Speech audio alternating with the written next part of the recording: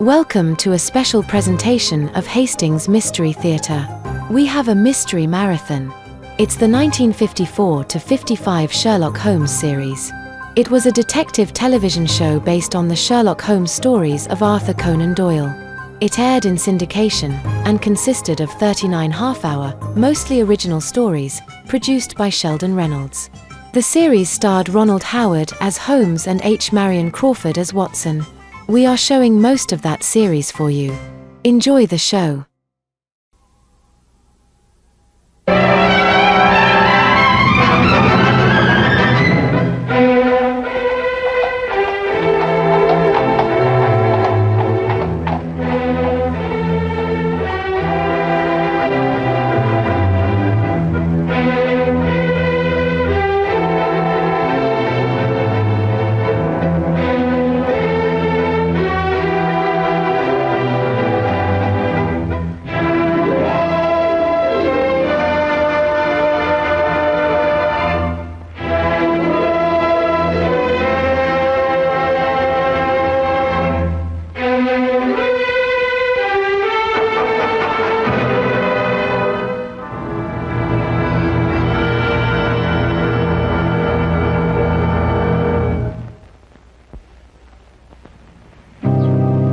I am the resurrection and the life, saith the Lord. He that believeth in me, although he were dead, shall live. And he that liveth and believeth shall not die. Unto Almighty God we commend his body to the ground, earth to earth, ashes to ashes, dust to dust, in sure and certain hope that at the resurrection he will rise again to everlasting life.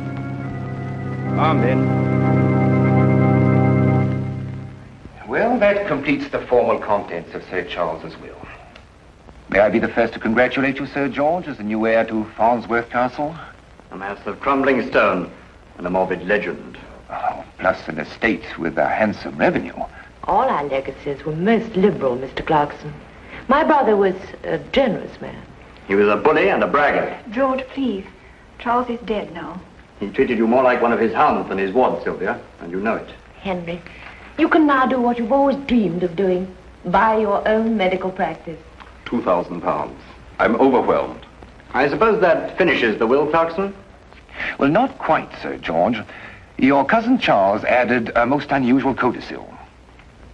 Having made many enemies in my life, and suspecting that any one of them may be tempted to bring my earthly days to an abrupt end, I hereby direct, no matter how I die, that Sherlock Holmes be engaged to investigate the circumstances of my death.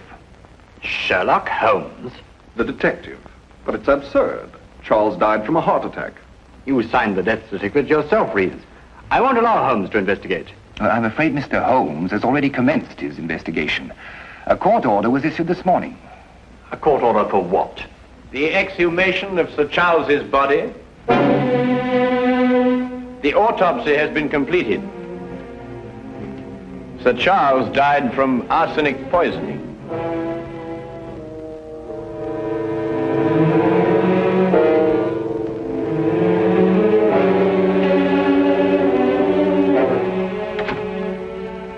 Elizabeth. It's incredible. Who could have done it? Arsenic. Only one of us.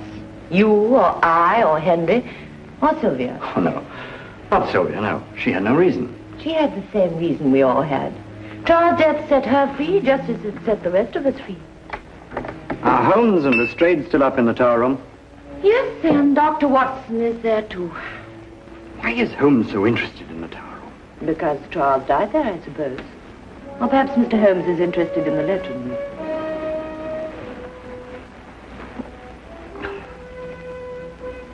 That ridiculous, gruesome legend. Murder's what I believe in, Holmes, not legends. Well, you know, Lestrade, legends are sometimes put to surprisingly modern uses. By the way, what is the legend, huh? Well, it dates back to the Wars of the Roses. A sentry fell asleep here one night while on watch. As a result, they chopped his head off. Ever since that time, anyone who sleeps here is supposed to die. Nonsense. Quite. And yet Sir Charles slept here, and he did die. It's a coincidence. He'd already taken the poison. He had to die somewhere. You know, that window is much too narrow for anyone to get in or out. With that door locked, this place becomes a classic sealed room. It was arsenic that killed him, Holmes, not the room. Or the legend. Or the legend. Dr. Watson, you read the autopsy report. What's your opinion? Well, there is one thing that struck me as odd. This is January. Yet Sir Charles had eaten grapes the night he was poisoned. Well, what's that got to do with it? Well, you don't very often find grapes in January. Not in England, anyway. Clever, Watson. Grapes in January, eh? Yeah.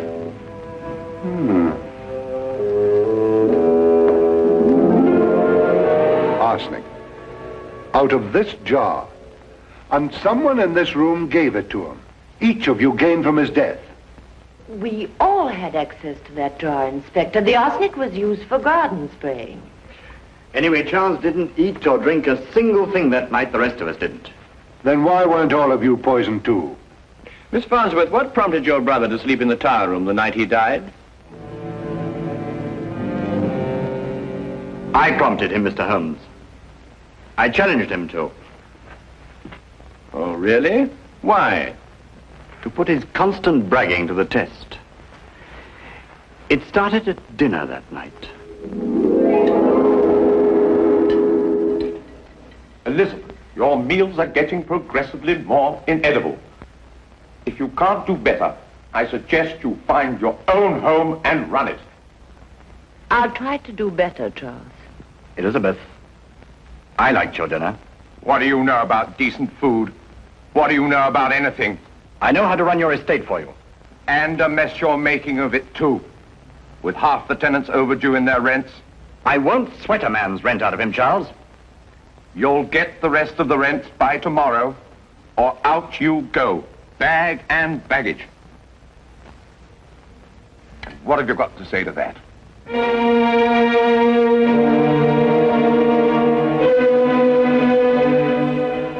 I'll collect the rents by noon tomorrow. Why must you always humiliate us, Charles? Have you no decency, no human feelings? I'm not a weak knee like George here, if that's what you mean. Courage isn't always physical, Charles. Courage. Do you remember the time I locked you in the tower room? You screamed like a stuck pig. I was 7 years old, not a big, brave man like you. What do you mean by that? You dared lock a little boy in that room, but you never dared spend a night in it yourself. You think I believe that stupid legend? Yes, and fear it. Just as you fear anything you cannot hear or see or touch.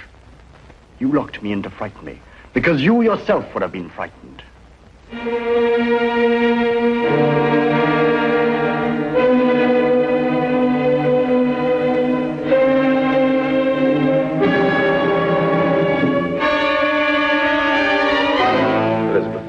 Get me a candle. I'm spending the night in the tower room. But Charles, you mustn't. You're hard. If you were frightened... Don't talk like an idiot, Reeves. Frightened of what? An old wives' tale?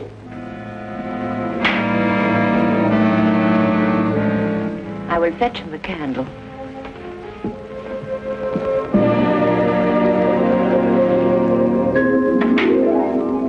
I had to break open the tower room next morning. I found him dead. Mm-hmm. Interesting. What kind of grapes were served at dinner that night? Grapes? No grapes were served. We haven't had grapes in the house for months. Then who gave Sir Charles the grapes he ate that night? Because he did eat grapes. That's how he was poisoned. No one gave my brother grapes, Inspector. You're wrong. The murderer did. Lestrade, the grapes won't solve your case, you know. The solution lies in the tower room. Now, look here, Holmes. We've already gone into all that, and I'm going to find it. How can you do that, Holmes? By spending the night in the tower room myself.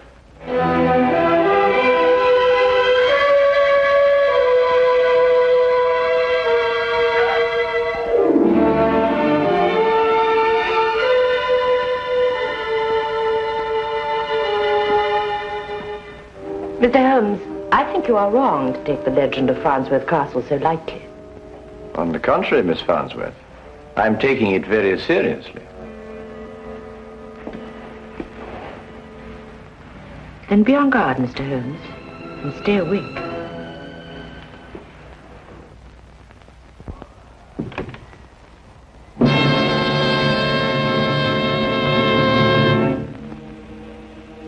Holmes, how can you possibly solve the mystery here?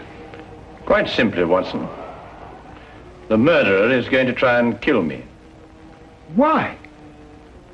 Because I'm Sherlock Holmes.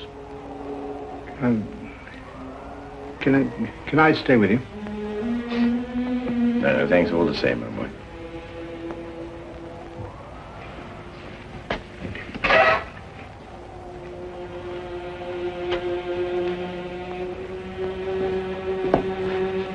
Holmes, if anything happens, you will shout, won't you? Yes, yes. Loud and strong.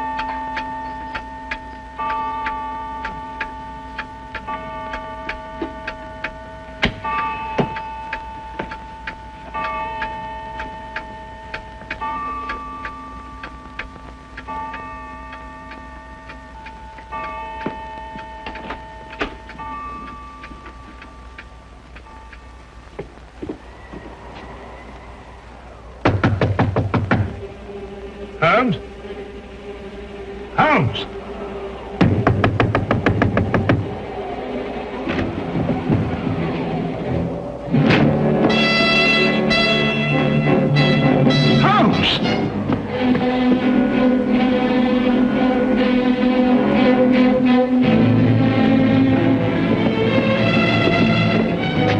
Poison. Watson, I'll get you back to my room.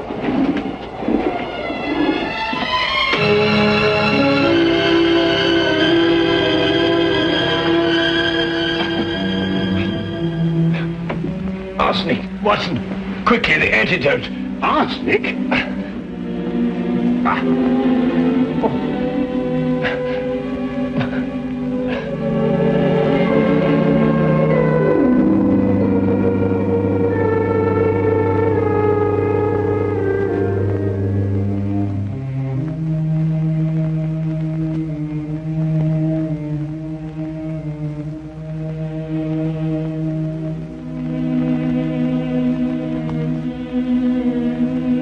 Very cunning, Watson. Yes, maybe, Holmes, but I don't understand. After all, you and I ate the same thing the entire evening.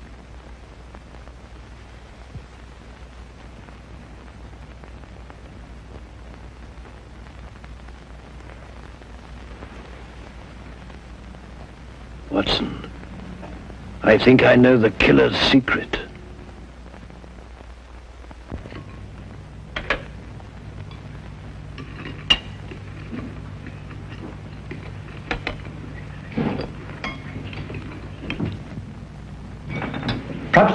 Perhaps I'd better go out and wake Holmes. It is getting rather late. Not that I believe in any of this superstitious nonsense, mind you, but... But you do believe in murder, eh, Dr. Reeves? Holmes. Well, it seems that everyone is surprised at my appearance this morning. Perhaps relieved is a better word, Mr. Holmes. I dare say there's somebody who's not very relieved. What are you talking about? I was poisoned last night. I am alive this morning, thanks to a bit of good luck and some ingenious foresight on the part of Dr. Watson. On the afternoon that Dr. Watson learned the true cause of Sir Charles's death, he ordered the ingredients of an arsenic antidote from the local chemist. I wonder who, sitting at this table now, is cursing that foresight. Do we have to be afraid of every bite we put into our mouths? Not every bite, Sir George. Only food with a flavor strong enough to conceal the taste of arsenic. Something like grapes, for example. And if you want to know who poisoned the grapes, I can tell you that too. The person who bought the grapes in the London fruit shop on the day Sir Charles died. I rather imagined you'd trace those grapes, Lestrade. Who did in fact buy them? Miss Sylvia Taylor. You're lying. Let her answer that, Sir George. Yes. I bought them. Sylvia. And gave them to Sir Charles when he was in the tower room. Yes. But I didn't poison them. I swear I didn't. For some reason which he did not yet explain, Holmes doubted Lestrade's case against Sylvia Taylor. Furthermore, he reasoned that the killer would take refuge in her arrest, letting the case end there and accepting his own safety. He revealed to me that our only hope was to force the killer into making another move in spite of himself. The first step was publicly to denounce Lestrade's case in such a way that the inspector himself would be convinced that he needed more evidence. This, Holmes hoped, would frighten the killer. More evidence? You could spend a lifetime going over this place with your magnifying glass. And I wouldn't even attempt it. But a whole battery of men could accomplish it in a very short time indeed. Now look here. A whole battery of men? Lestrade, how soon do you think you'll get up here sufficient men from Scotland Yard to carry out a systematic and thorough search? Tonight, maybe. Certainly by tomorrow morning. Just a moment here. This is my home. And Lestrade, I think Sir George is going to be rather anxious that they come armed with a search warrant. I'll get in touch with the Yard immediately.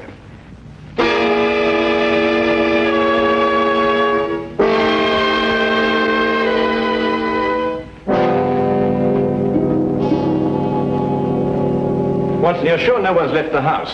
Bobby on the door said nobody had gone in or out all day. Well, I hope we haven't been outwitted on this. It's been a very tiring time, Holmes, watching every move that's being made and getting nowhere. Yes, we can't afford to let up now, Watson. The pressure's really on him, you know. He's got fear to contend with. Oh, Holmes, why do you keep crossing to that window? You know, I think it's your pacing up and down all day that's made me more nervous than anything else. There it is, Watson. What? Quickly, Watson, the tower room. Coming, Holmes.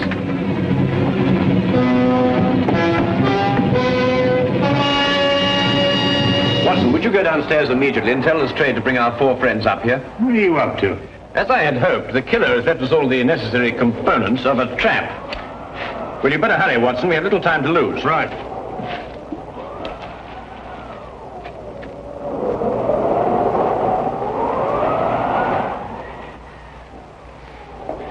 Won't you sit down here?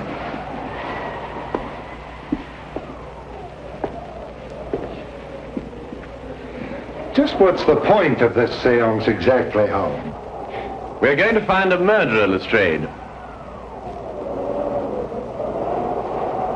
Yes, but why here? Perhaps the legend's going to tell us. Yes, Lestrade. The legend. The weird tale of a headless sentry. And a most convenient one for the murderer, who didn't anticipate an autopsy. Yet why did he choose this room to murder in? What is the mysterious connection between the tower room and death? Please stop. I don't want to stay here any longer. I'm sorry, Miss Taylor, but we must stay here and wait. Perhaps all night. Who knows? But this is insane. I don't feel very well. Could we open the window? I'll open it for you, Elizabeth. It is getting rather stuffy in here. Don't bother, Dr. Reeves. I've already tried to open it myself. It's quite impossible. My head is spinning. You've got to open the window. I feel faint. Please open the window. I've already told you, Miss Farnsworth. It's quite impossible. I don't believe you. Reeves, make him open the window. Elizabeth, calm yourself. It's just this eerie room that's getting on your nerves.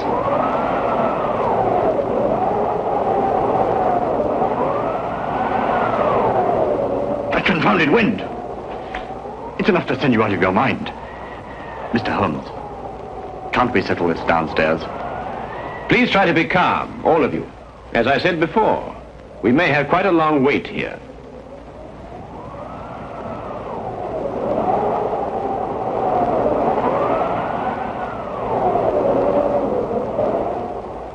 Let me out of here. Elizabeth! Open the window. Do something. Stop it! Isn't that enough without you going off? You fools. You fools, you don't understand.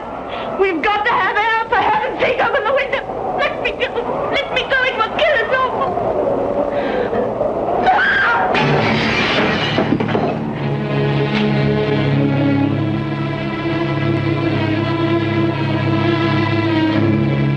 It really wasn't necessary to smash the window, Miss Farnsworth.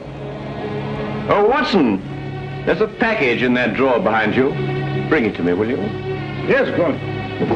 You see, Miss Farnsworth, I took the precaution of replacing your arsenic candles with harmless ones. Of course, you couldn't be aware of that, could you? Arsenic candles? Yes, Lestrade. Like the one that killed Sir Charles. Sir Charles died of poisoned grapes. Oh, no, Lestrade. It was a far more ingenious method of killing than that. A small room, a tiny window, and a candle impregnated with arsenic and giving off fatal fumes. Ingenious, yes. And it's practical. You can inhale arsenic as a gas.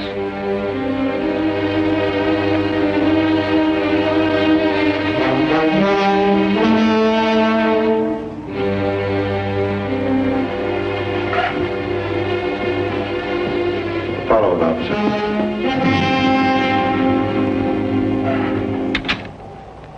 You see, Lestrade, the person who placed those candles there wasn't going to sit through the night and wait for death. She had to give herself away. I'm sorry to upset all of you, but quite frankly, I didn't know which one of you it was. But Holmes, why did she choose this room to destroy the candles? Because this was the only room in the castle that she could be sure would be deserted that night. The legend, you see.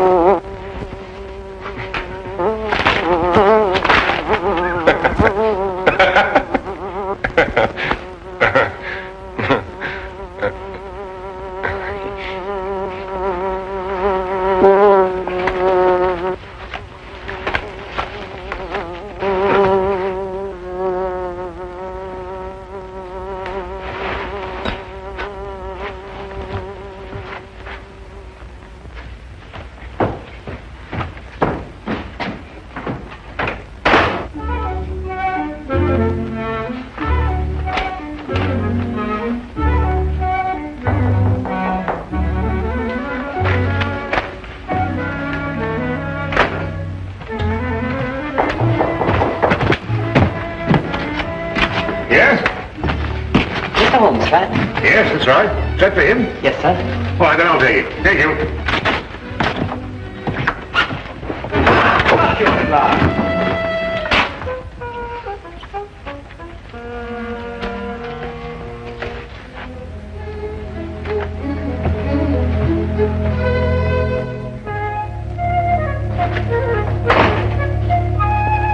The Queen Bee wasn't. Really?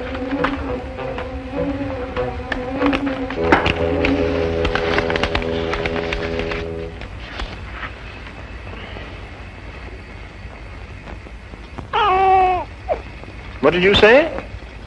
I didn't say anything. Oh, I thought you said something. No. Oh. What'd you say? I didn't say anything. No, I thought you said something. No? No. You know, Watson, the interesting thing about the queen bee is that she seldom leaves the hive and is generally followed and protected by the other bees.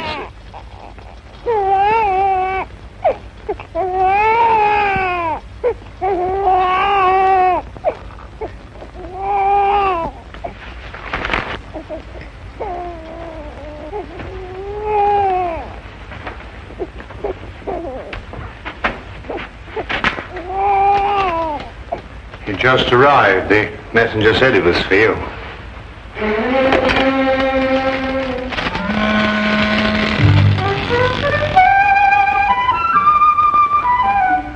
What is it? Well, it's obvious, isn't it? Yes. Holmes, you never told me. Told you what? I haven't got one. Or I hadn't until now. Where did this come from? I don't know. I was in there. Oh, what do we do now? Well, you're the doctor. Don't you know? I'm not that kind of a doctor. Oh, I see. Well, shall we examine the matter a little more closely? Can you, pick it up? Do you mean, am I strong enough? No. I mean, do you know how? There's a sort of special way of handling these things, isn't there? Nothing special about it at all. You just pick it up. Oh, just pick it up, eh? Oh, well, I'll try.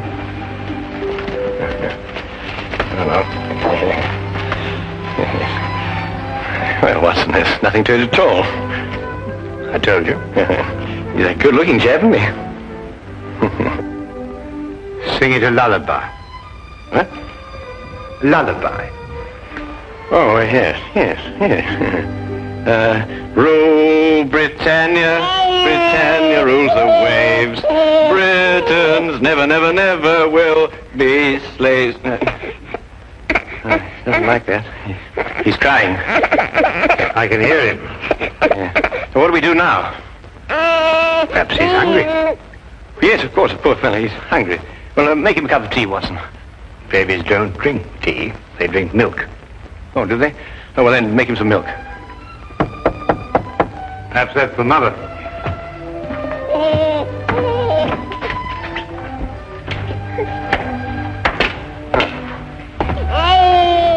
Not the mother.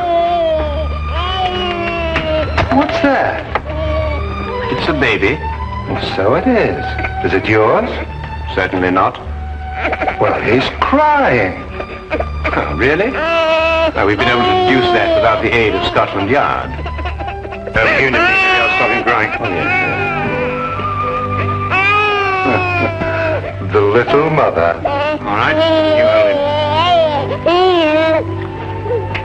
Why, stopped. So he had stopped. But he likes you. Well, I'll be darned. Oh, no, please, Lestrade. No profanity in front of the child. Who does it belong to? It came in a basket. Babies don't come in baskets, Holmes. They've got to belong to someone. Well, maybe there's a note.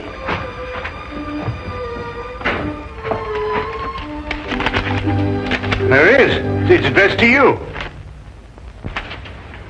Dear Mr. Holmes, please keep Tony for me. I will contact you as soon as I can. Signed, Madame Henri Durand. Madame Durand? Mean anything to you, Lestrade? Well, yes, that's why I'm here. I wanted to talk to you about him. You mean her? No, I mean him. Him? No, not him. His father, Dr. Henri Durand. Dr. Henri Durand. Oh, yes. You mean the young French inventor? Yes, that's right. This must be his son. Dr. Durand was kidnapped yesterday morning, just as he was leaving the Admiralty. I didn't read anything about that in the papers. No, it's been a very well-guarded secret. Hardly anybody knew Dr. Durand was in this country. Well, then it might be safe to assume for the moment that Madame Durand learned the whereabouts of her husband, went after him, and fearing for the child, sent him here in our safekeeping. Have you any lead at all as to who could possibly have kidnapped Dr. Durrell? Well, at the moment, none at all. Where are they staying, Lestrade? At a mansion that the Admiralty loaned them, just off Berkeley Square. Well, then I think that should be our first call. Let's go. No. Someone has to mind the baby, Watson. Mind the baby? Yes. Me? Who else? Well, I don't know. Couldn't we find a nursemaid? Do you know any nursemaids? Well, I haven't had much use for one lately. And I think it would be wiser if no one knew that the child were here for the time being, Watson. Madame Durand obviously had reason to believe that his safety was threatened. Yeah. Hey, he's starting to cry. Yes, we can hear that. Well, sing him a lullaby. Rule, Britannia! Britannia rules the way! Britain! That doesn't sound like a lullaby to me. Well, you think of one. It's been a long time since anybody sang me a lullaby.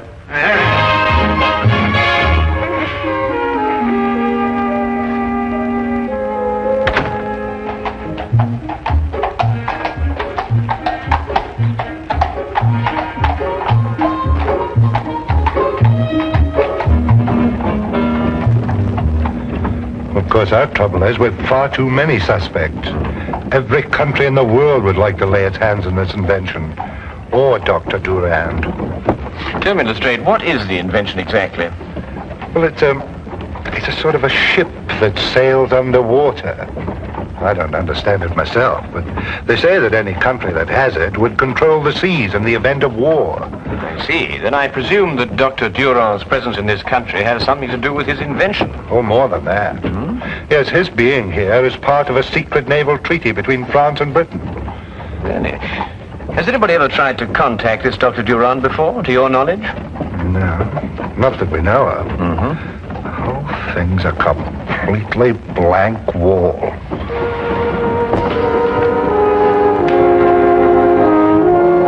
When did you return from your errand? It was about an hour and a half ago, sir. Where did Madam send you? To the chemist, sir, to pick out some things for the baby. How long were you gone? Half an hour at the most, sir. Had anyone called on Madame Durand prior to your departure to the chemist? No, sir. We've had no callers at the house at all today, sir. Not even a messenger, perhaps? Yes, sir. There had been a message. Who delivered it? A man. Uniformed? No, sir. He wore a dark suit and was about 40 years of age. Did he wait for a reply to his message? No, sir. He left immediately. He left immediately? Yes, sir. You're quite sure he didn't wait for a reply to his note? No, sir, he didn't. Something wrong, sir? Come, Lestrade. Where? Back to Baker Street. We've overlooked the most obvious danger. Danger to who? Holmes! Holmes!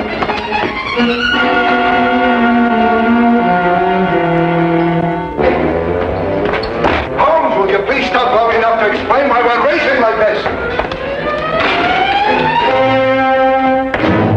Quickly, Lestrade, give me a hand.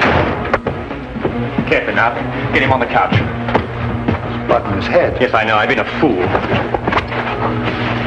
They came in. I know, Watson. Don't try and talk. I know what happened. I should have known it was going to happen. Well, what did happen? Here, get his medical case. It's in his room. Holmes, they struck me on the back of the head. It's all right, Watson. Don't try to talk. Got to look. Here.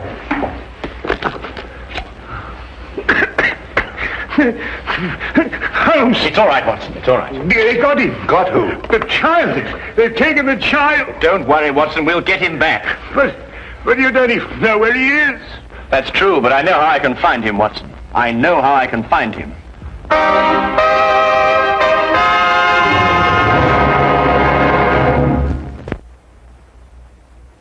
Turn to the case of the Baker Street nursemaids. The problem was an obvious one. Dr. Durand had been kidnapped, and now his child. There was no question that with his son's and wife's safety threatened, the poor man could be made to divulge the secret that both France and England were trying to guard. Holmes worked with feverish haste for some lead, some clue that would tell us which one of the many possible foreign powers was responsible for this outrage. His only aid was a scrap of paper, the paper that accompanied the child. Yeah, but how can you be sure, Holmes?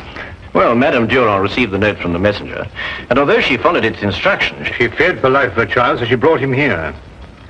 You can see this piece of paper has been torn from a much larger sheet. And the paper is neither English nor French. And you expect to be able to tell from all this exactly where the paper was made? Certainly. Writing paper is almost as distinctive as writing itself. Its contents, method of manufacture and construction differ enormously from country to country. Now, watch this.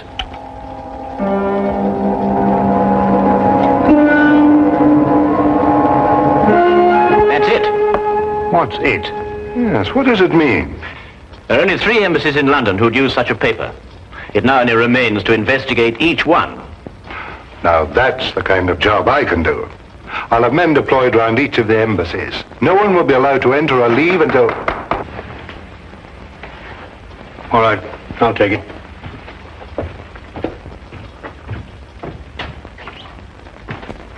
Excuse me, Dr. Watson, but I must speak to Mr. Holmes immediately, sir. Come in.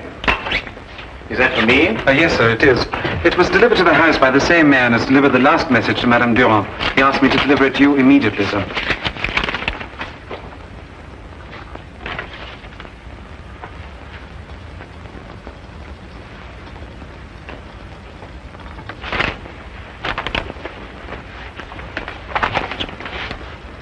Dear Mr. Holmes, your entrance into this situation was for me an unexpected development. Now that it has occurred, however, I'm certain that you will, by some method, discover the whereabouts of my guests. Any attempt to free them at this time would be for them disastrous. I offer this alternative. When Dr. Durand has given me the information I ask of him, he and his family will be left unharmed. I will leave England immediately thereafter. Their fate now rests in your hands. Count Tenno. Now we know which one of the 3. I can surround the house, close off the entire area. He says he'll kill Dr. Durand if that happens, and I believe he will. But the man must be an absolute fanatic. Oh, yes, he is. What do we do now? We think.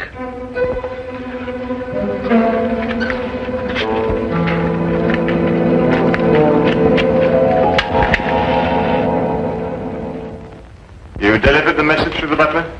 Yes, Your Excellency. And then, as you instructed, I waited and watched.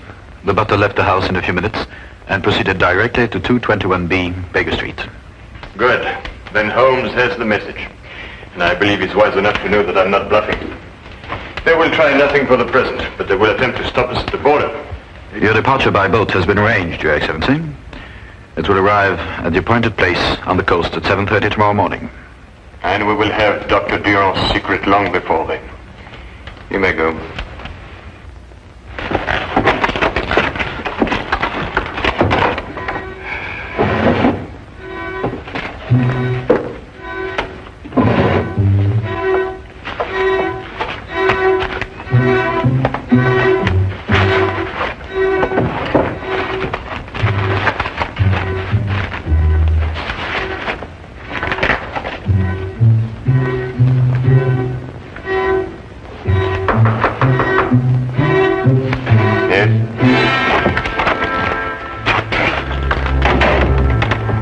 Sherlock Holmes and Dr. Watson to see you, Your Excellency.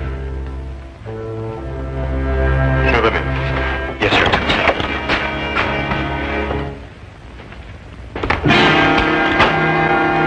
Sir Sherlock Holmes and Dr. John Watson. Come in, gentlemen. Lawrence. Yes, Your Excellency. Please inform every man in the house that Mr. Holmes and Dr. Watson are here. Tell them that if they should hear this bell, they are to follow exactly the emergency instructions I've given them. Yes, Your Excellency. Every man will be alerted. Now, won't you be seated, gentlemen? Thank you.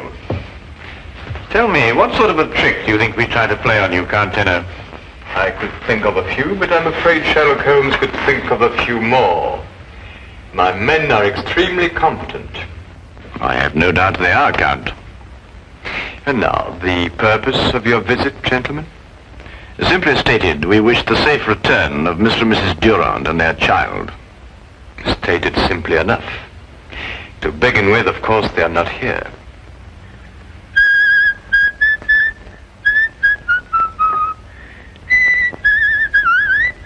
You seem to doubt my word, Dr. Watson.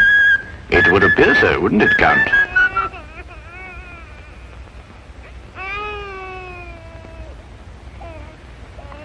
Very clever, Dr. Watson. Oh, well, it's usually not too difficult to prove a liar a liar. And now, the purpose of your visit, gentlemen? To make you an offer, shall we say, Count? What kind of offer, Mr. Holmes? A guarantee of safe passage out of England for the safe return of the Durand family. I believe I can guarantee my own safe passage out of England. Every port, every exit will be blocked by the authorities. The authorities would attempt to block every port and exit. But we'll have to wait to see if they can succeed. The police can always force their way into this house, you know, Count. And I can pull this bell cord. Dr. Durand will be killed immediately and automatically in either case. Yes, but what assurance have we that you won't kill Dr. Durand anyway, in order to stop other countries getting its secret? I'm afraid you will have to wait to see about that too, Dr. Watson. Then I gather that we can't come to an agreement with you, Count. I'm surprised at your naivety, Mr. Holmes. You have nothing to offer me. You should have known that. Lawrence! The gentlemen are leaving now. See them out and bolt the door very carefully behind them.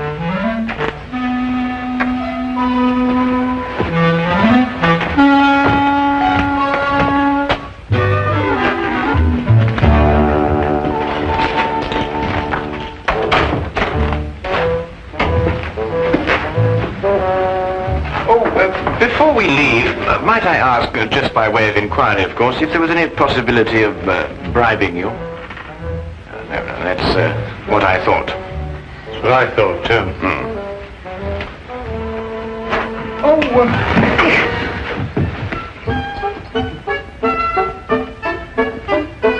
that's the first part of the plan. We're in. Before we do anything else, we put that communication cord out of action.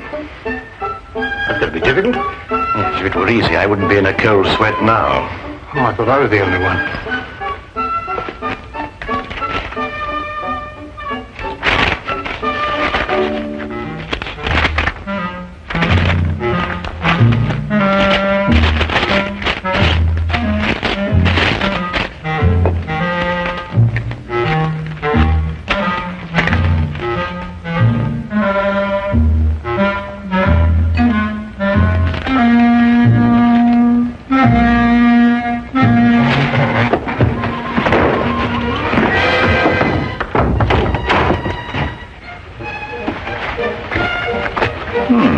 Without a sound. Next step. Upstairs.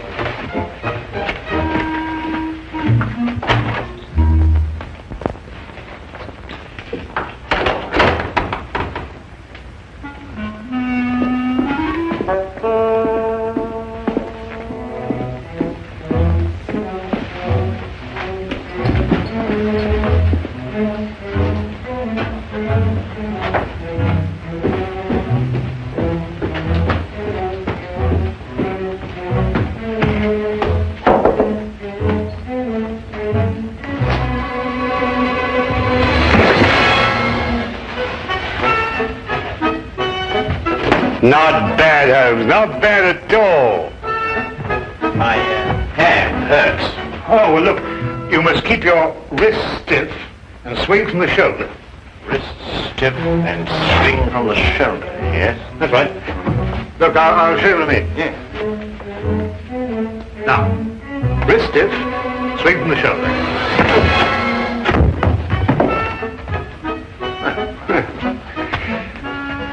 You know, you're a little light for this kind of work. Oh, nonsense, nonsense. It's just a matter of technique. Mm-hmm. Well, let's go upstairs and get a bit more practice. Yes, let's.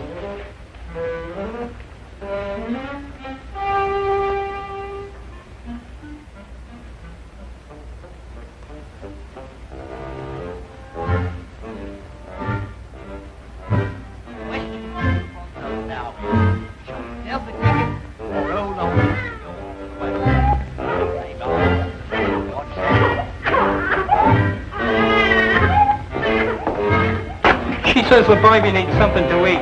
Go ask Lorenz if it's all right. I'm not supposed to leave my post. Don't leave it. Call him.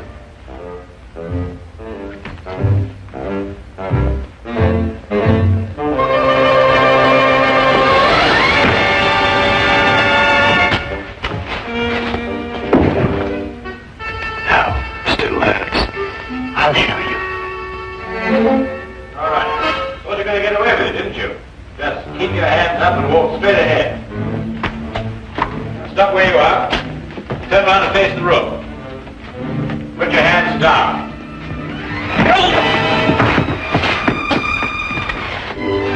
Yes, I see what you mean now.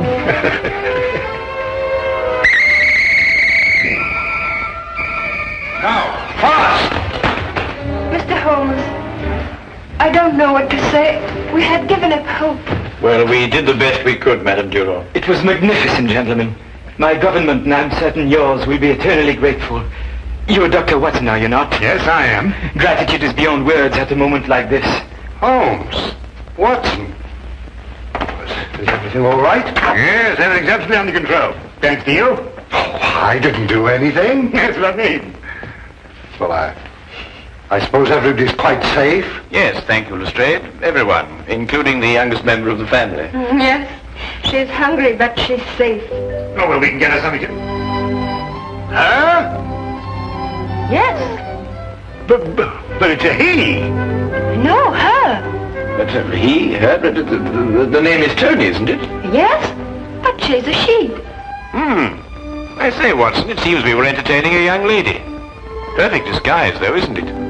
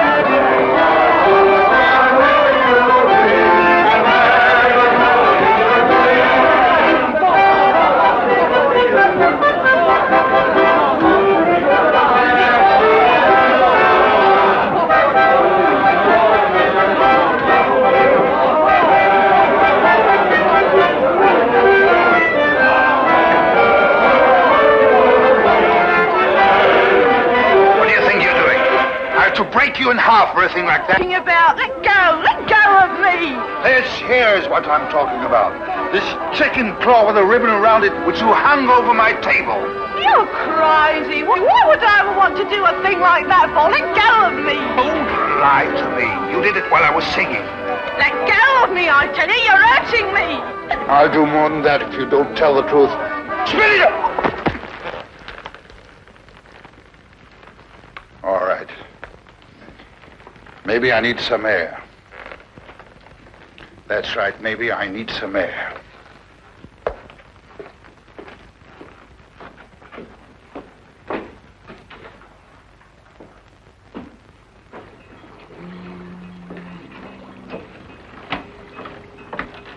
Joko Faraday. Yeah?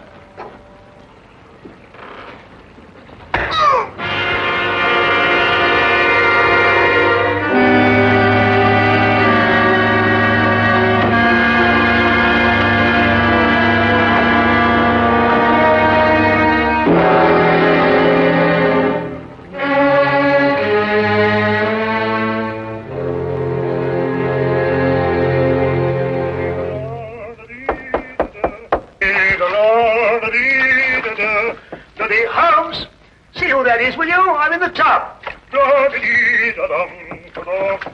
Holmes! Holmes, are you there? Oh, confound that fellow. He might at least say when he's going out. Just a minute, I'll be right with you. Hey, how are you, Doctor? Gang over here in a minute. You better get the instruments ready. Instruments? What are you talking? Yes, the surgicals, the forceps and all that lark. Poor old squirrel got a bullet in the arm. What? In the arm. Squirrel? Yes, you know, squirrel. Mousy-looking fellow with a long sight. Huh? What was with us in Liverpool when we did that strafe in that pickle factory?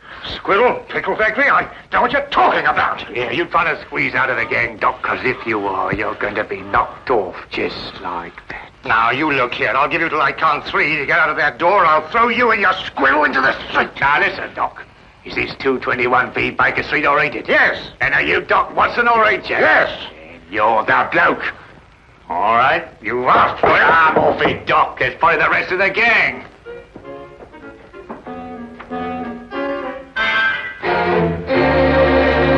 Come in. Arrest that man.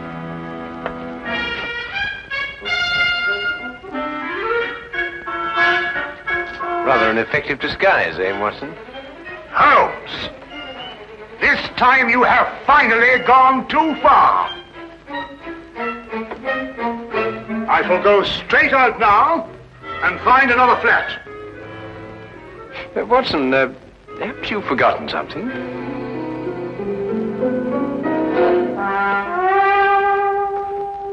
Very well. But when I return, it's goodbye. I've never seen him in such a temper. Oh, he'll get over it. Won't you sit down, Inspector Lestrade? Oh, thank you. Thank you very much. Well, is there anything unusual on hand? No.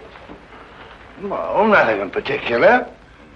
I see. No, crime is on the wane in London. Yes, I suppose it is. Well, I suppose you have read about the killing outside a riverside pub. The victim's name was Jocko Faraday. Oh, yes, I remember. There were some strange circumstances connected with his death. Yeah, strange indeed.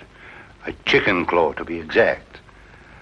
Of course, I never dreamed for a moment we'd end up discussing this case, but, well, it just so happens that, well, I have it here with me. Ah. Yeah, shall I take a look? Oh, thank you. Is this the first time that a chicken claw has appeared in connection with the death?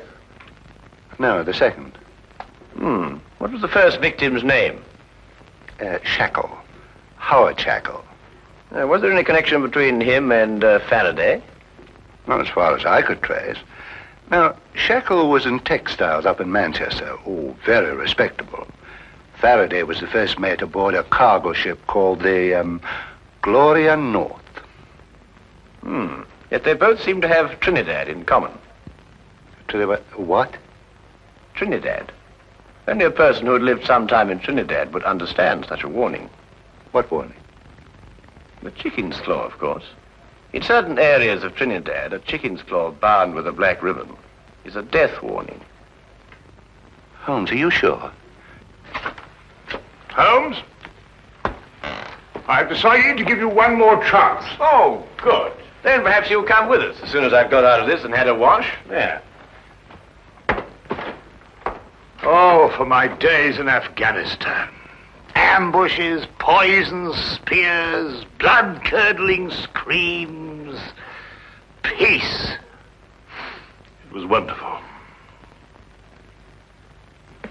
I had just returned to my office after making a tour of the wards. I reached into the top drawer of my desk for a prescription slip. And there it was. I must admit it gave me quite a start. Of course, I notified Superintendent Pitt immediately.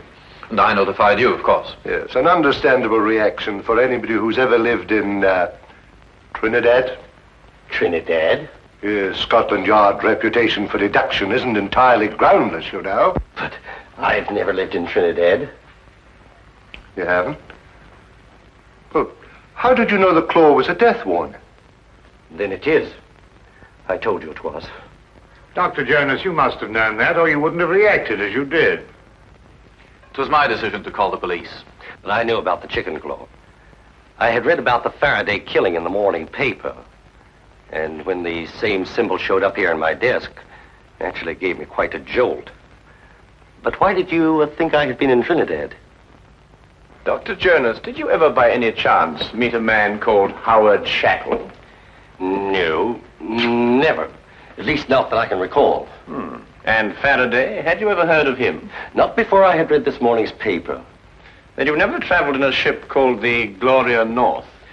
Well, despite the fact that I'm employed here at the Marine Hospital, I've had actually very little experience at sea. To tell the truth, I've never even been on a cargo boat of any kind. I see. This whole thing seems to me like a practical joke. A bad one, I admit. But it doesn't make sense otherwise. Either that or a maniac. Why should anybody want to kill me? I've got to get back to headquarters, Doctor, but I've assigned you a 24-hour guard.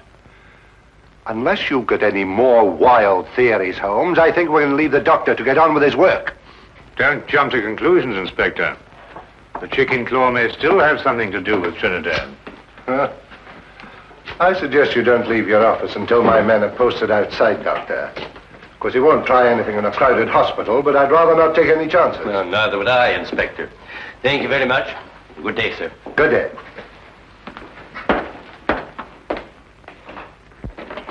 If you'll excuse me, Inspector, I'd better return to my office. If you should want me for any reason, please don't hesitate to call on me. I'll do that. Thank you very much for your cooperation, Mr. Pitt. Good day. Gentlemen. Good day. Chicken claws. This thing doesn't make sense. I believe Superintendent Pitt was right. This is the work of a maniac. I said that. Yes, you said that. Trinidad. Trinidad. Why not Istanbul?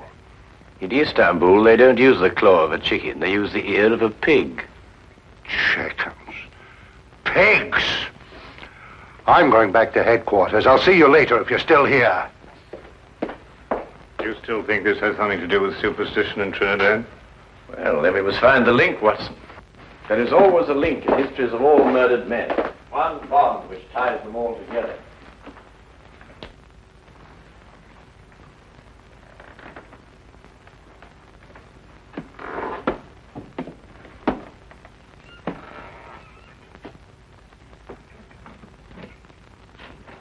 Dr. Jonas? Yes. What can I do for you? Do you have an appointment? Yes. In a way, I have. I'm sorry, I don't seem to find your... No, you won't find it there, Doctor. This appointment was made a long time ago. I beg your pardon? 5 years ago. 5 years ago? What are you trying... On board a ship, Dr. Jonas. The Gloria North. 5 years ago. Remember?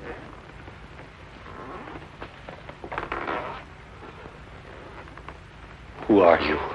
My name won't mean anything to you, Doctor. What do you want?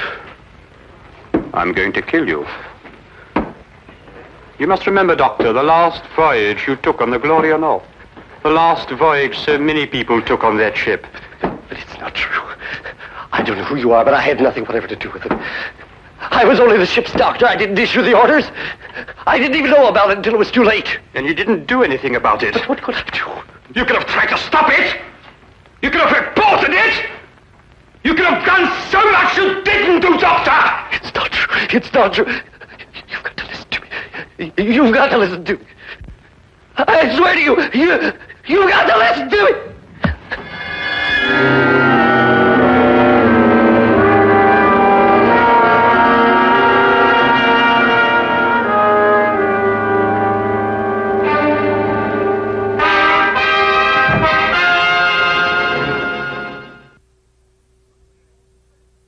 Up your sleeve. What a graphic expression. What does it mean? You know exactly what it means? You're up to something. Well, yes, you might put it that way. And why didn't you let Inspector Lestrade in on it? Well, I want to do a little investigation on my own first, and the good inspector mightn't approve of my methods. I'm not sure that I shall either. If you think I'm going to become an accomplice in Now what are you doing? We're going in. Well, what were we going to do? I'll show you when we get inside. And this is our records and personnel office. Here we keep all the records of all our employees. They're strictly confidential, of course, and may only be seen by... What's the meaning of this? Why, this paper basket is half full of... What's your name? Never mind. Take it outside and empty it. This is a hospital, not a college for the development of backward bacteria. And don't argue, and fetch a pail of water, and clean out the ink stains all over this floor. It's perfectly disgusting. What did you say your name was? No, don't tell me. I may remember it and dismiss you. Now, hurry up, quickly. Go on, go on. Yes, sir. Holmes, what do you think you're doing? What on earth? Well, that's the quickest way of getting rid of it. I want to have a look at the records of Dr. Jonas. Now, why do you want to have a look at the records of Dr. Jonas? Trinidad. Oh, we're back on Trinidad, eh? Yes, I'm always in Trinidad. Wait a minute, Trinidad is the link. Now you must find the bond. But Dr. Jonas told us he'd never lived in Trinidad. He also told us he never sailed aboard the Gloria North. If he lied about that, he could also lie about Trinidad. But you say he lied. How do you know he lied? Did you notice that he had a tattoo on the back of his hand? No. He had tried to eradicate it. But there was still the faint trace of an anchor with the initials GN, Gloria North. I believe that it's a fair assumption to assume that he sailed aboard the Gloria North with Mr. Faraday. Well, now, that's sheer presumption, Holmes. GN could stand for some lady's name, Gertrude Nelson, or... Here it is. I thought so. He was a ship's doctor for 5 years. And here's a letter of recommendation from the ship's chief officer, Howard Shackle. Good heavens, and they were all members of the same crew. Yes, Watson. Come on, quickly. Where are we going? Have another chat with Dr. Jones. Holmes! Just like the others. Victim number 3. That leaves one more to go. What do you mean? An able-bodied seaman. The ship's chief petty officer. The ship's doctor. And one more remains. Who? The captain, of course. The captain.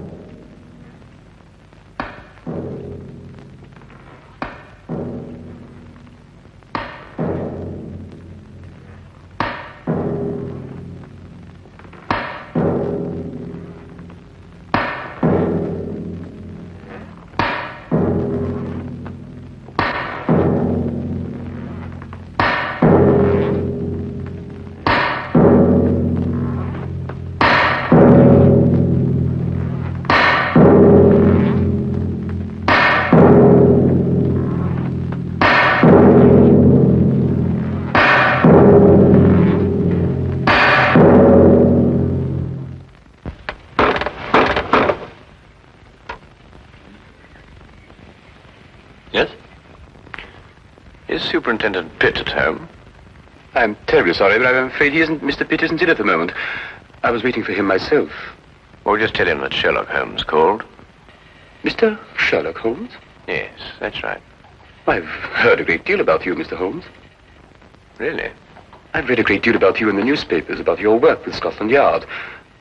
Rather, of course, it's being read to me. I should very much like to talk to you, Mr. Holmes. Well, if you have the time, of course. Oh, yes, I have the time. Won't you come in? Thank you.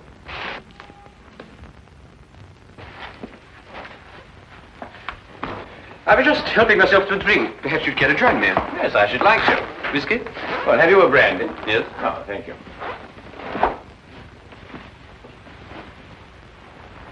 Tell me, Mr. Vickers, do you often stay here with Mr. Pitt?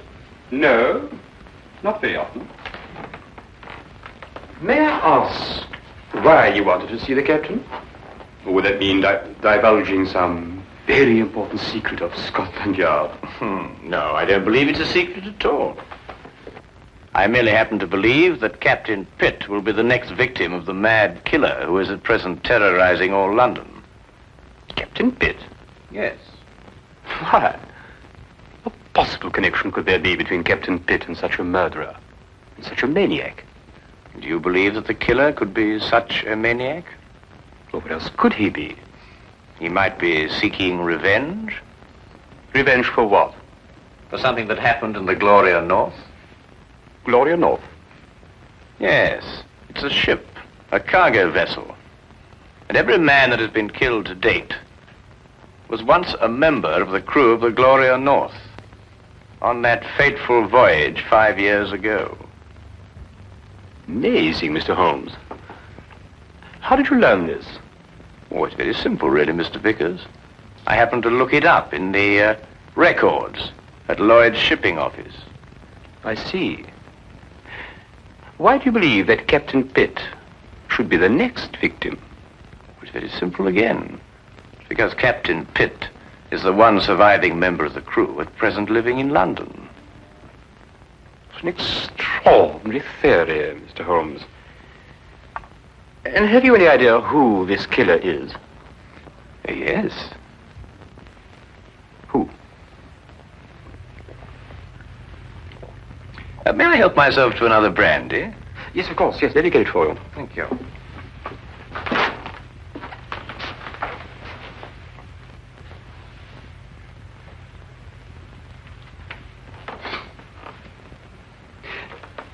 You said you believe you know who the murderer is. Oh, thank you. Well, it's only a little theory of mine, but I believe I do. And do you know the motive for murder? You know, it's remarkable, Mr. Vickers, how well you managed to find your way about. For one who is blind. I beg your pardon? I mean, find your way about this room, Mr. Vickers. Oh, yes. But it wasn't very easy for me at first. I have come to know this apartment very well. Well, not that I come here too often, but I have an excellent memory for such things. I have in my mind a picture of this room as clear as you have now. I see. And what if the position of the furniture should be changed about? Without my cane, I should be quite helpless. You were saying you had an idea who this killer is? Yes. Picture, if you will, a man who lived in Trinidad. Emotional enough to murder, strong enough to use a knife, and able to use it with accuracy and dispatch. Do you hope to find a man who fits such a description, Mr. Holmes? I have, Mr. Vickers. Really? Who? Who fits such a description, Mr. Holmes?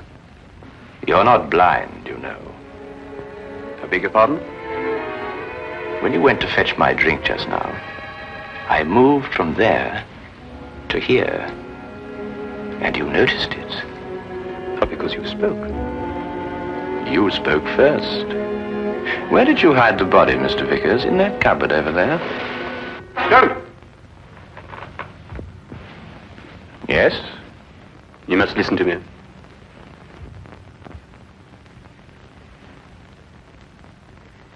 Captain Pitt and the crew of the Gloria North were not primarily concerned with the cargo, or the cargo as we usually think of it.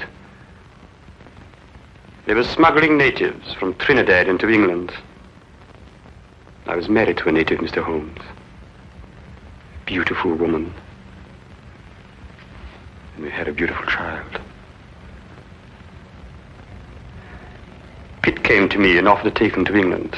Price was £100, the ship the Gloria North. He guaranteed their safe arrival. I concluded the transaction. I paid the money. At 5 miles from Southampton, the Gloria North was approached by a patrol boat. Pitt became frightened. The natives were dragged overboard in chains. They were drowned. All the natives. And my wife.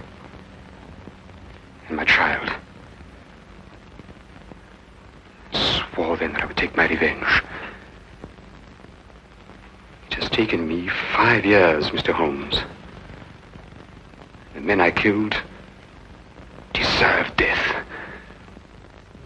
Perhaps. But no man has the right to be judge and executioner. I had. And I'm not finished yet, Mr. Holmes. There are others. And no one is going to stop me, not even you, Mr. Holmes. Is more killing the answer? It is my answer. Before you strike, Mr. Vickers, look in the mirror.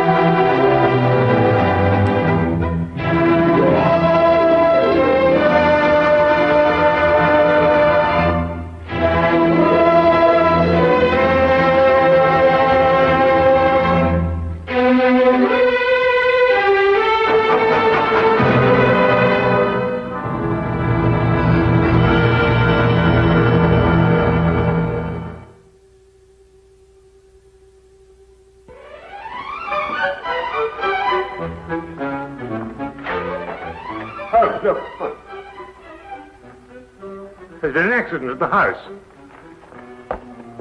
Please, miss, please give me the key so I can unlock you. Be sensible, Doreen. This nonsense is getting you nowhere. I demand to be arrested. Now, just what's going on here? This young lady, Doctor. Oh, hello, Mr. Holmes. Oh, good day, Wilkins. She's a Suffragette. We demand that women be given the right to vote. Yes. She and some other suffragettes invaded the home of the Honourable Chauncey Pimpleton and started a demonstration. Pimpleton? Why, he's the Member of Parliament, lives just round the corner. That's him, sir. We were getting them to move on, and this young lady broke loose and chained herself here, sir. But why did you do it, miss? Because we want equal rights for women. That's why. Yes, but I don't see how chaining yourself to iron railings is going to obtain for you. You wouldn't understand. You're a man. She probably wants to wear trousers, too. If I wanted to, I would. Mr. Holmes, can you get her loose? She slipped the key of the handcuffs down her... We're waiting for a hacksaw now, sir. That's right, a hacksaw. Hack me to pieces while you're at it. I'm only a woman. I believe I can help you. I don't want any help. She wants to vote. Now go on home and cook your old man his supper. Now arrest me. I insist upon it. I'll leave her in your hands, if I may, Mr. Holmes. Coward! You'd arrest me if I was a man. Mr. Holmes, may we impose upon you? I somehow have the impression you already have. Won't you come up?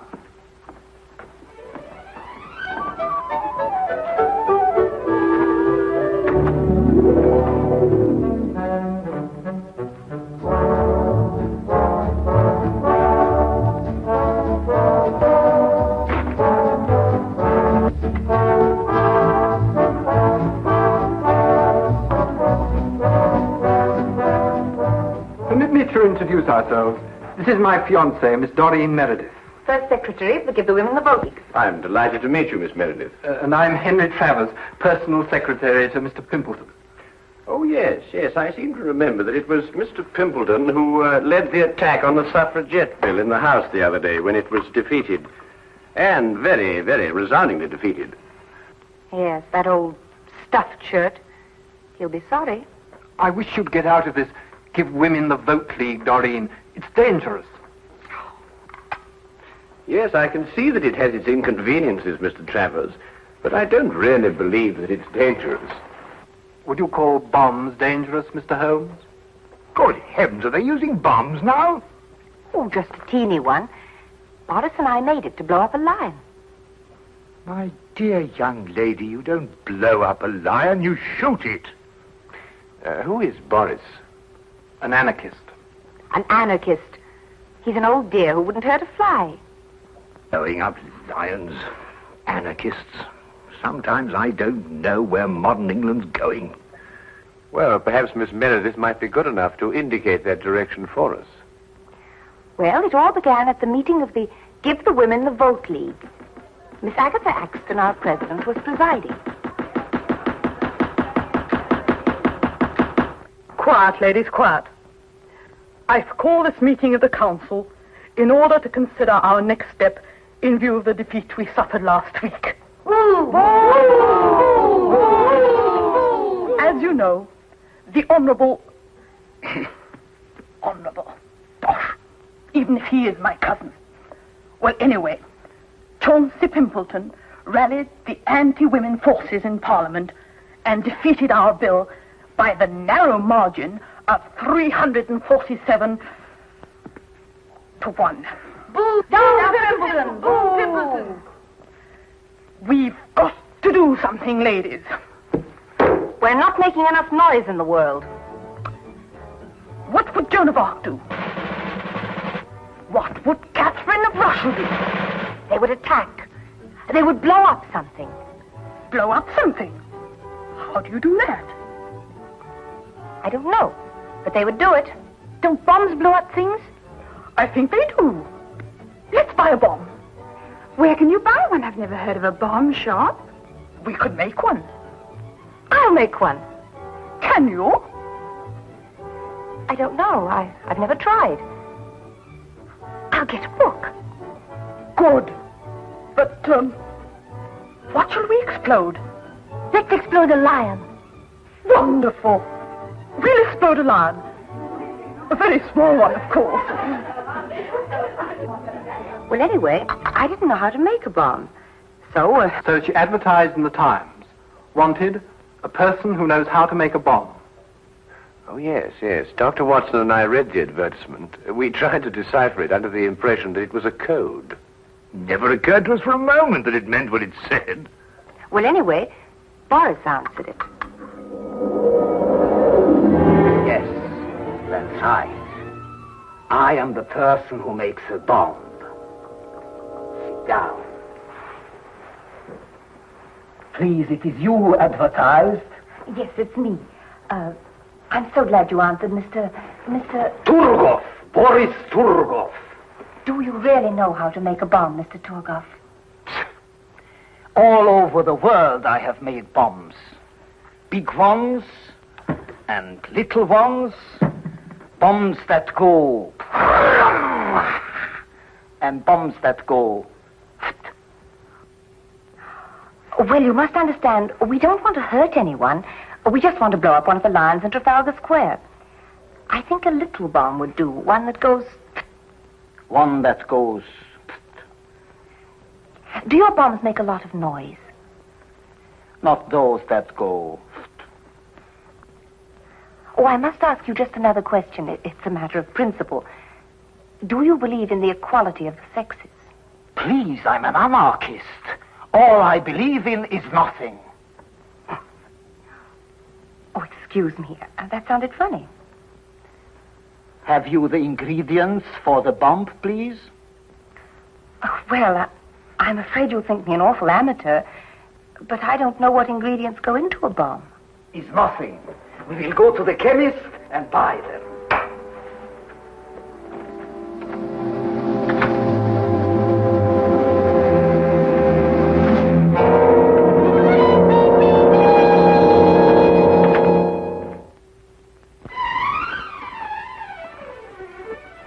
There you are, sir. Everything you ordered.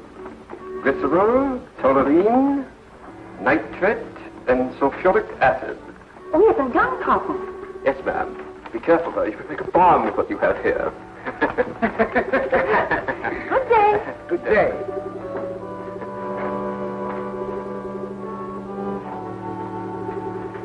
Glycerol, toluene, nitrate, and sulfuric acid. Gun cotton. Good Lord, that's all they can make with the stuff. A bomb.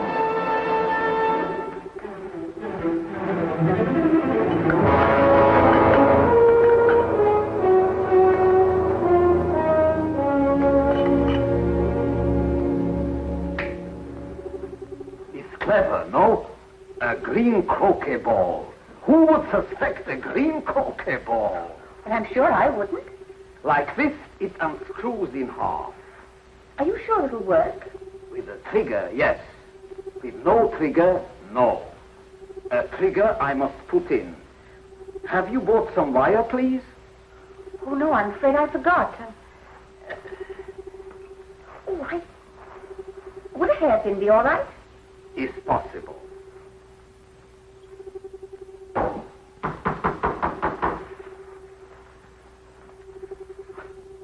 Darling?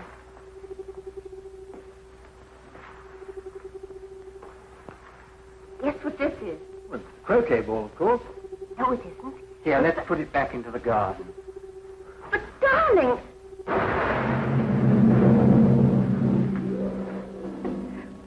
Well, fortunately, Boris made the wrong formula.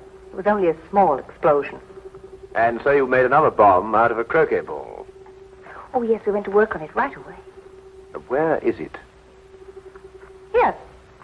Doreen! Good Lord, get it away from her, Holmes. Well, it won't go off unless it's hit very hard.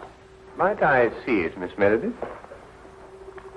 Take care, my dear chap. That's no croquet ball, you know.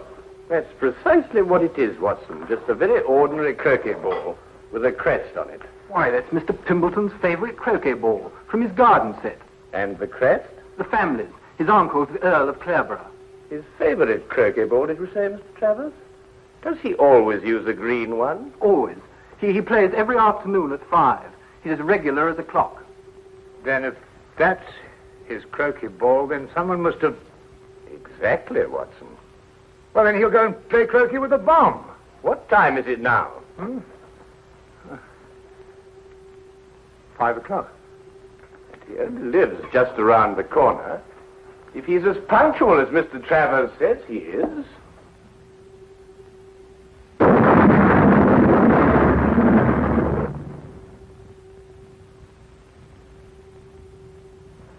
He is.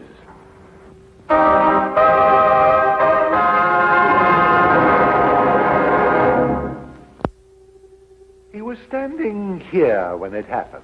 It was his first swing at it. And that's the first time in the history of Scotland Yard a man's been killed that way. Oh, really, Lestrade? Was there anyone else with him at the time? Fortunately, no. Mr. Pimpleton had invented a game where he played alone. He always won that way. Tell you that ball, Holmes, might be another bomb. Oh, well, we'll soon know, won't we, Watson? Any other leads, Lestrade? Well, he received a delegation here in the garden. Oh, yes, I seem to have heard something about that. Yes, a girl named Doreen Meredith presented him with a suffragette's petition. Oh, really? Doreen Meredith. Yeah, lovely name. Yes, it is rather. Lestrade, do you believe the ladies blew him up because he defeated their petition in the House? Here, let me have a go at this. Well, you know these suffragettes, they're capable of anything. These wickets aren't in line, you know. No, it's not that, Lestrade. Your swing is wrong. Look. But nevertheless, bombing seems a bit drastic even for suffragettes. So is this business of their wanting a vote. Well, why not give them the vote? They couldn't do any worse with it than we have. Oh, hello, sir. This is Mr. Travers, Mr. Pimpleton's private secretary. Mr. Holmes, Dr. Watson. Oh, I've already met him. Mr. Travers? You've already what? Oh, I've already seen Mr. Holmes down from the window. I understand that Mr. Pimpleton was the heir of the old Earl of Clareborough. Yes. Tell me, who is next in line to the title? Well, possibly I am. I'm a remote cousin of the Earl's.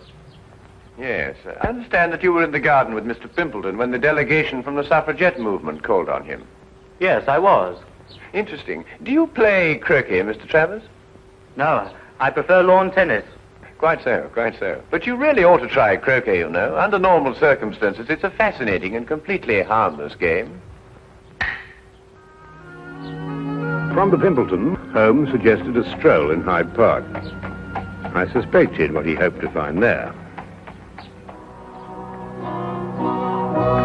Here in Hyde Park, where vast multitudes of people can gather to hear us, under the banner of free speech, I call on the women of England to demand equal rights with men. We cook, we sew, we scrub. Why shouldn't we vote? Throughout the ages, women have been the pawns of men. Men of England, hold your ground. Keep women where they belong, in the kitchen. Women of England, keep out of the kitchen. Give them the vote now, and in 5 years' time, they'll be running the country. Sir, I ask you, are women slaves? Sir, I ask you, are they capable of voting?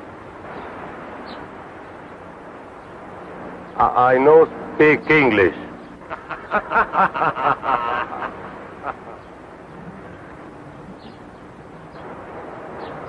Haven't you got anything better to do? You... Here now, don't you talk to me like that. No rioting, please, or I'll have to ask you to move along. I was moving along anyway. I'm very particular whom I speak next to. Huh? Free speech. If you say something men don't like, they tell you to move on. Well, of course, Miss Meredith, like all prophets, you're ahead of your times. And, without honor in your own country. Oh, Miss Meredith, we'd like to ask you a few questions about Boris Turgoff. Oh, poor Boris. He'll never forgive me for getting him in this fix. He's so gentle, really.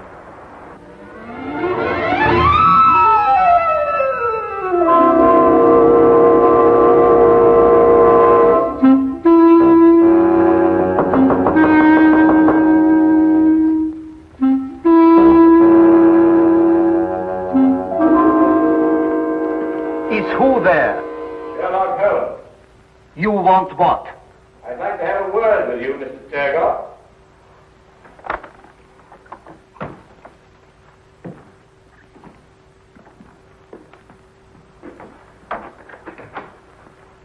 is my good friend, Dr. Watson. I'm told you manufacture bombs, Mr. Turgoff.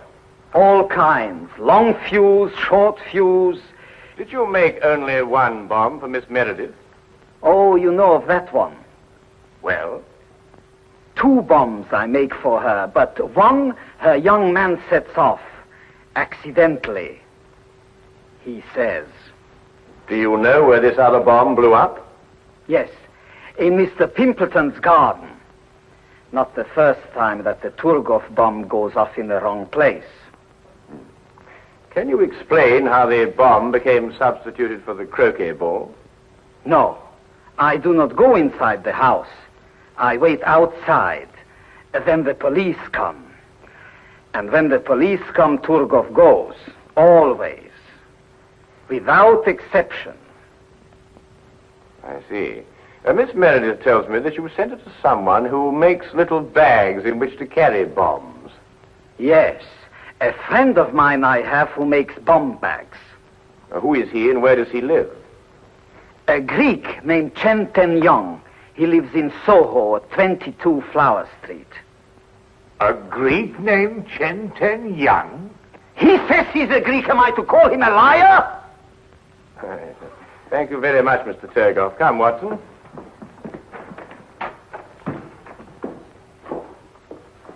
Mr. Turgoff, I wouldn't manufacture any more bombs if I were you. Scotland Yard's looking for you.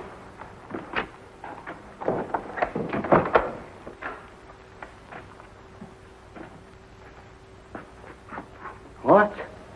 No more bombs? What am I to make then? Paper bags filled with air, maybe?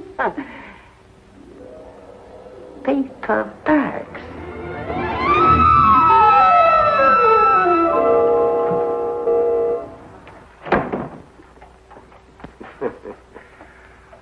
Now where, Holmes? Well, now a visit to Mr. Chen Ten Yang, and then a bit of research at the College of Heralds. College of Heralds? You mean where they keep all the records of the title family? Precisely. This case started with the theory that women would get the vote, and I believe that one day they will. Oh, nonsense. And the solution of the crime lies in the theory. You mean some hidden factor we may have overlooked? Some subtle factor, Watson. Like a bomb?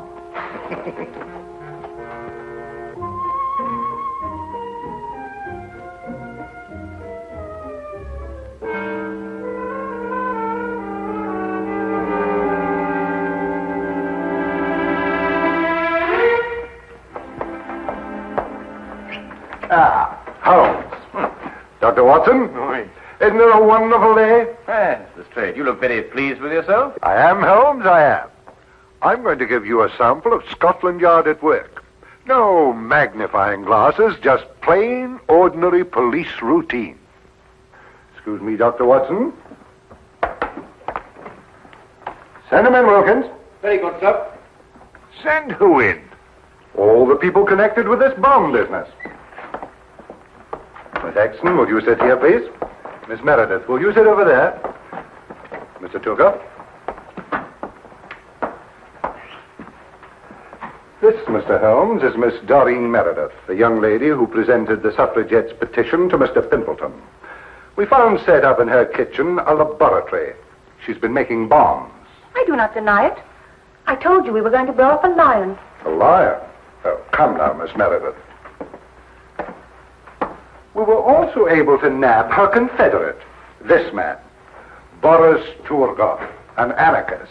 He makes bombs, too. The Turgoff bomb, it is famous. Wilkins, send in Chen Ten Yang, will you? Very good, sir.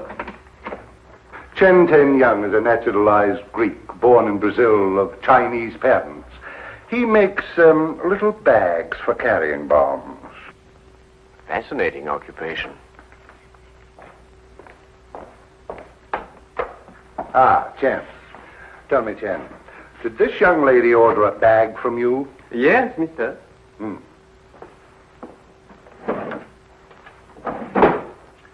Did you make this bag? Yes, mister. 5 shillings 6pence. That is for bottom price. I see. Well, there it is, Holmes. There you are. An open and shut case. Miss Meredith killed Pimpleton because he was anti-suffragette. ingenious, Lestrade. Really quite ingenious. You know there's only one thing wrong with it. What? Neither Miss Meredith nor Mr. Torgoff are guilty. Oh, I didn't expect you to agree with me. You never have. Well, not always, Lestrade, but sometimes, you know, sometimes. However, in this case, the real murderer killed Pimpleton for one reason, and one reason only. To be next in line to the title of the Earl of Clareborough. Well, who is next in line? Look here, Mr. Holmes, you trying to imply that I... Miss Meredith, after it was decided at your suffragette meeting to blow up a lion, who invited you to Mr. Pimpleton's house? Why, Agatha. We had to decide about the lion.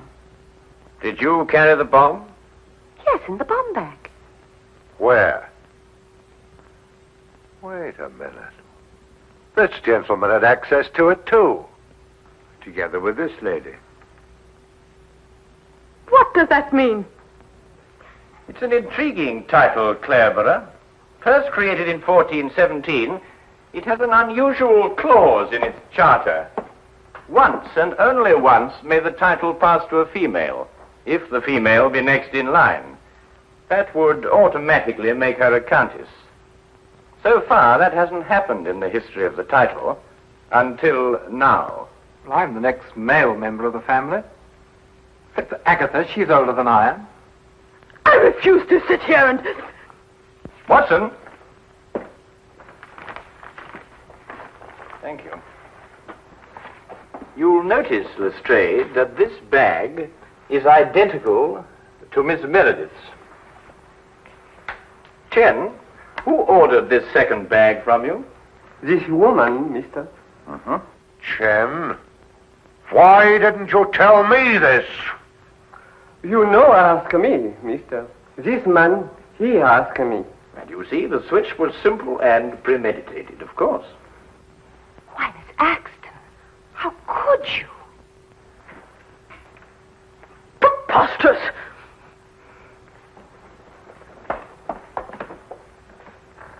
Anyway, young man, you had no right to come into my house and get that handbag. It's thieving, and it's against the law. Detain her, Wilkins.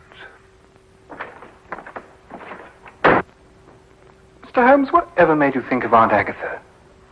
Well, at least I can tell you this much, Mr. Travers. I didn't use a magnifying glass. You see, the true deductive mind knows just when to substitute routine investigation for deduction. Are you going somewhere, Lestrade? I have crossed the room, Mr. Holmes. I have put on my hat. I deduce, therefore, that I am leaving. Routine investigation will reveal the fact, Mr. Holmes, that I have gone to see the commissioner. I will ask him to do everything in his power to encourage the suffragette movement. We will then no doubt have a woman inspector in this office. And when Boris gets out of jail, Mr. Holmes, I will ask him to make me little bombs. I will then go about London, blowing up lions. Good day!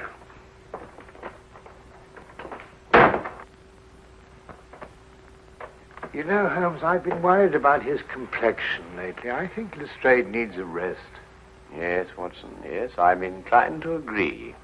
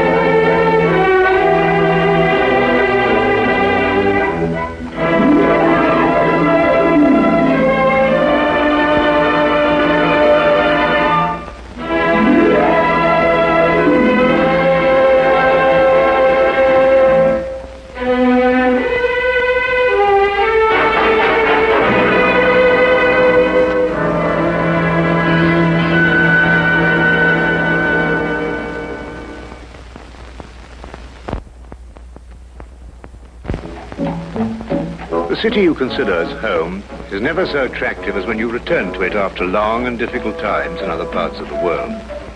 My name is Dr. John Watson. I had served and been wounded in the more remote regions of Afghanistan and had been discharged from the army with specific instructions to rest. The sight of London again was already working its soothing tonic. As I rode through the familiar streets, I never suspected that a chance introduction would lead me into the most amazing adventure of my entire life. Watson, old man! Hello, how have you been? It's good to see you. Not as well as you, obviously. You look great, old man. Heard you were wounded. Well, it could have been much worse. Sit down. Care for a drink? That one. Good. Well, what are your plans now? Got nothing really at the moment. I'm looking for lodgings. Trying to solve the old problem of comfortable quarters at a reasonable price. That's odd. There's a second man today that's used that expression. Really? Who's the other? Well, you wouldn't know him. He's doing some work in the chemical laboratory at the hospital. Might be interesting. Yes, well, I wouldn't mind sharing a flat with somebody if he was all right. Well, Anything wrong? Oh, no. He's rather strange. Well, what's wrong with him? Oh, nothing wrong with Holmes. That's his name, Sherlock Holmes. Well, when I saw him this morning, he was doing some research with a corpse. Oh, what was he doing? He was beating it with a stick. I beg your pardon? Did you ring, sir? 2 shillings, please. Very good, sir. What did you say this Sherlock Holmes fellow was doing? He was beating a corpse with a stick. Oh? What in heaven's name do you want to do that for? He wanted to find out if it was possible to inflict a bruise on a body after death. Why? You know? Did you ask him? That's another strange thing about this Holmes. Somehow, one never thinks to question him.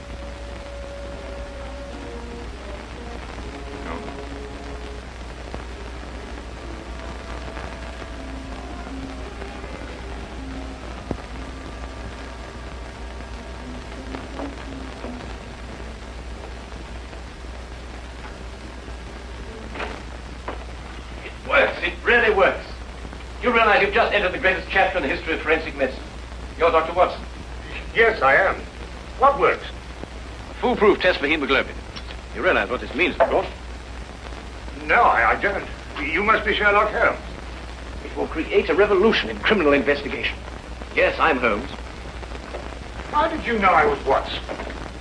Because you've just come back from Afghanistan. How do you do? How you do? How did you know I'd just come back from Afghanistan? Well, it's written all over you. The problem has generally been that a man is suspected of a crime months after the crime is committed. Then when they find bloodstains on objects of clothing, they can't be sure if it's blood, mud, or rust stains. But this solves the whole thing, of course. Oh, of course. Of course. Stamford told me you're looking for someone to share a flat you'd found. Do you know, if this test had been in existence a year ago, it would have meant that von Bishop of Frankfurt would most certainly have been hung. And that goes for Mason of Bradford, Muller, and O'Fay, naturally. Naturally. Who are these people? Do you know, I'm delighted to meet you, Watson. I think you'll like the flat. It's in Baker Street, by the way. Oh, we could pop round this afternoon and have a look at it if you care. Yes. Oh, yes, rather. I'd like that. Good. Did you mind if I play the violin? No, go right ahead. No, I don't mean now. I mean when we're sharing the flat. Oh, no, of course not. I like a bit of good music. Oh, good. I'm not very good. Oh. Tell me, Holmes. Yes? How did you know I just got back from Afghanistan? Well, it's obvious. Now, that's what you said before. It isn't a bit obvious. You're a doctor, that much we know. But with the air of a military man, therefore an army doctor. You've acquired a sunburn. I know it's not your natural color because your wrists are white. Your eyes tell me that you've recently been ill. I'd say some sort of tropical fever. You use your left arm stiffly as though you've sustained a wound. Now the problem becomes, where would an army doctor have contracted a fever, sustained a wound? The answer, my dear Watson, is in the present campaign in Afghanistan, naturally. Naturally. Of course, it's obvious. Naturally. Weeks examined the rooms at 221B Baker Street that afternoon and promptly moved in on the following day. I had, at this point, known Sherlock Holmes for only 24 hours. But the man's fantastic powers of perception, coupled with the almost unpredictable personality I'd ever encountered, kept me in a state of constant surprise when I wasn't being shocked. It was unbelievable, the things he knew and the things he didn't know. Now, really, my dear Holmes, you mean to tell me you didn't know that the Earth moved round the sun? Really? But every school child knows that. Well, now I know it, too. And I shall promptly proceed to forget it. But why? Yes, why? Why should I remember it? Well, because it's a natural phenomenon. Well, is it important? Does it affect us? If you told me the Earth went round the moon, would it make any possible difference to our way of life? Well, put it that way, no. Then it's useless information, and I shall do my best to forget it. I advise you to do the same. At times, I thought the man was joking and simply having a bit of fun at my expense. But I soon learned that he was in dead earnest. I also, unknown to him, made a brief classification of the man's knowledge. Literature? Nothing. Philosophy? Nothing. Astronomy? Nothing. Politics? Disinterested. Botany? He knew everything there was to know about poisons and absolutely nothing about practical gardening. Chemistry? Profound. Sensational literature? Without question, Sherlock Holmes knew the details of every horror perpetrated in the last 100 years.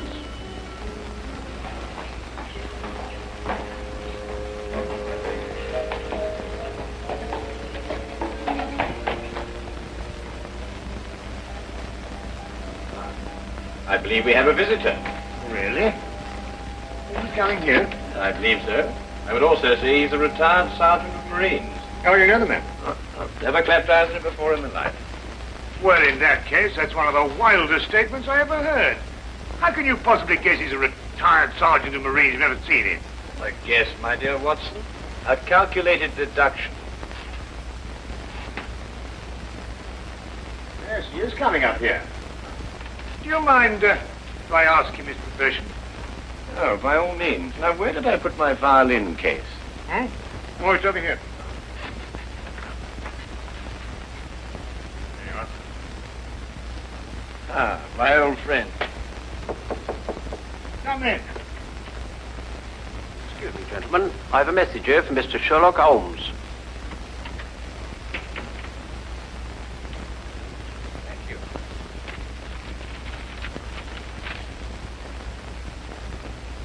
Excuse me. Sir? Do you mind telling me your occupation? Not at all, sir. I'm a civil servant employed by the police department. Thank you. I just wondered. Not at all, sir. How long have you been with the police department? Just a year, sir. Before that, I was a sergeant in the Marines. Good day, gentlemen. How did you know? An interesting letter, Watson. A very interesting letter. Perhaps you'd like to come with me. Where? To catch a murderer, of course. Of course.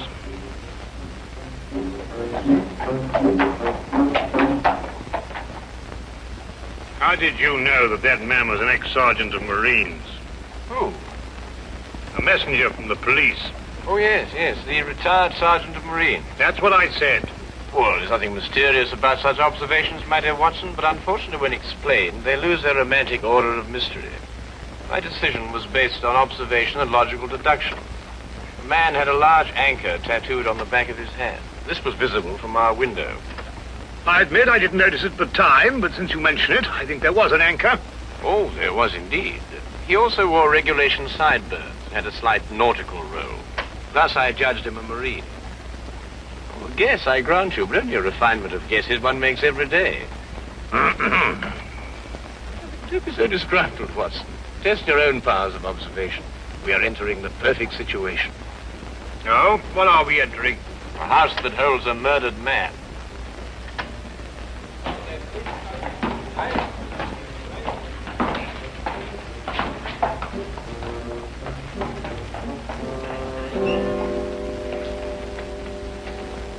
Is Inspector Lestrade inside? Yes, sir. May I have your name, please? Yes, Sherlock Holmes. This is Dr. Watson. Oh, that's quite all right, sir. Inspector Lestrade gave instructions to admit you. Oh, good. Oh, by the way, has the body been removed? No, sir, but the medical examiner's just gone. Oh, thank you. Let's hope they haven't moved things about too much. The police forces of the world seem to have an organized science of messing things about. Oh, I wouldn't say that, Holmes. Now then, move along there, everybody. Move along. There's nothing to see today. I don't know. I swear I don't know. I tried to help him. Don't you believe me? I had to do what I could. It was instinctive. Instinctive for a woman like you to commit murder. That's not true. You know it's not true. I know you hate me, but you can't believe I'd do a thing like this. Yes, I can, and I do. Please. She's a murderess. You know it as well as I. She murdered your brother. It's a lie. Yes, it's a lie. The entire story's a lie. The relationship you had with my son was a lie. My son's been murdered. This girl's a murderess. Why she did it, what her motive was, I don't know. They were engaged without my blessing. I can only be grateful that she gains nothing by her crime. Your duty now is to convict her. Just a moment, please.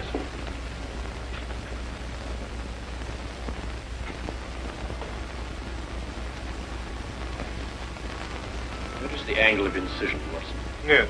Well, the force of the blow and the general penetration of the upper region of the chest. How long would you estimate before loss of consciousness? Well, it's difficult to say. 30 seconds. Minutes? Oh, between the two. I see. And death? Shortly thereafter. 2 minutes? 3? 3 or 4, I'd say. Thank you, Watson. All right, take him out.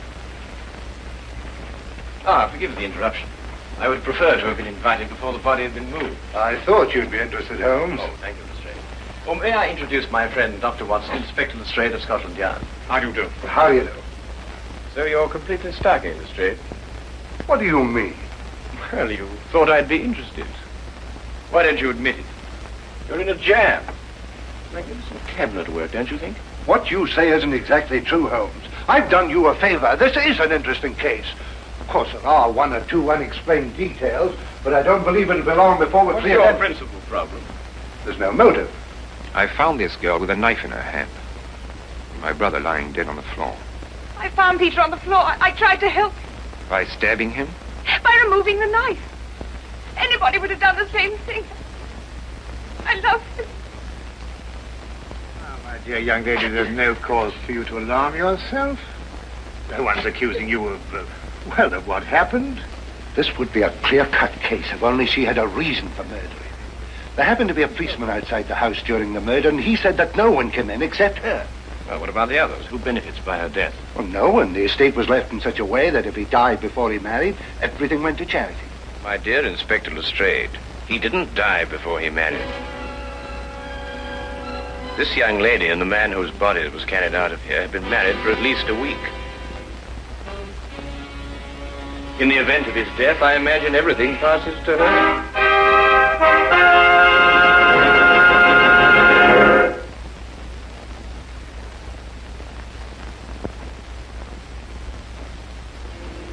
And now we return to the case of the Cunningham heritage. How did you know they were married? Weren't you?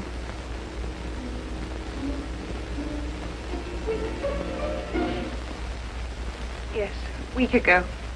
Then you do benefit by my brother's death. You're his heir. I don't know if I am or not. I only know I didn't kill him. I swear I didn't. Where were you married? We went down to Brighton last weekend. Well, why didn't Peter say anything about it? I don't know. He asked me not to say anything, so of course I didn't. I'm afraid, young lady, I'll have to ask you to accompany me to headquarters. I understand.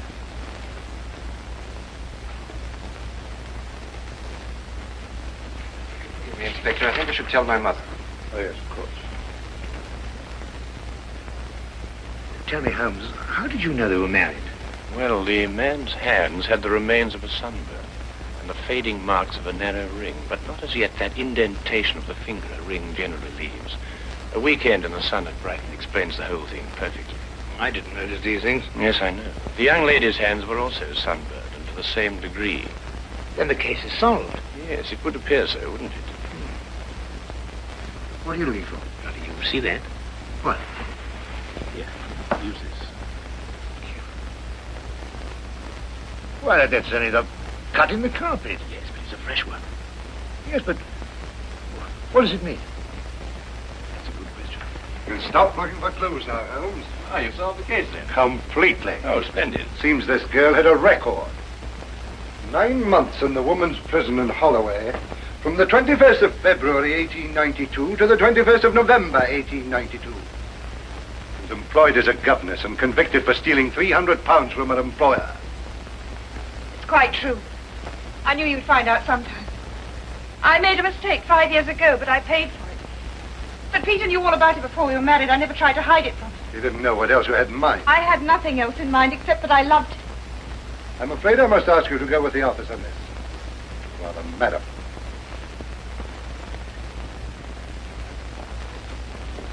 Well, that's how I like my cases. Fast and simple. Oh, indeed. You must tell me some more about it. Well, there's nothing to tell, really. Her story was that Peter asked her to call here at 10 sharp. She arrived, found the door open for her, came in here and found him writhing on the floor with a knife on his chest. She screamed, pulled it out. Just then, Brother Ralph walked in. Peter died without saying another word. So she stabbed him for the inheritance and was caught in the act. Simple. Well, falling off a log. Couldn't be simpler, could it, Watson? I still think it's a tragedy. Yes, but my job, Dr. Watson, we run up against it all the time. Cigar? No, thank you. Well, I suppose you've had some amazing adventures. Yes, but one learns to have a real philosophy of life and get a good perspective. Yes, I suppose. But just the same, I think it's a pity. Just another case of a clever girl being too clever. For a clever girl who intended to murder her husband, he certainly chose the most stupid possible way to commit the crime. What was that? Well, what's this? Checkbook. Oh, amazing deduction, Lestrade. Look. So Peter Cunningham drew a check for £1,000. 6 weeks ago. And 5 weeks ago. And 4. And 3. And 2. And that's all. Well? They're drawn to cash. Well, I don't get your point. He was a very rich man. Well, it's a great deal of cash. It was his own money. I suppose he could do what he liked with it. You may have hit the proverbial nail, Lestrade. Now, look here, Holmes. You're trying to start something that just doesn't exist. Do you think so? I have a great deal of respect for your opinion, Holmes. But your trouble is that you can't leave things alone. If there isn't a mystery, you have to make one, or you're not happy. You're right, I'm not happy. There are marks on the carpet indicating a struggle. The man whose body was carried out of here was over 6 feet in height. If he had struggled with a girl who had left here, I don't think he'd have lost. She surprised him. Oh, but he was expecting her. That's her story. I'd say she sneaked up on him. What, had stabbed him in the chest? How do you sneak up on someone and stab him in the chest, Lestrade? Now, look here, Holmes. You're trying to start something, and I just won't stand for it. That girl's a jailbird, and she's guilty, and she's going to hang. And that's the end of the case. I see Inspector Lestrade is up to his usual mental gymnastics, trying to hammer square pegs into round holes. Well, Lord, it's been a great pleasure meeting you, Inspector. I warn you to keep away from that man, Holmes, or you'll be insane in less than a week.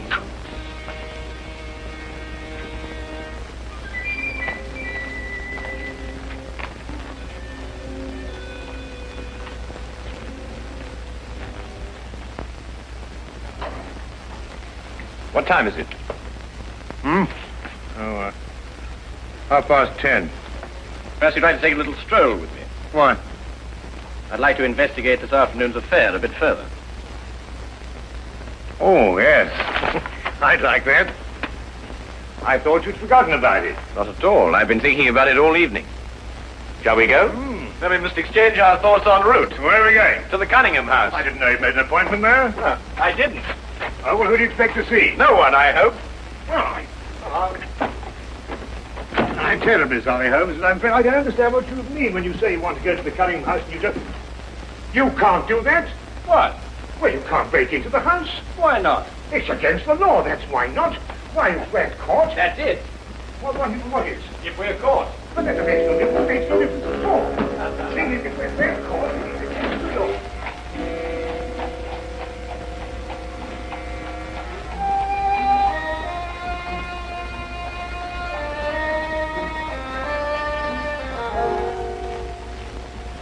quietly now. But look, Holmes, we can't... Shh. Come on.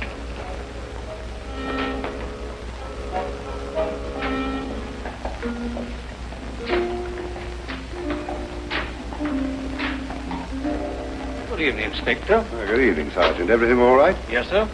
I just thought Sherlock Holmes might have dropped by. Where'd you get the key? The key's a burglar's too. A burglar's too? Street clear? Yeah.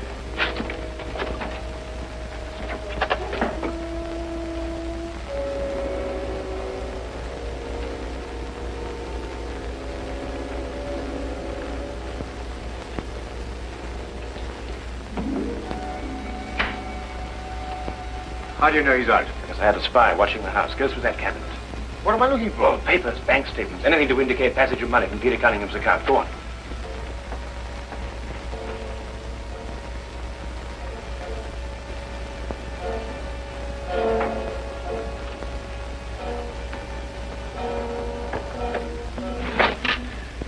It's absolutely ridiculous. Looking for something and you don't know what in order to catch somebody and you don't know who. Quite ridiculous. Nothing over my side. Keep looking. Who do you think's got it? Whatever it is we're looking for. Why did Peter Cunningham try to hide the fact of his marriage? A week or a month with the main indifference as far as his mother was concerned. She would never have consented to his new bride anyway.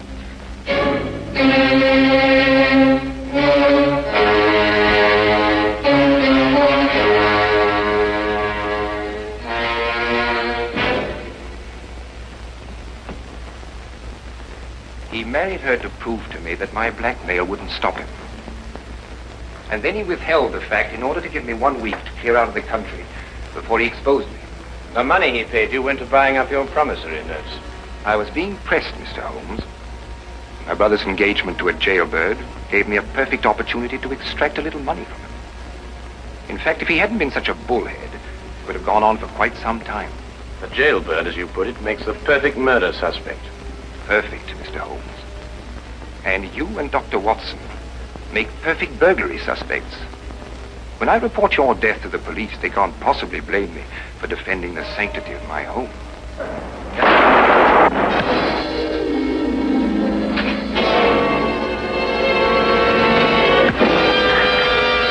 Well done, Watson. Oh, I could have done a bit better, only it was my bad shoulder. Quite all right, Watson. Think no more about it. So that's our murderer? Yes, the only possible one, of course. Only a man could have struck that blow.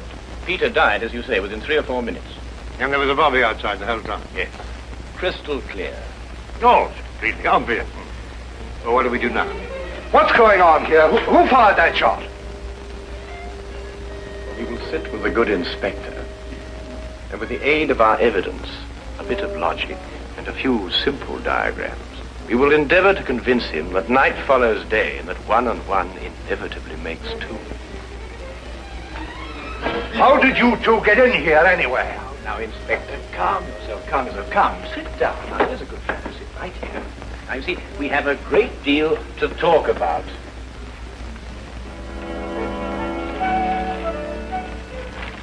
Also present with Inspector Lestrade was Dr. John Watson and a personal friend of the inspector's, Mr. Sherlock Holmes.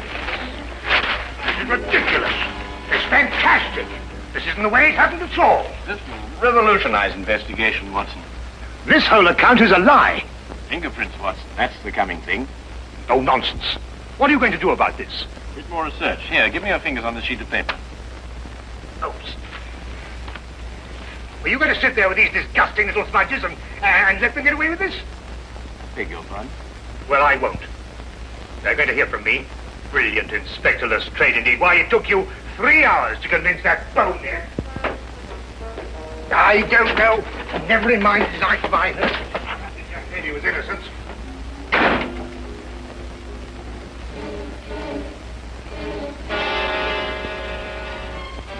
Oh.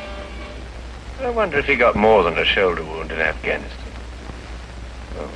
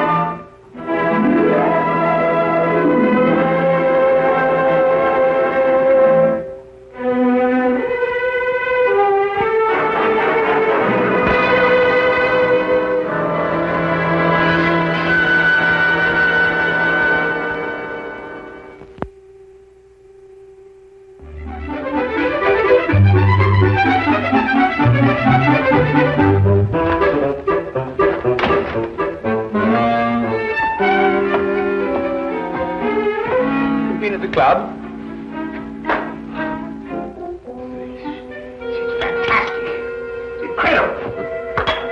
Watson, my dear fellow. Absolutely fantastic. Oh, what's happened? You look as if you'd seen a ghost. A ghost? Brandy, that's what I need, brandy. Brandy. Yeah. Oh, yeah. Who struck you? Well, you said it yourself. It was a ghost, and without any previous warning at all, he hit me in the eye. Yeah, wait a minute. Yes, I think you better have another. Well, thank you. And now I'll begin again. Who struck you? Upon my words, Holmes, it was a ghost. The ghost. Huh? Do you have a headache, Watson? It may seem humorous to you, but I mean, look, let me tell you from the beginning. Yes, please do, but start right at the beginning. Right, well, I was on my way back from the club. You see, it was about 8 o'clock. And I got into Spender Street, and I was just opposite that little tobacconist, you know, makes that Yes, big yes, skill. I know, yes. There we go on, Watson. What did you do then? Well, I saw a man in front of me suddenly clutch his chest. He was walking towards you?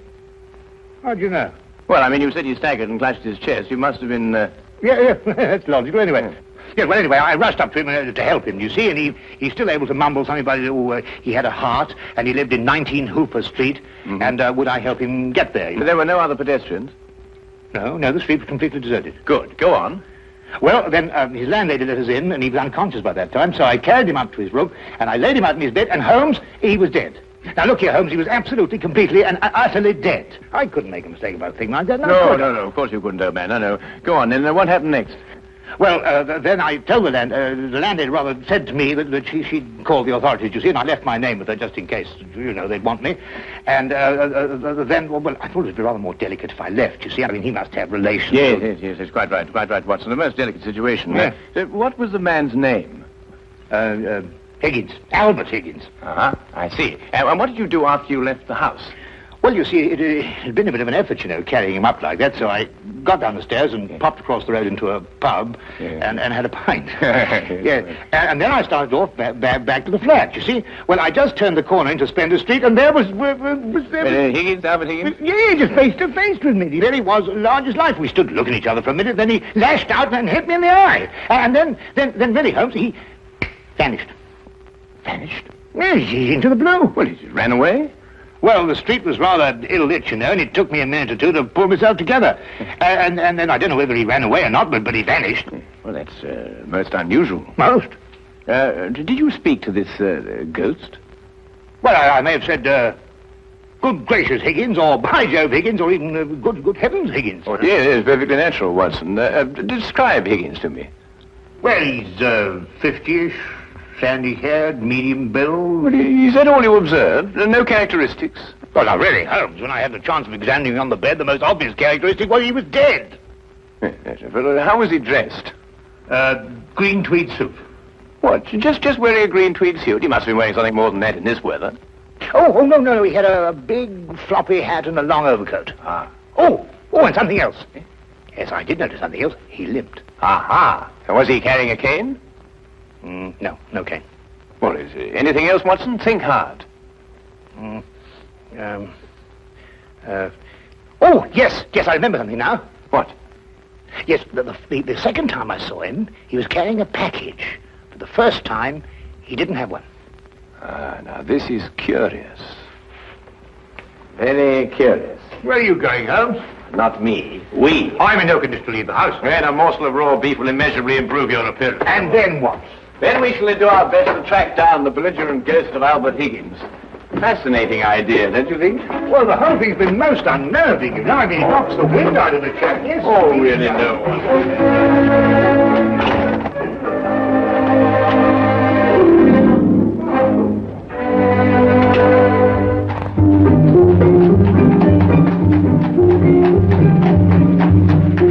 He was also a rather flamboyant character by the wide, rakish brim.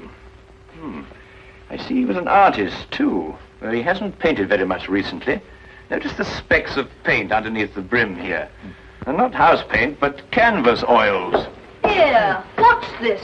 How are you, Jensen? What are you doing in poor Albert's room? Oh, good evening, Mrs. Blake. You remember me, Dr. Watson? You're the bloke who brought poor Albert in. Yes. Who's your gentleman friend? Ah, this is Mr. Sherlock Holmes. Mrs. Maggie Blake, the landlady. Pleased to meet you, I'm sure, Mr. Holmes. Oh, poor old Albert. He was proper fond of life, Albert was. He wouldn't have popped off if he'd had his way. Oh, few of us would, madam. I was around to the local having me good night pint. And grieving for poor old Albert. He would have wanted a proper send-off with a pint of mild and bitter, Albert would. No doubt he would, madam. The body, I see, has been removed by the authorities. Oh, poor old Albert on a slab. Oh. Oh, dear, dear. Have you notified his next of kin, Mrs. Blake? No, he had none. He was all alone. Oh, I see. Where was Mr. Higgins employed, madam? At the Pembroke Museum, right around the corner in Spender Street. It's a picture museum. Albert was a day watchman. A day watchman, you say? What were his working hours? 9 in the morning till 9 in the evening. Punctual as a clock, Albert was. Never late a minute. Poor Albert. He always came back from the museum, then, at a few minutes after 9 every evening. Aye, to make his supper. He was a proper good cook, Albert was. Excuse my saying so, madam, but aren't you mistaken? Surely it's a little after 8 when Mr. Higgins finished work? Because it was only a little after 8 when I picked him up this evening and brought him here. Oh, no, Doctor. It was just after 9. I marked the time because I was waiting for Albert to come back. He had asked me to get him a cut of beef. He always came back just after 9. He'll never eat that beef now. Poor Albert won't. He'll hit you in the eye. Hmm? Oh, no. I just bumped into a door. Oh, you shouldn't get familiar with the door, if you know what I mean. Well, really, that... Yes, I think we've found out all we can for the time being, Watson. Thank you, madam. We shan't intrude on your grief any further. Poor old Albert. It really is most embarrassing about this eye, Holmes. Did you hear? She inferred. It's a terrible situation. And she's wrong about the time. It was only a little after 8. And it's only a few minutes' walk to Spender Street. Time is a curious dimension, Watson. Habit and a preconceived notion can so easily reverse the hands of a clock. And yet the clock is still in perfect working order. Where are we going? To view the mortal remains of poor old Albert Higgins.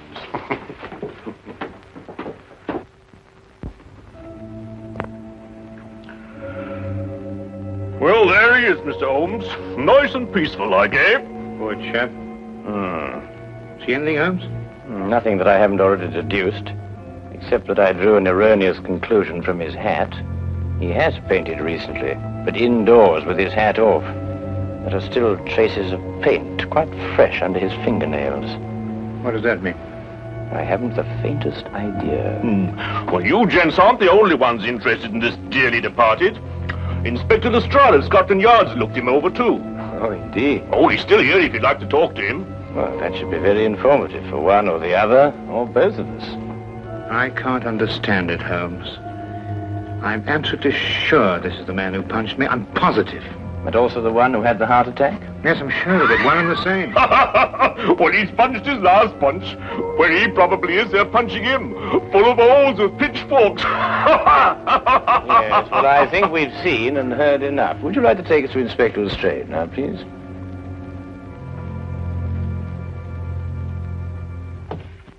Ah, hello, Inspector. Oh, Mr. Holmes, I'm surprised to see you here. Now, this is one case you can't make anything clear out of. Oh, then why, my dear Inspector Lestrade, are you here? Well, when they brought him in, somebody recognized him as pound-note Albert Higgins. I come along to check their identification. We like to keep a track of our old pals, you know. What was he in prison for? Counterfeiting. He made the best pound note you ever saw. Yes, he was a real artist. Lestrade, there's no doubt as to the cause of death, is there? Oh, sorry, Holmes. Heart failure, no foul play. I understand you were with him in his last moments. Yes, I was with him on the street when he had the attack, and I took him home. There's nothing you could do, I suppose. Nothing. He was dead before I had a chance to do anything. By the way, what time was he brought in? Oh, let me see now. It would be about, yes, here we are. 9:45. Higgins' landlady notified Constable Smithers at 9:30. Smithers had them remove the body in a matter of minutes. Inspector, are you sure it was 9:30 and not 8:30? No, 9:30. It's right here in Smithers' report. Why? Oh, no, it's nothing at all. You're quite sure, Lestrade, there's nothing more to this than a simple case of natural causes? Ah, no, there's no mystery at all. No mystery, Mr. Holmes. What happened to your eye, Dr. Watson? Oh, I bumped into a door. A door? Oh, well, that's a new one anyway. Was it a pretty door? No, really, Lestrade. That's all right, Watson. I won't tell a soul. Well, really, this is insufferable, Holmes. Nobody believes me. Well, why did you tell them the truth? What, that I was punched by a ghost? Yes, I see what you mean. We may have to take on this case anyway, if only to protect your honor and reputation. Well, it's intolerable, Holmes. Absolutely intolerable.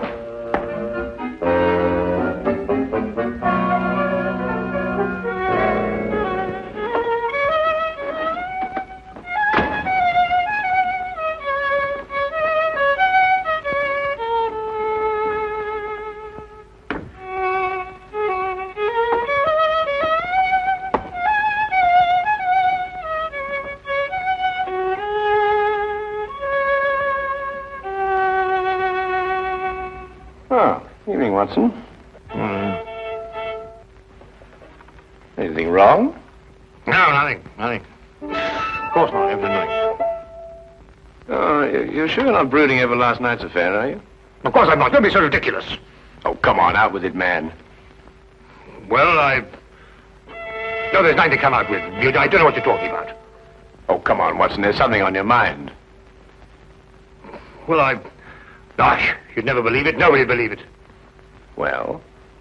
Well, I met Albert Higgins in Spender Street again, tonight. And he punched you again? He pulled my nose! Really? Very, very interesting, Watson.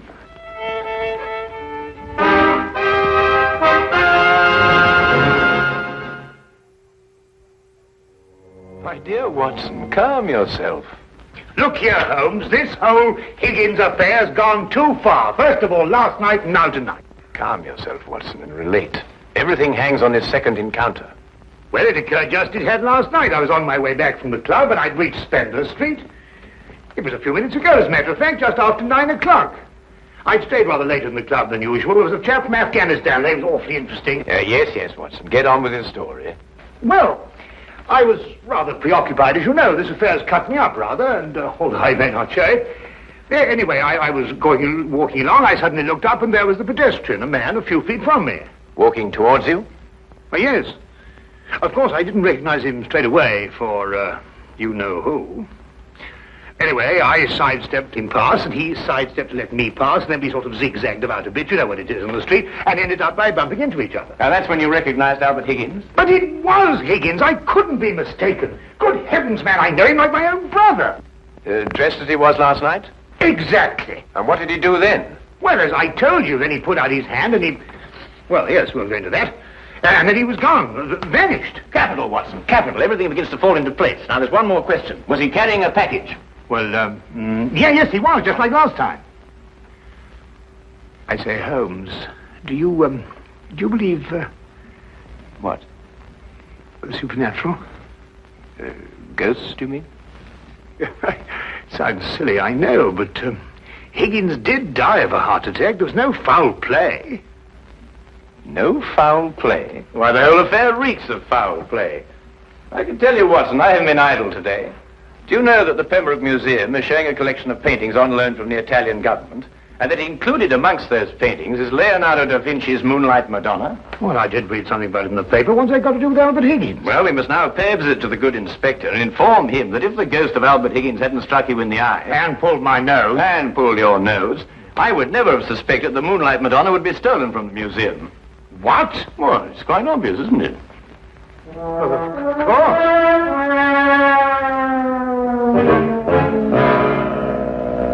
I see. Thank you. Well, we'll soon know, Mr. Holmes. But if the picture's still hanging in its place, and we've dragged the curator out of bed to check on it, well, false alarms like this don't exactly help the yard's reputation, you know. And what about my reputation, Inspector? When I say a man died a little after 8, he died a little after 8 and not a little after 9. And when I say these ghosts punched me in the eye half an hour later, hang it, he punched me in the eye. Oh, we all have our off days, Dr. Watson. To err is human, as the poets say. And furthermore, if I tell you that I bumped into this chap's ghost again tonight, you didn't tell me about any second meeting. Oh, didn't I? Well, nothing. An hallucination, that's what you had, Dr. Watson. Yes, it's, psychological. That's the thing in crime today, psychology. I've been studying it, you know. You astonish me, Inspector. Oh, we're not as backwards as you think, Holmes. No, we like to keep abreast of the times. Though I don't mind admitting I don't think the psychology's got much of a future. Oh, come in. Ah, Hawkins, you saw the curator? Oh, yes, sir. I called on Mr. Bentham as you instructed, sir. He was quite excited when I told him this picture called the Moonlight Madonna had been stolen. And so we rushed around the corner to the museum. And? Well, sir, the picture was there, hanging in its proper place. Good night, sir.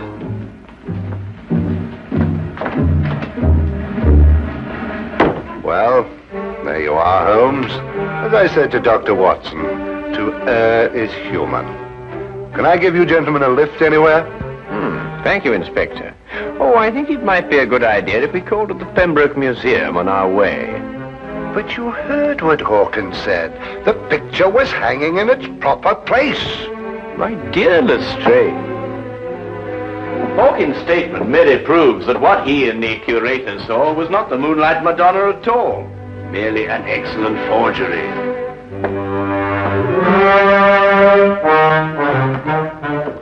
What's he talking about? Art, ghosts, my black eye, and psychology.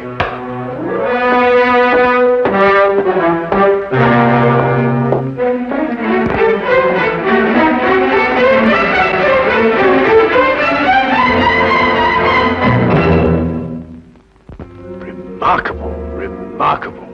Only a microscopic examination of the brushstroke shows it any different from Da Vinci's work. Of course, if you still have any doubts, a chemical analysis of the paint mixtures will prove them to be of modern manufacture. No. You've quite convinced me, Mr. Holmes. An analysis is necessary. Dear me, this is catastrophic. A rather delicate situation, eh? Delicate? The Italian government will hold the British government responsible. Now, the painting is an Italian national treasure, and the theft could easily affect the pending treaty between the two nations. Mr. Holmes, you must find the original before the Italians learn the painting's been stolen. The British government will hold me responsible. And the yard will hold me responsible. The most priceless of the lot, too. Yes, naturally. Well, we know who stole the painting and substituted a forgery, Higgins. All we've got to do now is find out where he hid it. What time did you leave the museum, Mr. Benson? A few minutes before 9. Higgins was still on duty. You're quite sure it was Higgins? I'm certain, Mr. Holmes. I chatted with him for a few moments, and I couldn't have mistaken his voice. And the night watchman relieved him at 9. Well, you heard him say that, Mr. Holmes, and that he had a package with him when he left. The night watchman swears up hill and down dale it was Higgins, all right. Well, the matter seems to resolve itself very nicely, doesn't it? Dr. Watson was punched by Higgins a few minutes after 9. The night watchman saw him leave at 9. And you spoke to him a few minutes before 9. Look, Holmes, why don't you and Dr. Watson go home and have a good night's rest? From now on, it's nothing but plain, ordinary, simple police work. Nothing you could use a magnifying glass on. True. True, Inspector. Well, good evening, gentlemen. Yes, well, good night, gentlemen.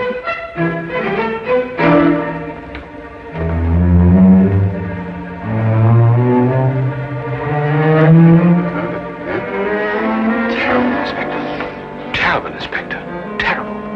What do we do now? Interesting affair, eh, Watson? Look, I don't care what anybody says. It was after 8 when Higgins punched me. Well, has it occurred to you that if Higgins didn't punch you, who had the heart attack? Well, now look here, Holmes, Oh, confound it, for all I know, it was Higgins who punched me and his ghost had the heart attack. Come on, Watson.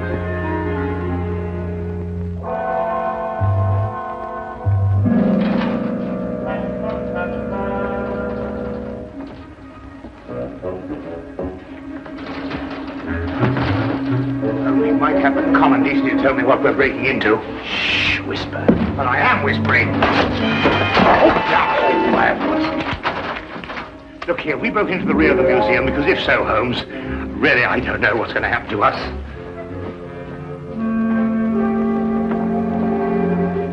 Here, hold this. What? Oh.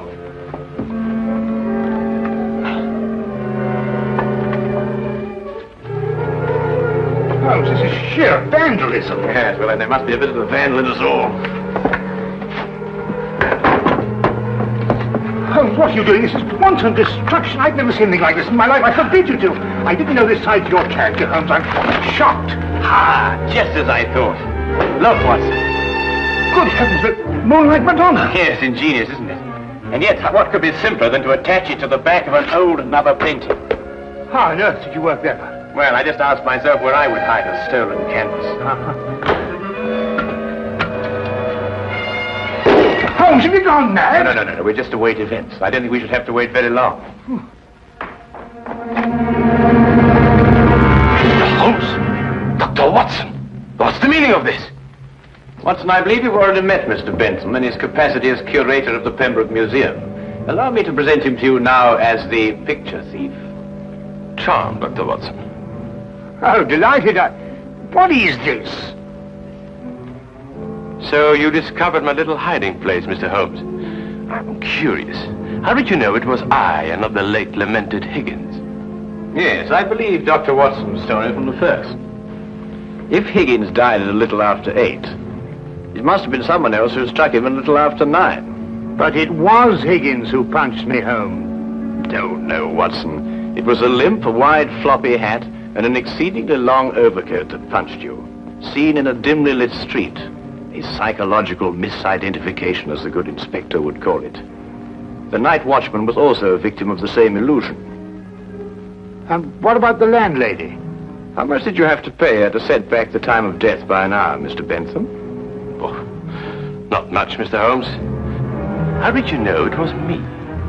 Dr. Watson and the night watchman both identified the 9 o'clock Higgins visually at a distance.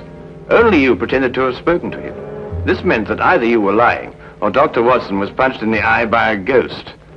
I believe the simple explanation. You almost make me feel transparent, Mr. Holmes. To anyone who viewed the facts objectively, you were. It's a pity that one crime has to lead to another.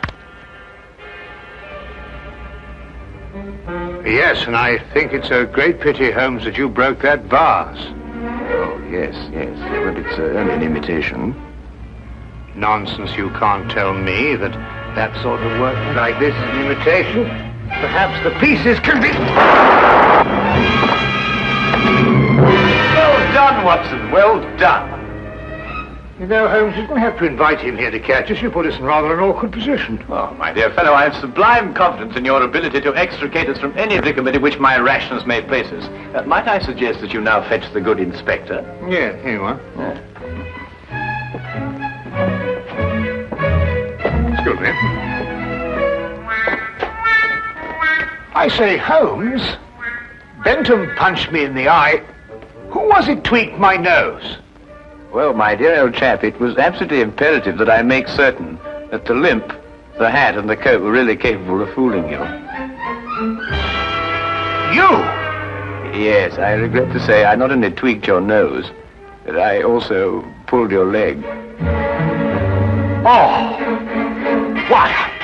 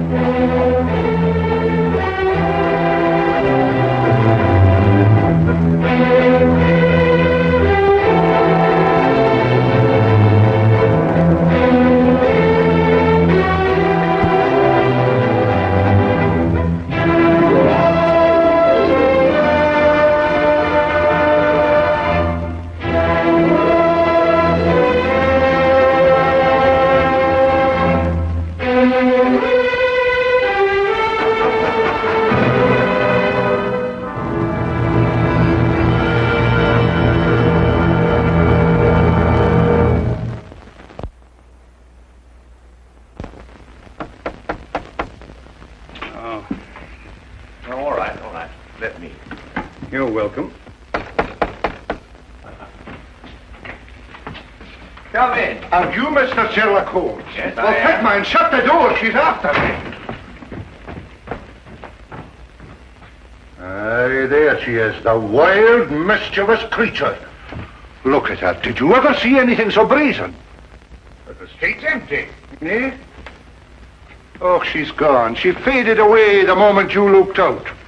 Excuse me, sir, but who faded away? Oh, the ghost of my ancestors, Heather. Oh, her ghost? Aye, her ghost. And a more impudent, saucy ghost you won't find in the whole of Scotland. Oh, I'm in need of a stimulant. Cup of tea, perhaps?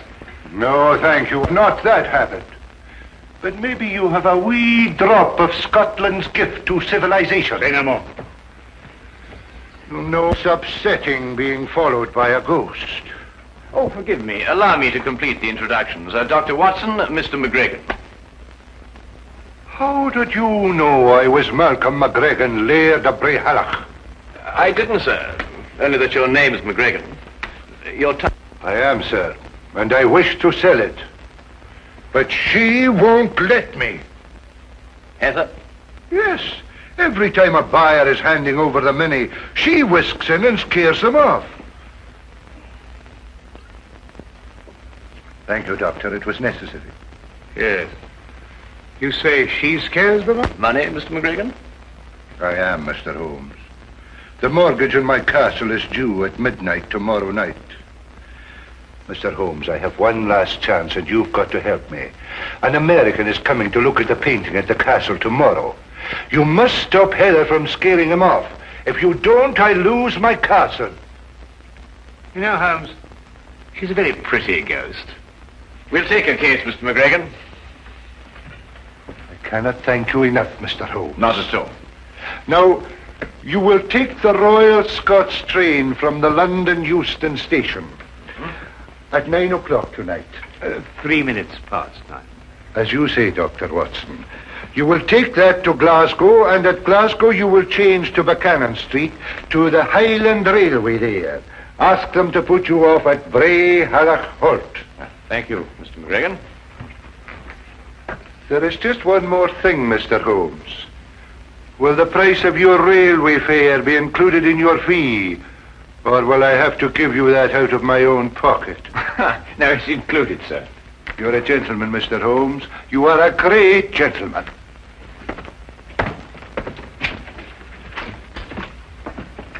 They tell me there's very good grouse shooting up at Brayhallach.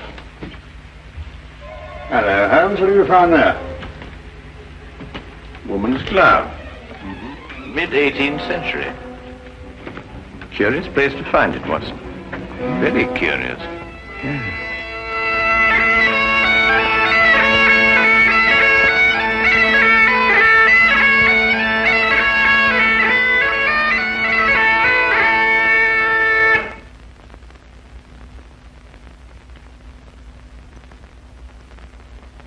I've been in, Mr. Sherlock Holmes and Dr. John Watson. I'll see that your bags are put in your rooms.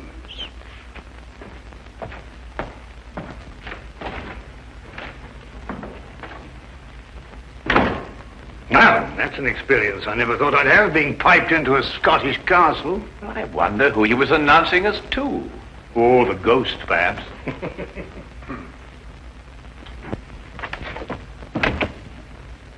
I forgot to tell you, sirs, the McGregor has gone to the village this afternoon.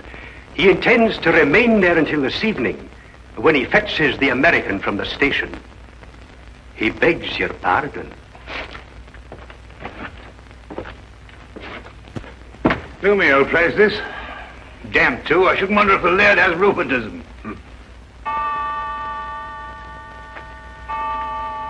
Hello, 8:30. He hasn't got much time till midnight.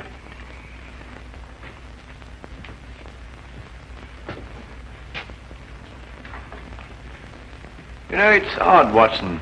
That portrait. Do you notice that the... Why, Holmes.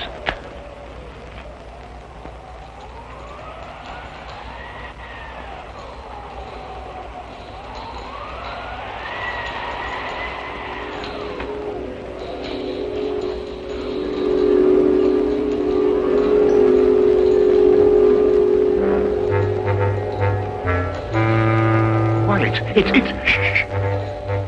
Let her come closer. Reflect, and then you'll plainly see the McGregor fortune hung with me. A curse on all who dare conspire to take me down from o'er the fire.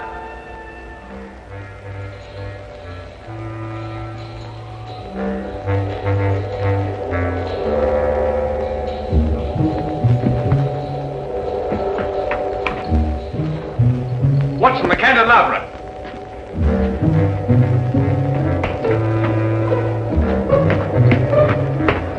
This is the only way she could have come.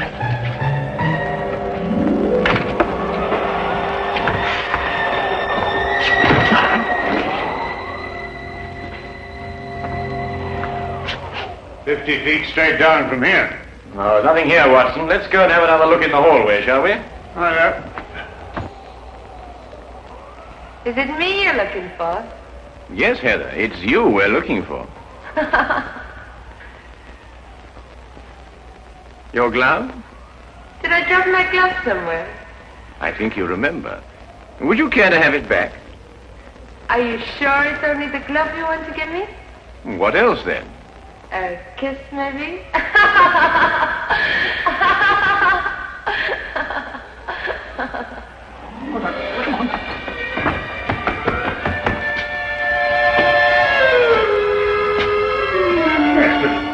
I say, Holmes. Well, it's most extraordinary, Watson.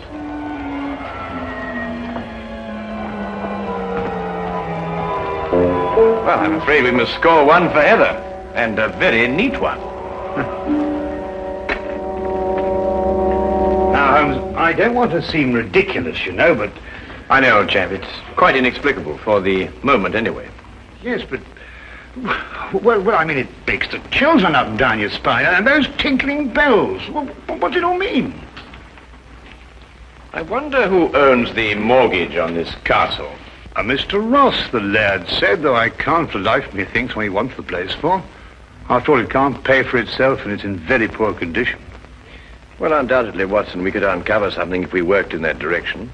But I'm afraid we haven't got the time to investigate. We must attempt to deal more directly with our attractive ghost. Have you got a scheme, Holmes? Let's just say I have a notion. Oh? Well, the ghost is bound to appear for the benefit of Mr. McGregor's American client. When she does, we'll be quite prepared for her. And how does one prepare for a ghost? By first deciding if she is a ghost. Well, Holmes, what's your plan? There are two tiny alcoves at the head of the stairs. Oh, just a few feet after the turn. Each of us hides either side of the stairway. We conceal ourselves. And when Heather comes down to make her appearance, she has to pass by one of us. And as she passes one of us will take her. No. Let her come down and give her performance. That will establish her guilt. Then when she goes to make her exit back up the stairway, we jump out and nab her. Brilliant, Holmes. And since the laird should be returning shortly, we won't have very long to wait.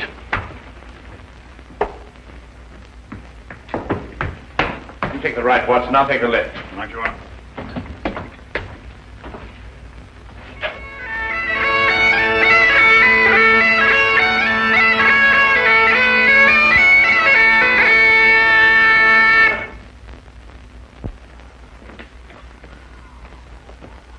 Pin in the McGregor and Mr. Samuel Scott.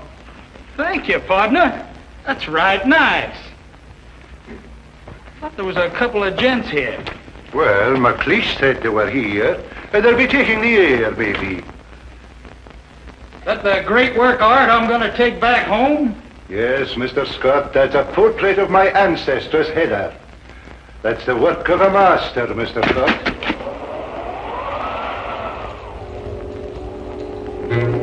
Away with ye, you heartless ghasty! Begone with ye! Don't you see you'll lose my castle?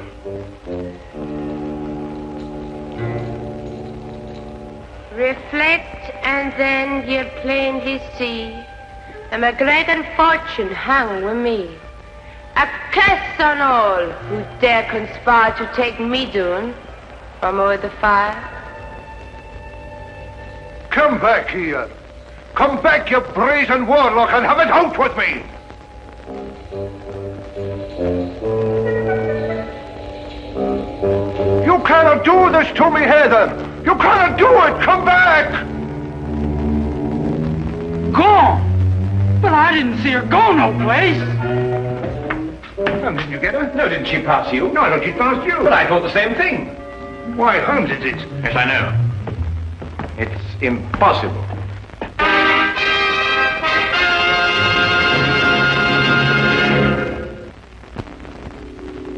And now we return to the case of the Haunted Gainsborough.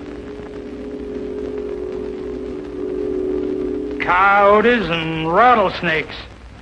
That's all we got where I come from. Never heard tell of a ghost. Why does she do this to me, Mr. Holmes? It's not her castle now. It'd suit me if you'd give me the picture and let me ride out of here, lad. You mean, Mr. Scott? Do you mean that you still want the painting? Well, I wouldn't want it said I got scared out of a deal by no lady. Even if she wasn't no lady. What do you want for the picture? £5,000. What'll you take? 1,000. It's a deal. You're a gentleman, Mr. Scott, a great gentleman. Well, let's go and have our supper. My appetite's returning. It'll be like a feast to me now. Will you be so kind as to follow me, gentlemen?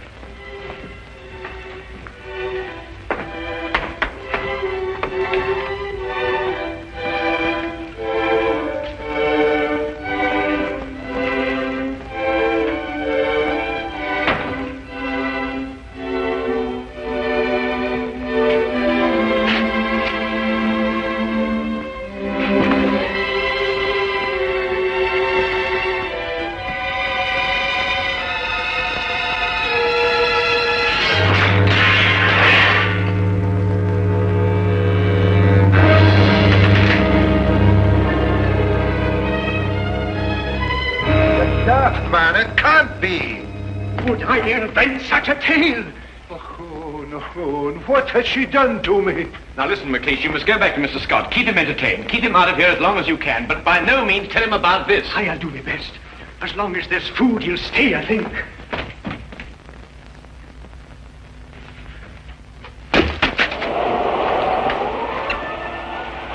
Heather, give it back to me! It is my own portrait. And you will not sell it, Malcolm McGregor. Have you no consideration for pity's sake?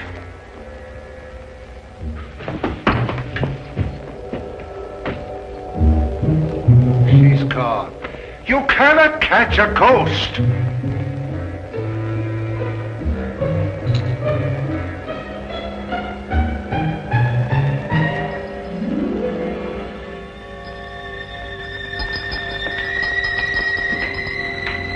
You find something, Holmes? Our first material evidence. The tinkling sound. It was sewn to something. Probably a glove. Well, I must say, Holmes, I'm very relieved. Well, I'm not relieved. It's 11:15 already. My painting's gone, and soon I'll lose my castle. Now listen. You must say nothing about this to Mr. Scott. If he comes in here, tell him that you're having the painting packed. He must be kept willing to buy until midnight. But there's nothing to buy now. There will be. That Holmes runs like an antelope. I've told you afore, take no chances.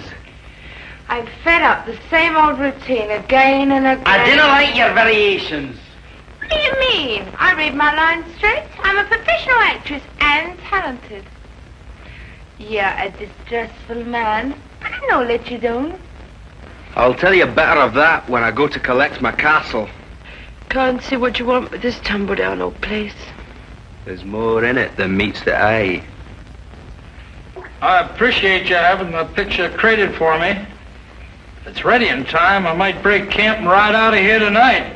Mr. Archibald Ross.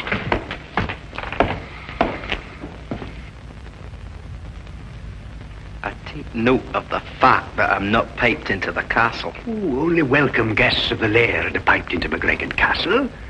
Well, if you want my opinion, I didn't like the way you blow the pipes anyway. You would not know good piping from bad. Your mind's too full of mortgages. And if we're passing opinions, Archie, 'tis mine that you're a disgrace to the whole of your clan.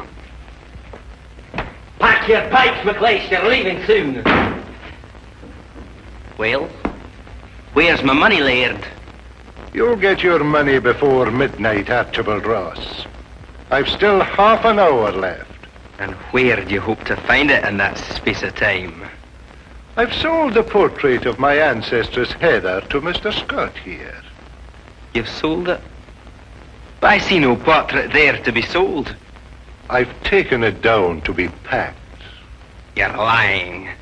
I can pay you now, lad. Might save you a little trouble. Besides, I'd like to settle the deal and get out of here before that ghost lady turns up again. I'll be back at midnight, or a wee bit before. Again? And it's got to be the most frightening performance of your life. What, now? No! I want to see it. Give me 10 minutes to get down the passage and out the door. I've got to return by the front door again, you know. I'll give you a performance, Dux. It'll scare even you. That's a fine lass. I can see the news spreading like a prairie fire. All the way to El Paso, most likely. Sam Scott just trudged in from Europe, lugging a genuine Gainsborough. A what? A Gainsborough picture. Oh, I see. Mr. Archibald Ross again. Well, McGregor? You're lacking breath, Archibald Ross. You needn't have run. There's still time. I wasn't sure of the time. Oh, I can't see the clock from here, but there is time, I'm telling you.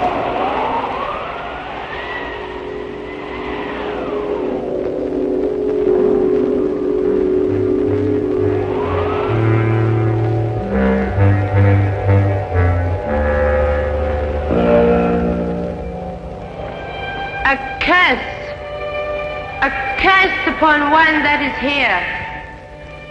A curse upon him who defies my wish, my word, and my will. His deed will be done at midnight. So I lay my curse upon him to commence at that hour. He will live his days in the misery of loneliness. He will live his nights in the horror of fear. Terror will follow him like a shadow through both day and night.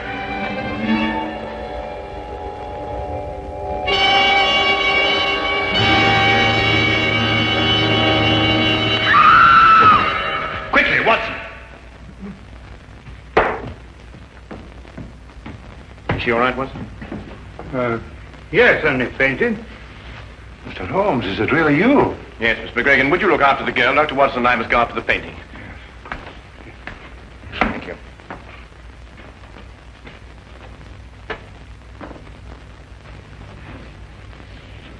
Good heavens. Through here, Watson. Right. There, you'll be all right now. I suppose you got what you deserved, but I must admit that you got the worst of the scaring business. Come, lassie, and I'll take you upstairs and find a room where you can rest.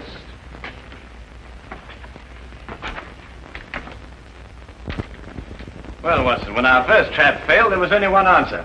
A secret passageway. But I wanted the ghost with it.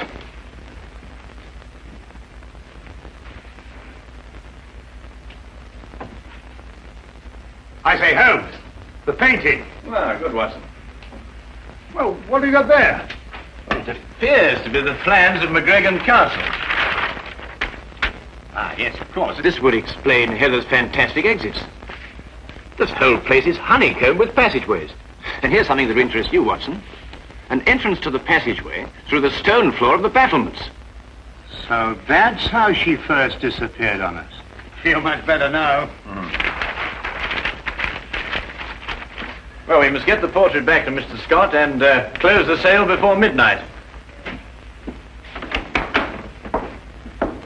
Well, what are you going to do now, Laird? You have 5 minutes left by your own clock. Sassenach. You couldn't be mistaken. You're quite sure. Well, Mr. McGregor, here's your portrait. Well, you might just as well take it back where you found it. The buyer's gone and he won't come back. Thanks to your wild theatricals, Mr. Holmes. Watson, take the picture and hold it up in front of the fireplace. Right. Right, then. That's it. The McGregor fortunes hang with me. Is it a curse? Or is it a clue as to where the treasure is stored? Now, let us imagine that she is above the fireplace. Which way is she pointing? Well, I'd say that blank wall over there. Well, you're ignoring the most significant part of the portrait. Note the wedding ring on the right hand, the sash on the left shoulder, the clan badge on the wrong side of the bonnet. In fact, everything in reverse. Well, I've never noticed that before. Well, Gainsborough painted her reflection. Reflect with me, and you will plainly see that she is actually pointing over there. But that's actually about that newel post.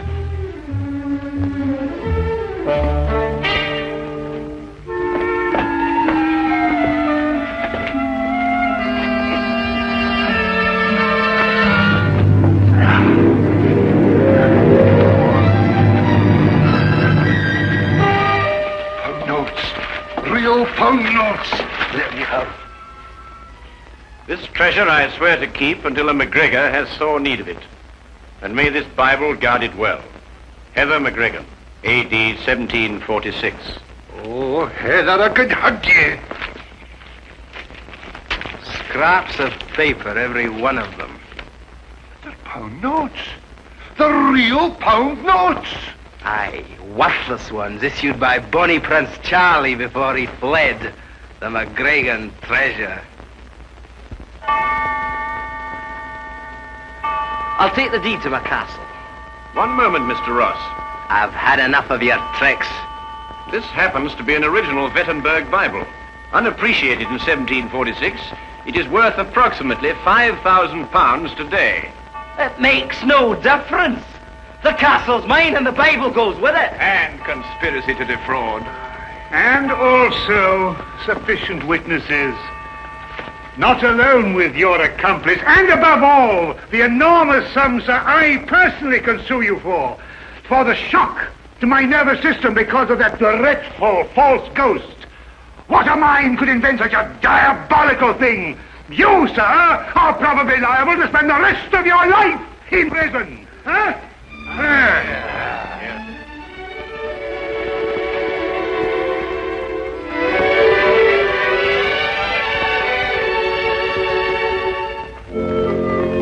Thank you for what you've done, Mr. Holmes. You're very welcome, Heather. Thank you for finding the treasure and saving the castle. You're too good an actress for this kind of work, Heather. But I was up to your tricks all along, though. It will be very difficult for a woman to fool a strong and intelligent man like you, Dr. Watson. Good day and good trip.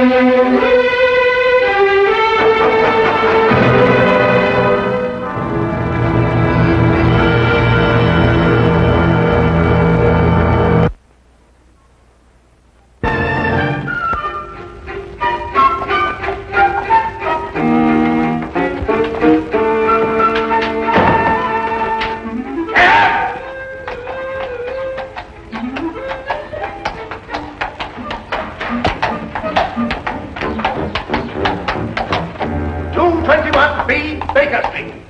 Do you hear? 221B Baker Street.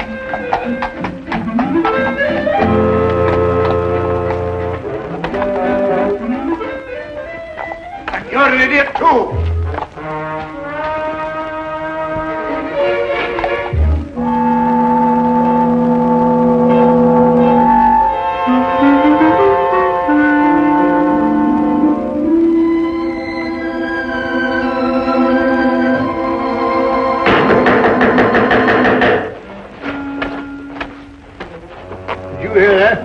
With no difficulty. Or was it? Well, according to my deductions, I should imagine that someone is at the door. Oh. Well, Watson, won't you see who it is? No, well, I just... All right.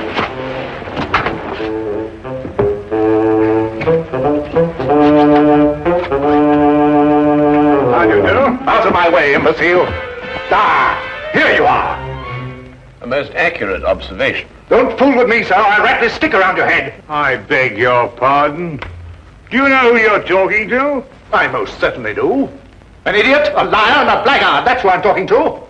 Would you care for a cup of tea? Never mind the cup of tea. Just give me my £100. Now, look here. Now you've gone too far. Who are you? Yes. Why don't you introduce yourself? Introduce? Mr. Holmes, what tomfoolery is this now?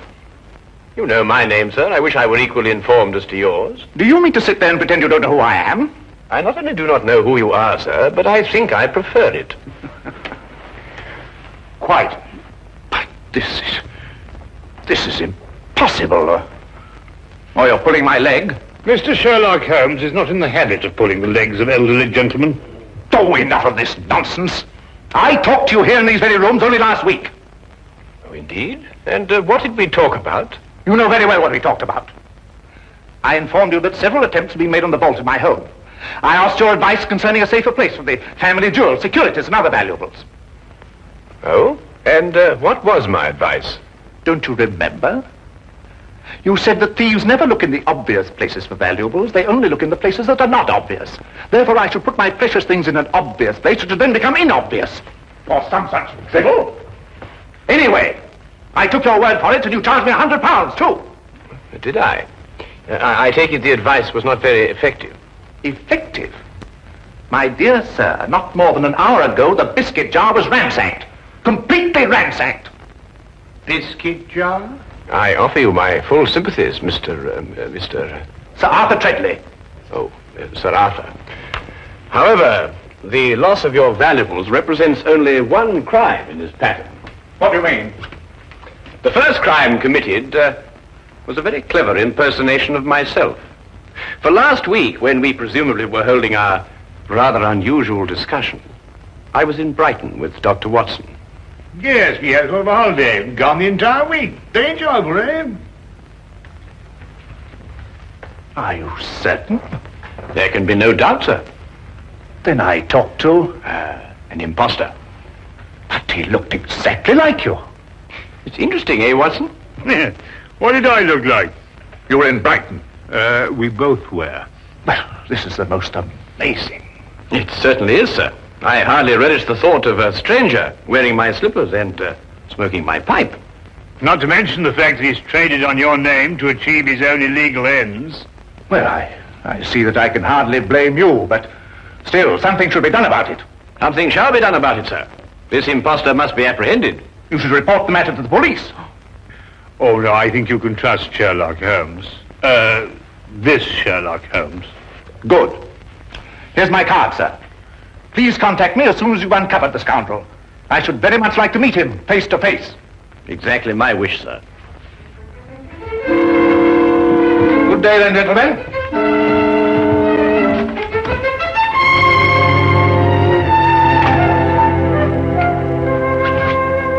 Oh, the nerve, all the impudence breaking in here and pretending to be Sherlock Holmes. I was thinking about that biscuit jar, Watson. I must say my alter ego certainly had a good deal of audacity. He's back. Well, I hardly think so, Watson.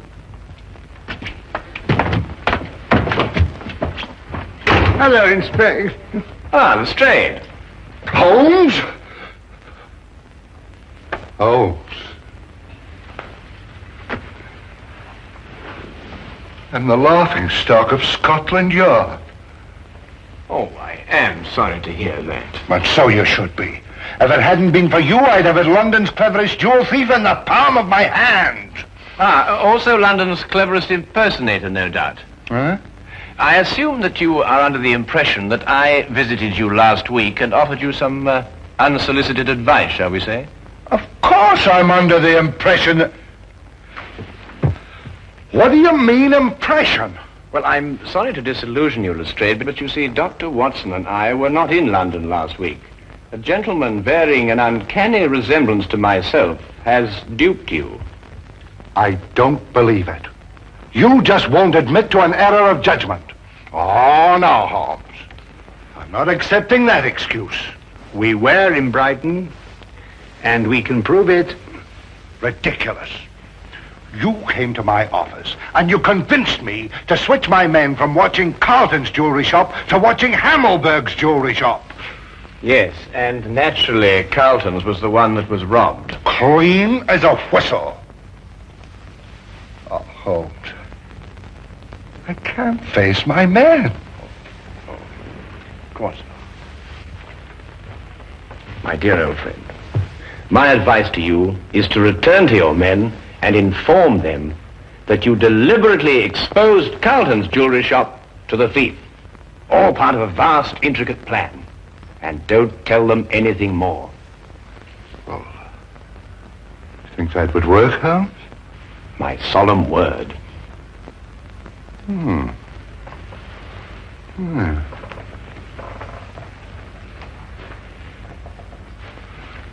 do that, Holmes. That's just what I'll tell them. They won't be able to make me out, will they? No. You will continue to be a puzzle to them. Yes. Oh, thank you, Holmes, thank you. Oh, by the way, you weren't serious about that impersonator, were you? Quite serious. Ridiculous.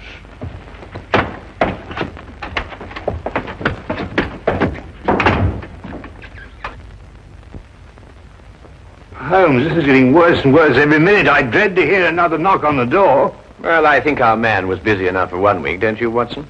Well, I hope so. Well, what are we going to do now? Well, to catch an impersonator, it may be necessary to bait the trap with a piece of imitation cheese. What? I say, Holmes, must we continue with this ridiculous act? Absolutely essential. Well, I don't feel very dignified. Dignity is not the issue, Watson. It is justice and revenge. How long do we go on for? Well, until the right man calls on us. Look here, we've already seen dozens of diplomats and reporters. Are you sure none of them was the right man? Quite sure, Watson. But I have every confidence our man will call on us before very long. Sooner or later, he must see for himself the fabulous Maharaja of Gandor. And to say nothing of the Maharaja's fortune in jewels. Well, I wish I was still plain Dr. Watson. Mr. Hadley Bellingbrook of the London Weekly News desires an audience with the Maharaja. Very well, ask him to wait for a moment. That's all right, Watson.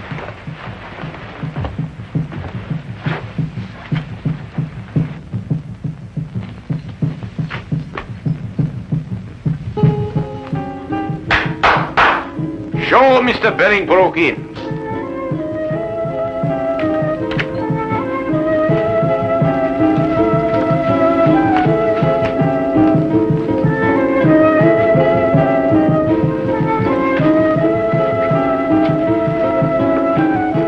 I am Afan Turman, the Grand Vizier to the Maharaja. We welcome you. How do you do? Please to follow me. The Maharaja of Gandor, Mr. Bellingbrook. Would you state purpose of visit? Well, I'd like to get an interview with the Maharaja for my newspaper.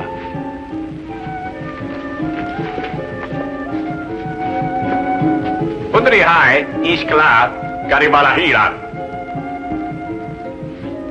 We grant interview. First question, please. Well, actually, I wanted to do what we in London call a feature story. Naturally, I know that every newspaper has already covered the fact that the Maharaja is honoring us with a visit. I thought, therefore, that we might have, well, just sort of an informal chat. Very interesting. Very interesting. We grant an informal chat. Thank you. Your Highness, the population of London has heard a great deal about your jewels. I wonder, would you tell me what their value is? You may say for publication that the Maharaja's jewels are worth well in excess of £500,000. I see. And would the Maharaja consent to reveal to us just how he protects such a vast fortune? The Maharaja retains 30 men whose sole task it is to guard the vast wealth. Very interesting. Yes, but it is not the fear of theft that disturbs the Maharaja. Oh? May I inquire just what it is that disturbs the Maharaja?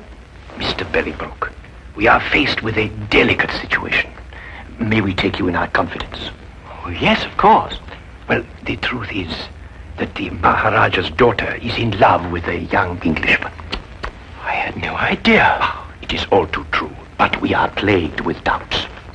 Doubts? Yes. We would like to know if the young man is sincere in his affections, or, as you might term it, is he a fortune hunter? So you see, to most men, £500,000 is a fortune. That is a serious problem.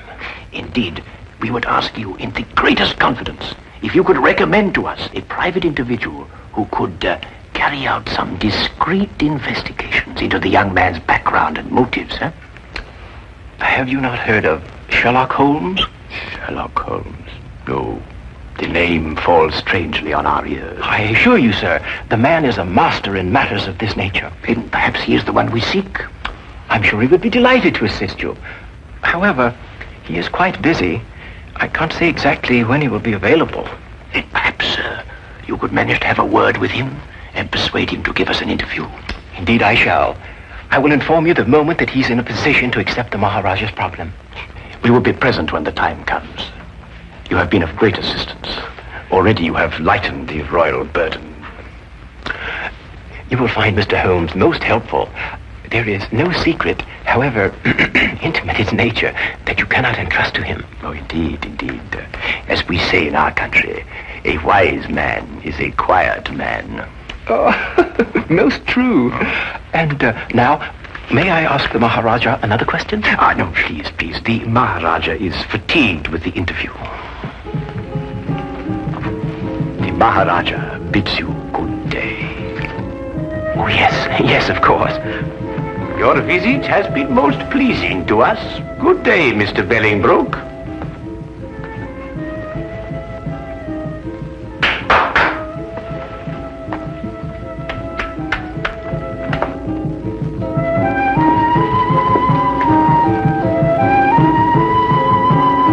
May I speak now? Certainly, Watson. What would you like to say? Eh? Oh, no, nothing really. Oh. Look here, Holmes. Why did you tell that fantastic story, something about a daughter and an Englishman? Well, you're aware, of course, that Mr. Bolingbroke was not a member of the press. Oh? Seemed legitimate enough to me. Hardly. You see, there were no signs of the true journalist about him. The seat of his trouser was not shiny from constant application to a chair, nor were the elbows of his coat shiny from constant application to a desk. Yeah? His spectacles were mere props being made of plain glass. Plain glass? Good Lord, how did you determine that? Well, Mr. Bolingbroke is nearsighted. It was quite evident from the manner in which he took those notes that the glasses were no use to him whatsoever. Oh, I see. All right, then, granted Bolingbroke isn't Bolingbroke. Well, who is he? I mean, he doesn't look very like you, does he?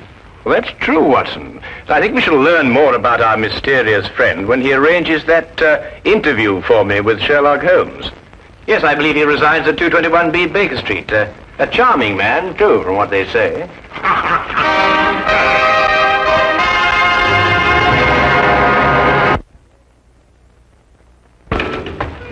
Cabby! I say, Holmes, you did say we were just going through the motions of leaving the city. Yes, correct. But, well, hey, where are we actually going? Well, straight back to our rooms at the hotel, where you will get out of your clothes and resume your instant characterization of the Maharaja of Gandor.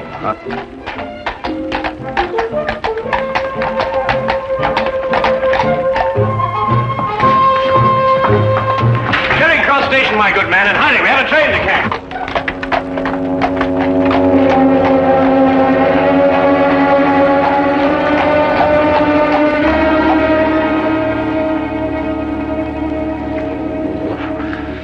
I wish they wore bowlers. Yeah, let me help you.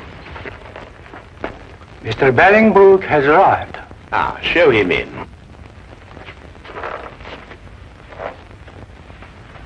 Maharaja. Huh? Ah, Mr. Bellingbrook. We greet you in peace and in hope. I think your hope is justified. Then you bring good tidings? I do. We had a good stroke of luck, and Mr. Holmes waits you this evening. Splendid. 8 o'clock would be most convenient for His Highness. I'm sure that would fit in with Mr. Holmes' schedule. We are most happy, Sahib. By the by, where does this Mr. Holmes reside? The address is 221B Baker Street. Baker Street. Ah, that has something to do with cakes and bread, no doubt. Yes, it is. But it has nothing to do with it in this case. Odd name for a street. But, however, we shall be there at the appointed hour. Good day, Mr. Bellingbrook. Holmes, if this is your idea of a joke, then our friendship is at an end. Not to mention my career with the Yard. I give you my word, Lestrade, I am utterly serious. And what could be fairer than that? I know. It just seems peculiar, this business of sneaking up to your place and arresting Sherlock Holmes. At 8 o'clock tonight. But suppose he isn't there. Suppose we burst in, guns drawn, and find the flat empty. How will I face my man? Rather sheepishly, I should imagine. Look, Lestrade, the impostor is using our flat because he thinks we've left the city. Yes, I know. But it will be a tremendous fillip for you, Lestrade. Your name will be on the lips of every man, woman, and child in London. Every man, woman, and child, eh, Holmes? All right, I'll do it, Holmes. I'll do what you ask. Wilkins? Yes, sir. Have Hennessy and Clybourne report here at 7:30 tonight. Yes, sir. Oh, and you'd better be here, too. Very good, sir.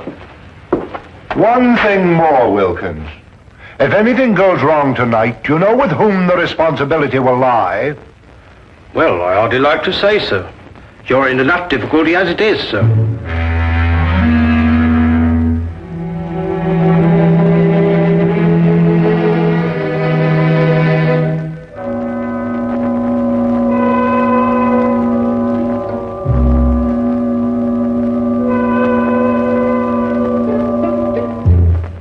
It will be necessary to surprise our unwelcome guest. Of course. I suggest, therefore, that we gather one by one in the hallway of the house. Watson, you stroll by first and then duck in. Next Lestrade, then Wilkins, and finally myself. What about Clybourne and Hennessy? Hennessy, you ought to go around the corner and station yourself at the back of the house. And mind, keep a good lookout. And Clybourne, you remain here and watch the front of the house. Now, is everything understood? Good. Then let's be off.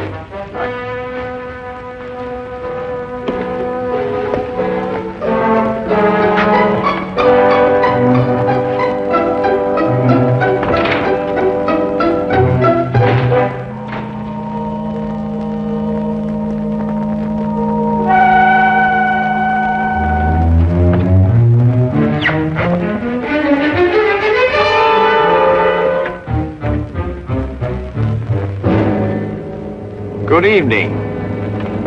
Very good. I must say the resemblance is quite remarkable.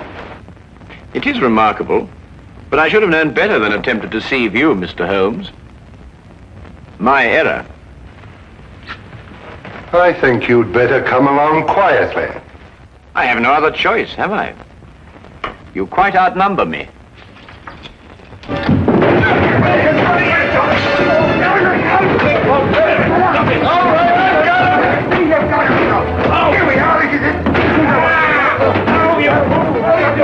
Fools! You've got the wrong you don't. We've had enough of your tricks. Lestrade! Watson, he's getting away! Let me up! Let you up, give you another chance to escape, more likely. You'll pardon me, gentlemen, but I believe you're sitting on the real Mr. Holmes. What makes you think so, Wilkins? Well, if he's the imposter, where is the real Mr. Holmes?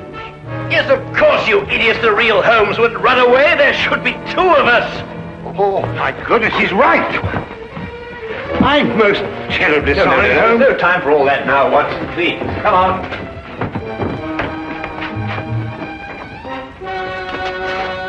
Mr. Holmes, what is it? Have you seen the imposter? No, sir. He got away. Look down the street. Hurry, man.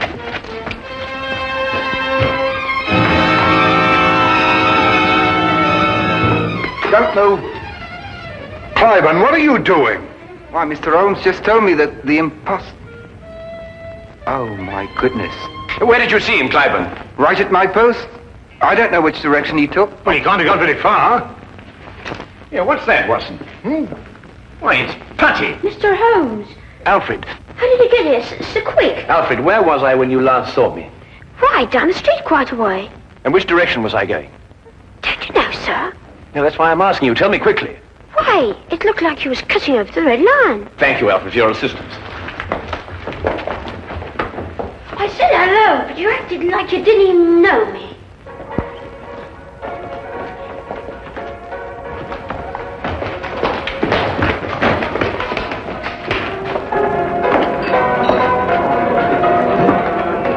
Make yourselves inconspicuous. I'll call you if I need you.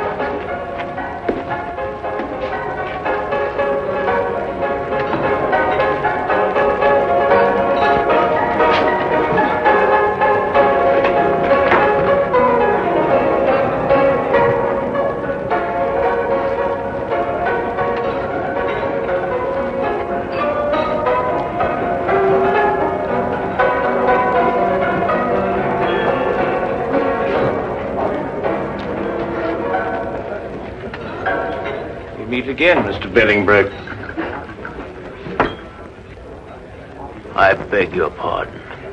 Disagreeable stuff, Putty, isn't it? The way it sticks to everything. Your hand at cup. No, I wouldn't advise you to do that. There's no point in trying to run away again.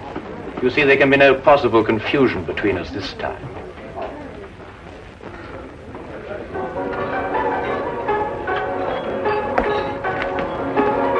Here he is, Lestrade. But who is this man? Well, it's rather difficult to say. Sometimes he is a certain Mr. Bellingbroke, and at others a certain Mr. Sherlock Holmes. But at all times he is a superb master of mimicry and disguise. Holmes, are you positive? I'd hate to make another mistake, you know. Have no fear, Lestrade. You will discover on his person the putty with which he remodels the features of his face. And you may also undoubtedly discover that at one time or another, he was a more than competent actor.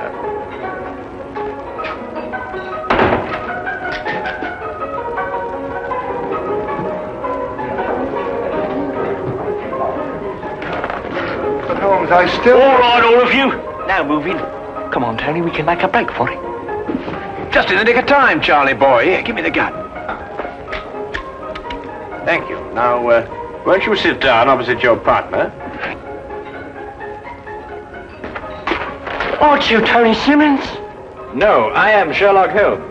And this, in yet another disguise, is Tony Simmons.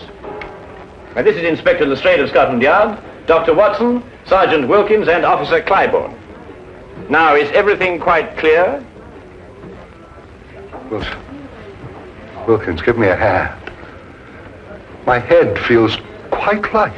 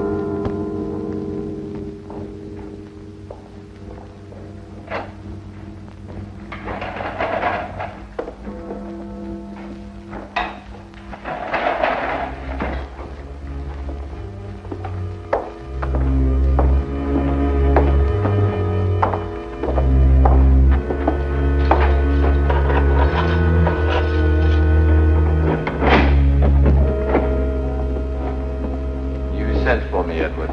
Yes, Father. I've been thinking a great deal, and I've decided on my last request. Yes, what is it, my son? I want to see Mr. Holmes. Who? Mr. Sherlock Holmes, the detective. If there's any chance to prove my innocence, he's the one who can do it. You've got to bring him to me, Father. Very well, Edward. If the man can be found, I'll have him brought here. Mr. Sherlock Holmes.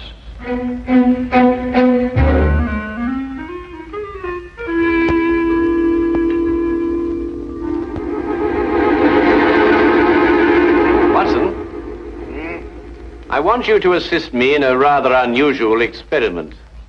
Experiment? What kind of an experiment? I want you to stand by while I drink this. Oh, and you'll need your stethoscope.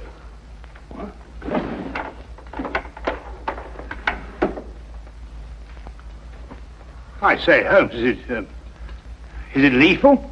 Of course not. You don't think I'd take a chance like that, do you? Are you ready?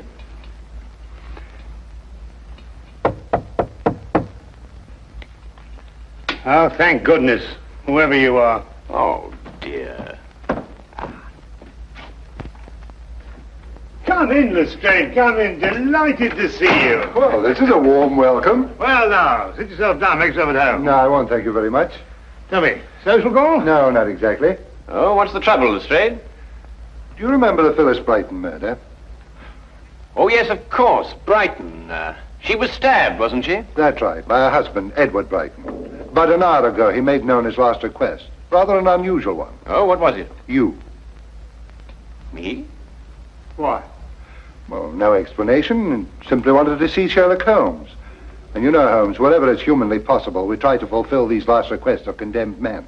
Naturally. And I take it that his execution is imminent then, Lestrade? Yes, at dawn. He has about 7 hours to live. Come on then, Watson. We have little time to lose. If a man calls for me in his final hours, it may mean that we too shall be called upon to fulfill a final request. And 7 hours is little enough time when a gallows is at the end.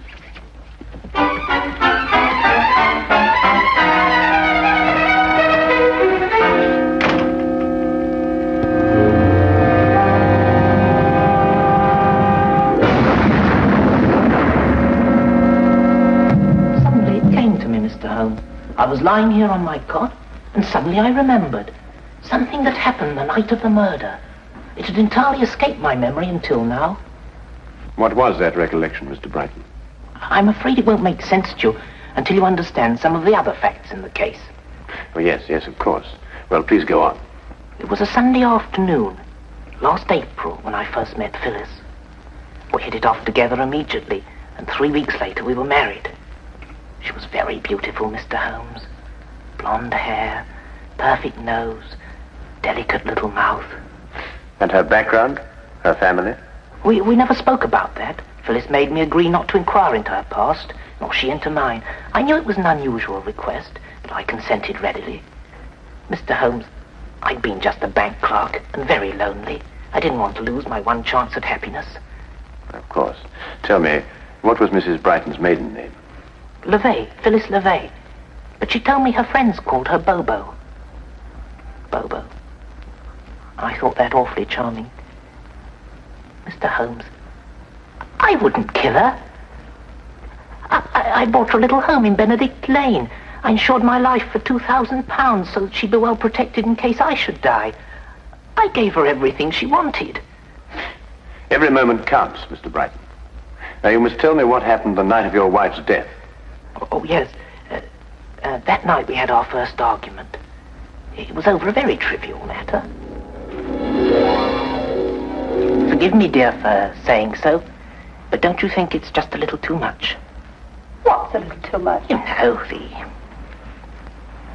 As a matter of fact, I think it's too little. Now, really, Phyllis, it doesn't improve your appearance. It makes you look, Cheap? I didn't say that. I merely said... You're afraid I'm going to shock the Kimballs, and I simply won't go. You know very well the Kimballs are expecting us. There's no need to carry on like this. I'm not carrying on, Edward. You're the one. I think I'd better take a breath of air before I say something unkind. Suit yourself. You're really a sweetie, Edward, but sometimes you're just so stuffy.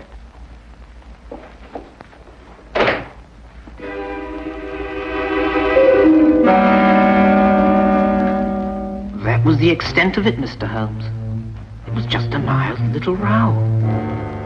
But at the trial, the neighbors testified we had a violent argument that night. To this moment, I can't understand why they should say such a thing. After you left your wife, what did you do? I merely walked. I don't know exactly where. I just walked. After a while, I began to think of some way to apologize to Phyllis.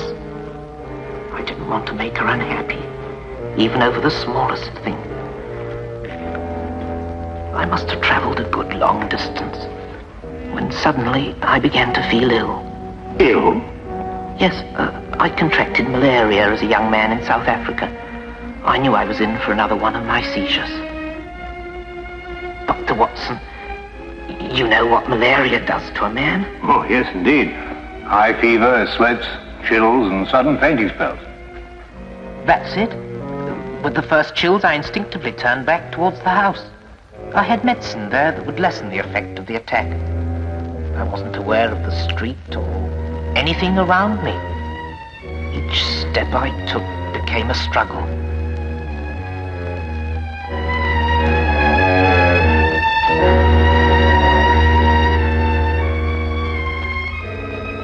I barely made it to my home.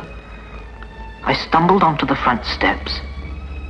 And there it was, on the ground.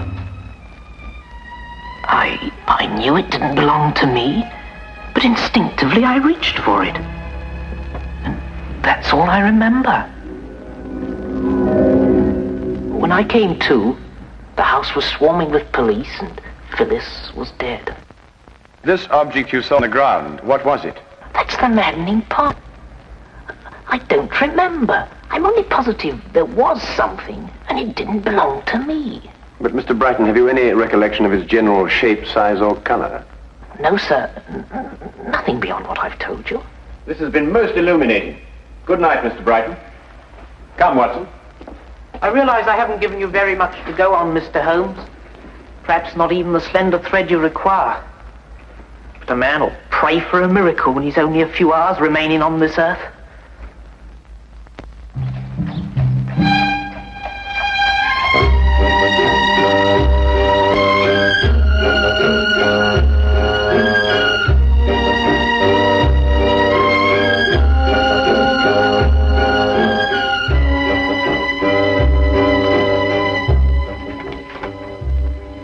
Ah, Holmes, come in. What did Brighton want? Lestrade, may I see the items that you took from Edward Brighton's pockets when he was arrested? Hmm? No, I said, may I see? Oh, very well. Wilkins, bring over Brighton's effects, will you? Well, I don't want to seem pessimistic, Holmes, but you think this poor chap's got a chance? No, I'm afraid all the evidence proved conclusively that he had a violent quarrel with his wife, then murdered her in a fit of rage. These mild-mannered clerks are always the ones. Oh, thank you, Wilkins. There you are, Holmes. There's nothing unusual in there. Keys, handkerchief, wallet, and so forth. Yes, just as Lestrade says, nothing there but common or garden personal effects, Holmes. Well, I, for one, wonder where we go from here. We go to 14 Hanover Place, Watson. Beg your pardon? What are we going there for? That's the address of the tobacconist who prepared this mixture. Yes, I can see that's the address, but I still don't understand. Quite obvious, Watson. Brighton in his cell was smoking the inexpensive, ordinary sea shanty brand of tobacco. Well, that's a specially prepared blend, only made for the well-to-do connoisseur. You'll note the burley base, a touch of latakia, and a certain amount of yenijay leaf. The extraordinary olfactory perception, Holmes. But what has the man's smoking habits to do with the case? Perhaps everything, Lestrade. It's my guess that Phyllis Brighton had a visitor that evening, while Edward Brighton was roaming the streets. And this is the something that he picked up on his return. The something that he couldn't recall. Come, Watson. The scent of this tobacco may very well lead us to the real murderer. And we have little time to lose. Good night, Inspector.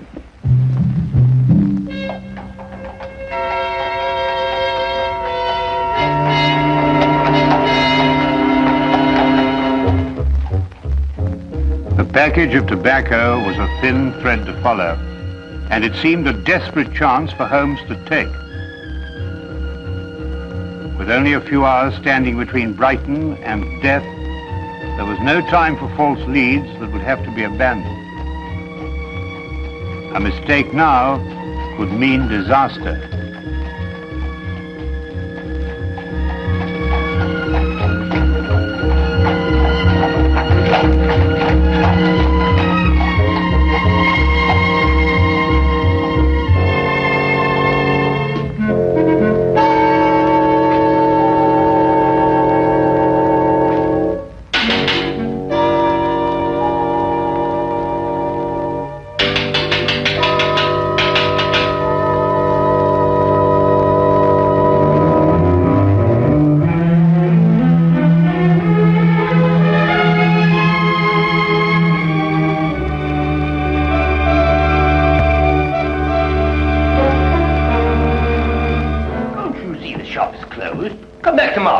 Tomorrow will be too late. We must see you now. What about?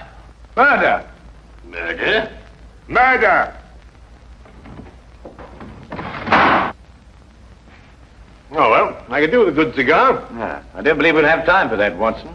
You choose a cigar like another man chooses a wife. Oh, I say, really, Holmes. Murder? Yes. My name is Sherlock Holmes. This is Dr. Watson. May we come in, please? Oh, it's Mr. Holmes. It is indeed. Do come in. Come in. Thank you. My shop is at your disposal. Mr. Carruthers, a man's life is at stake. The information you may give us may very well save him from the gallows. I'd like to have a look at your client's ledger with the names and addresses of all those who smoke this blend of tobacco. Why, certainly, Mr. Holmes. It's my own special mixture, you know. Not many of my clients have the discernment or the cash to smoke it. I hope this will be some help to you. But I say, Holmes, there's at least 50 names on that list. It'll take days to check through all of them, and time's getting desperately short. Aha. Mr. Langsley Priam, 8 Groveley Square. Langsley Priam? Who's he? I haven't the slightest idea, but we must get to him immediately, Watson. But now, why Langsley Priam amongst all those names? Because 8 Groveley Square is in the dock section of the city, and all the other addresses in the ledger were in the more fashionable neighborhoods. Doesn't that strike you as unusual? Yes, it does, now you've come to mention it. Whereas you may recall, Watson, that the late Mrs. Brighton didn't wish to reveal her background. I think we may therefore assume that it was of a somewhat questionable nature. Yes, true. And 8 Groveley Square is in a questionable neighborhood. Well, these are slight leads, I grant you, Watson. But we haven't the leisure at our disposal for more thorough investigation. Our one critical factor now is time. Thank you very much, Mr. Carruthers, for your assistance, and good night. Good night.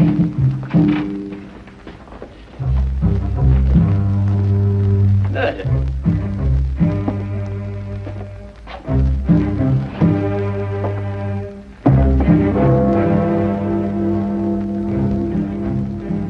10 o'clock. 6 more hours. Inspector Lestrade, do you really think Mr. Holmes will discover anything? If there's anything to be discovered, he's the man to do it. I wonder where he is now. It seems impossible. All I could give him were a few hours of vague memory.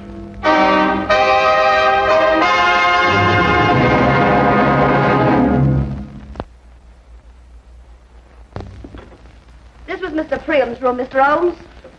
He left me 2 weeks ago. And him owing me back rent, that scoundrel. Did he leave you in a forwarding address, Mrs. Chivy? Ooh, not him. He just left a note saying he was gone and got a job, that's all. Tell me, Mrs. Chivy, what sort of a man was he? I mean, what did he look like? Well, he was tall and kind of handsome, you might say. Then again, you might not. What do you want him for? He's not in some kind of trouble, is he? Not necessarily. You're not here to give him the £2,000. £2,000? He was always talking about how he was going to get his hands on £2,000. And him owing me rent. Thank you very much, Mrs. Chivy. You've been most kind. Yeah, but when you see him, you tell him I sent my money. From now on, all rent in advance. Well, Watson, that's one more link in a strange chain of events. Tell me, what's the time now? Must be after 10. Then we just have time to get to the theatre. The theatre? Yes, we don't want to miss the last act. Now, look here, Holmes, you can't do a thing like that. I mean, the theatre at a time like this.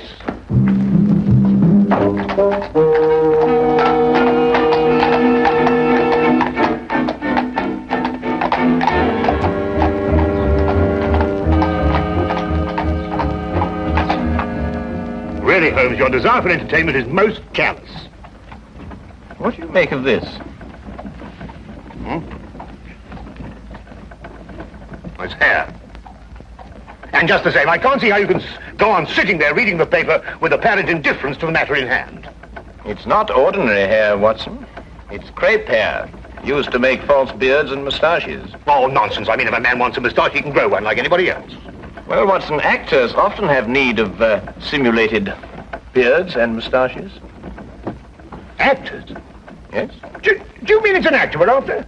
I'd wager so, inasmuch as I discovered that in Mr. Priam's dressing table drawer. I see.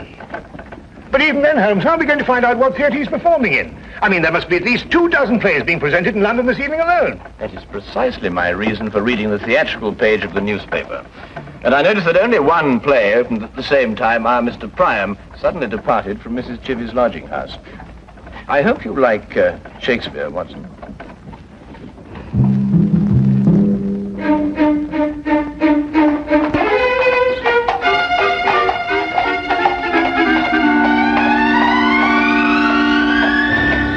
Nobody goes backstage, those are my orders.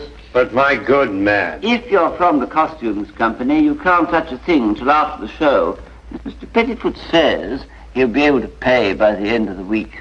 I am not here for the costumes. I'm here on a very much more important matter, one in which every moment counts. Mr. Pettifoot says? See here. This gentleman here was Sherlock Holmes. Sherlock Holmes, the detective? Yes. Checkmate.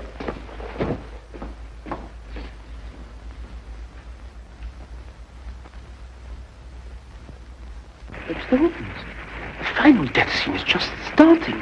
I can't ring down the curtain until it's all over. And how do you know that Mr. Priam is the man that you are looking for? No, I'm very sorry. You'll just have to wait until the end of the play. The show must go on. My dear sir, a man's life is at stake. With all due respect to the bard, I may be forced to tread the boards myself. Holmes? Holmes, where are you? Oh. I nearly broke my blasted neck finding you. Watson, this is Mr. Pettifoot. Pettifoot? What? Foot. You know. Foot. Oh, I beg your pardon. Mr. Pettifoot, my friend and associate, Dr. Watson. How do you do? How do you do? Mr. Pettifoot refuses to lower the curtain, Watson. Absolutely. The tradition of the theatre does not permit it. Now, I must ask you gentlemen to leave. Leave. Oh, please, leave. Oh, very well. Come on, Watson. It is the cause. It is the cause, my soul. Let me not name it to you, you chaste stars. It is the cause. Yet I'll not shed her blood, nor scar that whiter skin of hers than snow, and smooth as monumental alabaster. Yet she must die, else she betray more men.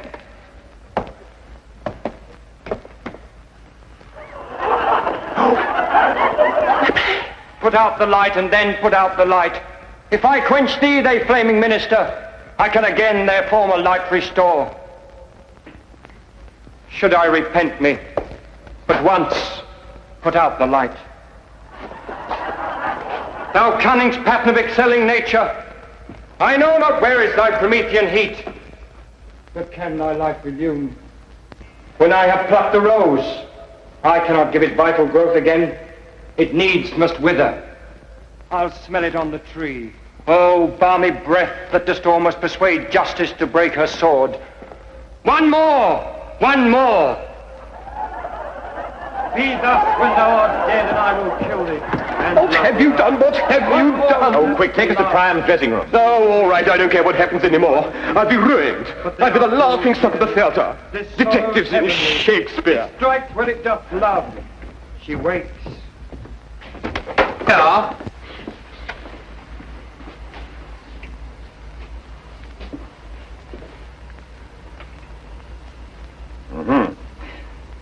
Well, the final thread is woven, Watson. Or should I say, rather, that every hair is at last in place. The two match. Perfectly. What is going on? What are you two madmen doing? Mr. Pettifoot, you can be of assistance to us in a drama even more important than the performance on your stage. In fact, you can help us to save a man's life. I can? You can indeed. Now listen very closely. When Mr. Priam comes in here... What time's it now, Inspector? 11:20. It's odd. Each minute's like an hour, but each hour's like a minute. There's still time. No. I'm afraid it's too late. Telephone call for you, Inspector Lestrade. Very important, sir. Oh, thank you, officer.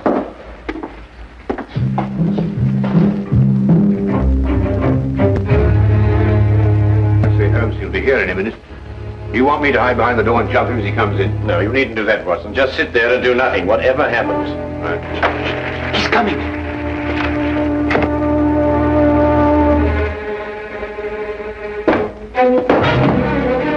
You! How dare you! You ruined my scene! That, I believe, will only be the least of it. Well, who are you and what do you want? In answer to your first question, my name is Sherlock Holmes. In answer to your second, I want you for the murder of Phyllis Brighton. Murder? Phyllis Brighton? Better known in theatrical circles as Bobo LeVay. Get out of my dressing room! Your acting stands you in good stead, Mr. Priam. You almost convinced me of your innocence. However, acting and life are two quite different things. Tonight, on the stage, you murdered the girl Desdemona in make-believe. A month ago, you murdered a woman in a more sordid drama. You may as well continue this farce. The stage is all yours. Thank you. I shall try to be brief. You and your ex-partner planned what seemed to be a simple but clever scheme. She would marry some poor, unsuspecting soul, and you would murder him. And then the pair of you would share the insurance policy. Ridiculous. And it might have worked, but for one thing. Phyllis fell in love with Edward Brighton. I don't know what you're talking about. I don't know any Phyllis or any Brighton. Then perhaps, Mr. Priam, you are familiar with Romeo's lines. How oft when men are at the point of death have they been merry? Get out of here! I've heard enough! Not quite enough, Priam. It was you who had the vicious argument with Phyllis Brighton when she refused to continue with your scheme. And it was you who, in a fit of jealous rage, stabbed her to death. And so shall you die! Holmes! Let me go! Let me go! I came here as soon as I got your telephone message, Holmes. What's going on here and who's he? No time to explain now, Lestrade. I want you to arrest this man and order a stay of execution for Brighton. I'll be able to prove conclusively in the morning that Brighton is innocent and this man is guilty. All right, Holmes, I'll take your word for it. You'd better come along with me.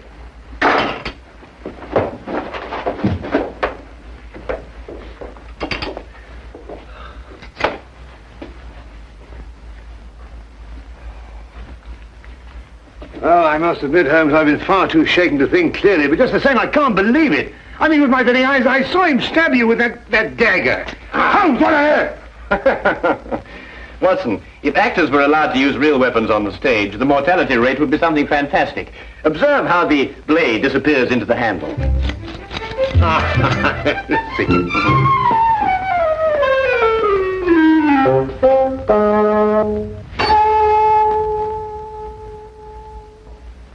Holmes.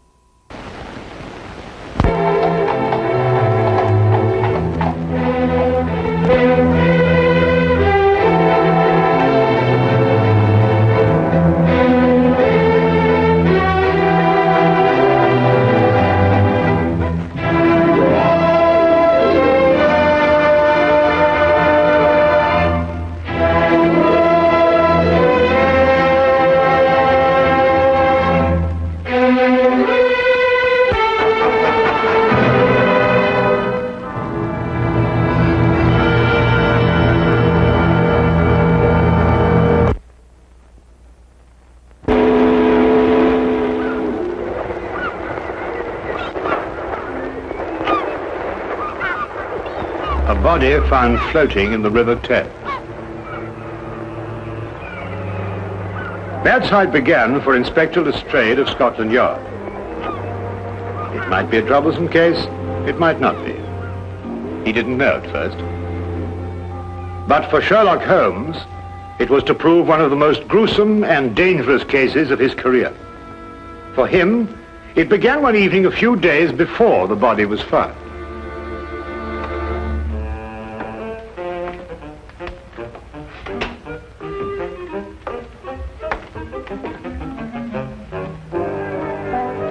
Writing another monograph, Holmes? Nothing so exotic, my dear fellow. I'm trying to balance my bank account. Oh. I don't know why banks will make such an elaborate and complicated affair of what is basically a simple and beautiful business. Putting money in and taking it out. Well, I think it's the taking it out that complicates it for me.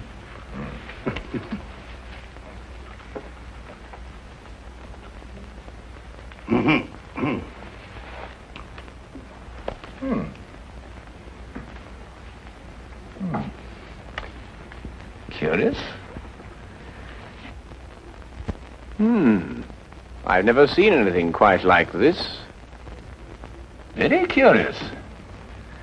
What do you make of it, Holmes? A diamond, obviously. A yellow diamond. I thought it might be. Yes, in the curious shape of a left eye tooth. It's amazing, isn't it? Where'd you find it? Well, I was down by the East Quay. I went down to the waterfront for a stroll. I saw the thing shining, it caught my eye. But who'd use a diamond tooth? Brazilian, possibly. Why Brazilian?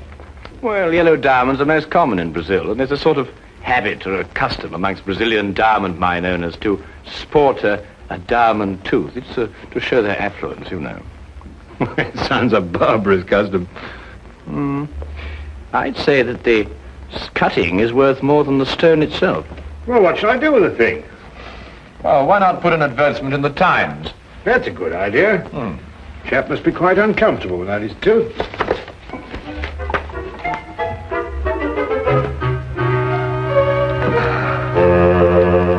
Now, let me see. Found one diamond tooth.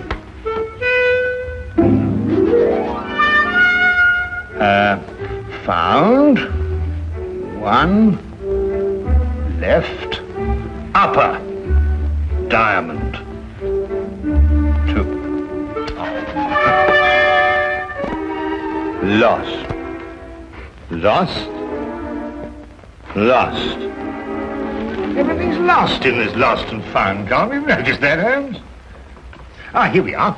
Found one diamond tooth. Will owner kindly apply 221B Baker Street? Do you think anyone will answer this? If no one does, you'll earn a diamond tooth, won't you? Could I have half the paper, Watson? Oh, well, there you are. Thank you. Anyway, a diamond's a diamond, even if it is a tooth. Sir, I believe you have an advertisement in the Times. Come in, my dear sir. Yes, indeed, we have an advertisement in the Times. Indeed, this is Mr. Sherlock Holmes, Mr. Harry Harkins, clerk with Hedges and Thomas, accountants. Good morning, Mr. Harkins. Good day, sir. Now, sir, you've lost a diamond tooth. Yes, sir. From here. Oh, yes, that's strange. Oh, well, tell me, where did you lose it? As near as I can recollect, somewhere around the East Quay docks. Is that it? Yes, sir, that's it, all right. An accountant, did you say? Yes, sir. If you don't mind, sir, may I have my tooth, then I won't disturb you gentlemen any more. You're not disturbing us in the least, Mr. Harkins. Thank you, Watson. I gather your firm does business with shipping companies, which accounts for your presence in the docks. Yes, sir. It makes you hanker after the old days at sea, I expect. Old days at sea, sir? I'm afraid I don't know what you mean. I've never been to sea. Excuse me.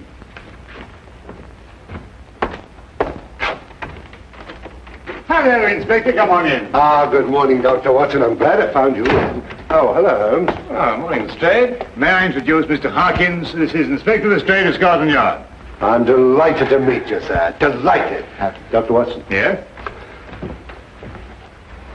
I wanted to ask you if you... About the body they fished out of the Thames a little while ago. Yes, how did you know? Well, your shoes and the bottoms of your trousers are wet. I might have stepped in a puddle. Hasn't rained for a week, Lestrade. Besides, that particular reddish mud comes from the Thames embankment near New Quay. Any place in London you'll find it. A body? Well, only a body would bring you to Baker Street without bothering to change your shoes and trousers. Ah, I was waiting for that.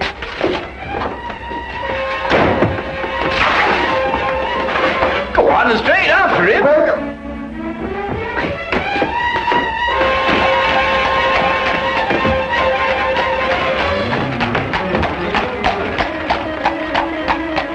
There he goes! I did Lestrade, I said that way. Well, I'm sorry, Dr. Watson. I thought you said that way. Well, it's too late now. We'll never catch him.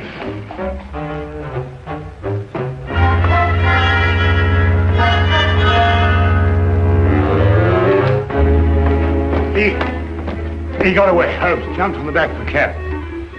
Well, at least he didn't get his tooth. Would one of you two gentlemen mind telling me why I was chasing that little man? Well, yes, you see, I found a diamond tooth and advertised for the owner. This chap turned up. He's obviously a faker. But how do you spot him, Holmes? As soon as he opened his mouth. You see, Watson, Harkin's missing tooth was a right eye tooth, whereas this diamond tooth is a left eye tooth. Diamond teeth, right eye tooth, left eye tooth. Dr. Watson, the official post-mortem isn't until late this afternoon, but I would take it as a great favor if you would examine the body now. Oh, my dear Inspector, I'd be absolutely delighted. Why, of course. Oh, if anyone asks for me, Holmes, just tell them that I'm on a little job for Scotland Yard, will you? And just take an mystery. At your service, my dear doctor. Now, wait a minute. What about this man I was chasing? Oh, nothing very much. He was just after this diamond tooth, that's all. Yes, but where did that come from? It came from the body you fished out of the river this morning. You coming? Oh, yeah. Rigor mortis is set in fully. He's a giant of a man. 6'4" at least. About 18 stone. Must have been as strong as a horse. Probably died of drowning. There's no sign of a wound, is there, Doctor? No, but I don't think he was drowned, Lestrade.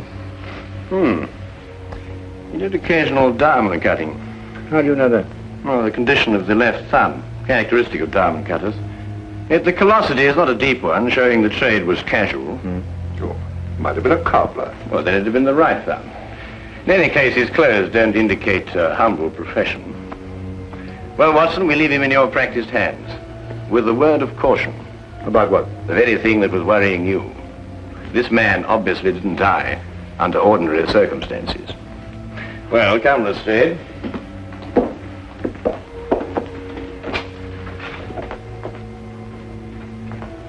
And now to identify the man, Lestrade.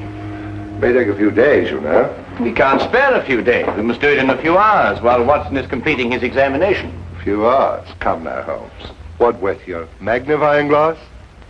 Common sense, Lestrade. Tell me, how many Brazilian and Portuguese dentists do you think there are in London? What's that got to do? Oh, I see. Trace him through his dentist, eh? An excellent suggestion, Lestrade. I'm so glad you thought of it. Yes, we'll do precisely that. Yes.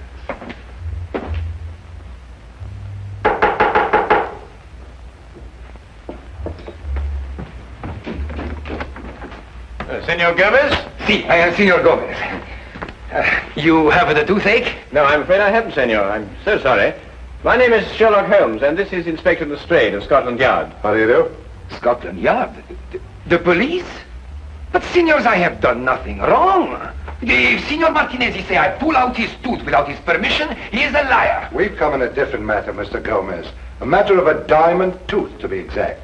You wish a diamond tooth? No. Then you, senor, you wish to have your teeth fixed, huh? No, I'm afraid not. Not today. For a Portuguese dentist in London, life she is miserable. The English, they do not come. And the Portuguese, they come, but they have teeth like pearls. Fish, I presume. See, fish. Oh, fish, they eat nothing but fish. Fish, he make teeth strong. If I could, I would take out all the fish in the sea and like that. I hate fish. It's a very understandable sentiment, senor.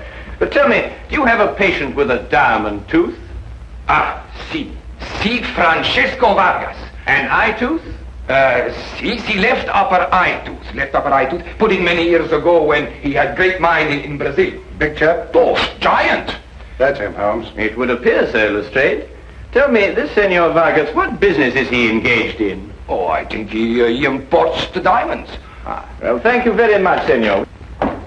Well, we won't trouble you any more, Dr. Gomez. Perhaps you have a friend that needs the repairs to the teeth. Yes, possibly I have. Yes, indeed I have. A doctor friend of mine. But on second thoughts, I seem to remember he's rather partial to fish. Oh. Good day, Doctor. Good day. Fish. Always fish. Santa Madonna.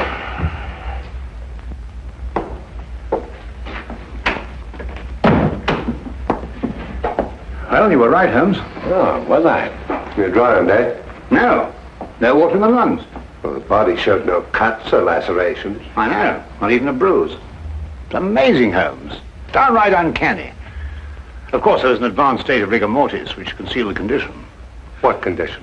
Well, practically every bone in his body was broken. Great Scott, is that what he died of? I don't know how, Lestrade, but this man was literally crushed to death. How? Well, that man was a giant, too, yet he was literally crushed like a fly. Well, there's one thing, Holmes. It certainly wasn't your little man. Well, hardly. It took a superhuman force to kill him. Not superhuman, my dear fellow. No? Then what? Inhuman, Watson. Inhuman.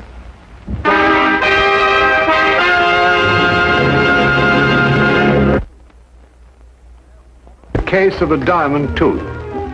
You know, although I don't really approve of this disguise business, I must say I've got a great knack for it.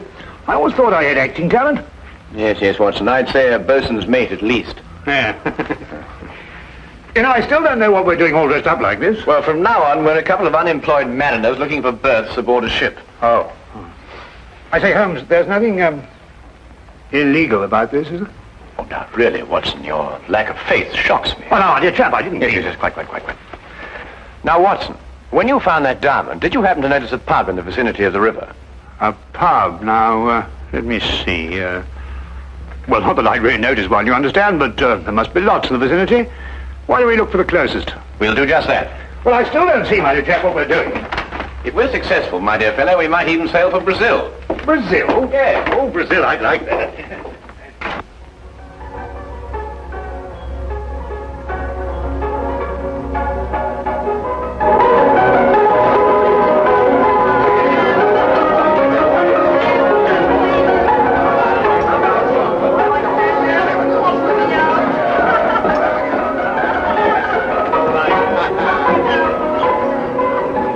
I tell you, mate, the sea's going to the dogs these days, what with all this newfangled steam. Steam, now I ask you. Progress. Sales was good enough for me, old man. Sales is good enough for me.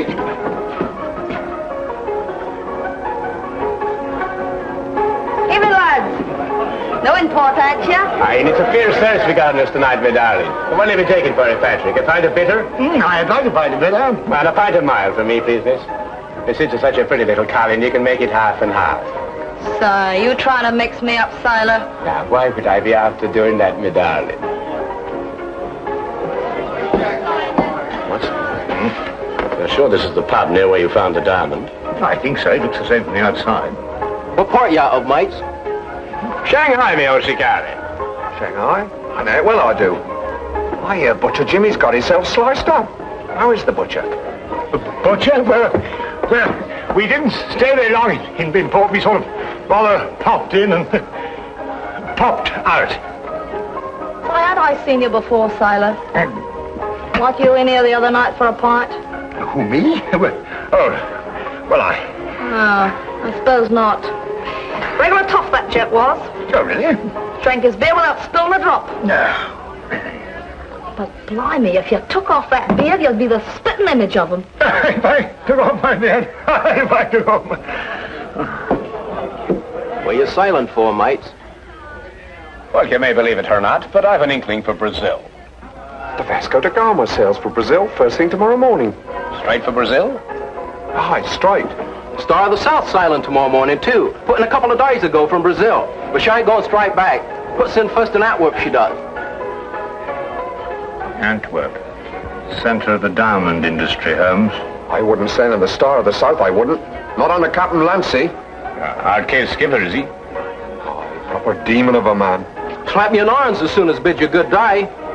What's this tooth Captain Lancer did the other night? Raised a regular fuss about it, looking everywhere. How could the blighter lose his tooth? Easy. Fell out. Lost me out of a bike that way once. Yeah. Did he find his tooth? No. Couldn't find it nowhere. Hey, mate. What? Not you. You. Been sailing long? Oh, well, since I was a nipper, cabin boy. Say, mate. A word with you in private.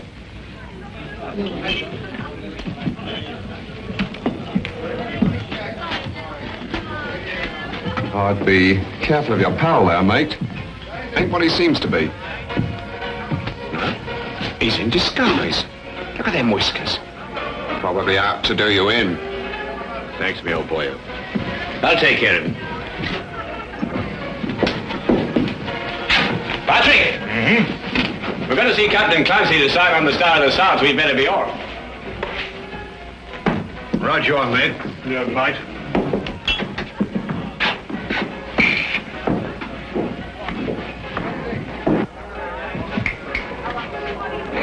Come on, Rosie, fill him up.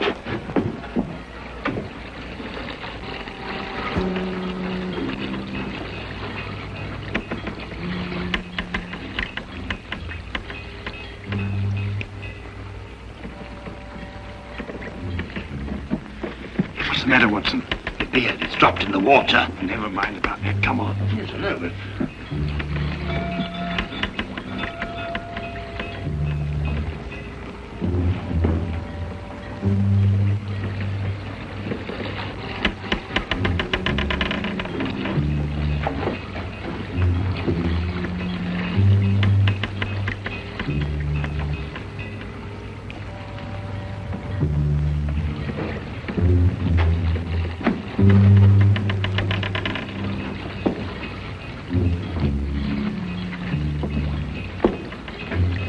I'm going below, Watson. You better stay on deck. No, I'm coming with you. Now, there's an element of danger involved. What do you think there is up here? Yeah, well, perhaps you're right at that.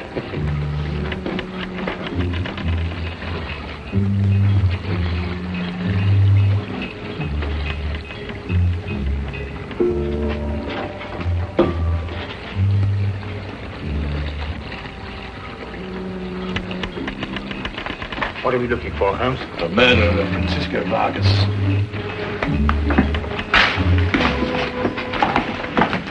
Who murdered him? Our visitor, Harry Harkins.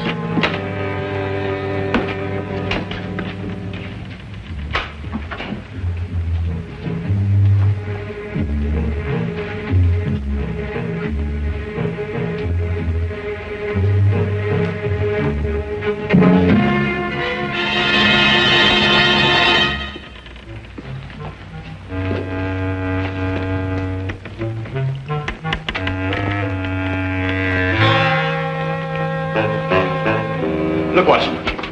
The lantern crushed and broken, just like Vargas. Great Scott. Do you mean Vargas was killed in here? I'm beginning to think so.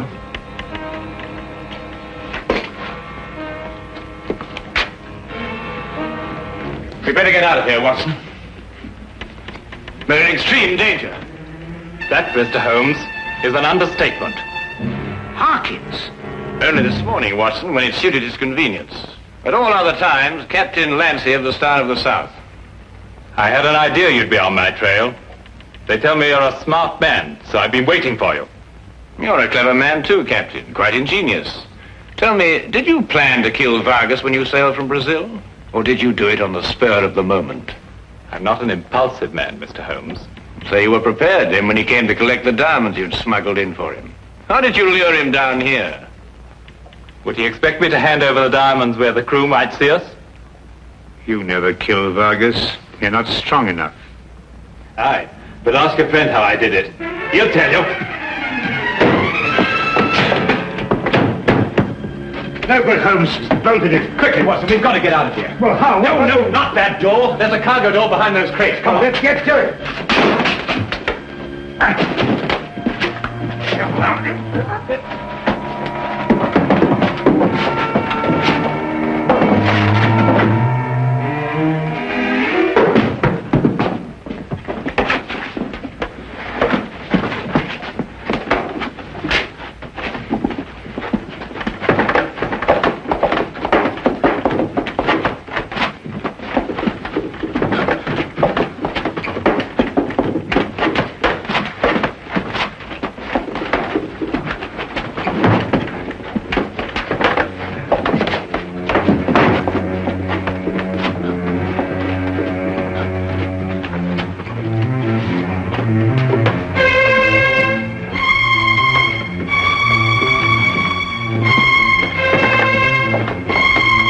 There's a rope here, Watson. It'll help us move that crate.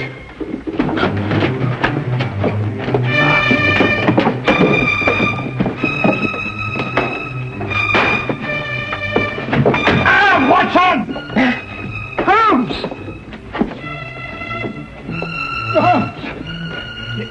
It's a boa constrictor, Watson. Get out of here. Get out of here quickly. Hold on if you can.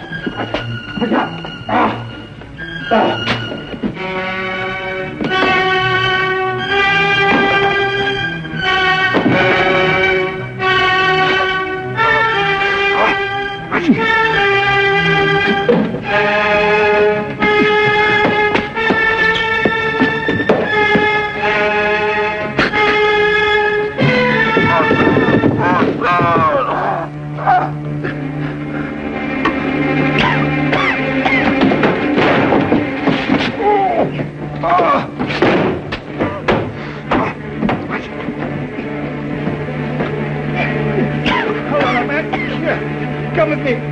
If you can. That's right. That's right. That's right. That's right.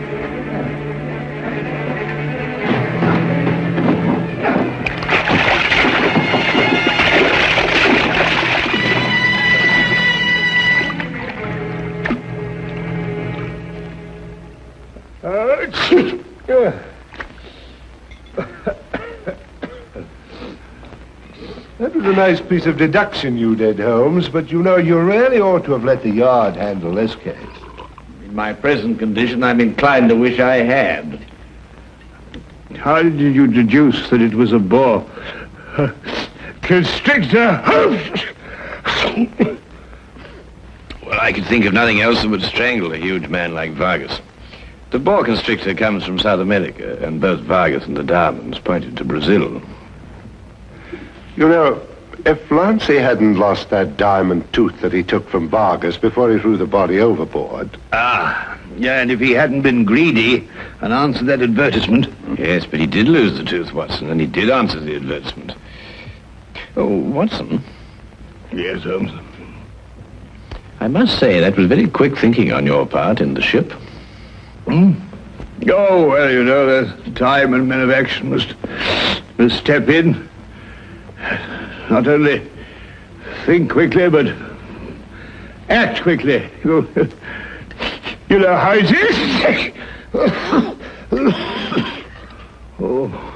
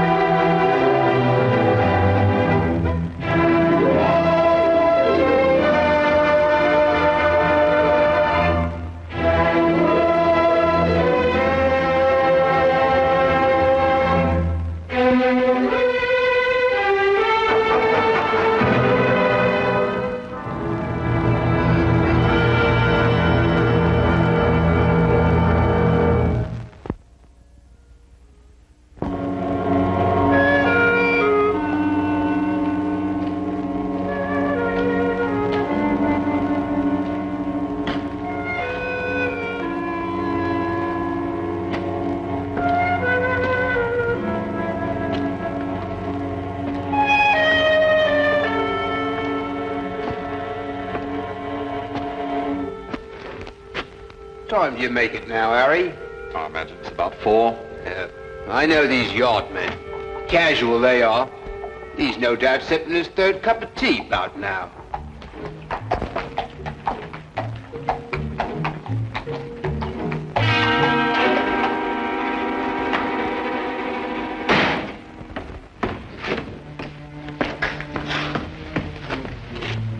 You know him, Inspector? Well, if your identification is correct, every police force west of Athens knows him. As far as I know, we're the first ones ever to see what he looked like. We called the yard, sir. As soon as we saw his name, he'd sewn inside the pocket of his jacket. Must be espionage. Well, how'd that happen? Accident, sir. Pure and simple. A milk cart. The horse went wild and ran off with the cart. No driver. Charged around this corner here, caught the bloke by surprise. Well, that's a commonplace end to a romantic career, if you like. This is all he had in his person, sir. £100, this French coin, and a note. Note, eh? For a glance at the coin and a cheery good day, the Queen of Lambeth will send you on your way. Arrive 8 a.m. Wednesday. Well, that's this morning. Any idea what it means, sir? No. You have enough time to find out. There may still be time. 221B Baker Street, and hurry.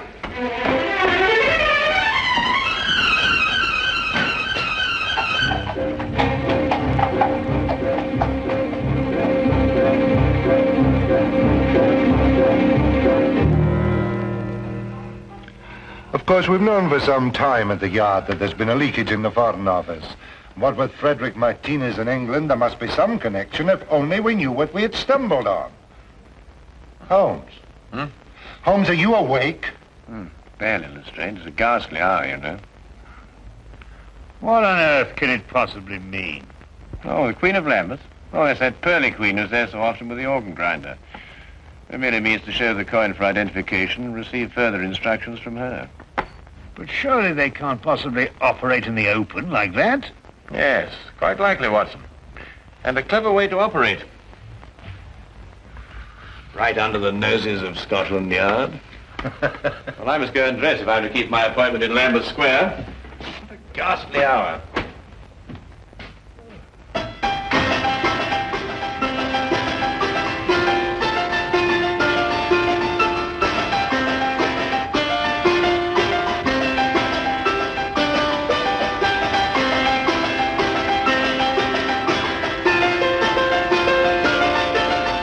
Holmes arrived in the square at the prescribed time, dropped the coin in the hat and flashed the French coin with the other hand.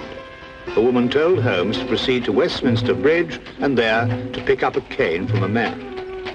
Near the center of the bridge, his instructions took meaning. To avoid suspicion, Holmes drove on, then walked back to the scene. The man was still there, and Holmes approached him cautiously. It was a moment of chance, and it worked. What good is a cane? There you are, Lestrade. And done before breakfast, too. On top of the highest tower of all, you can buy a souvenir with your coin. Tomorrow morning, tell the vendor you have no money smaller than the coin. On top of the highest tower of all. You suppose they're after something in the Tower of London? It's a little after 8 now, Watson. What's the earliest train to Dover? Dover? Yes, of course, Watson. The note. We must be in France tomorrow morning. France? The highest tower of... You mean the steel tower of Monsieur Eiffel in Paris? Is that what it means, then? Certainly, Watson. Are you coming with us, Lestrade? Well, I can't enter France without permission from the yard. I'll have to consult the superintendent. We'll meet you at the station in an hour. Now, hurry. If we miss this boat, we miss our appointment.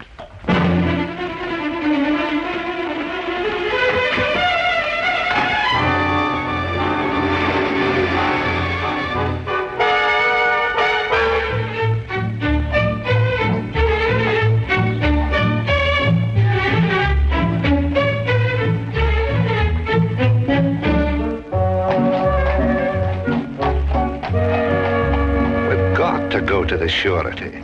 The superintendent gave me strict instructions. I wasn't to proceed an inch without getting a French detective to work with us. No, we're already late, Lestrade. We must proceed directly to the tower. Seems as if we've been traveling for days. Jerking trains, bouncing carriages. That horrible rolling boat. Well, you're not finished traveling yet, Lestrade, but at least your next move will be in a different direction. Look out of the window.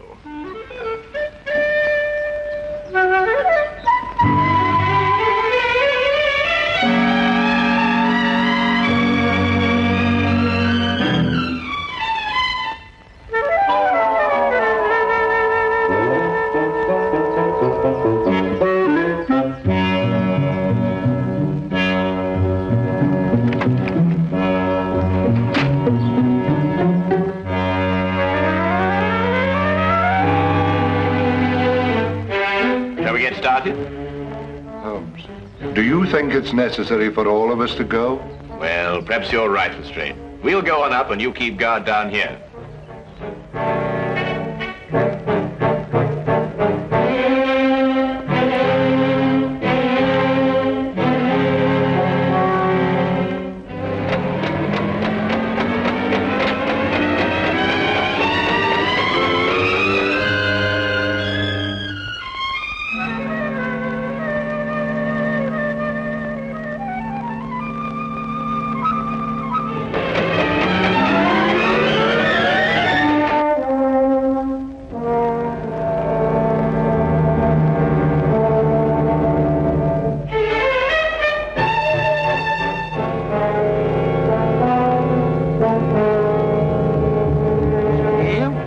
Souvenir de Paris. Souvenir.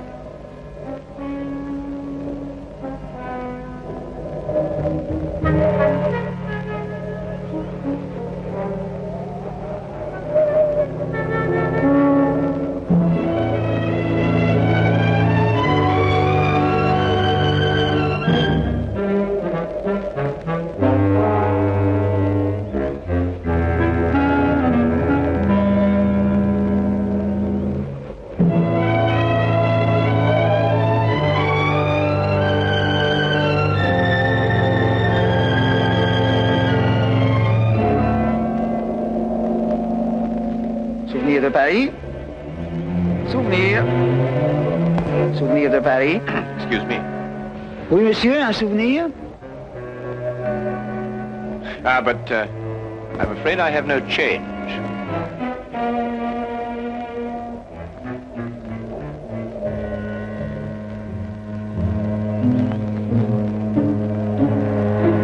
Give me the coin. What about my souvenir? We've been informed that Martinez was killed.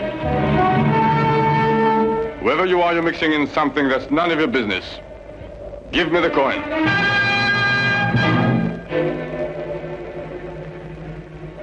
Perhaps we should retire to somewhere more private. This will do. Give it to me. Don't think I won't use this.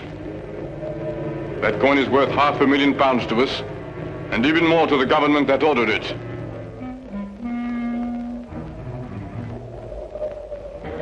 Open it. See if it's the right one.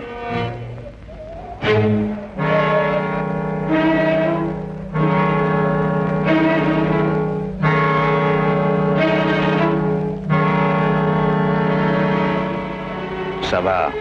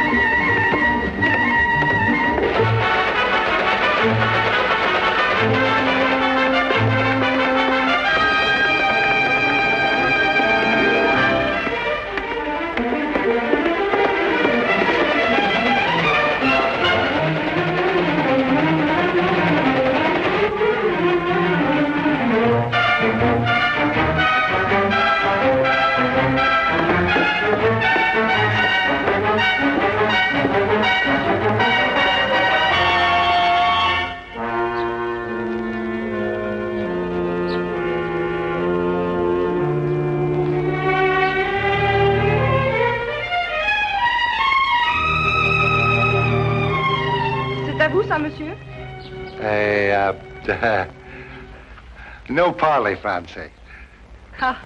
You speak English. I wondered if this were yours. No, I haven't lost anything. I like a day. Au revoir. Au revoir, mademoiselle.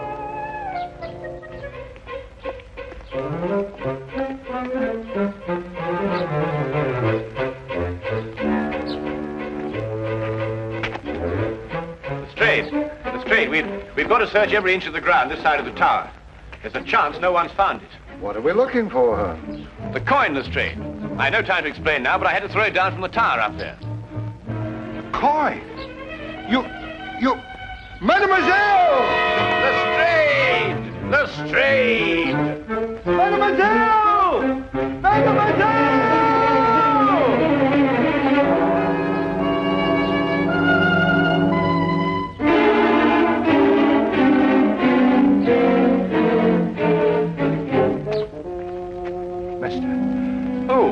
A young lady, a girl.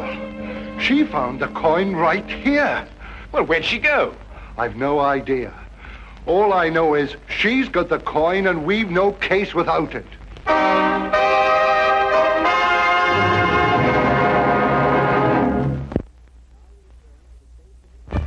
And now we return to the case of the Eiffel Tower.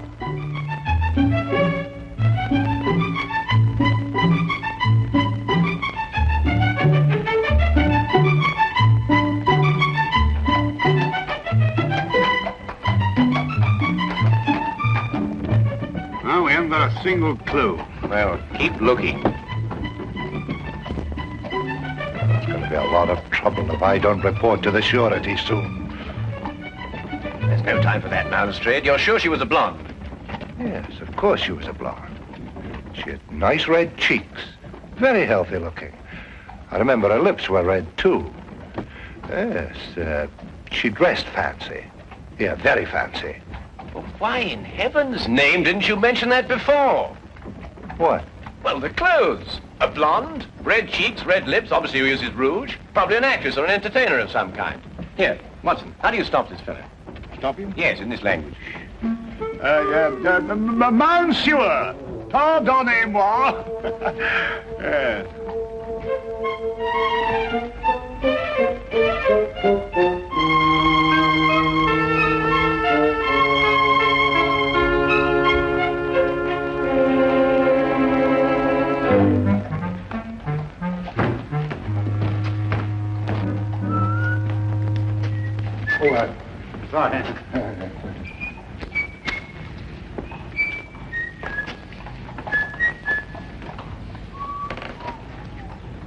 Hey, Holmes! What? That's her. Well, Lestrade, it looks as though we're going to spend an evening in Montmartre.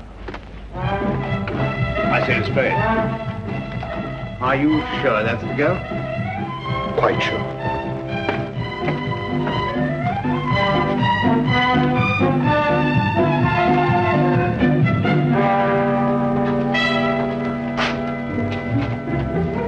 One of these posters.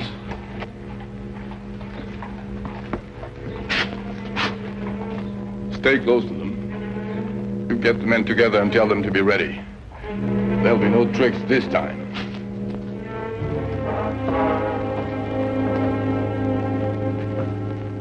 Chaque fleur dit tout bas, papillon et mémoire, apporté par la brise, ce murmure me grise. Si je ferme les yeux, ce concert merveilleux fait revivre un instant mes beaux rêves d'antan. Dans un vaporeux tourbillon, je perds doucement la raison. Ma robe s'envole au rythme langoureux. J'écoute en tremblant ton aveu, j'entends battre plus fort ton cœur, ta lèvre me frôle, je crois au bonheur. Nous valsons dans le bleu, nous chantons tous les deux la chanson sans parole, douce et tendre, un peu folle, la chanson des serments, des baisers enivrants, et je vis jusqu'au jour le beau rêve d'amour.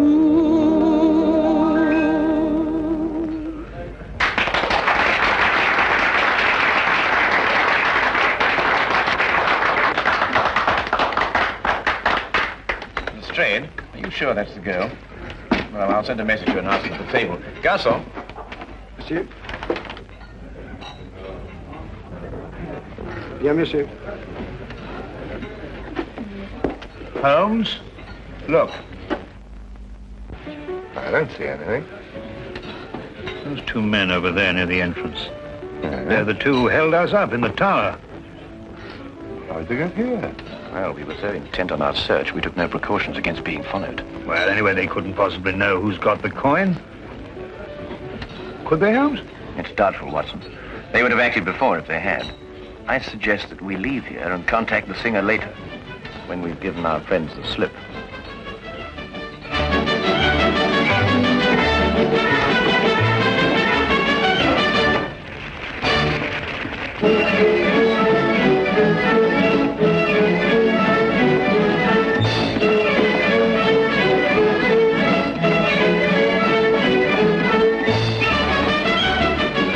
Mr. Holmes? Yes. I have taken the trouble of learning your identity. I have a proposition. Yes?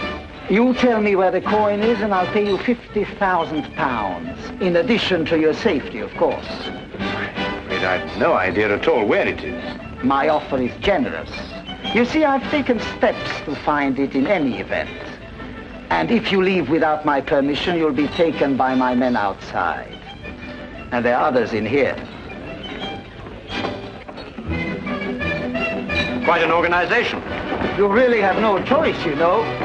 Perhaps not.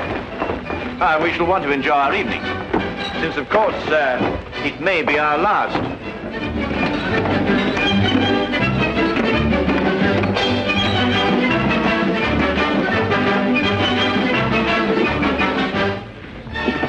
Well, what are we going to do? We think, Watson. Aren't there any bobbies or whatever you call them around here? Not enough. If only we'd gone to the surety, we might have got some of them along.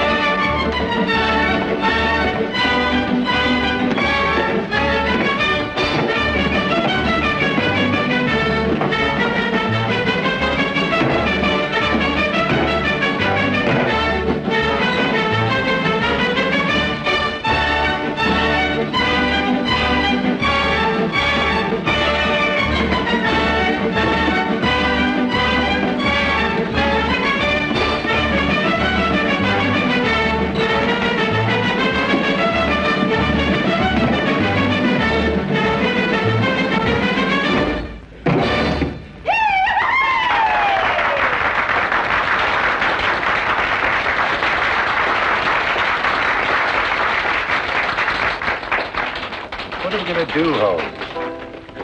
Holmes? Well, first we order another bottle of champagne. Champagne? Yes. Then we get in a very festive mood and invite a party of girls to the table. What? Well, don't look so shocked. That's the only way in which we can encourage the singer to come here and have a word with us. Now, Watson, you see those girls over there? I want you to go and invite them to the table. Who, me? Yes, they'll like you, Watson. You blush. Yes, but I say, Holmes, can girls. Dancers. French dancers. Well, really, Holmes, I mean... It's our only chance, Watson. For England. Well... For England.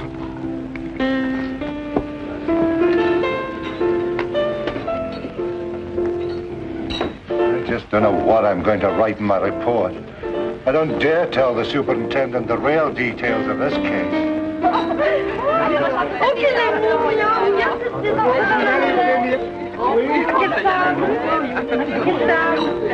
C'est pas là.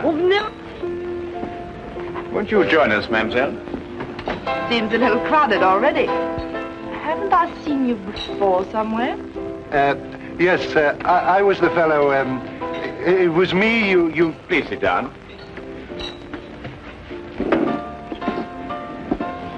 Mr. Millimar, I must warn you that your life is in very grave danger. You're original anyway. Whatever I say, I want you to smile and pretend that we're just having a perfectly informal chat. You see, we're being watched. No, don't look round now. Is this some sort of a joke? I'm afraid it isn't. I believe that you found a coin near the Eiffel Tower this afternoon. That's where I saw him.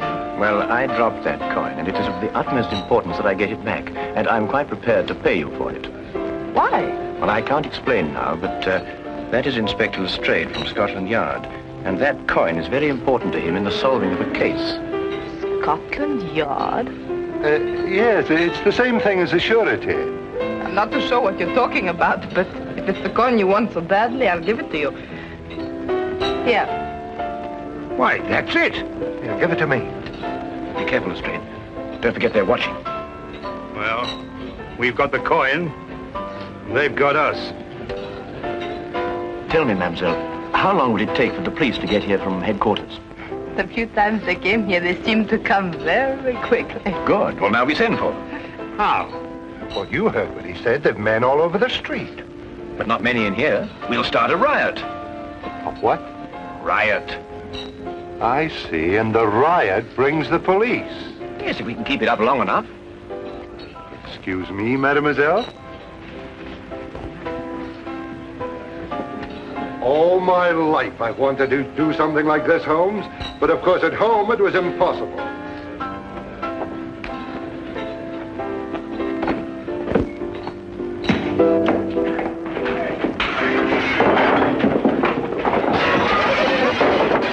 You didn't want me down?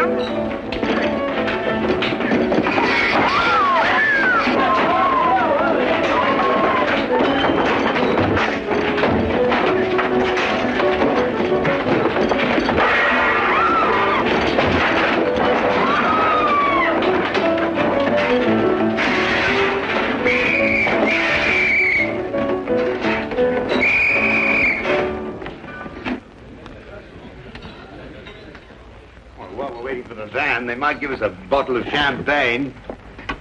Holmes. Holmes, how in the name of fortune we're going to get out of this? Very simply, Lestrade. You must contact the Sûreté and explain the whole situation. After all, you were going to do it in the first place, weren't you? I don't know how I'm going to explain all this in my report to Scotland Yard. Maybe I can join the Foreign Legion and never go back. That would do it, wouldn't it? Allez, en route! Allons, allez, avancez là, allons. Allez, en route là. Allez, allez, allons, allez, passons, allez, madame. allons. Avançons encore, allez, allez, allez, allez. Allez, où? Allez, avance. Allons, allons.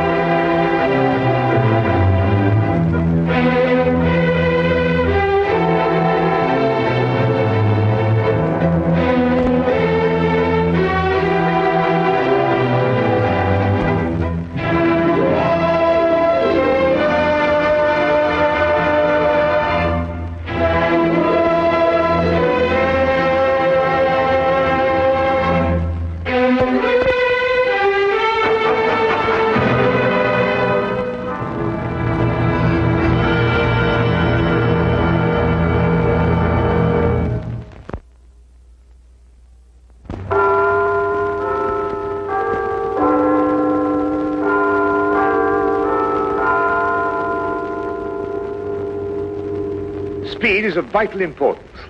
And when one is in a hurry, it is sometimes necessary to take a shortcut, which was the case this particular evening. There are men in London who, out of shyness or sourness, have no wish for the company of others. Yet they are not averse to comfortable chairs and the latest reading material. For their convenience, a club was started which forbade its members from taking any notice of each other. If a member talked, it was a black mark against him, and 3 such marks rendered him liable to expulsion. Sherlock Holmes was neither shy nor sour, but he joined the St. Denis Club because he found the atmosphere soothing. True, I'd always been diligent about not disturbing him here, but tonight I had come on a matter of the greatest urgency.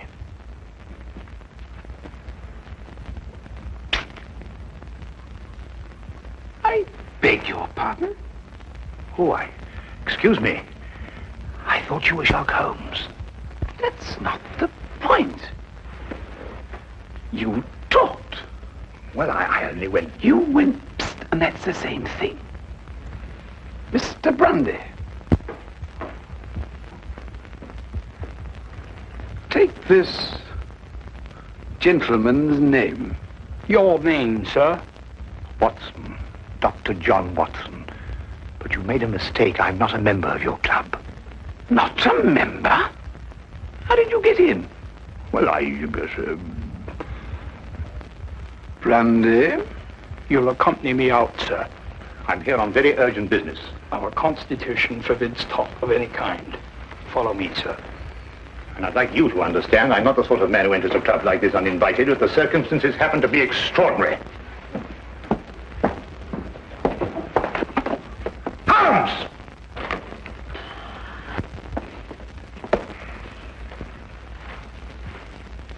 I must ask you, sir, not to attempt to... I don't believe such an incident has ever occurred before.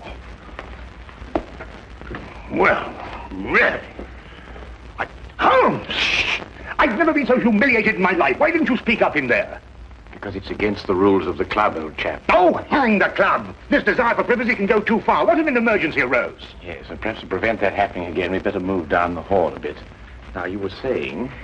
What if an emergency arose? You can speak up now, Watson. What I'm trying to say is, what if an emergency arose and your presence is urgently requested? They're waiting for a hand on you. And I'm here, my dear chap. You just disproved that. Oh, really? I'm only isolated here from triviality. Well, there's nothing trivial about this. There's a man waiting for you back at the flat, a man by the name of Dubec, Claude Dubec. He's had an experience that make your blood run cold. What sort of an experience, Watson? He watched a man being tortured. Tortured? We'll find a cab outside. Yes. Come along, then.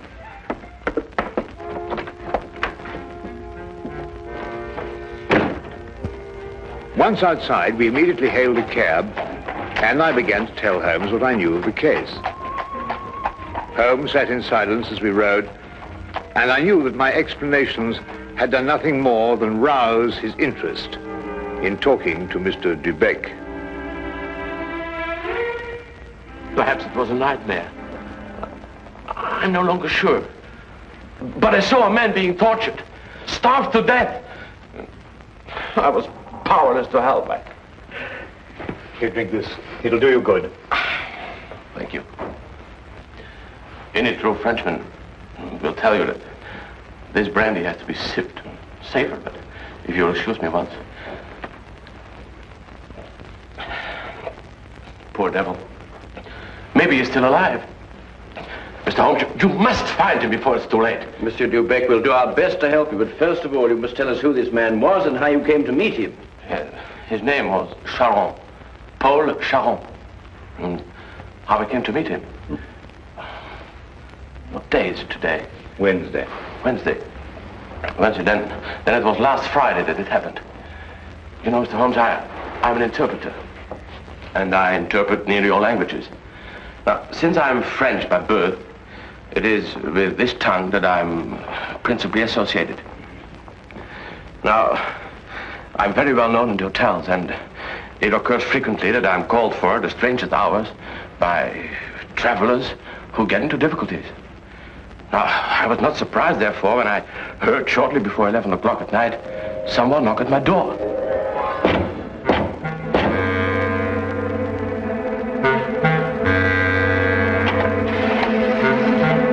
Mr. Beck? I'm he. My name is Latimer, Harold Latimer. Forgive me for calling at such a late hour, but the man at the hotel said it would be all right. Oh, you need an interpreter? Yes. You do speak French, don't you? No, with the greatest of pleasure. What's your problem? Well, you see, someone from France came to see me on business. As it turned out, he speaks only French. And I, of course, can't even read the label on a bottle of wine. Oh, that's a pity. He's leaving tomorrow, and it's imperative that we settle our business tonight. I realize this is an imposition at this late hour. An interpreter and a doctor are the same in this respect. His hours are whenever he is required. Now, just a moment, I'll get my hat going.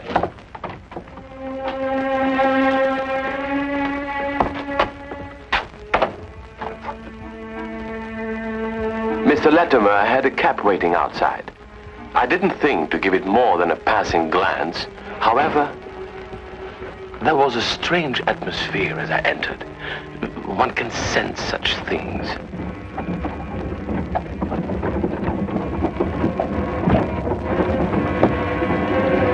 I must ask you not to. I beg your pardon? I prefer the shades drawn, Mr. Dubeck. But they cut out the view. That's exactly their purpose. You'll forgive me, but I have no intention of permitting you to see the place to which we are being driven. What's the meaning of this? We shall find out.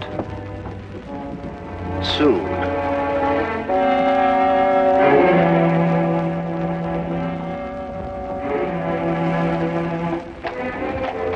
For nearly 2 hours we drove without my having the least idea where we were going.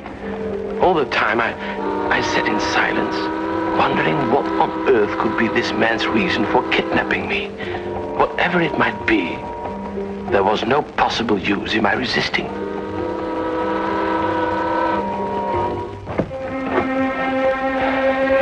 We've arrived, Mr. Dubeck. You're aware this is kidnapping, Mr. Latimer? It is somewhat of a liberty, I admit. We'll make it up to you. You may get out.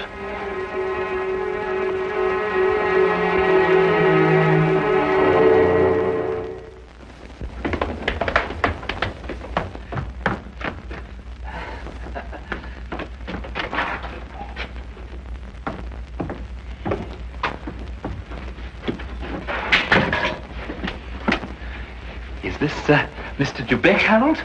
Yes. Well done, well done. No ill feelings, Mr. Dubeck, I hope, but we couldn't get on without you. What do you want of me? Only to ask a few questions of a French gentleman, and let us have the answers. If you deal fair with us, you'll not regret it.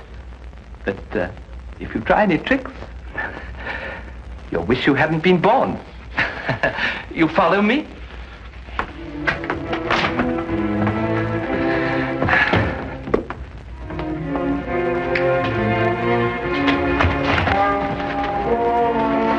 We put him in one of these so as to move him more easily. What have you been doing to this poor man? That is no concern of yours.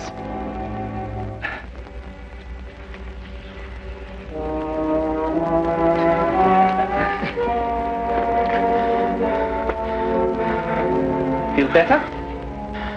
Cochon. Salaud bandit. You don't have to understand French to know that is not a compliment. But no matter. Ask him if he's prepared to sign the papers. For your own good, be quick about it. Acceptez-vous de signer les papiers? Jamais. Never. Tell him he is doing her no service. Vous ne lui êtes d'aucune aide. Laissez-moi lui entendre dire. He says, let me hear her say so. Tell him he'll go free if he signs. Signez et vous serez libéré. C'est alors que je ne serai plus jamais libre. He says, then he will never go free. Then he knows what awaits him. Translate that. Vous savez à quelles conséquences vous vous exposez? Peu m'importe. He says he doesn't care. Stop that! It is only the beginning if he persists in being stubborn. Now let us try again and see if we can get better results. I was horrified at having to be a part of an affair like this, and even though I was only the interpreter, I felt guilty at not being able to give him any help. What could I do with Latimer on one side and Judd on the other, giggling with each question?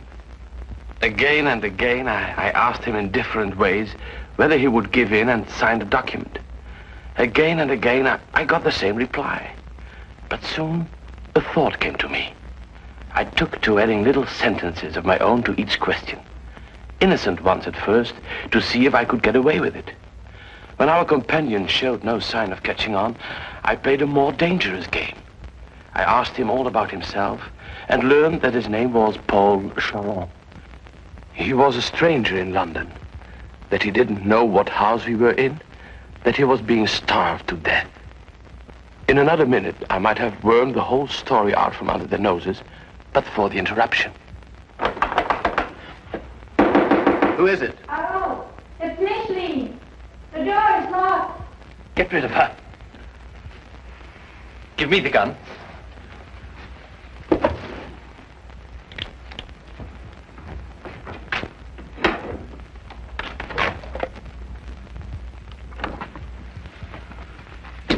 Micheline, dear, I thought you went to bed hours ago. I couldn't sleep at all. I can't think of nothing but Paul. Now, Micheline, there's nothing to worry about. But he should have been here 2 days ago. It isn't like Paul to do something like that. Something must have happened to him. Nonsense. I'll wager anything that he was delayed somewhere on business. Then he would have written to me. If I don't hear from him by tomorrow, I will go to the police. Micheline! Paul! He's in there! Micheline, what's the matter with you? Have you taken leave of your senses? But it was Paul's fault. It was nothing of the kind. But I did, I heard. Would I lie to you? If Paul were in there, wouldn't I tell you? Judd is in there. Judd. That's all. Oh, Warrell. I don't know what's happening to me. Now, darling, it's only a case of nerves. You'll be all right after a good night's rest. But it never happened like that before. You've probably never been under such a stress. But it's foolish. If something happened to Paul, you would have heard about it by now. The fact that you haven't is proof enough that all is well. You're probably right. Of course I am. I'll take you back upstairs.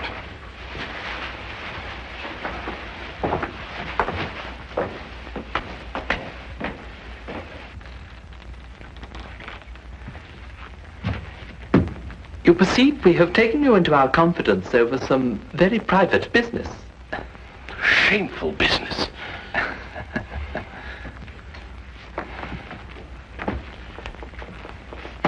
Necessary business. But it would not be to our interest if you spoke to anybody about it. Therefore, I am paying you a fee such as you have never before received in your life. There will be more the next time you come here. Thank you. However, I don't place all my faith in money. Therefore, I must warn you that if you speak to a single soul about this, we shall know about it. And you will pay for it with your life.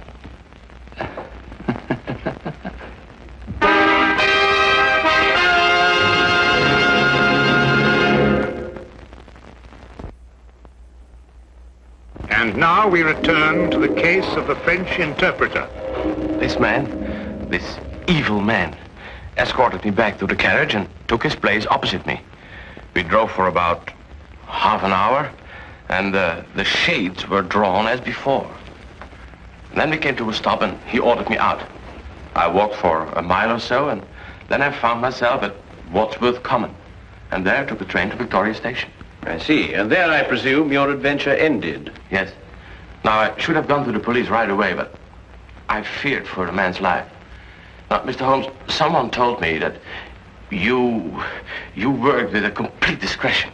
Oh, you can be assured of that. Mr. Holmes, would you please try to find him? I'll try, but you must realize that my success depends almost entirely on your memory. told you everything. Only everything you were able to see. I've told you everything. I repeat, Monsieur Dubec. Only everything you were able to see. I don't understand. Well, on the way to the house, you saw nothing because the blinds were drawn in the carriage. Uh-huh. But you could still feel and hear, couldn't you? Now, as you were going along, could you tell whether it was a rough or smooth road? Oh, yes, now I know where you're getting at. Well, during the first part of the trip, the road was smooth. Mm-hmm. And then we seemed to turn off on a country road. A country road? Yes. Now, when you were going along that part of the road, did you hear anything like cattle or poultry or sheep? Sheep? Yes, that's what I heard. Now, think hard. Was there anything else? Oh, well, now I remember. I remember a horn, a foghorn, something like a coal barge passing by. I see. Now, what part of the journey would that be exactly? Toward the end, I'm certain. Was there anything else that you can remember? No. No. Oh, yes, something about the house. Yes, we left the house and then we seemed to pass through a huge storage room. Yeah? And under the floor, I heard something like rushing water. Water? Yes, a stream. But it couldn't be, but that's what it seemed like. Thank you, Monsieur Dubec. I think I have all the information I require for the present. Have you already found out where he is? No, but I have all the facts at my disposal. It's now only a question of time. Please, Mr. Holmes, you don't give my name, because if they ever found out that I've been here... You can depend upon my keeping your confidence, Monsieur Dubec. However, I would urge you still to be on guard. I'll be careful, Mr. Holmes. Good. Thank you. Good night, Mr. Watson. Good night.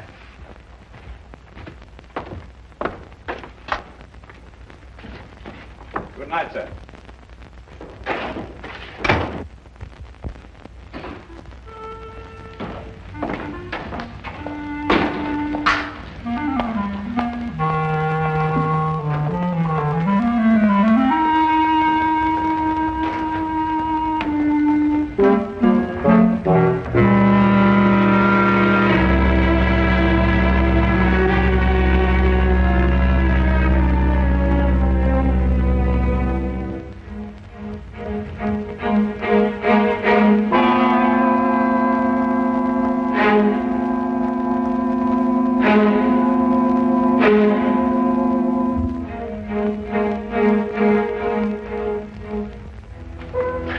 Watson, you were listening to what Dubec had to say. Have you any theories?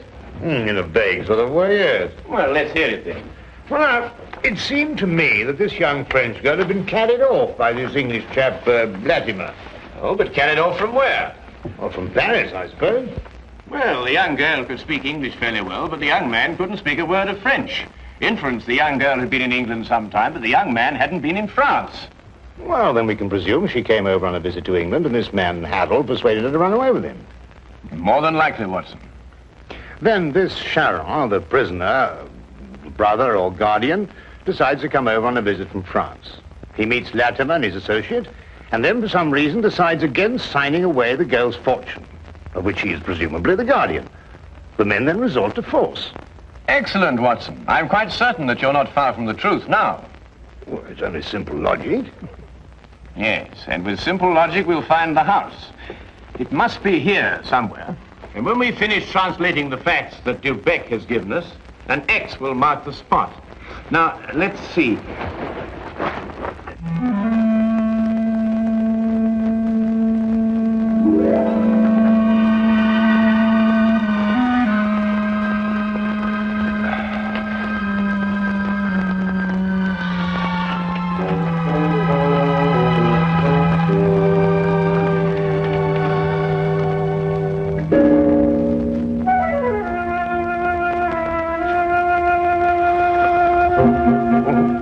Doctor, I'm sorry to disturb you, Doctor. Would you mind getting your coat?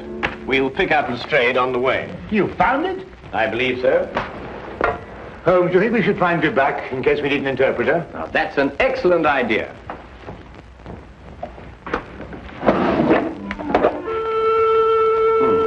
And from what I've heard, I believe these may come in handy. Right.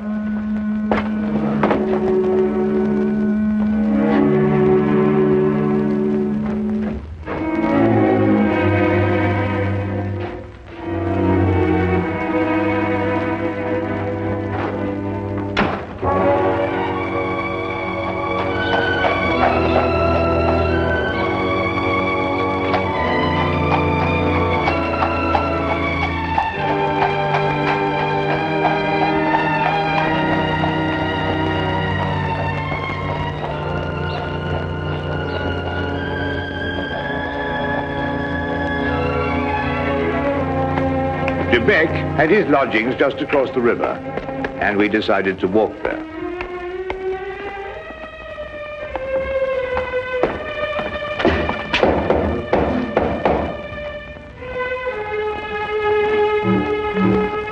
If you're looking for Mr. De Beck, he left about an hour ago. Can you tell us where? Well, I don't know. I only know he drove away with a gentleman in a carriage. Well, did the gentleman leave his name? No, sir. Was he by any chance a rather tall, handsome-looking man? Oh, no, sir. It was a little gentleman with glasses. Did nothing but giggle all the time. Thank you, madam.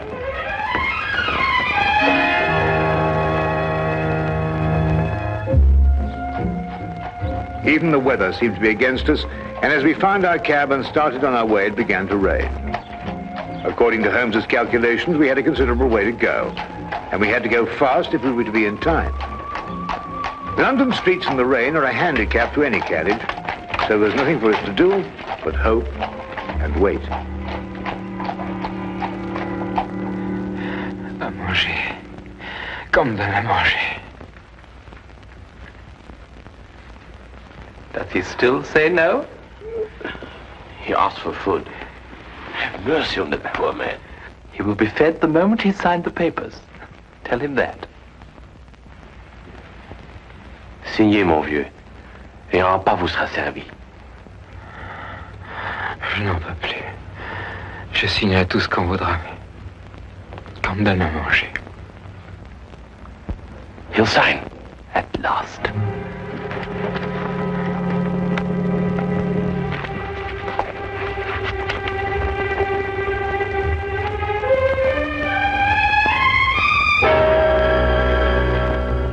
Now feed this man.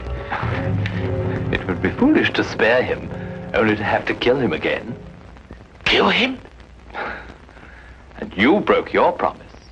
You spoke to Sherlock Holmes. That's not... That's true.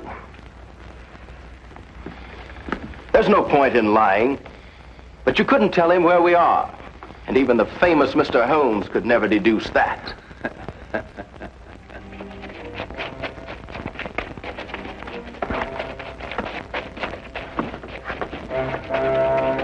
There's the men coming. Quick, open the trap.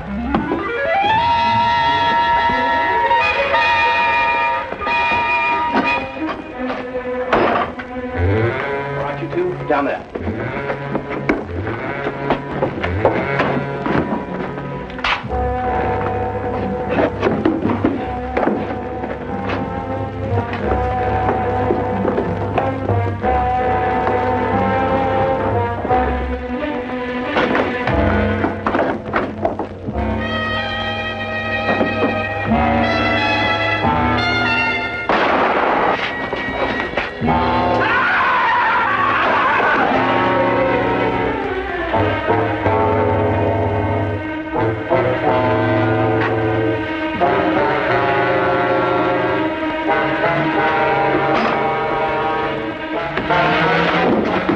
Who are you?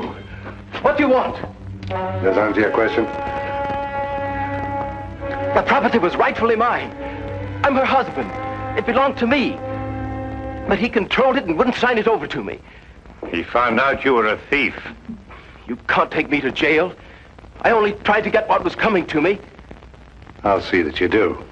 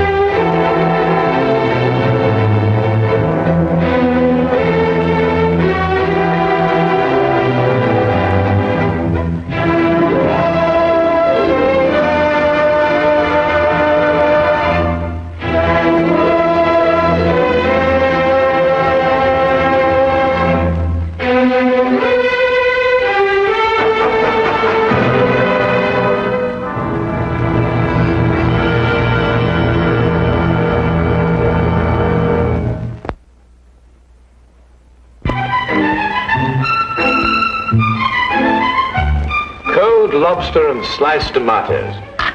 Could one possibly conceive of a more ideal marriage, Watson? Romeo and Juliet were clearly mismated by comparison. Oh, Watson, aren't you going to join me?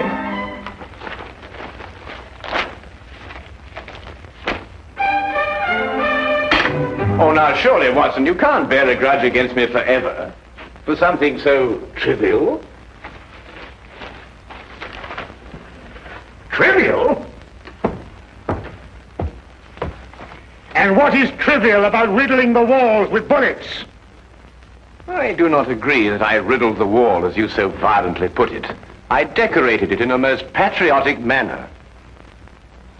Holmes, I have permitted and suffered many liberties in this flat. First you make those evil-smelling gases. Then you shatter my nerves with those ridiculous disguises. But you, even you, have never covered your activities under the banner of patriotism. Yes, but VR are the Queen's initials. I was only celebrating Her Majesty's birthday. Celebrating Her Majesty? Still, that's no excuse. Well, perhaps I was a little overzealous, but you can't very well blame a man for that. Nevertheless... All right, Watson, I solemnly promise never to do it again. Oh. Well... And lobster and tomato for breakfast. Who ever heard of that? I must say, it looks jolly good, huh? Do you mean to say you're going to join me? Yes, please. Oh, come on.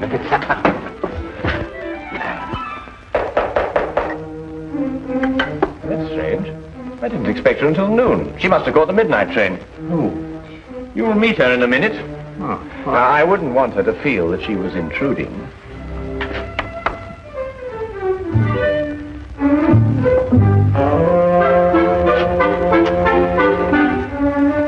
Mr. Holmes? Yes, Miss Millicent Channing? Yes. I wrote you that I'd be here at noon, but I didn't want to lose any time. I took the midnight train. I understand. Won't you come in? This is my good friend and associate, Dr. Watson. How do you do? How do you do? Please sit down, Miss Channing. You must have had a very tiring journey, particularly in view of the fact that you were forced to take a dog cart out of the way. How did you know I took a dog cart? Well, I noticed that your right sleeve is covered with mud. Only a dog cart throws out mud in such a disagreeable way. Mr. Holmes can also deduce your birthstone and the serial numbers of any notes you happen to be carrying in your purse.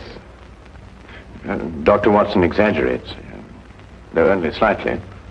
I've heard a great deal of your powers, Mr. Holmes. They say you're one of the cleverest men in London. They're very kind. You said in your letter that your fiancé has disappeared. I'm afraid that something terrible has happened to him. Why, Miss Channing? It's all so muddled, so confused. Several days ago, I was expecting him for dinner. He didn't arrive. I was worried, and I went to his lodgings.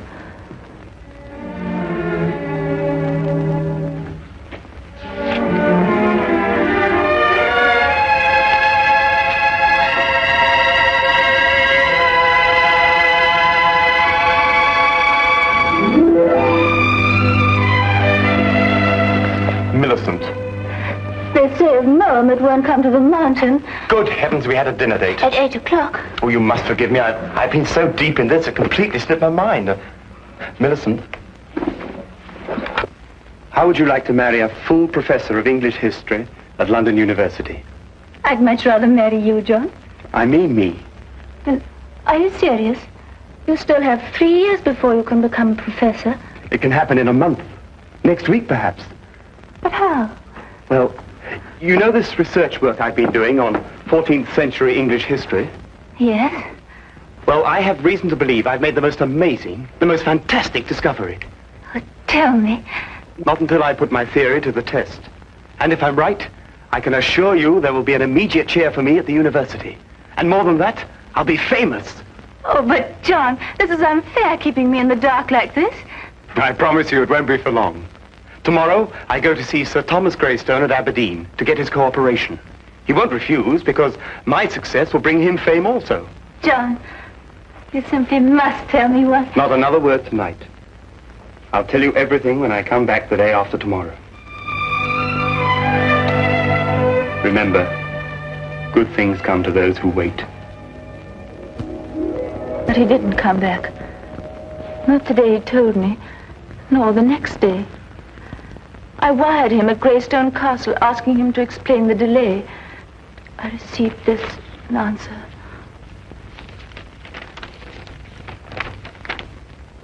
John Cartwright, unknown here.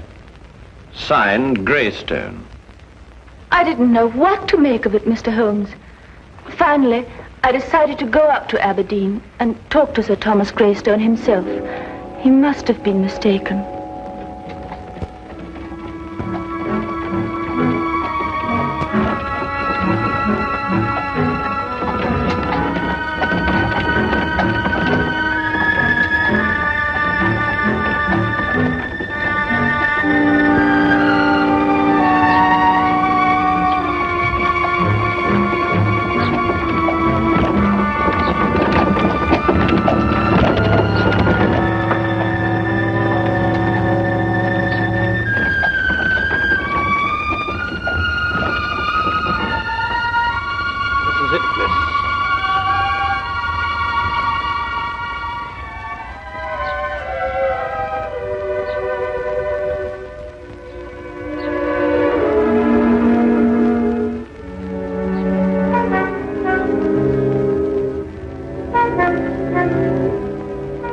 I don't envy you, miss.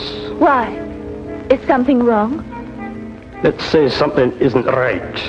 Ever since the Greystones came upon hard times, they become a strange, mysterious pair.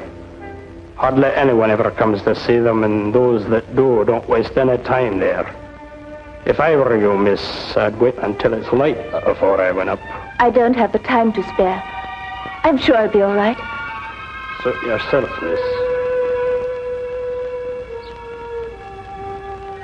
Get out.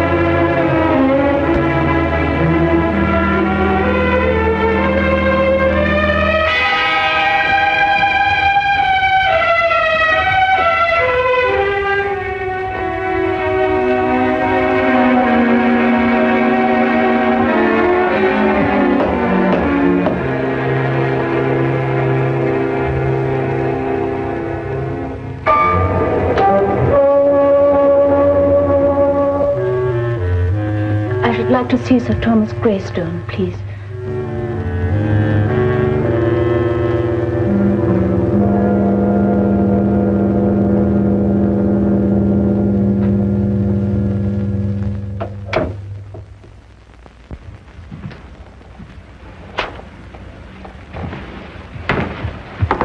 My name is Miss Channing. Would you please tell him that... Miss Channing, is it? The lady who sent the telegram? Yes. I hope you don't think me foolish coming here in this way, Sir Thomas. Walter Greystone is my name. Sir Thomas is my father. If you've come to make further inquiries about your Mr. Cartwright, yes, I'd say you were foolish. We've absolutely no knowledge of the gentleman. But I can't understand it. He told me he was coming here to speak to Sir Thomas. About what? About a discovery he made while doing some historical research.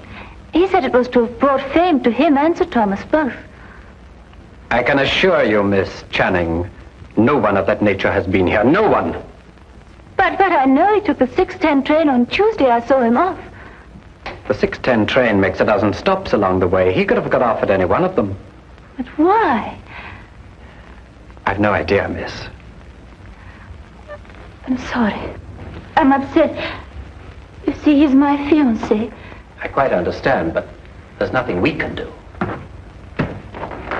I'm sorry to have troubled you. One moment, miss. That telegram I sent you cost 2 shillings. I'll thank you till you bust me. Father! Be quiet. I'm not a charitable institution. Are you Sir Thomas Greystone? I am. You didn't say you were. I didn't say I wasn't. 2 shillings, if you please.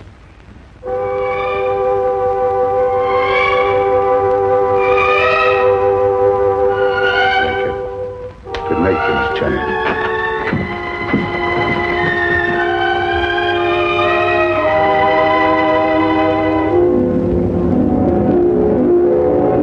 Whatever else I felt about the Greystones, I didn't believe they'd lied to me. Why should they deny they'd seen John? However, as I made my way through the garden, I found this timetable in the bushes. I take it that these notes in the margin are in your fiancé's handwriting, Miss Channing. Yes, Mr. Holmes. They lied. He was there, and for some reason they're trying to deny it.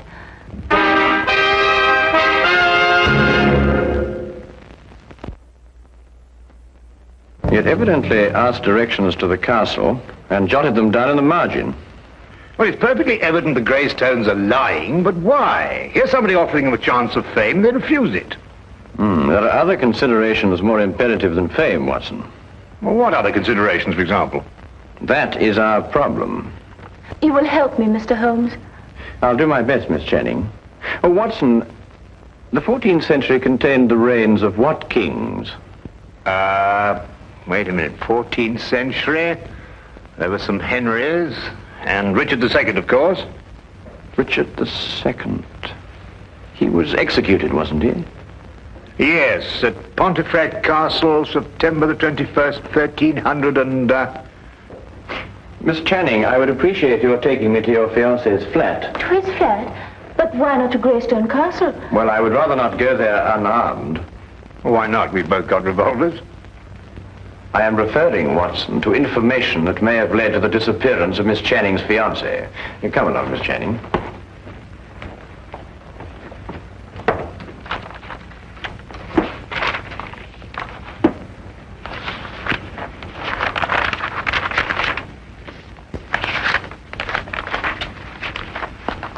Well, I can't find anything there.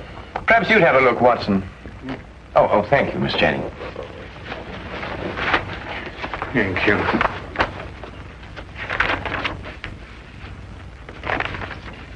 Aha! So this is what Cartwright found so exciting. What is it, Holmes? Well, he certainly deserves his professorship if he understood this. Listen. This pledge unto Richard, I, Richard, do make. To return unto Richard, switcher from Richard I take. Let a Richard look on the northern stair, then 6 and 7 is not fair. Press on and through and tune for 10. Beware thou do not linger then. If thou art in and wist ye moot get out, smite eke the lion upon the snout. Meter and rhyme, perfect. Oh, what's it mean? Well, it's simple enough, Watson. Look here, Holmes, sometimes I think you'd say that a trip to the moon on an umbrella is simple. Yeah. Well, analyze it piece by piece. The first part is nothing more than a receipt. A receipt? Certainly. This pledge unto Richard, I, Richard, do make, to return unto Richard such things as I from Richard take. Well, apparently Richard had entrusted his possessions to a loyal friend, and he had received his promise that they be returned. Yes, I see that. The rest of the inscription merely tells him how he may get his possessions back. Hence, let Richard look upon the northern star. A sort of map, so to speak. Quite so. Well, but what's all this got to do with Cartwright's disappearance? Well, in Wilkinson's biography of Richard II, it is mentioned that one of the king's most loyal supporters was Richard Greystone, the original owner of Greystone Castle. Cartwright must have had the idea that Richard had left his possessions with him. So he went up there to prove it? Yes. But that still doesn't answer why John hasn't come back. That answer, Miss Channing, may only be secured at Greystone Castle.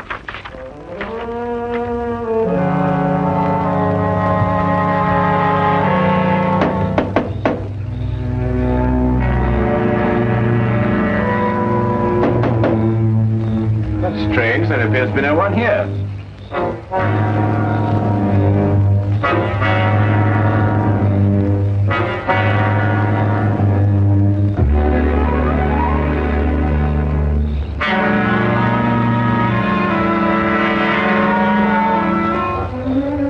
I'll go round and let you in. Aye.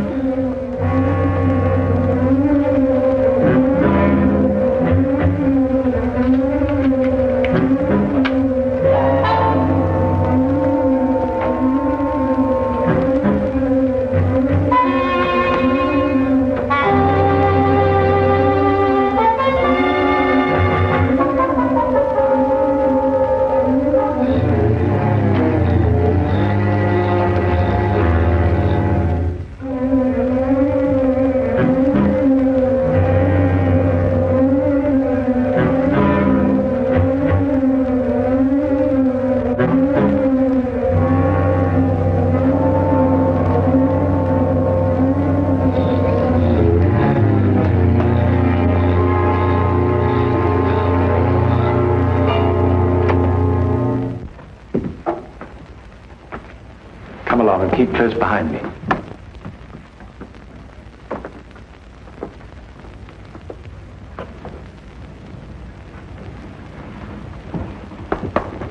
This pledge unto Richard, I, Richard, do make, to return unto Richard, switch from Richard, I take. The lower half appears to have been destroyed by fire. Then there's every chance that King Richard's possessions may not yet have been found. No, they haven't. So you brought help, Miss Channing. Where is he? What have you done with him? He's in safekeeping, in the tower. Since you're here, perhaps you can persuade Mr. Cartwright to tell us the secret of the Greystone inscription. We shall do nothing of the sort. He's got some idea of returning Richard's possessions to the Queen for a birthday present. They're worth a fortune, and are rightfully mine. They rightfully belong to the crown. We won't argue rights and wrongs. Weigh this well. If you can't persuade Mr. Cartwright to talk, then not one of you will leave this room alive. In that case, I will not hang my fate on another man's decision. I'll lead you to King Richard's possessions myself. Holmes! Why be killed over a museum piece, Watson? Let's re-examine the pledge. This pledge unto Richard, I, Richard, do make, to return unto Richard such as from Richard I take. We can understand that much without your help. Go on. The meaning is perfectly clear. Whatever treasure may be hidden here belongs to the royal family, and to nobody else. Let Richard look on the northern star. Well, that gives us the direction. Does it? One can look at the North Star from any point in this hemisphere. Your ancestor knew that. He said, let Richard look. And he meant this Richard. In other words, the direction may be found by facing north from this very spot. I am now facing due north. Then 6 and 7 is not far. What does that mean? Merely to pace off 13 steps.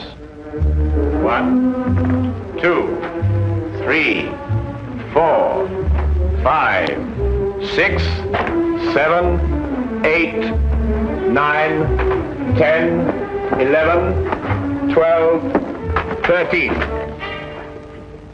Press on and through and down for 10. Press...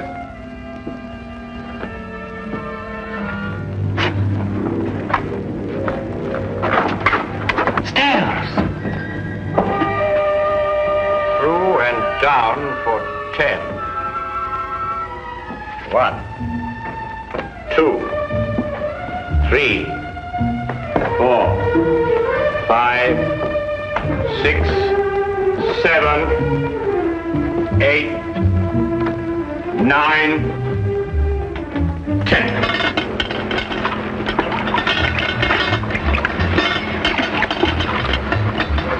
Here it is.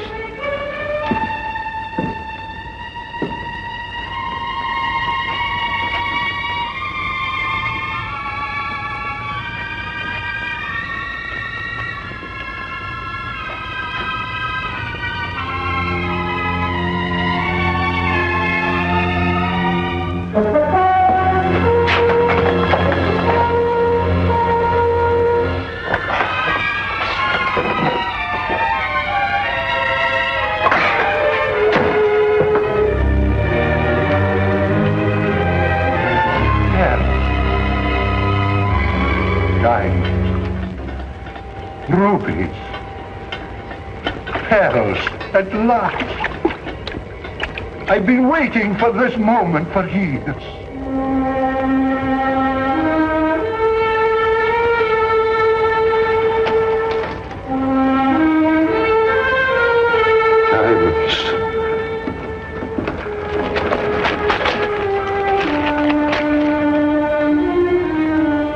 Rubies. And now, if we may go... I'm afraid I can't let you go. But you promised. You take us for fools, you go straight to the authorities. I plan to enjoy this wealth. I don't see how, with or without us.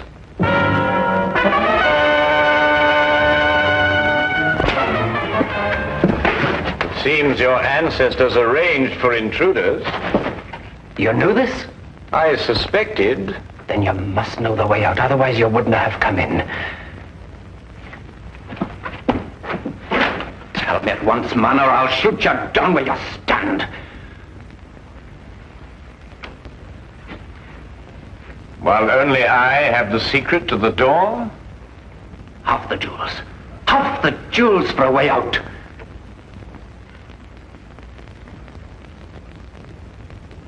All of them. Show us how to get out, and we'll let you take them all. No.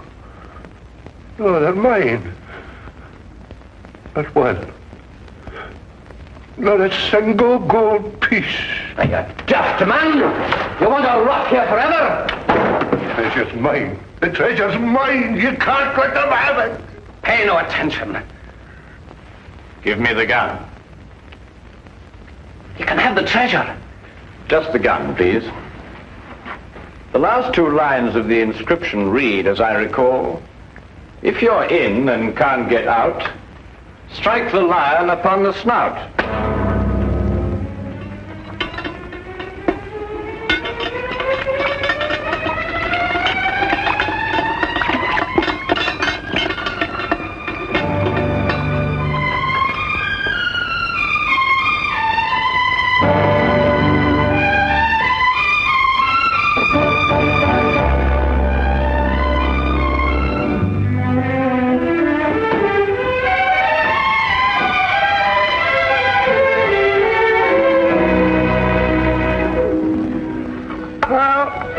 Couldn't be better. The Greystones are in prison, the Cartwrights are together again, and you and I are feasting on cold lobster and tomatoes. Well, I have a sense of well-being. Haven't you the slightest twinge of conscience, Watson? Conscience? No, why? Well, I noticed the gold piece on your watch chain. You filched it from the treasure room. Filched it? Certainly not. I made an application for it from the ministry. Oh, did you? Oh, that was very enterprising of you, Watson. Yes. Why don't you do the same thing, Holmes? After all, don't you want a souvenir? I have one. Oh? That.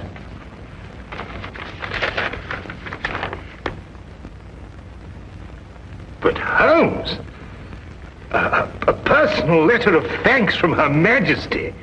Why, Holmes, congratulations. Well done. Oh, thank you, Watson.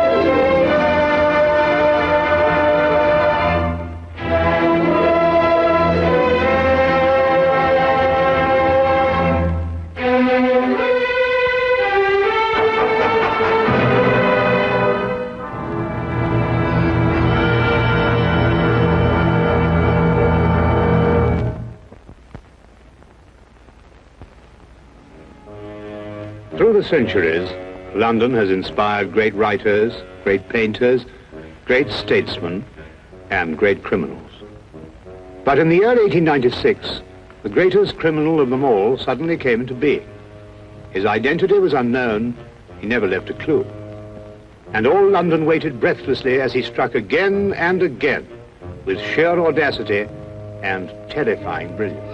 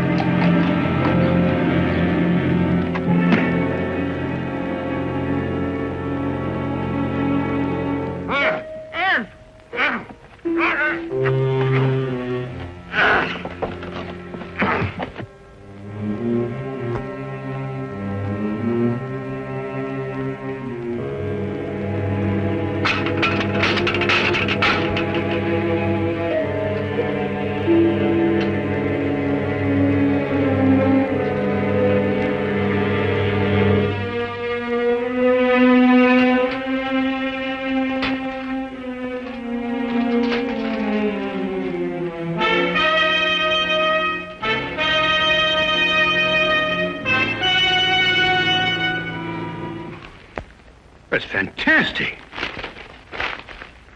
Absolutely fantastic. Huh?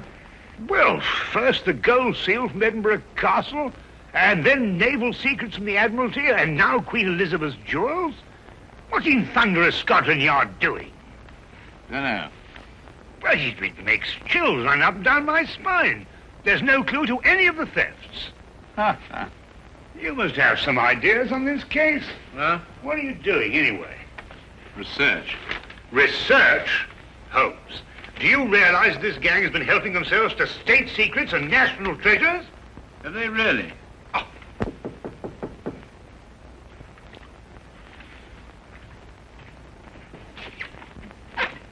hello, Inspector. Come on in. Good morning, Dr. Watson. Is Holmes in? Yes, he is, but our communications seem to be faulty. Oh. There you are, Holmes. Oh, good morning, Lestrade. You're up early. Well, you'd be up early, too, if every government official in London were breathing down the back of your neck. Yes, I must say that would make sleep rather difficult, wouldn't it? Holmes, I'll come straight to the point. I need your help. Indeed? It's these extraordinary thefts. Government stuff, you know. This man and his gang have evaded every trap we've set for them, and the Commissioner's demanding results. I gather that your position is somewhat precarious and you wish to secure it, eh? Well, all right, Holmes. You can put it that way if you wish. Well, Lestrade, you know, there's only one thing for you to do. To regain the confidence of your superiors, you must go out and capture this criminal yourself. Well,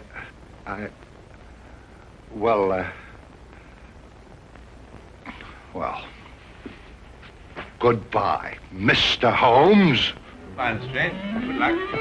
Lestrade, if I can be of any assistance, please don't hesitate to ask me. Thank you very much, Dr. Watson. Good day. Good day.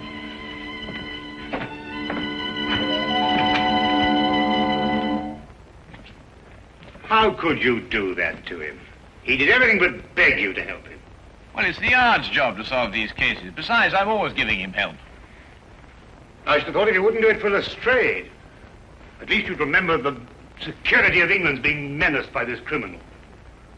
Now, look, I know you're pressed, Holmes, but you don't seem to realize the...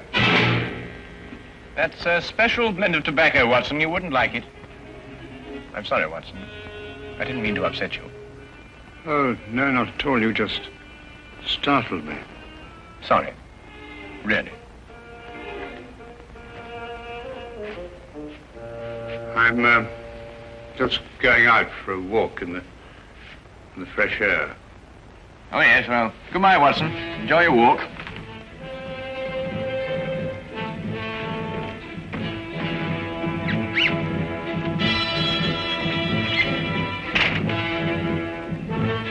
Certainly Holmes's erratic behavior was enough to set my nerves on edge. But now suddenly I was far more than upset, for I had seen something in that humidor. At least, I thought I'd seen something.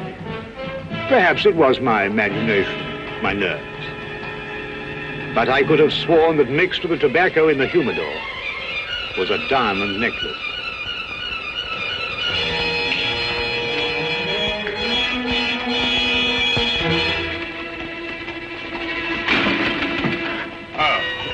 you just going out? Yeah, you just going in? No, I'm just strolling about. Oh, that's nice. Well, I have an appointment. Oh, I say, would you like me to stroll along with you? Well, as a matter of fact, it's a private matter. I think I'd better go on my own. Oh, right. Well, will I see you for lunch? Most likely, yes.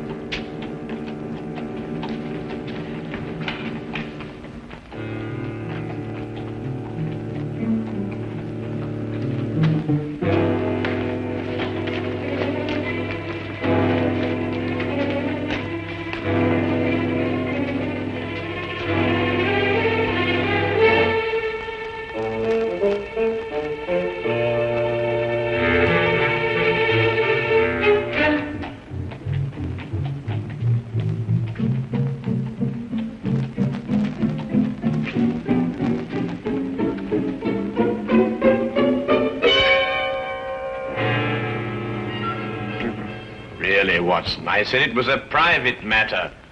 No, Look, I don't want you to think that I... Holmes, you must... No. Well, shall I be seeing you at lunch? I believe we've already discussed that. Yes, we already...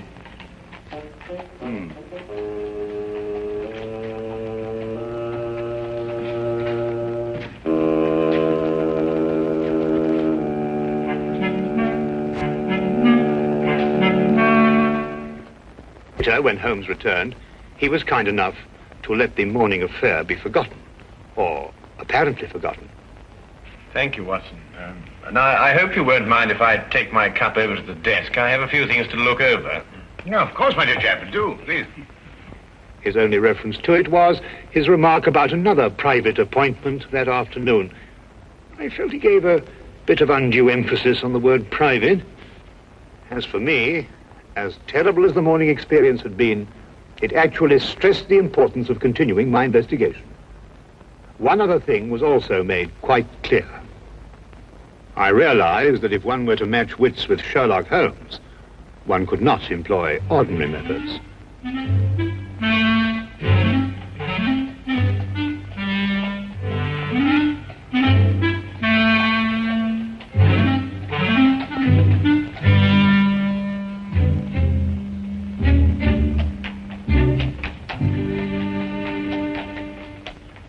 Charing Cross Station, please. I'm sorry, sir, this cab's engaged. That's all right, I'll double your fee. I'm sorry, sir, this cab is not available.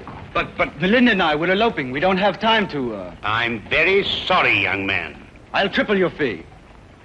For the third and last time, young man, will you kindly go and elope with somebody else? Nobody understands us. Not your father or my mother, nor this cabbie. Come, Melinda, we will fight the world together. But we will prove our love. Cabby!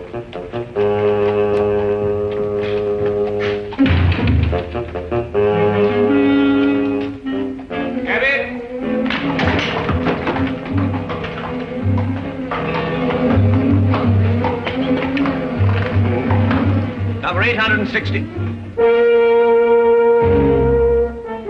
What in heaven's name are you doing up here? This, sir, is where the cabbie usually sits. No. Really, Watson? I'm sorry, sir. I think you've made a mistake, sir. My name isn't... It's Sedgley, sir. Oh. Well, Sedgley, may I give you a word of advice? The corners of your beard are in dire need of repair. Most extraordinary behavior. Ah, here comes the legitimate carriage. Cabby! Cabby! Well, good day, Sedgley.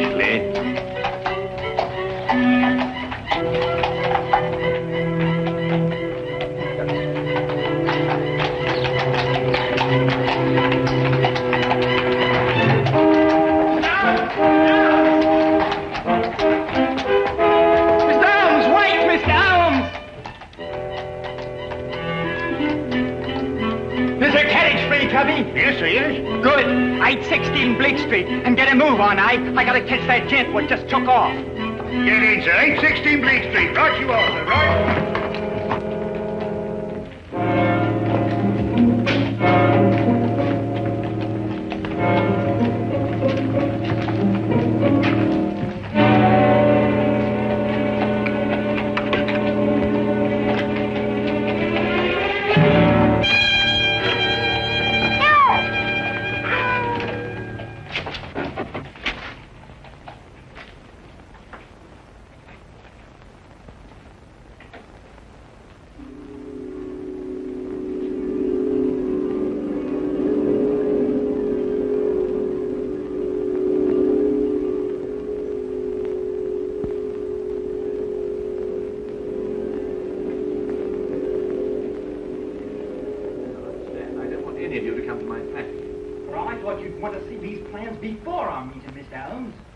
Minor difficulties, nothing serious.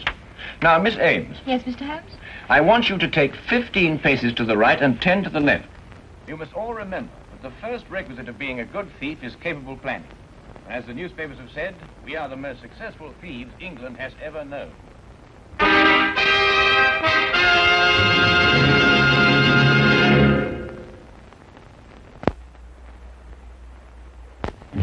And now, we return to the case of the neurotic detective. Repressed hostilities against society. I don't think Holmes will allow any probing. Not willingly, anyway. If only you could meet him ostensibly on a non-professional basis. If I could say you were a friend of mine. Excellent suggestion. Now, why don't you come to dinner? I could say we were friends from our student days. What are you having for dinner? Oh, well, never mind. Yes, I should be delighted. Right then, fine. I'll expect you at 7 o'clock at my flat, which is 221B Baker Street. I shall be prompt. I hope something can be done. Mr. Holmes's problem is really a very simple one. With skilled fingers, I shall mold him as one does a piece of clay. Good night. Good night.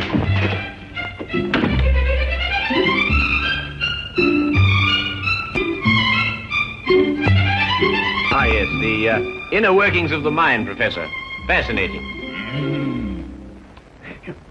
It is amazing how many seemingly normal people are mentally disturbed. Now, take yourself, Mr. Holmes, as a purely hypothetical example. I imagine you might dream that the whole of London fears you. On the contrary, I sleep most soundly. Ah, but then there are all the little nervous habits, the idiosyncrasies. For instance, do you drum your fingers on the table? Do you ever pull the lobe of your left ear? Now, you know, it's interesting that you mention those things, Professor, because I've observed that you have 3 half-smoked cigars in your coat pocket, that your shoes have lifts in them to give you greater height, and that your fingernails are bitten down to the quick. Of course, hypothetically speaking, I suppose you're what one would call an erratic man. Observe the 3 half-smoked cigars. You're also a very vain man. Observe the lifts in your shoes. And more than that, you're a very, very insecure man. Observe the fingernails. I also observed that you've mangled 3 pieces of bread and that you've hacked your roast beef with a more than culinary vengeance. Offhand, and without prejudice, mark you, I'd say that you're suffering from some very deeply repressed hostilities against society. Yes, very deeply repressed indeed. Professor, where are you going? You must excuse me.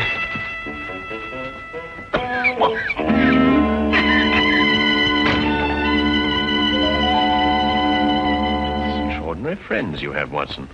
Yes, indeed.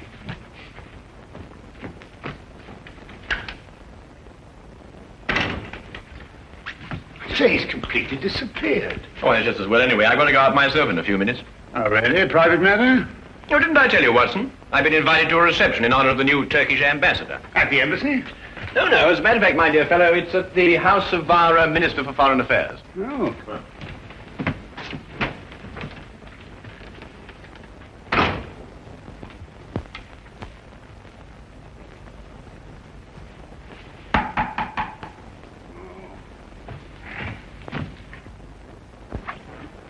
Good evening, Dr. Watson. Is Holmes in? I want to ask him a few questions. I'm so glad you came, Lestrade. You're the one man I wanted to see. Now, sit down, will you? Sit down. What's the matter? Now, Lestrade, I want you to promise me that what I'm going to tell you, you won't reveal till your dying day. The mood the commissioner's in, that may not be very long. I know who London's master thief is. Who? Holmes. Holmes? Holmes. Holmes! Shh! You're joking. I wish I were. Holmes? I don't believe it. I can prove it. But that's not the point. The thing we've got to do is to stop Holmes, whisk him away and put him in a home somewhere. Yeah, but... Holmes? Oh, hello, Lestrade. I didn't know you were here. Oh, I, just happened to be in the neighborhood. Oh, good, good. Watson, I wonder if you could, look, can you fix this confounded thing? It keeps on popping up at the bank. Right, hang on. I thought you hated formal affairs. Well, people change, you know, Lestrade. People change. Well, come on, Watson, hurry up. I want just a second. Very important to do this, you know. Very important affair. There you are. There you are. Good, thank you. Oh, Lestrade, tell me, how's that big case of yours getting on? Oh, fine. Terrible. We haven't a clue. Oh, I say, flowers. Yes, I'm escorting a rather beautiful young woman tonight. Rather picturesque, don't you think? Well, good evening, gentlemen. Well, enjoy yourself. Good night. Thank you, Watson. Thank you, Lestrade.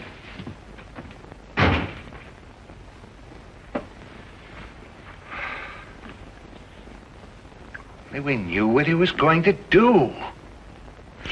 Let's look at this as Holmes would have... Well, I mean, when he was normal. You know, those formal clothes are very odd. Well, he was invited to a reception at the house of the Minister of Foreign Affairs. Big diplomatic thing. Yes, but ordinarily stay miles away from a thing like that. Therefore, perhaps he has a special reason for going. Perhaps.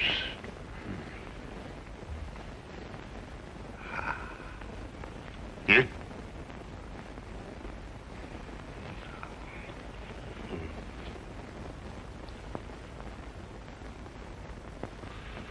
Official papers of state.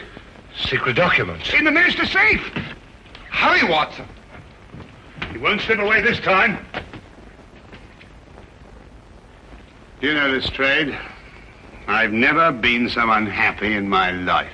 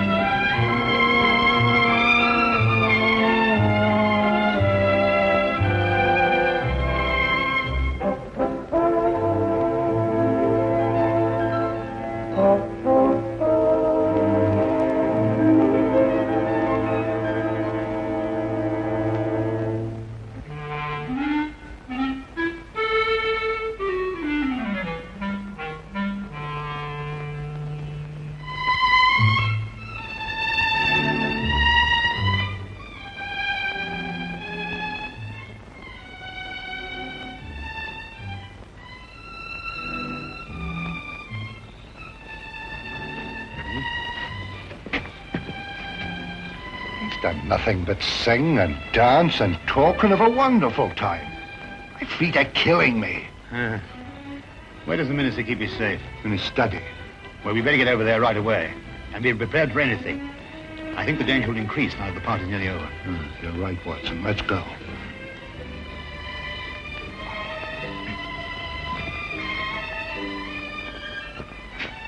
Ah, Wilkins. I didn't see Mr. Holmes anywhere, sir. And his young lady left in a carriage, all by herself, sir. Well, no time to lose. Dr. Watson. Yeah? I want you to hide behind this curtain here. And, Wilkins, what's in here? It's a cupboard. I want you to stay in here and come out when you need it. Right, sir. I'm going to stay in the hall. We'll get Holmes no matter what he does. Right. Right.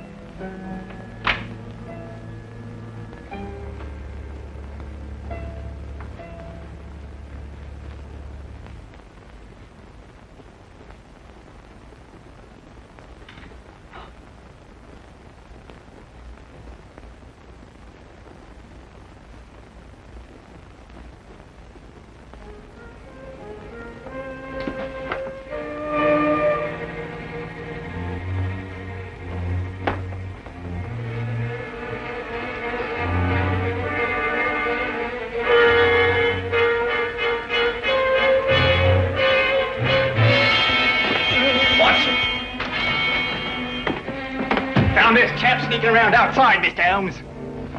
Good work, Toby. Now, look, Holmes, you don't know what you're doing. You're not well. You'll never get away with this, Holmes. I already have. Oh, Toby, would you be good enough to ask the commissioner to come in here, please? The commissioner? Of Scotland Yard? Well, naturally. Now, look, Holmes, I'll take you away to France or Switzerland and Spain. I mean, you'll have a nice long rest.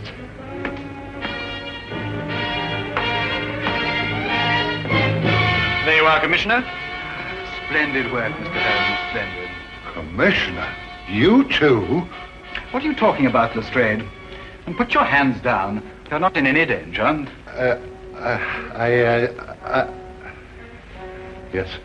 Mr. Holmes, all Bristol knows you a tremendous debt of gratitude for this magnificent service. Service? Dangers? What on earth are you talking about? There had been a great deal of unrest in recent months regarding the adequacy of the measures employed to guard many of our national treasures and government secrets. It was discussed in the various ministries and at the Yard. It was finally decided that we would put ourselves to a test. Mr. Holmes was hired as a most worthy adversary to our security. The results were most enlightening. A far tighter security system has already been planned. Working for Scotland Yard?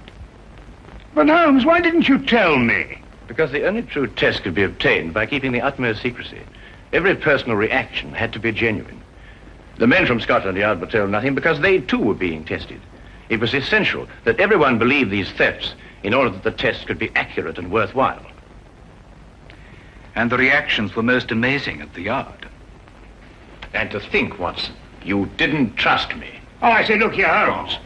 No, Holmes, really, you've got to listen to me, please. I mean, get my point of view. I mean, for all I knew, the whole British Empire was at stake. Well, yes, you have a point there. Come along, Sedgley. Oh, really, Holmes? Sedgley?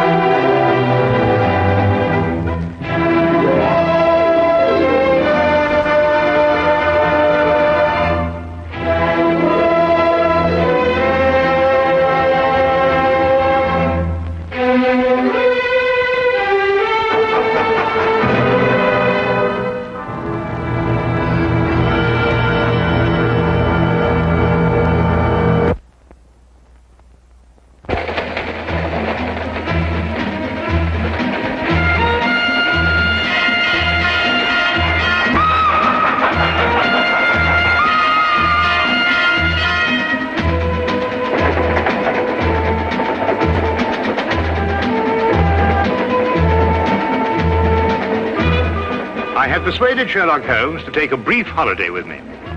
As we rumbled through the countryside, it was a comforting thought indeed that for a while anyway, there would be no desperate men at the door of our flat in Baker Street, no life and death cases to solve. Ahead were 4 whole days as suspended and happily uneventful as this train trip.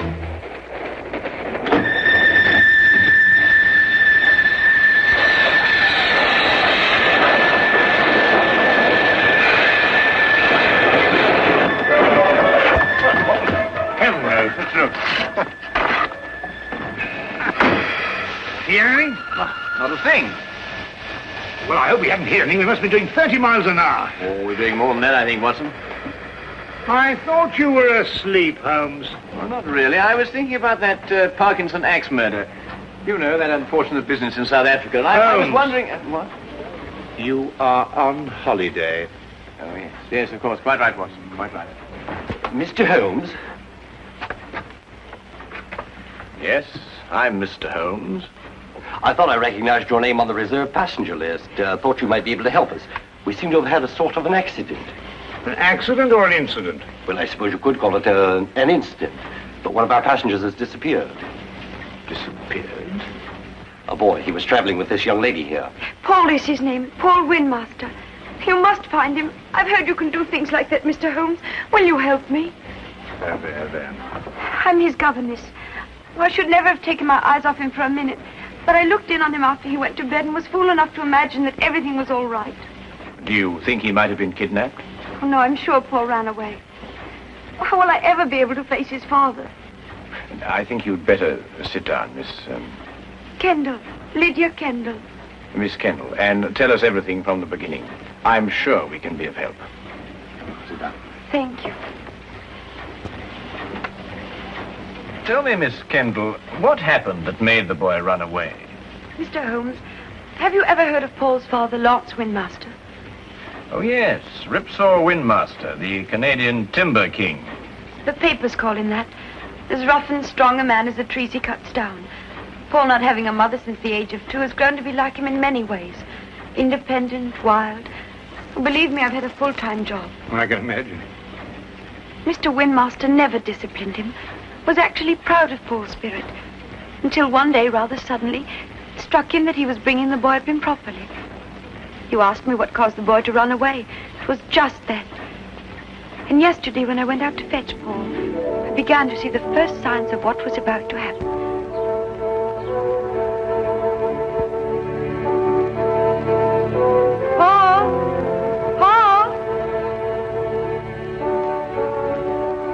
Paul, you'll have to come home now and get dressed. We're all packed and ready to go. Yes, Miss Kendall. Hurry now, we can't miss the train.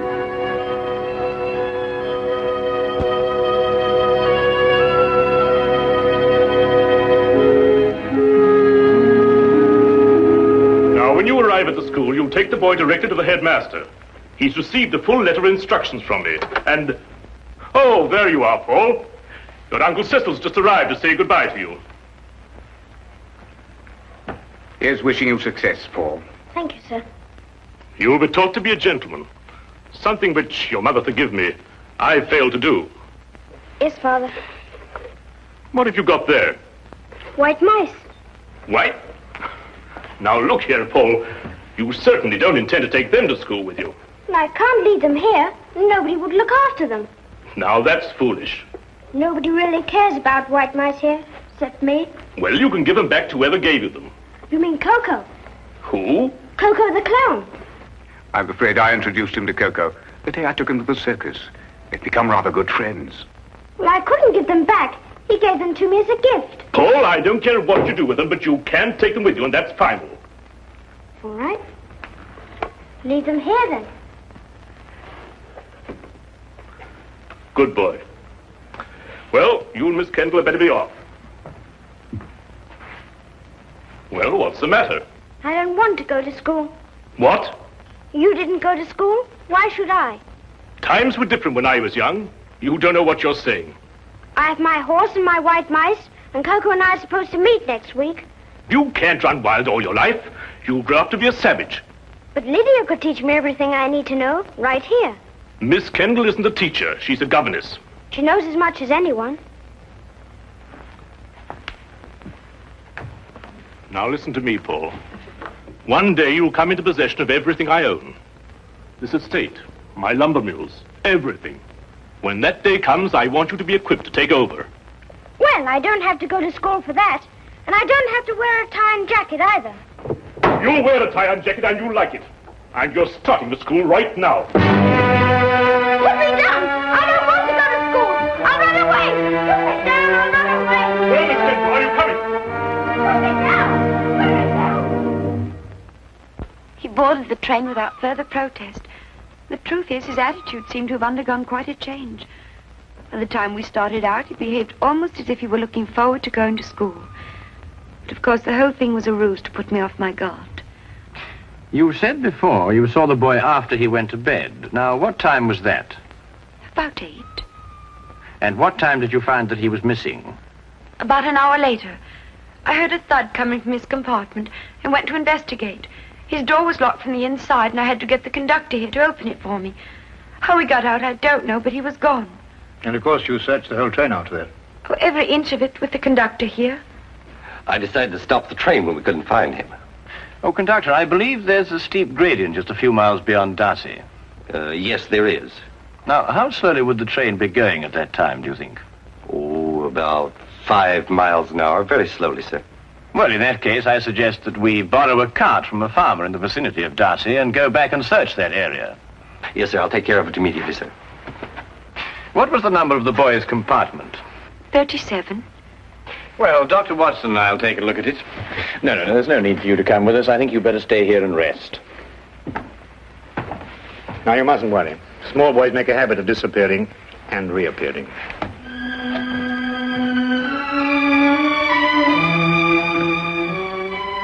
I hope so. I hope so.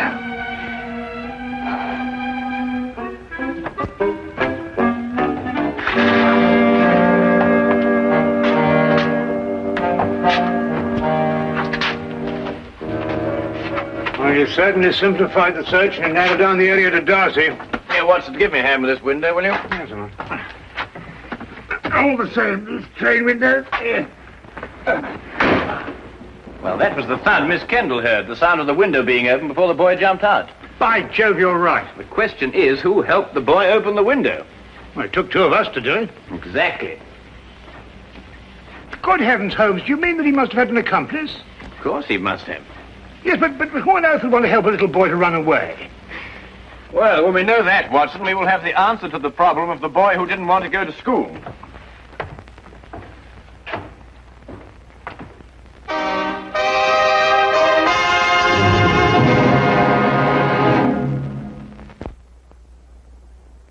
And now we return to the case of the night train riddle. Taking Holmes' suggestion, we borrowed a cart and traced the rail line back to the upgrade near Darcy. We combed the area several times without uncovering a single clue. All of us were soon discouraged and ready to abandon the search. All of us, that is, except Holmes. We've been over this stretch 3 times already, Holmes. Yes, I know, but this is the only place where the boy could have jumped off. But we haven't got a shred of evidence, not a sight of anything, nothing at all. Look, what is it? A boy's cap. Miss Kendall, would you mind coming over here for a moment? Is that the boy's cap? Oh, yes, that's his. Then it has to be here. Look, over here. Here we are, Watson. The footprints of a small boy. Holmes, look, another set. Must be the boy's accomplice. Ah, good work, Watson. They end here.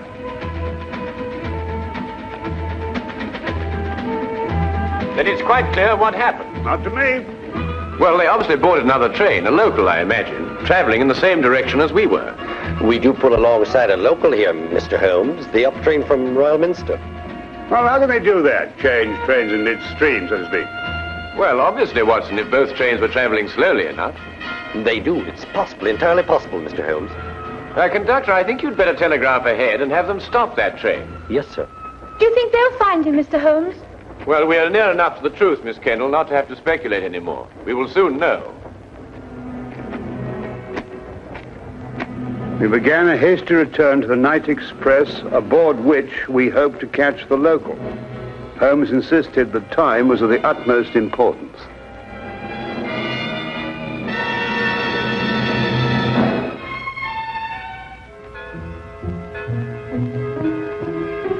Paul. Pardon? I'm sorry. I thought to another boy. Perhaps the next compartment. This is the last one, miss. But you held out so much hope, Mr. Holmes. How many stops did the train make before Darcy? 3, same as usual. Did you notice a boy get out at one of them? Not that I remember. There was a boy. I talked with him. He got off with his father at Manborough. Are you sure?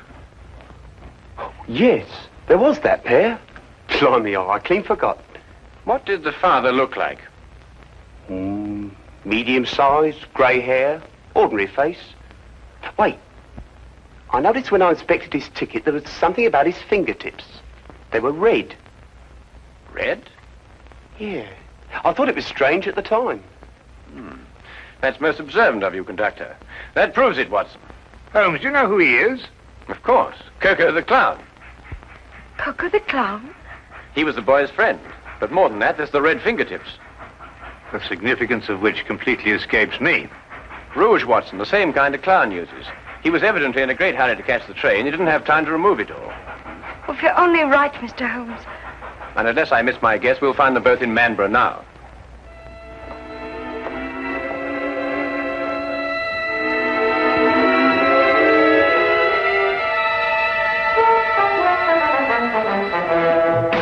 Watson, Miss Kennedy is sending a wire to the headmaster of the school, telling him they've been delayed.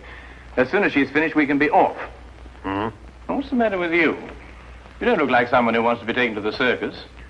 Holmes, do you realize it has taken me the last solid 3 weeks of pleading and cajoling to persuade you to take this trip?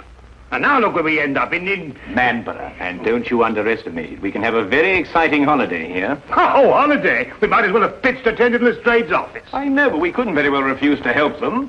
No, we couldn't have refused to help them. But when we eventually find whoever it is who's at the bottom of this thing, please remember one thing. He's my pigeon. Don't upset yourself, Watson. As soon as we can find the boy, we can continue on our journey. Oh, I'm glad you still considered that. Well, shall we be getting along? Oh, by the way, Watson, I didn't mention it to Miss Kennedy, but I believe there's some possibility the boy may be in danger. So I don't think we ought to lose too much time. Not a very convenient place to leave luggage. Holmes! You gotta wait a minute. We've left all our bags in the train. There's no time to worry about that now, Watson. Come along. But look, Holmes, we've got everything in them for our 4 days. All right, I'll find Miss Kendall and get a carriage, and we'll meet you in the street. Now, hurry up. Right.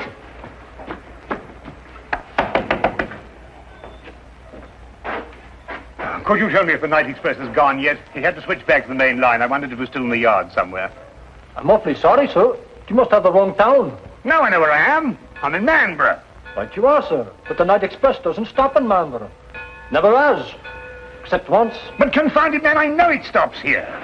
Oh, no, sir. The only time the night express ever stopped in Manborough was in the summer of '88. A wheel fell off the locomotive. Right out front here it happened. It stopped all right that night. Now, look here, this is urgent. I happen to know the night express stops here because I got off the thing at this station. Now, will you kindly go and find out if it's still here? Well, I have to go down to the yard area. In about 5 minutes, I'll ask the signal box. 5 minutes? Oh, never mind. Watson, come along. The carriage is waiting. But...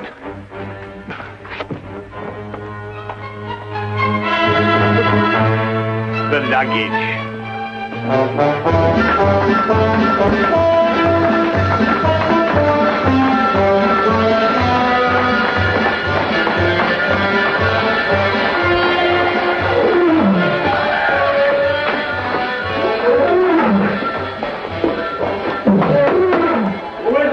Cecil, open up.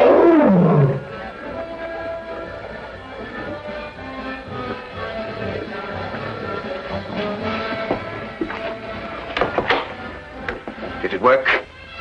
We jumped off, switched trains. Ta-da! Like a couple of acrobats. Where's the boy now?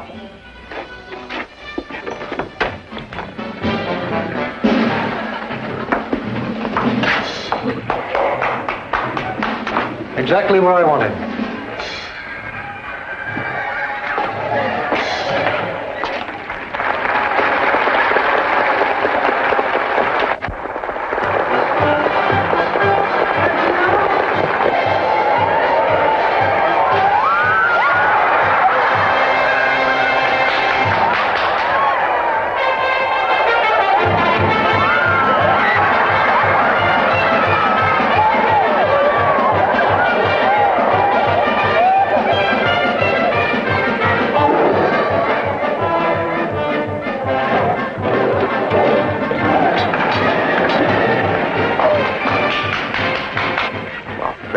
Get it over with. I was waiting for a down payment. How much? £100 should do it.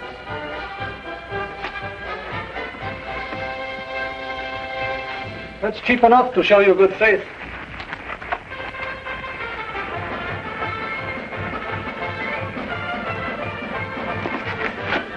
I'll expect the rest when I finish.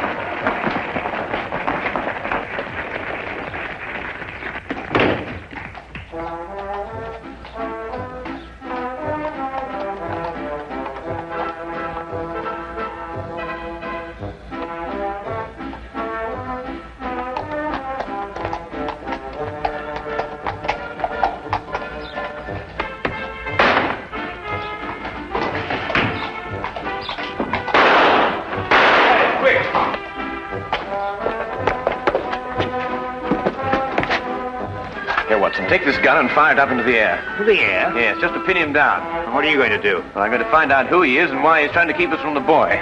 Well, go on, Watson, fire it. Sorry, Holmes. This one's mine. What? Watson! Watson, here! Fire it, Holmes. Fire it! Oh, very well.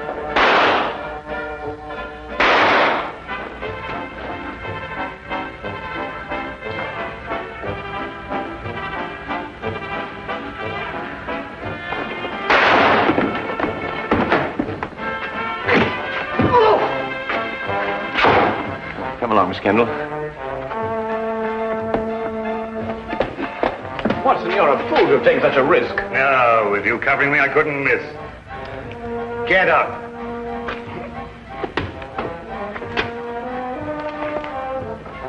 It's Mr. Windmaster's brother. Oh, Uncle Cecil.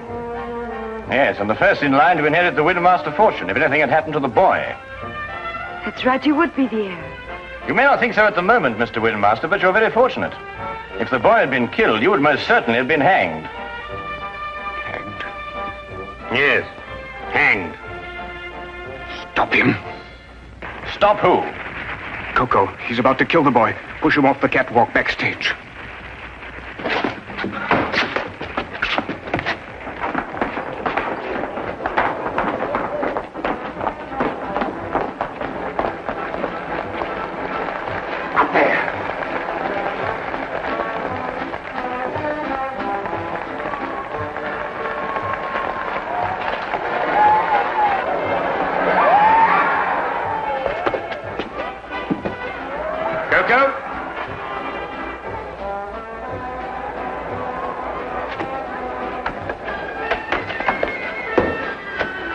Don't come any closer. I'm coming down.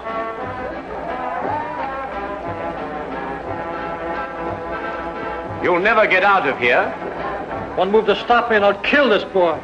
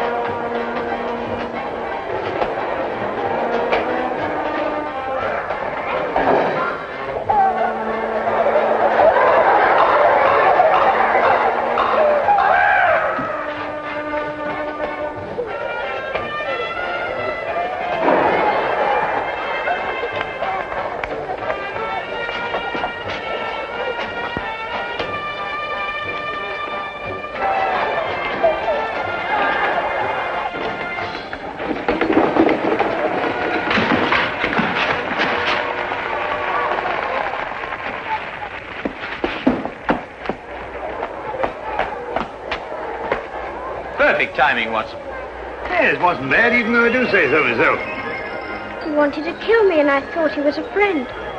Well, that should teach you a lesson, Paul. No one's a friend who encourages a boy to run away from school. Why, what would have become of Dr. Watson here if he hadn't gone to school? Well, it's very simple. He'd never have been able to accomplish that trick. But all he did was to... In dropping that counterweight, young man, I had to know the speed of falling objects, the theory of weight and counterweight, and of stress and resistance. Now, if I hadn't studied physics, there's no telling what might have happened to you. I never thought of that. No, of course not. Well, just you think of it from now on.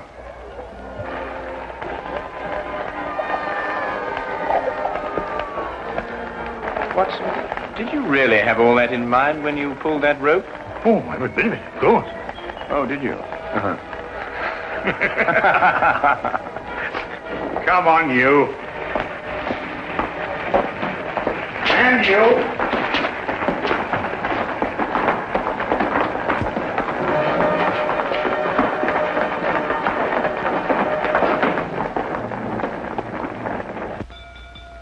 If you're looking for the time of the next London train, it will be along in 10 minutes. Huh? Oh, no. I was just wondering where our bags would be by this time. This train seems to be somewhat off schedule. I'd estimate that our clean shirts are about 30 miles north of Edinburgh at this moment. Oh, confound it, Holmes. Why dwell on that? Oh, don't take it so hard, old chap. We'll give it another try one of these days. Well, sir, it certainly was a shock to me. Oh, it's you again. You were right, sir. The express did stop in Manborough tonight. Can't understand it. The first time since the summer of '88. Fact is, it was running wild through here tonight, they tell me. Came roaring through on the local line first, and back through here to switch over to the main line again. Can't for the life of me figure what they were up to. Left a couple of bags on our platform. No hint of a reason. Just found them there. A couple of bags, did you say? Why, yes, sir. A suitcase-like. Don't know anything about them. One marked JW and the other SH. Suppose we'll have to keep them in the office for the 30 days required. My dear sir, if you'll just lead me to your office, I think I can relieve you of those suitcases within 30 seconds. My name is John Watson. Mine will be the one marked JW. Oh, you mean, I say, and this here gentleman is SH? Yes. This is my friend, Samuel Higgins. Ah, well, in that case, sir, if you'll come along to the office and identify the contents, I'd be glad to get them off my hands.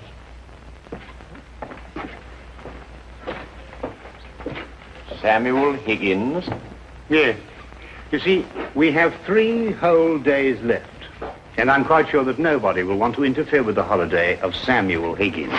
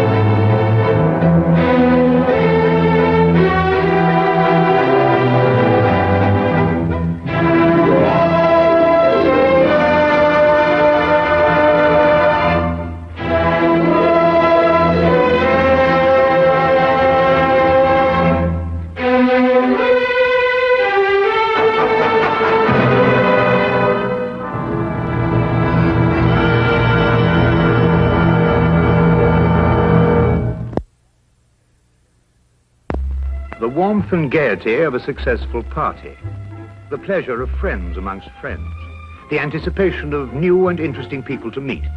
These are the elements of an enjoyable evening. These are often the memorable occasions in life. This is a story that started at a party, gay, joyous, festive.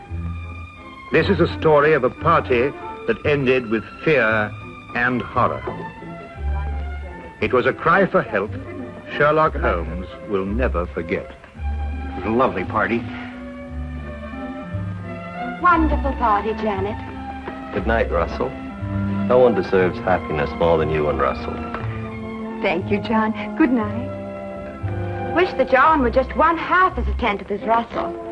If you ever want to get rid of him, send him to me. Good night, Louisa. Good night. Good night. Oh, I love them all. But is it unkind of me to say that I'm glad we're finally alone? Not unkind at all. Just leave everything till tomorrow, Susan. Thank you, madame. Good night. Good night, madame.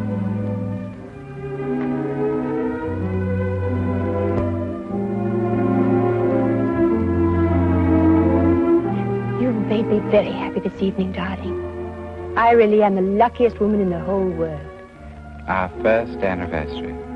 I wanted you to be happy this year. It couldn't be any other way with you. It might have been. Impossible. There may be a deep and dark side to my nature. Of course there is, darling. All interesting men have dark sides to their natures. Possibly even black. Oh, most certainly black. I'm a murderer. Of course you are. More than once. Innumerable times, I'm sure. 7 times. And are you going to murder 7 times again? Once again. Anyone I know? You? Oh, wonderful. And will you give me warning? I'm giving you warning. Will you kill me with kindness? No. Like this. Russell! Russell, you're hurting me. Russell, whatever came over you? I told you, my darling. Tomorrow, at exactly 9 o'clock, I will strangle you as I have strangled 7 before.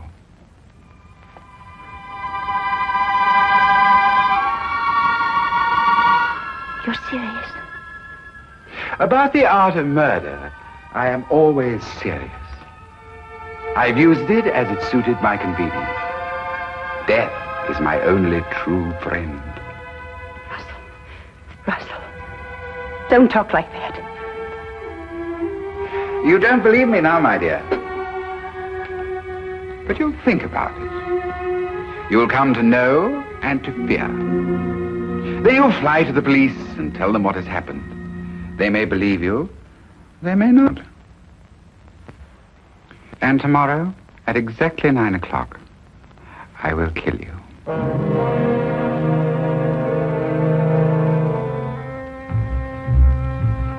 Good night, madam.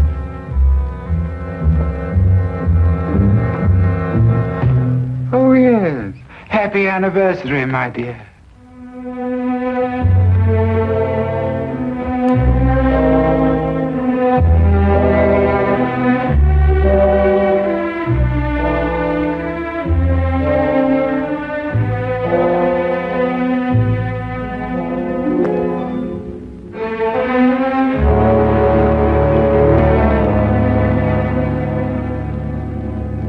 Suppose you tell us the whole story as it happened. It might be easier that way. Of course. I'm Mrs. Russell Partridge. Your husband's the art collector? That's right. Oh, he's a wonderful man, your husband. I first had the pleasure of meeting him when we were guarding the French collection that came over. He's a wonderful man. Everyone says so. Yes. Now, Tell me what's troubling you, Mrs. Partridge. You can rest assured that for your own sake as well as your husband's, Scotland Yard will do everything it possibly can.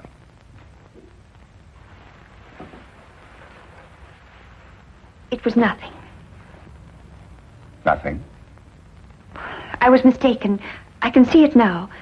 Probably the result of too much party last night and an overactive imagination. Well, perhaps you care to tell me about it anyway. It may help to dispel any doubts you have. It isn't necessary, really. I'm sorry to have taken so much of your time, Inspector. I'm sure you're a very busy man. Mrs. Partridge, I'm very pleased to hear you feel this way now. What do you mean? Your husband told me of the incident last night. He was afraid you wouldn't be able to overcome the delusion. My husband told you? Yes, he was here this morning. What did he tell you? Only that you were suddenly overcome by the idea that he intended to harm you. You're over that now, I see. My husband told you that? May I say, Mrs. Partridge, that in my experience here at Scotland Yard, I've met many people who thought for a short time that they were being persecuted. But it passes. And your husband will help you, I'm sure. I'm sure. Thank you, Inspector.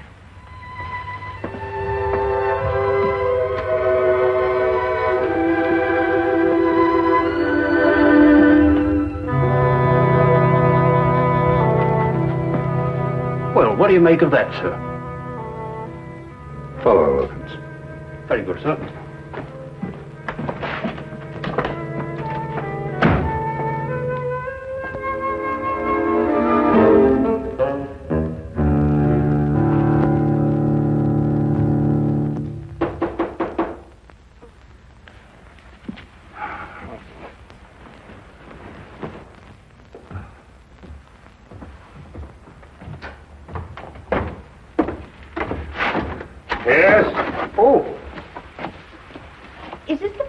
Sherlock Holmes? Yes, Mr. Holmes has just gone downstairs to look for darkness. Won't you please come in? Thank you. Oh, please excuse me. Would you like to sit over here?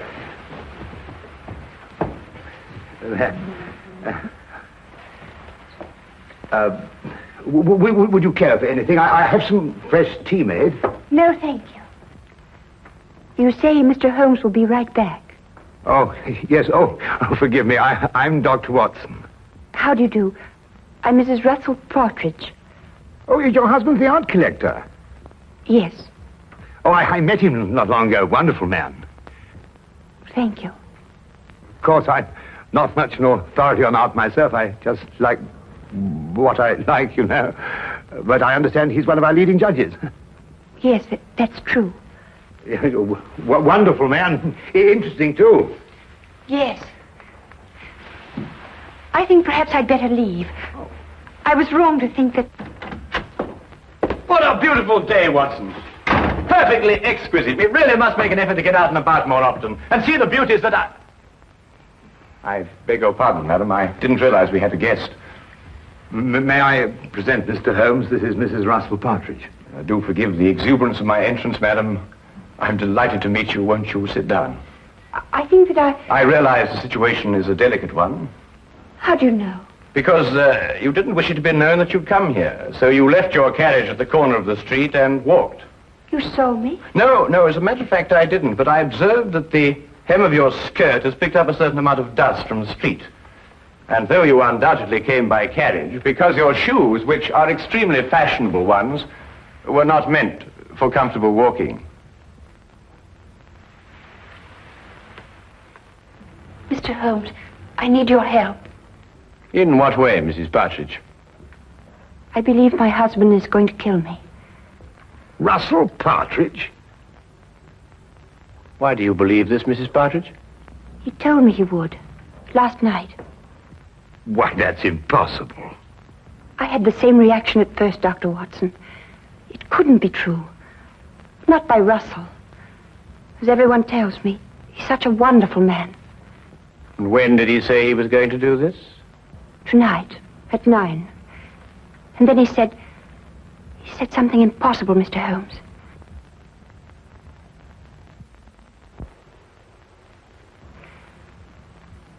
He said, I would be the 8th.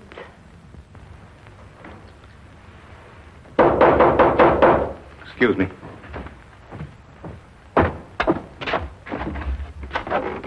Hello, Inspector. What do I do for you? Hello, Dr. Watson. I want to speak to Mrs. Partridge. How do you know she's here?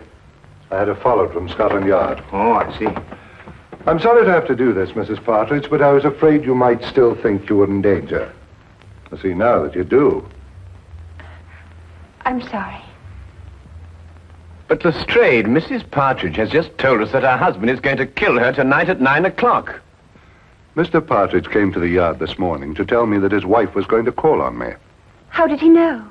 He said you told him you were going to call. That's not true. I decided to do it this morning. It was 10 o'clock, I remember. Mrs. Partridge, at 10 o'clock, your husband was still sitting in my office. Mr. Holmes, I don't understand. I don't understand how Russell knew I would go to see Inspector Lestrade. I swear I never told him. Everything I told you is true, exactly as it happened. Do you believe that?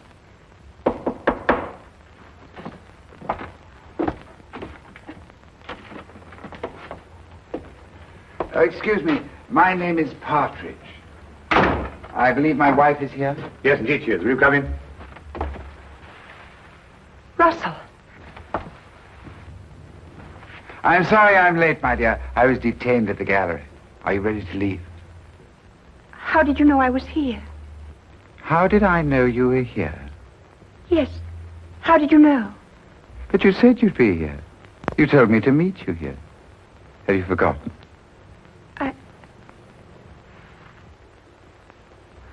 I must have forgotten. Excuse me. Forgive me for interrupting you, gentlemen, and thank you for any consideration you may have shown my wife. Good day. Good day.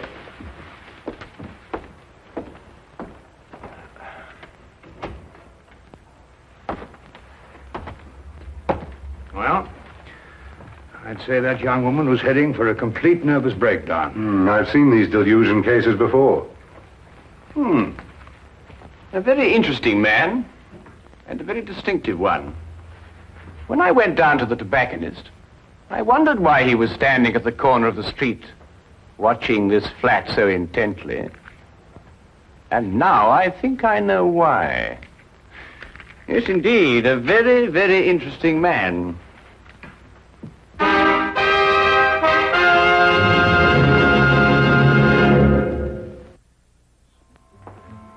Well, Lestrade, there were two incidents in the romantic life of Russell Partridge. In the first case, his fiancée ran off with another man and was never seen again.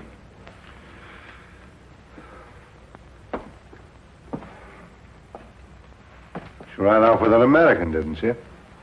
Was this confirmed or assumed, Lestrade? Well, I don't know. And in the other case, he was left at the altar, I believe the expression is. Yes, that's right. Was that girl ever heard of again? She ran off with a South American, I believe. But really, Holmes, it just isn't logical. If Russell Partridge really intends to kill his wife, he's not going to tell her about it first. That'd be putting a rope round his neck. Would it be? Do either of you really believe that?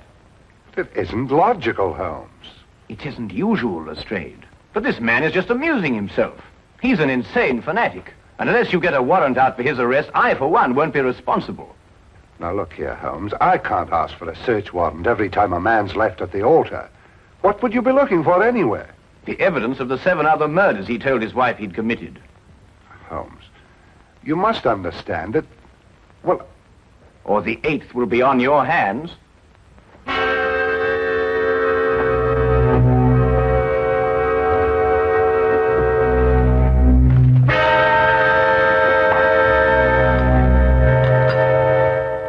Going completely against his own judgment, Lestrade had the search warrant issued, and Scotland Yard entered the Partridge house and searched with the thoroughness and efficiency that only that organization was capable of.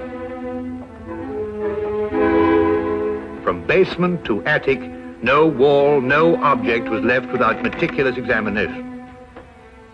Holmes directed the entire investigation. I have never seen him so intense, so insistent, and at the end, so completely frustrated. If Partridge was the criminal Holmes believed, there was no question he had won.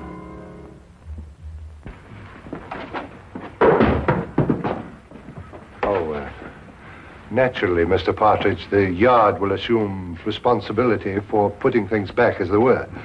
Thank you, Inspector. I do hope you'll forgive us bursting in like this. It's Mr. Holmes who... I understand Mr. Holmes very well. I suppose I'd feel the same way, under the circumstances.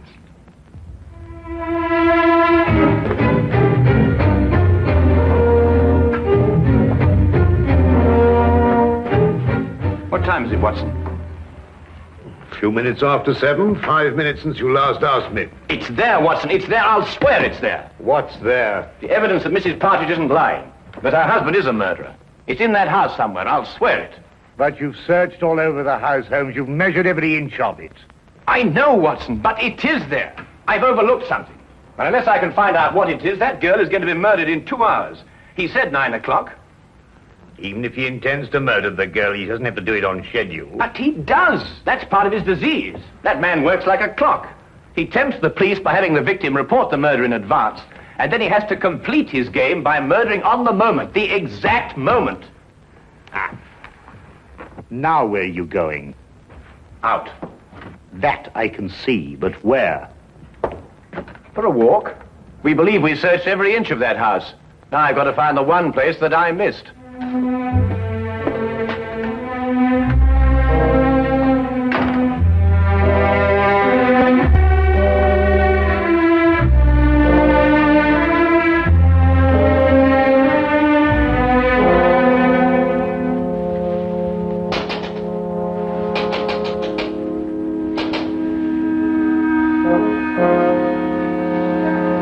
Mr. Holmes. Good evening, Mrs. Partridge.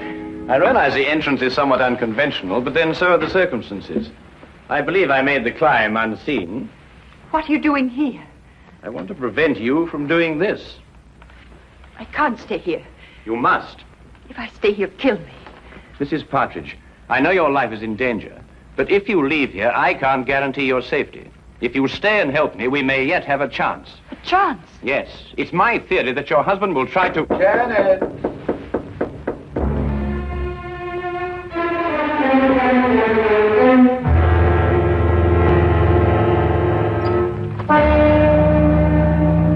Hello, my dear.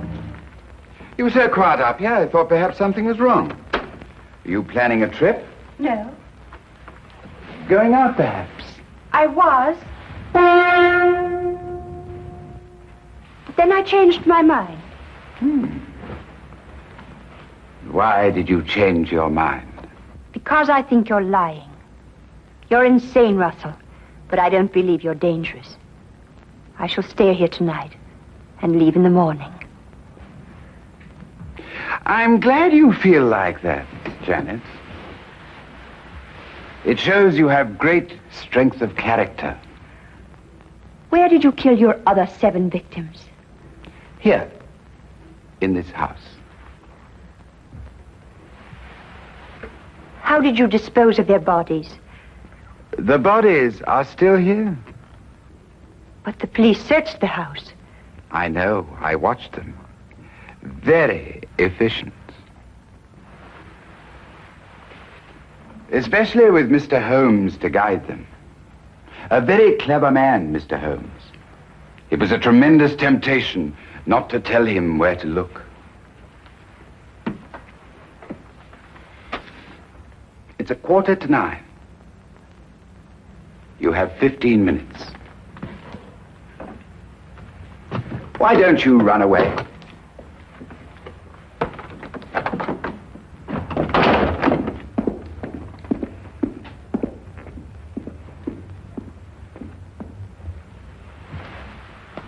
Very well done indeed, Mrs. Partridge. I must apologize for the oversight. What do we do now? Now we wait.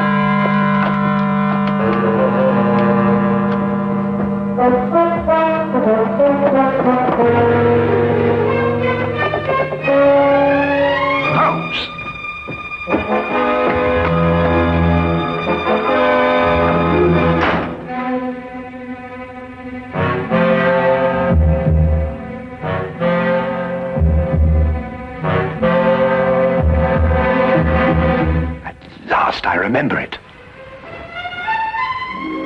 What is it, Mr. Holmes? The one place I forgot to look. I'm going to step outside now, and I want you to count up to 10, go to the head of the stairs, and then start slowly down. Will you do that for me? I'll try. Don't worry. I'll be there. 10 seconds, remember?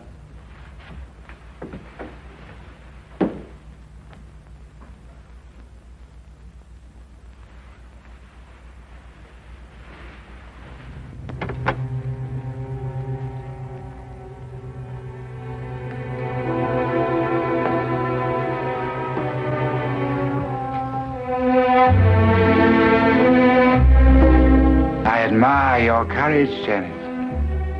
Aren't you afraid? No. I don't believe you. I think you are afraid. No, I'm not. The others were afraid. Don't take that last step. How did you get in? The important thing is that I'm here, and that your wife is safe. And because of your premature revelation of yourself, so am I. I'm sure it is not against the law of England to walk up the stairs in one's own house. Besides, my wife is completely unharmed. And the other 7, Mr. Partridge? What other 7, Mr. Holmes? You searched this afternoon. The other 7 exist in my poor wife's sick imagination. Yes, and in mine, too. I know where they are now. Really?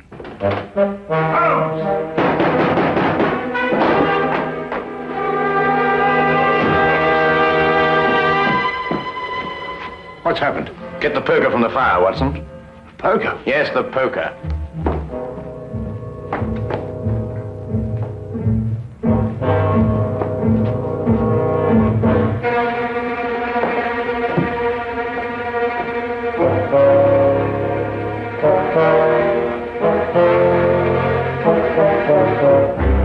I imagine there is a way of opening your unique coffin, Mr. Partridge.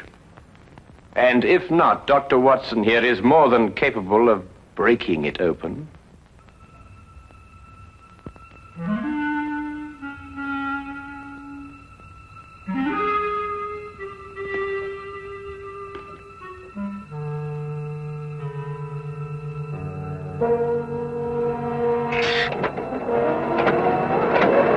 Oh, good Lord! The mortal remains of his 7 victims, Watson. Each step a coffin, and each coffin a monument to the most insane killer I have ever met.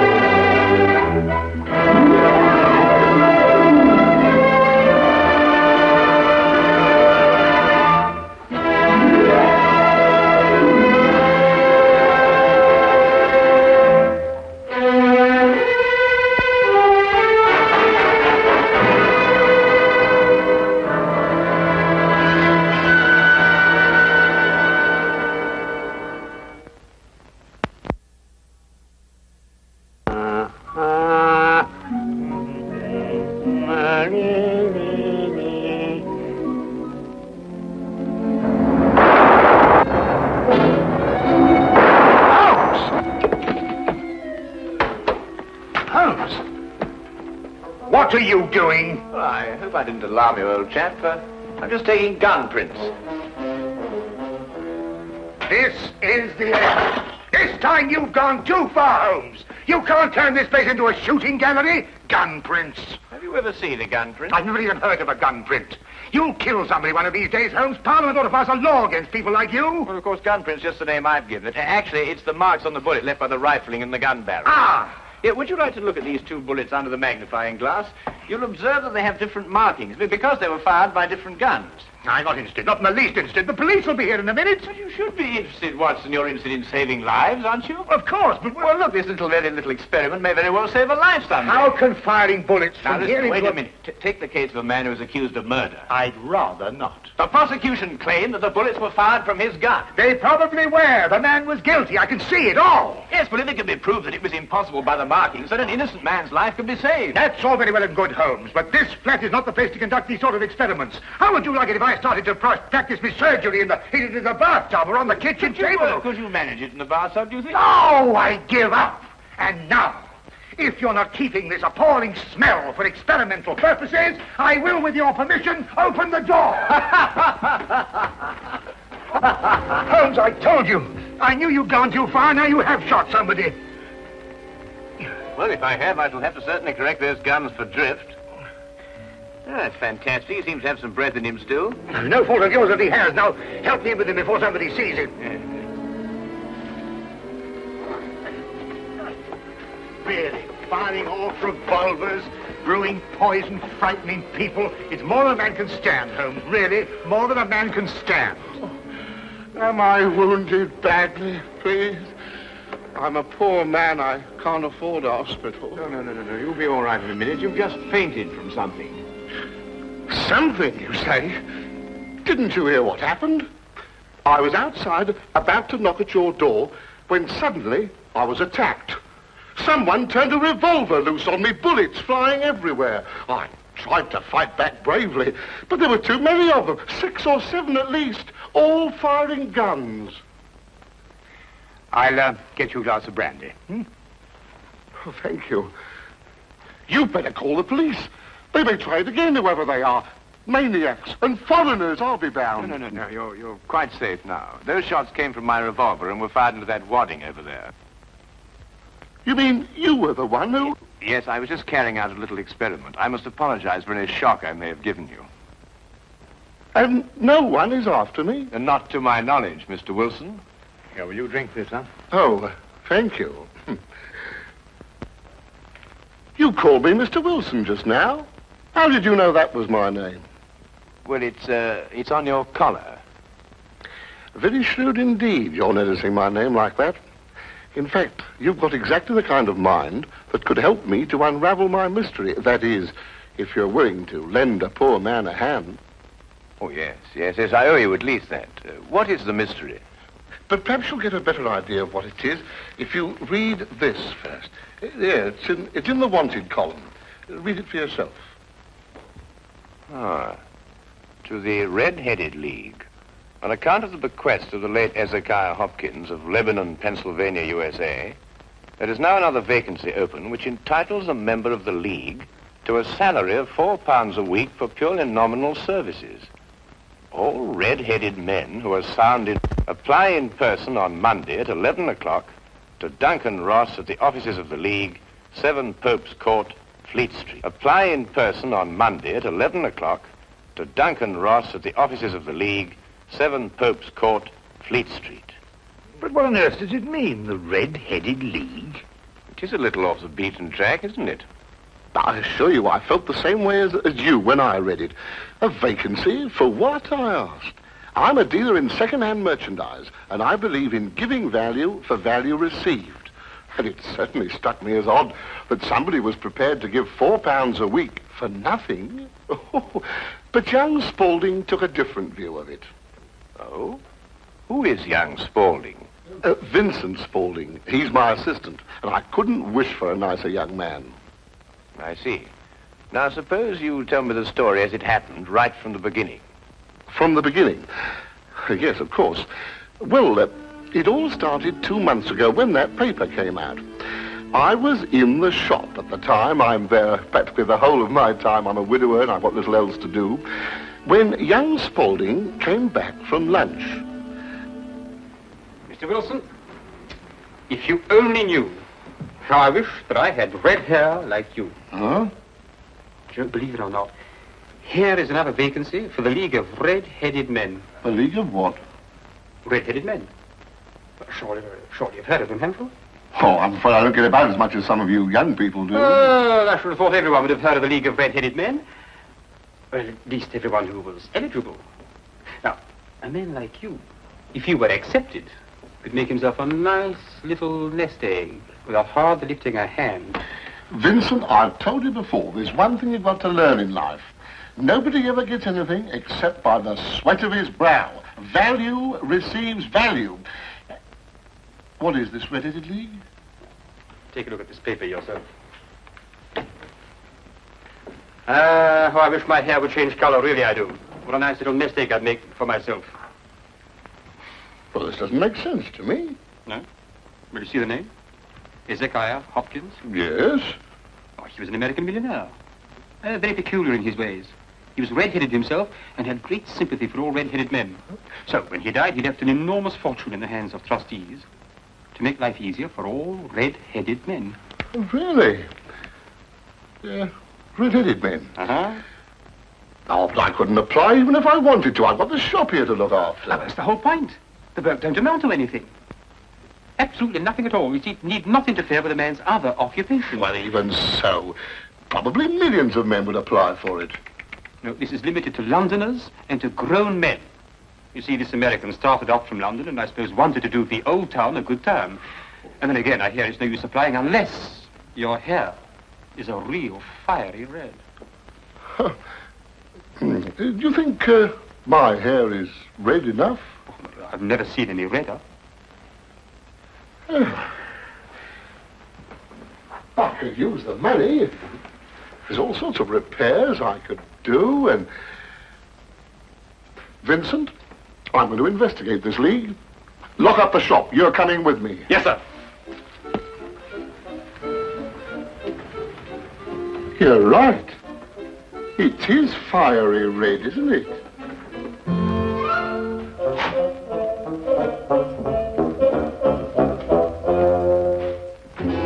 Just let me handle everything. All right. Stand back, everybody. This is Mr. Hopkins' son. Go on, step back, or he'll see that you don't get interviewed at all. Mr. Hopkins. This way. Thank you for applying, Mr. Henderson. Your name will be kept on file, and in the event you are chosen to fill the vacancy, I'll get in touch with you immediately. Thank you, Mr. Ross. I do hope I win. My family and me could do with the money. We shall see what we shall see, Mr. Rivison. Thank you so much.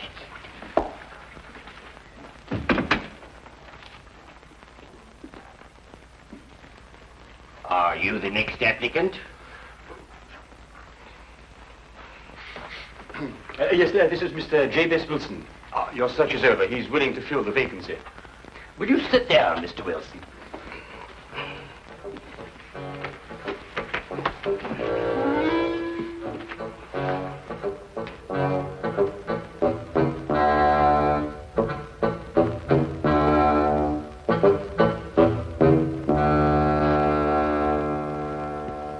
I've never seen anything like it. I told you, Mr. Wilson. It's extraordinary, beyond belief. Congratulations. It would be an injustice to hesitate. I've got the position. You have. You will, however, excuse me for taking an obvious precaution. There are tears in your eyes. I perceive all is as it should be, but we have to be careful, for twice now we have been deceived by wigs, and once by paint. I'm sorry the vacancy has been filled, but thank you one and all for coming. My name is Duncan Ross. I'm one of the trustees in charge of the fund left by your noble benefactor. When shall you be able to embark upon your new duties? Oh, well, almost any time, I suppose. Though I should mention that I have another business which will require some of my time. Oh, so long as you're free to be here between the hours of 10 to 2, there'll be no objections. Easy enough, Mr. Wilson. There's very little business during those hours, and what there is, I could take care of. Oh, thank you, Vincent. I appreciate that. And what is the work? Copying the encyclopedia. The Encyclopedia Britannica. You will provide your own pen, ink, and blotting paper, and copy it down word for word. Is that agreeable? Well, yes. Our only demand is that you remain in the office, or at least in building, during working hours. If you leave, you forfeit your position forever. The will is very clear from that point. Well, it's only 4 hours a day. I shouldn't think of leaving. No excuse will avail. Neither sickness, nor business, or anything else. Here you must stay or lose your billet. I quite understand. Then, goodbye, Mr. Wilson. And again, let me congratulate you. Oh, thank you, sir. Thank you. The Encyclopedia Britannica. Ah, you'll do a wonderful job of it, Mr. Wilson. I'm sure you will.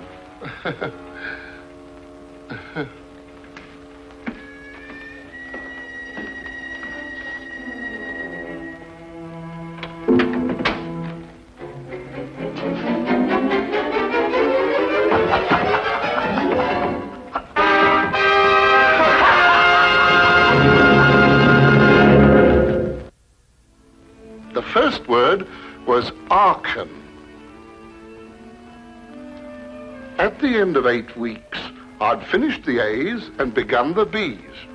For this, Mr. Ross rewarded me every Saturday with 4 golden sovereigns.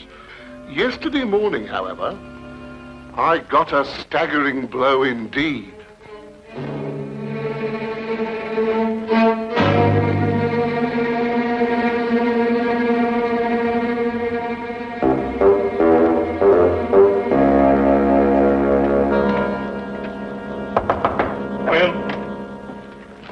Mr. Milford? Yes, what can I do for you?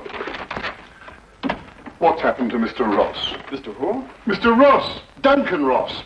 In office number 4. He's gone. What's happened to him? Just a moment. Let me look him up in my files.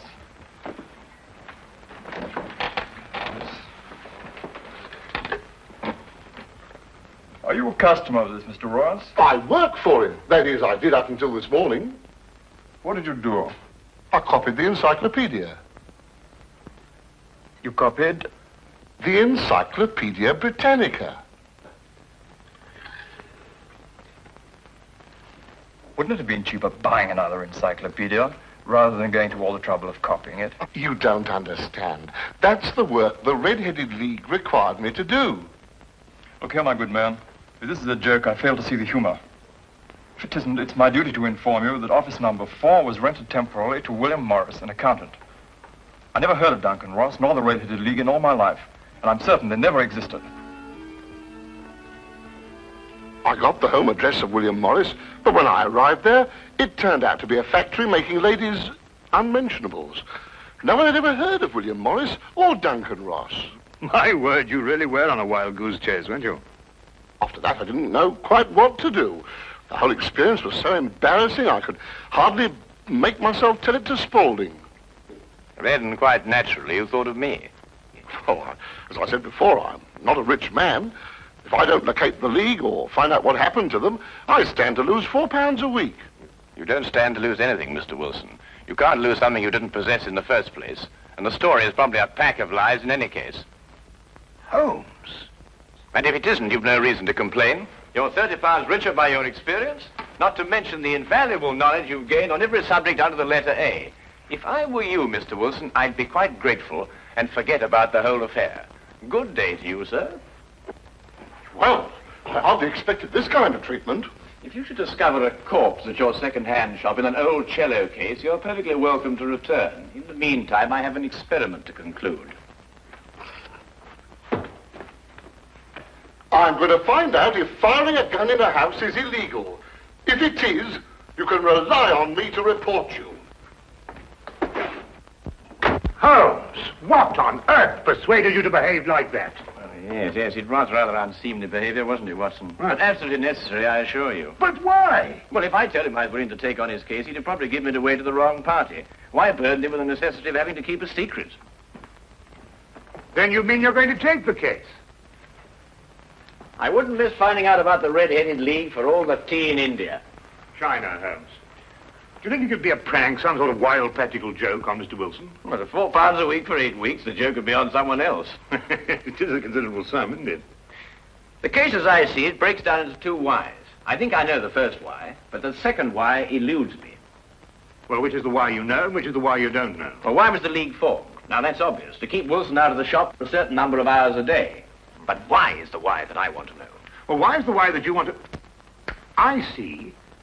You mean somebody tried to get Wilson out of his shop in order to steal something from him? No. The case is too elaborate to justify stealing from so small a shop as Wilson's. No, the reason is bigger than that. Bigger than any of us might imagine. Now, you're not going to start shooting again, Holmes. No, but I'm going to take this with us. Us? Yes, you're interested in the case, aren't you? I'm a doctor, Holmes. Well, all the better if someone should get hurt. This started out to be such a peaceful morning, and an old friend of mine was coming from India, and we were going to spend the day together. And now look what you've talked us into, the Red-Headed League. Yes, exciting, isn't it?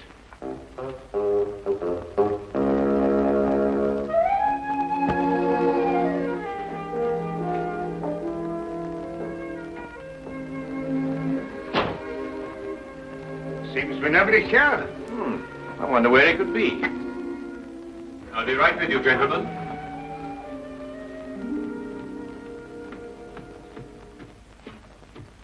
May I help? I'm sorry, I was occupied in the cellar. I hope I haven't kept you waiting. Not at all. My friend here is interested in making a purchase. Mm-hmm. Anything in particular? Anything in, well, you never know what you might, oh, what's that? That? Yeah. That is a, oh, yes, this is fascinating. This is it's the essential part of the structure of a wild boar trap. No, really? Yes. By Jove, a wild boar trap, eh? How very interesting. Now, and a very fine specimen as wild boar traps go. Yes, oh, indeed. yes, a very fine. Oh, indeed, reminds me of my day.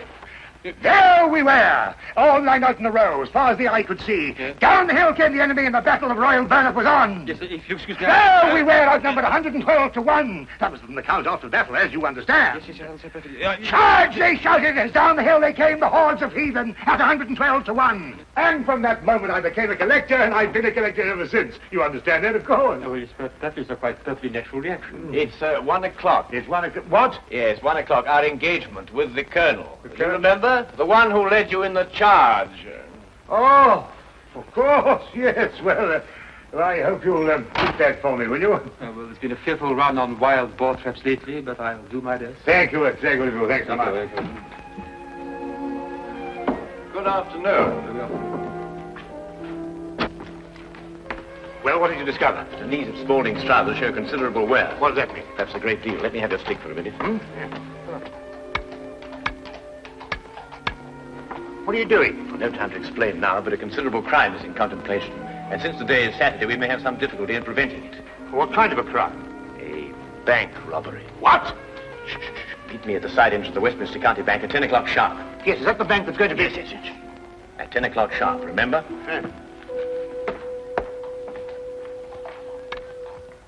The basement vaults of the Royal Westminster Bank, as you can see, they are impregnable.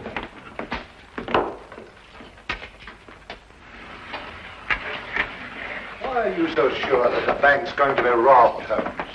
Because the knees of a man's trousers were badly worn.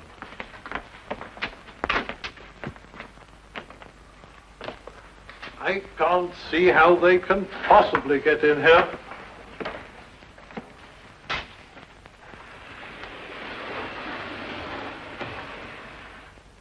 Is that the gold?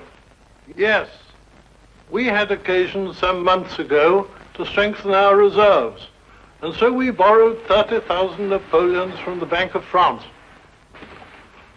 Word must have leaked out, if Mr. Holmes' deductions are correct. Gentlemen, we must prepare ourselves. As soon as Mr. Wilson goes to sleep, they will make attempts to get in. Who are they? Shh.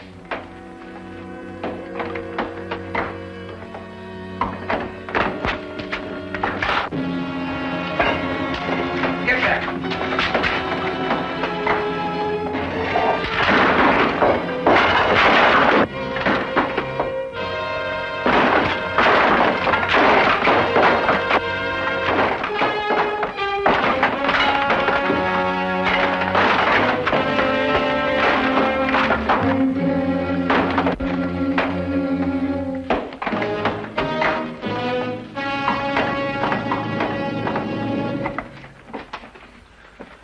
It's all right. Hey, jump! All right, Spaulding, your bank robbing days are over. So I see. I fancy my pal got away all right, though. There are 3 policemen waiting for him at the other end. You seem to have done things very neatly. I must compliment you. But I feel obliged to reciprocate. Your red-headed league was very inventive indeed. Here. You were the one who came into the shop this afternoon. You came with... With me. Ah. I thought there was something very queer. You don't look like a collector at all. They helped to collect you, didn't they? I think you'd better come along with me.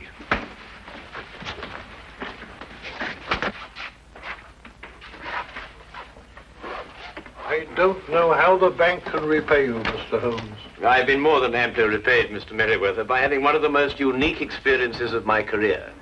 However, there is one thing you could do for me. Name it. Well, it's... Anything, Mr. Holmes. I'm a regular depositor at your bank, Mr. Merriweather, and I should be eternally grateful if you could do something about your pens. I've yet to find one of them that worked. Come along, Watson.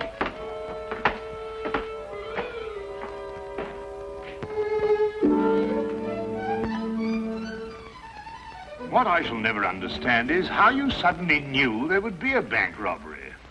Well, if you remember, when we visited the second-hand shop, Spaulding was in the cellar. I didn't pay much attention to it at the time, but later on I noticed that the knees of his trousers were badly worn, as if he'd spent some time kneeling, doing some sort of burrowing work. But burrowing where? Perhaps from the cellar to the next building. The moment the thought occurred to me, I whisked you outside and surprised you by tapping on the pavement with your stick. You certainly did. Oh, I'll just go and see who it is.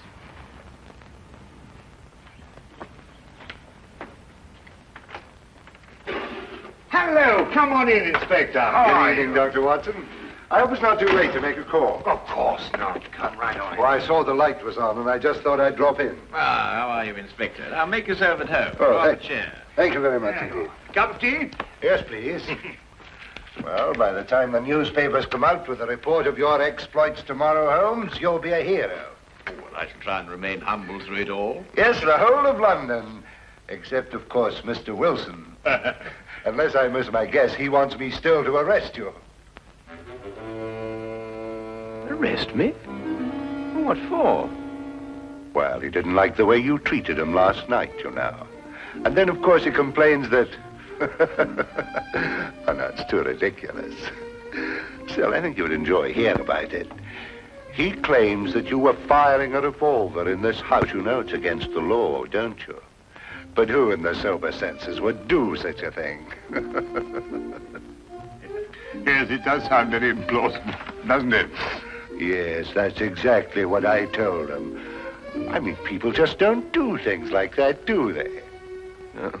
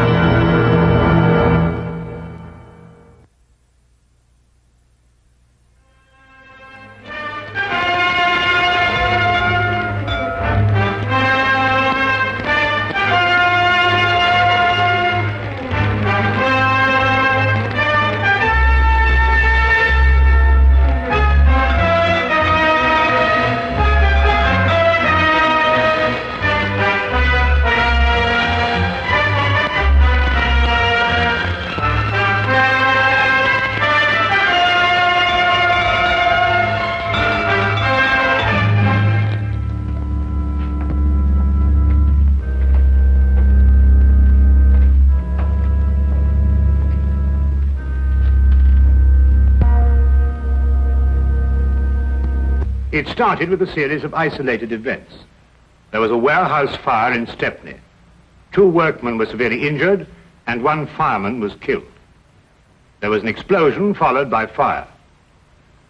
When it was over, there was only enough left to determine that it was no accident. Nor was what had happened to the man whose body was found in a nearby street. He had been stabbed 4 times.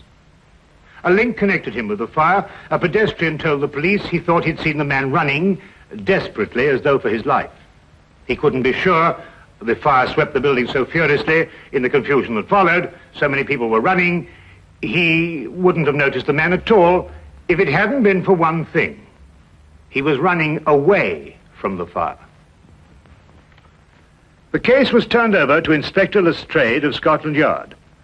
And from that point, it was to involve Sherlock Holmes and myself in one of the most frightening situations of our lives. Nothing at all? Nothing, sir.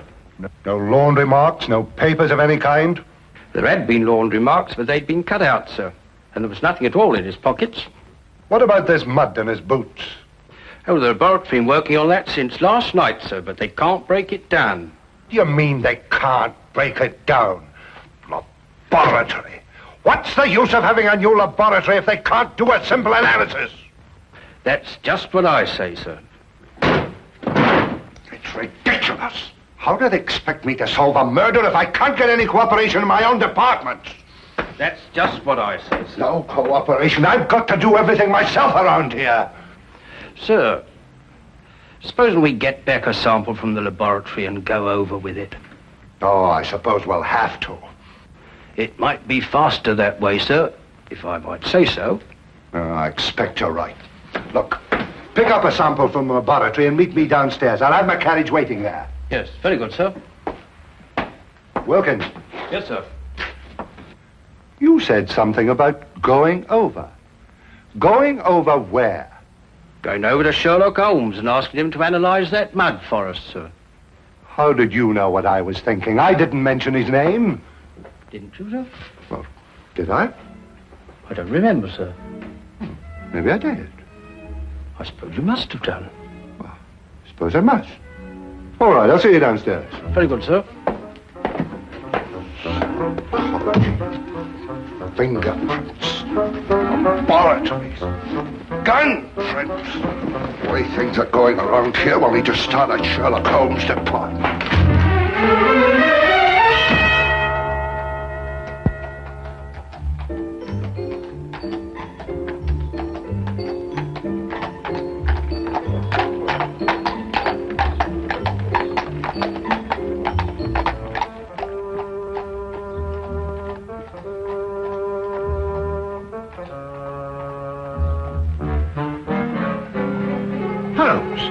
What are you doing? That's invasion of privacy. Peeping Tom, disgraceful. Invasion of whose privacy? Well, I don't know, whoever you're spying on. Well, I'm spying on my own privacy. Now, what does that mean? I was looking into a room across the street. Well, I know, I saw you. Well, it so happens that I've rented that room this morning for a week. Well, you think you're moving out? Well, I plan taking my telescope over there and spying on this room here. Now, put us up together, Holmes. Oh, no, there's a reason. Well, what is the reason? I'm expecting a thief. Oh, really? Have you given him an appointment? Now, you may not believe what I'm saying, Watson, but I'm being perfectly serious. When do you expect this thief and why? I'll explain the entire situation to you across the street. Oh, while we're spying on ourselves over here, over there. Yes, well, something like that. Yeah, well, I'm glad, because I thought for a moment I was getting confused. Ah, good. We can see perfectly from here. I hesitate to bring this up, Holmes, but I can't see how we can see ourselves from here over there, even with the aid of a telescope. Well, that's not an unreasonable deduction, Watson. But perhaps my methods would not appear so obscure to you if I told you that I've received a communication threatening my life if I accepted a certain case or used evidence that's been given to me. Well, what case? What evidence? Well, that's just the curious part of it, Watson. I've neither been presented with a case, nor have I got any evidence. But somebody thinks you have. Obviously. This thief you expect, what's he going to steal? The evidence, of course. The evidence you haven't got? Now you have it. Well, now, look, really, Holmes. Since this thief you expect can't steal the evidence you haven't got, that's right, isn't it? Yes, that's right. Well, then why do you want to watch him? Well, so we can follow him when he leaves and find out why the man who was going to get in touch with me didn't get in touch with me. Ah, couldn't be simpler. Ah. The thief? No. Our old friend, the good inspector. I wonder what he wants to see us about. Perhaps he'll leave us a note. I could run across and tell him we're here. No, don't do that. He'd want to arrest our thief, and we wouldn't be able to follow him.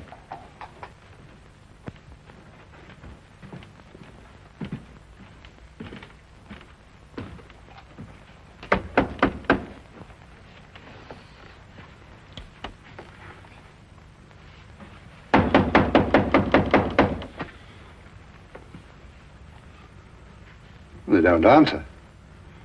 Yes, sir.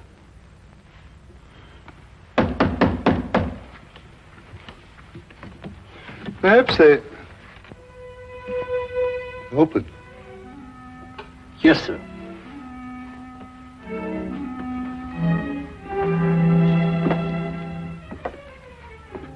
Mr. Holmes? Dr. Watson?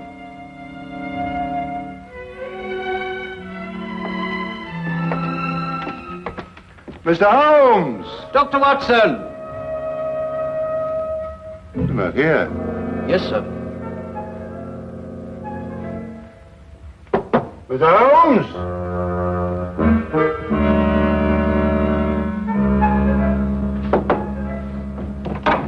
Dr. Watson! Well, what do you think they'll do now? I didn't expect this. I hope they'll leave soon. It doesn't look as if they're in any hurry. No, it doesn't. Well, they can't be very far away, or they wouldn't have left the door unlocked. We'll wait for them. Yes, sir.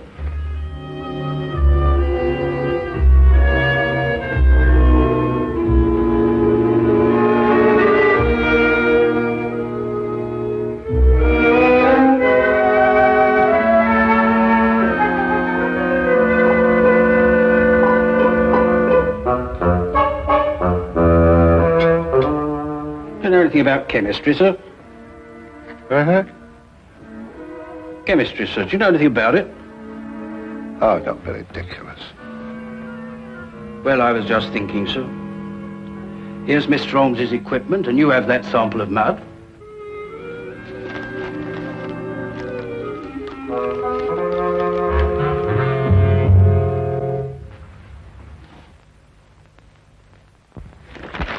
Ah, don't be silly. I don't know anything about chemistry. And here's Mr. Holmes's books, too.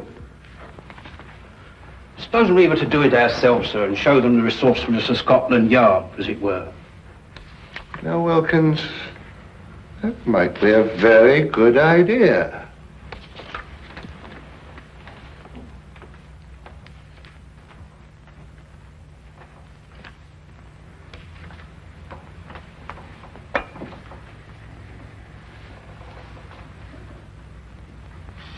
Oof. No, it wouldn't work. You can't do a thing like analysis just reading a book, you know. I suppose you're right, sir. I thought perhaps it might be like following a cookery book. You remember I helped Mr. Holmes when you were dealing with that Lady Beryl case, and it didn't seem too difficult. Just so. Just like following a cookery book. Yes, sir.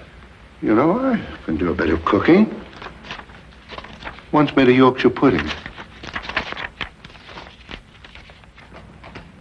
Those two idiots will blow up the flat if we don't get over there. Well, you know, strangely enough, Watson, they're not doing too badly. They're actually analyzing something and following the procedure from the book. Huh? Holmes, look. What? Hey. That may be your thief. We'll know in a minute, Watson. He's going to walk right into Lestrade. That's all right. All we have to do now is wait until he comes out and follow him. Now, what do we do? Now, add 3 drops of KCl in H3OH solution.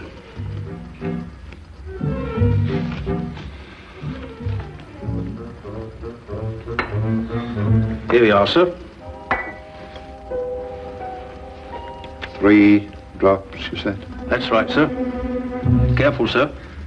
I am being careful. I'm being very careful. Don't make me nervous. Well, sir, if you slip up now, you've got to start all over again. Quiet. Careful, sir. Quiet! Quiet! It was the door that time, sir. Well, say, come in or something. Can't you see I'm busy? Very well, sir. Come in. Come in!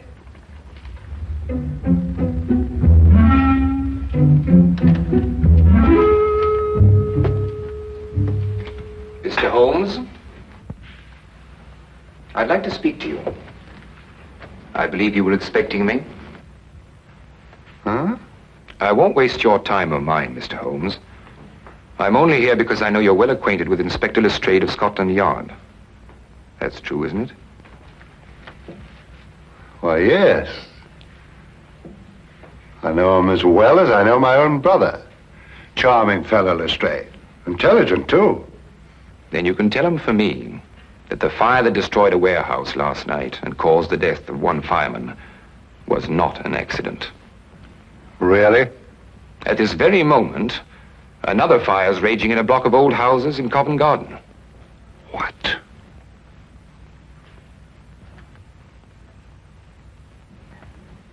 And unless the Crown is willing to pay £50,000 into a foreign bank, which I shall designate, those fires will go on occurring. No one is going to stop me. I don't think that's quite right. Don't, Mr. Holmes. You have the reputation for being a clever man. I'll contact you again tomorrow. Not here, of course. A message will let you know where to join me. And when you come alone. Don't try and follow me. I'm a very good shot. And just to show you that I'm very serious, there'll be another fire this evening at 6. A beautiful one. Here, this isn't what I expected at all. You better follow that man. Right. I've got to have a word with Lestrade. And Watson, be careful. He may use that gun. And that's what he said, as far as you can remember. Yes. That's exactly it, isn't it, Wilkins? That's it, sir. That's every word of it. That's a fantastic scheme. Actually blackmailing the city. And he wasn't bluffing either. That fire at Covent Garden still isn't under control. No, Lestrade, he wasn't bluffing. He proved that with the fire last night and the murder of this man who was undoubtedly his accomplice. Why doesn't Dr. Watson come back? Don't worry. Watson won't lose his man. That man said there'd be another fire at 6 o'clock. Well, that leaves us 3 hours to wait, then. Yes. And a whole city to work out where he's going to happen. See what that is, would you, Wilkins?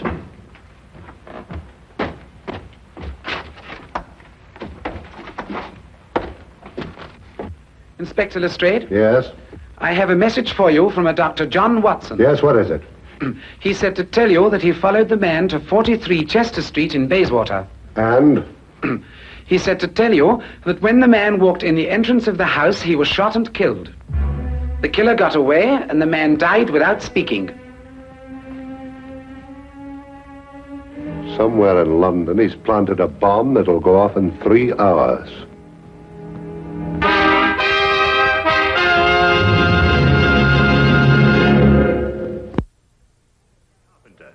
It was a small caliber revolver. Fired with deadly accuracy. He was killed instantly. You've no idea what the killer looked like, Doctor? No, none. I kept well back from him in case he should notice I was following him. Now, the killer ran through the house and out the back. Exactly 2.5 hours to find out the secret he died with. Where he planted the next bomb. Yes. Oh, Lestrade, did you happen to notice this morning when you searched his room? Yes, of course I did. It's a new suitcase. You'll never be able to trace him through there. It's sold in over 1,000 shops in London alone. They'd never remember him. Oh, but they'd certainly remember a man who bought 4 of them. 4 of them? Yes, we're certain now that these fires have been started in London by means of incendiary bombs. He'd have to have something to carry them in, wouldn't he? There was a fire last night, one this afternoon, and one scheduled for tonight at 6 o'clock. That could be the 4th. Well, obviously your job is to find out where this chap bought these suitcases. You're quite right. I'll get on to that immediately. Oh, just one more thing, Lestrade. Yes? What were you trying to analyze in my flat this morning? Some mud from the boots of the man who was murdered yesterday. Perhaps he's got mud in his boots, too. He has. I've already taken a sample, and I've got another one like this in the flat. I'll get in touch with you at Scotland Yard if I learn anything. I'll be there from now on. With any luck at all, we ought to be able to find a man who bought 4 suitcases. Well, let's hope he only bought 4 of them.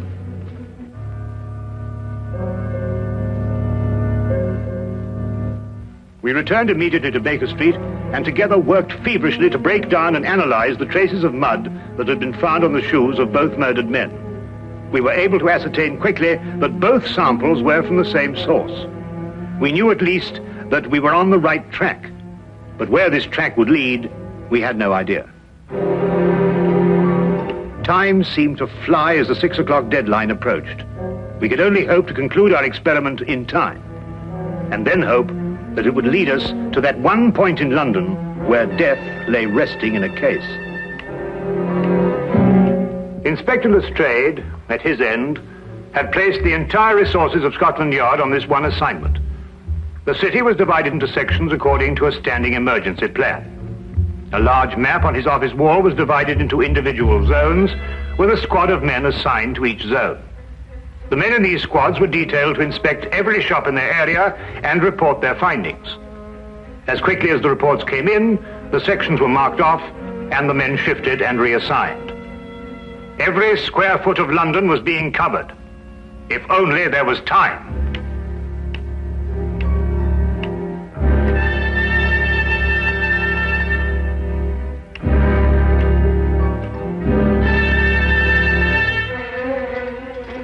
Give this to Inspector Lestrade and hurry.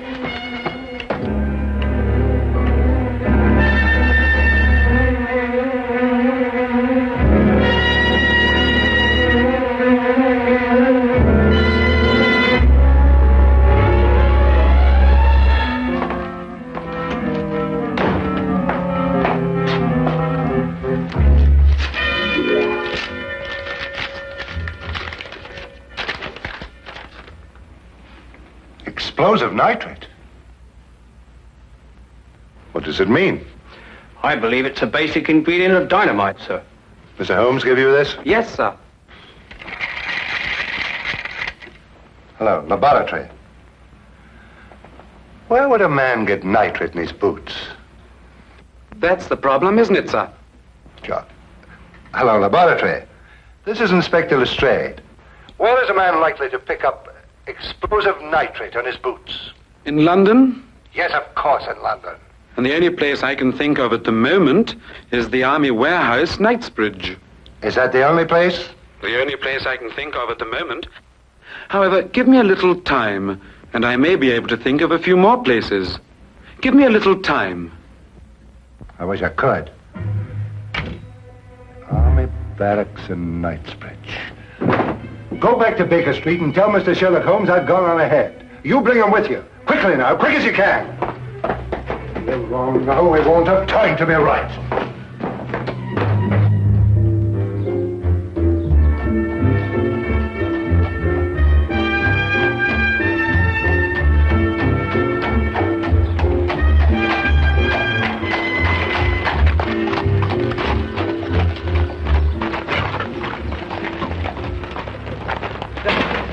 I'm Inspector Lestrade of Scotland Yard. I've got to get...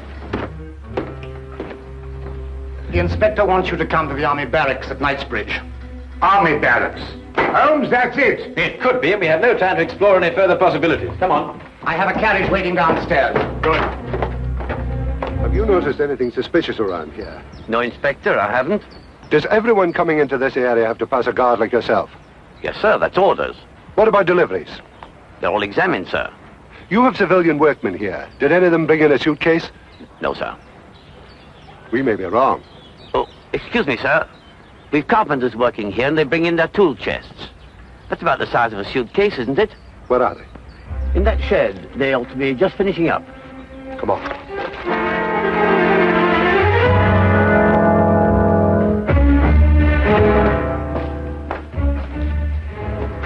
I'd like your attention, please. I'm Inspector Lestrade from Scotland Yard.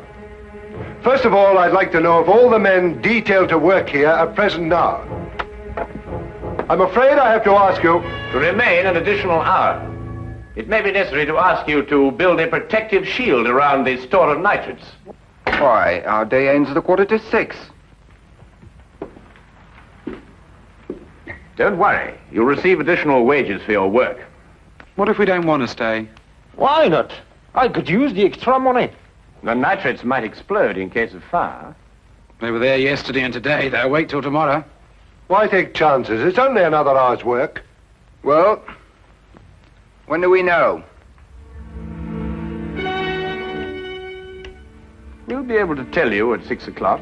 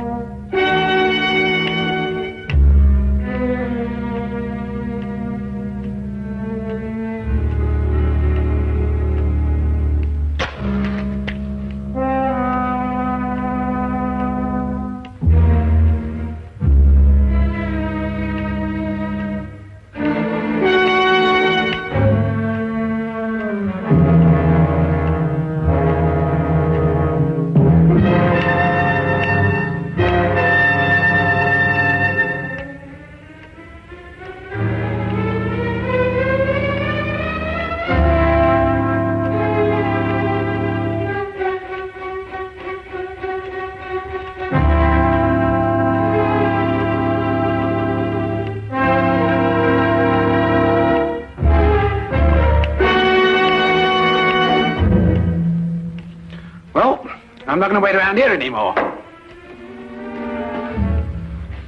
You stay where you are.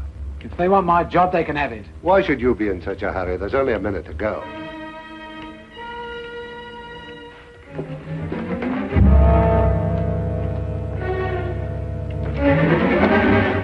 If you have something to say, I suggest you say it now. I've nothing to say. Oh, good. Then you've nothing to worry about, have you? What have I got to worry about? I don't know. Can't you think of something? Think hard. Yes, and when you thought we're going to have time to stop it.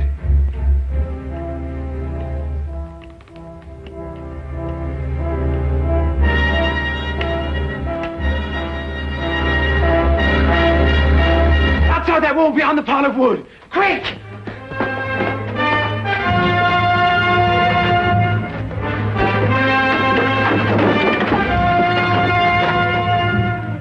No! Don't open it! It'll blow up! Oh, stop! Get down!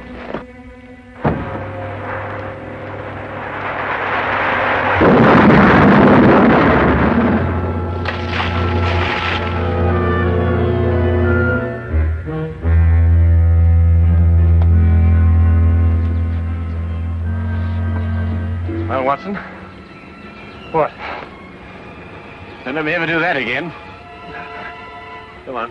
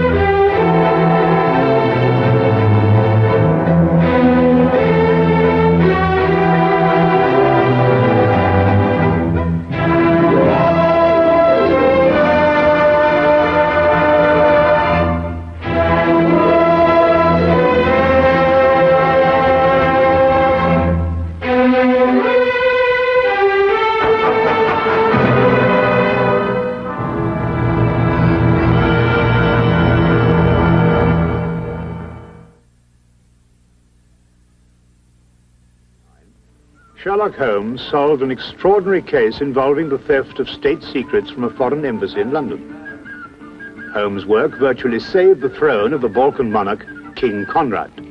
In appreciation of this service, both Holmes and I were extended, and eagerly accepted, an invitation to join a royal hunting party at the Sovereign's Lodge, deep in the forest of his Balkan kingdom.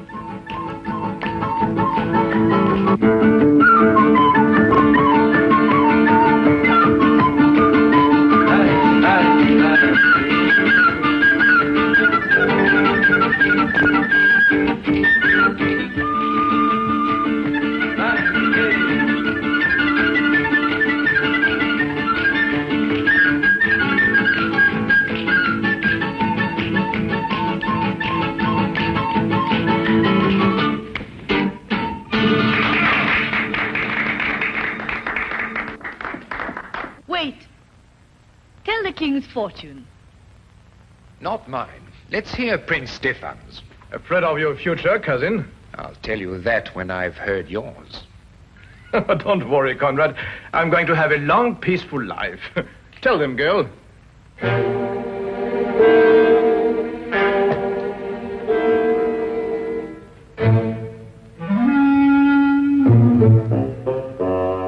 Come now, Stefan. Don't take it so seriously.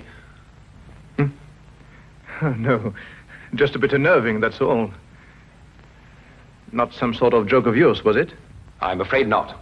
I imagine the girl is genuinely frightened, Prince Stefan. She's rushed out, leaving her money on the floor.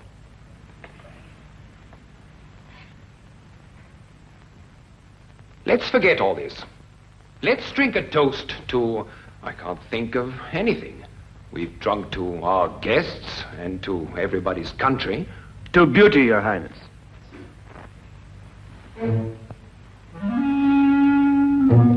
You were as thoughtful as ever, Count Magor. Your second payment, Count Magor. Stefan. Remind you of the wonderful times at Monte Carlo?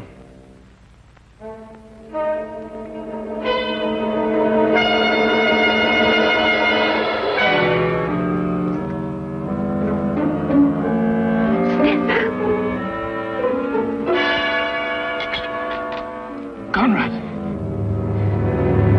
Conrad!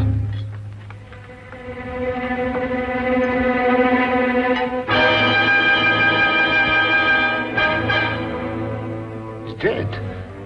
No.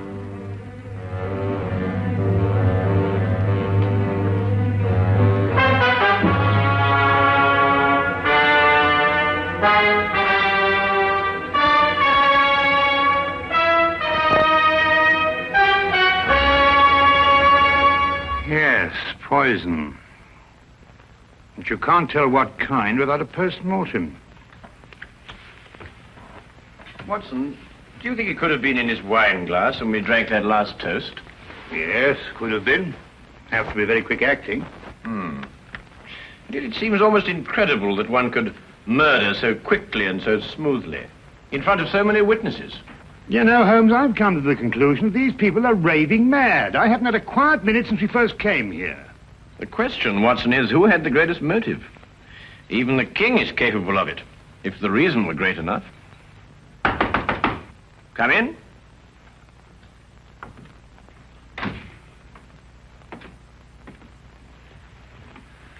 Won't you sit here, then? Please sit down, gentlemen.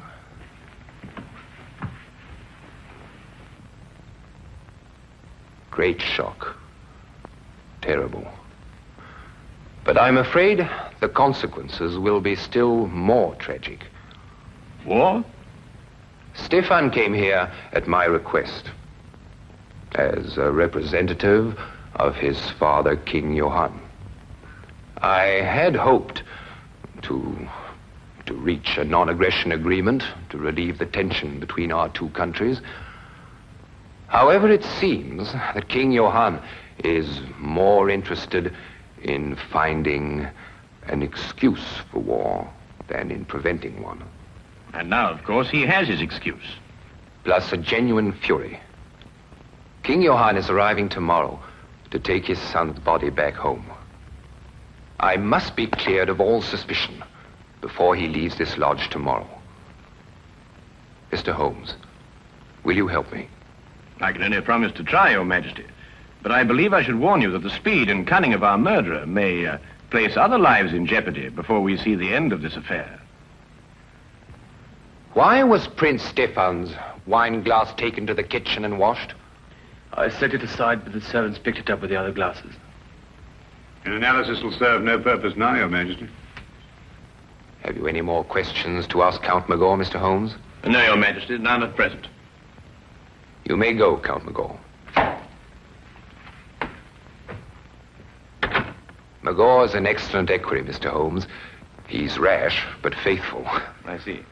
Tell me, Your Majesty, what do you know of Princess Antonia? She was a friend of Stefan. Mm-hmm. And her background? She's a member of an impoverished royal house. Have you known her long? A few years. We met at Monte Carlo. In fact, I fell in love with her there. No surprise. Everyone did, including Stefan. She was attached to another man, whom I respected, and I was discreet. Stefan used no such discretion and swept her away from us all. You weren't angry, sir? No, not really. Stefan and I never really fought about anything except politics. That's a lie. Or can't you remember as far back as this morning?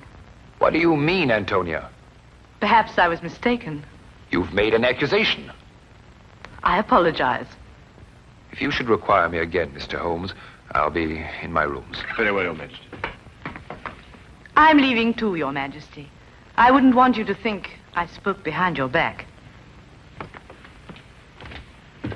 Good night, gentlemen. Perhaps you should go and have your palms read tonight. There's a gypsy who tells amazing things. Say, Holmes, what's she getting at? Well, you know, Watson, it might be interesting to find out. Yes, it might be very interesting.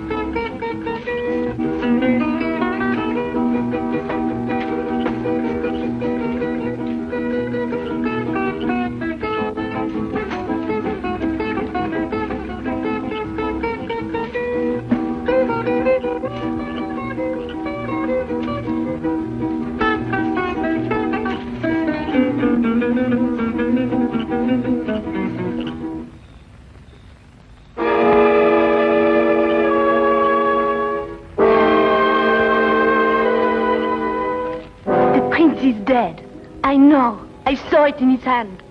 Did you see anything that wasn't written in the hand? I see the two men quarrel. The king and the prince. I was waiting in the kitchen for the time when I would be told to dance. But as I go to a door, I see the two men preparing to fence.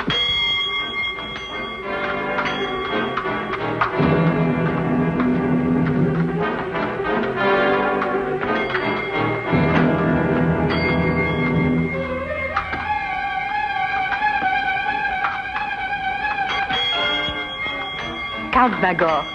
10 gold florins on Prince Stefan. Taken, Princess, and as good as one. Quick with your parry, Stefan.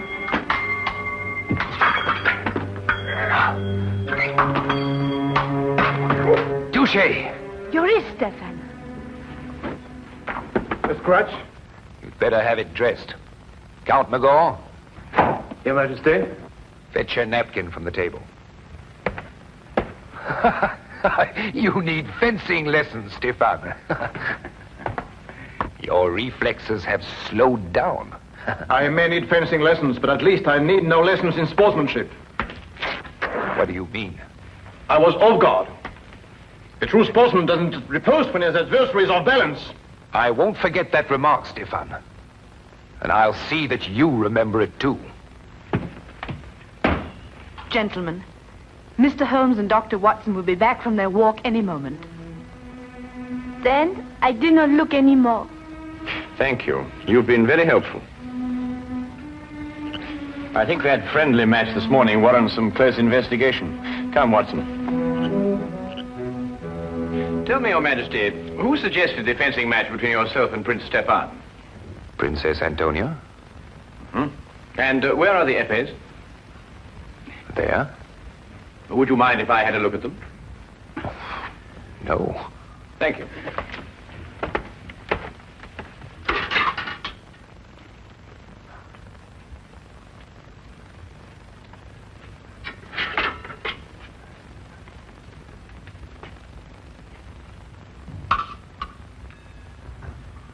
Is this the epée Your Majesty used?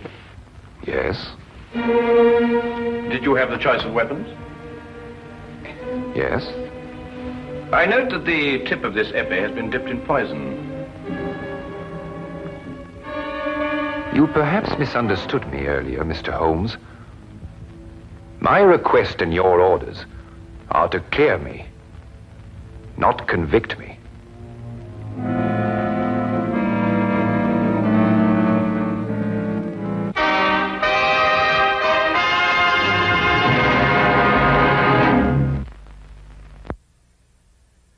But it's conclusive evidence.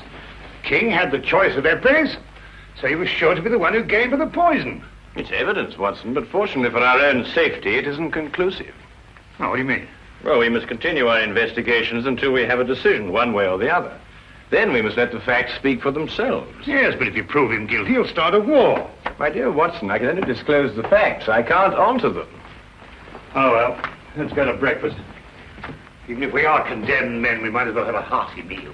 Right you are, Watson.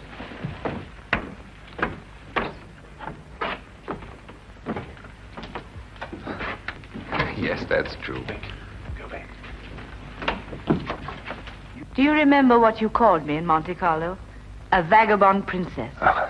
An ambitious royal tramp. You wanted just one thing for yourself. A throne. I still want one. Conrad, I saw you with the epées yesterday morning, before you fenced with Stefan. Oh, the hilt of one of them was loose, and I haven't told Mr. Holmes yet, and I won't. If what?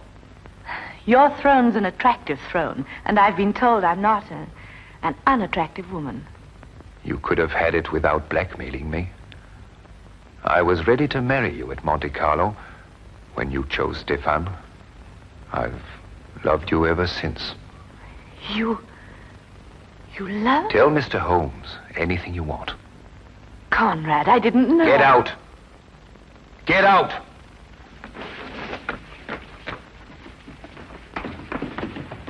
Mr. Holmes. Princess? It poses a dilemma for you, doesn't it? You Englishmen are so honorable. Are you willing to sacrifice your honor for him?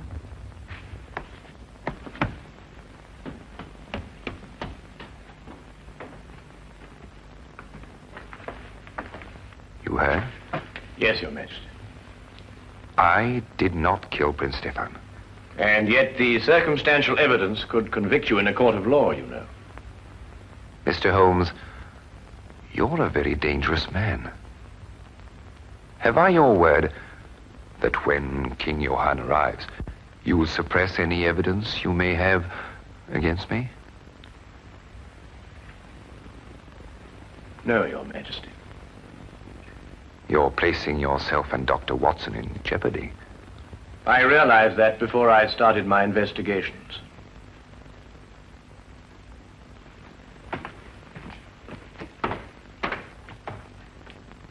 Count Magor. Your Majesty? See that Princess Antonia is confined to a room. Mr. Holmes and Dr. Watson are under arrest. But look here, Your Majesty, we're British subjects. At the moment, that is not too important.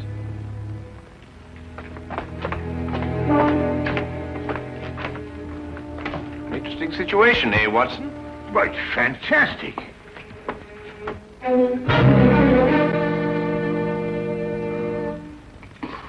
Why, blasted Holmes, they can't throw us into prison like this without a charge or a reason. I'd wager they could. Well, they have. That's what I mean. Why else should he ask you to investigate the case for him, Holmes? You couldn't help but find him guilty. We haven't found him guilty, Watson. It's only circumstantial evidence. Yes, but you yourself said that was enough to convict him. Yes, but we've missed the most significant point. The motive. Mm-hmm. Well, perhaps it just isn't obvious. Who gains the most by Stefan's death? Well, no one. Exactly. And who loses by it? Well, now, let me see. Princess Antonia loses a throne. And King Conrad throws his whole nation into a war for which he is totally unprepared. That brings us to Count Magor. Magor? Well, he loses nothing. It would appear so, wouldn't it, Watson? What have you got on your mind, Holmes? Watch for the guard, Watson, and tell me when he comes this way. Right. Watson, do you remember what Stefan said just before he collapsed? No, I don't remember, except that he... Well, he was rather overshadowed by the death. But he threw the gypsies' money to Magor and then said something about a second payment. Guard. What's that in your nose, Watson? Eh? Ah. Very neat, eh? Oh, look, and another one behind your ear. That's two. Really, Holmes, this is no time for palm tricks. I think you're quite right, old man. Hey, come. Like the trick? Nose? Yeah? Yeah. Yeah. See? There's the coin. You take, hand. Good. Now, Here? Here? Yeah?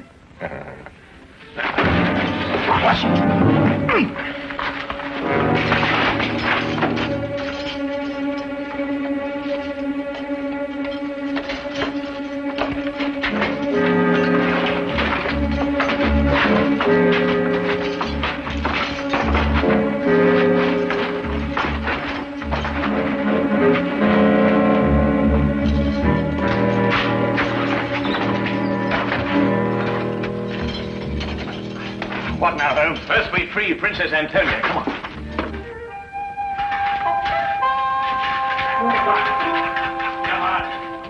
Now, Holmes. Come on. Now, Holmes. Watch yourself. Feed, Watson!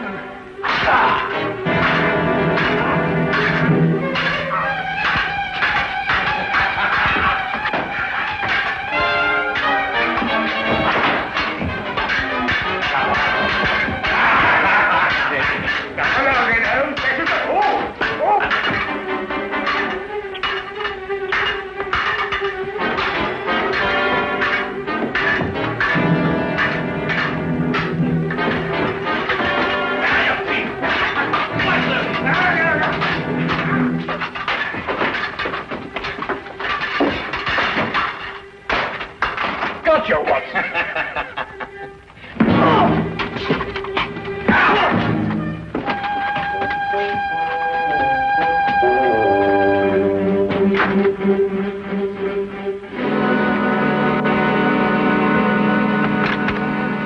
Sighted the King's body, sire, about a mile away.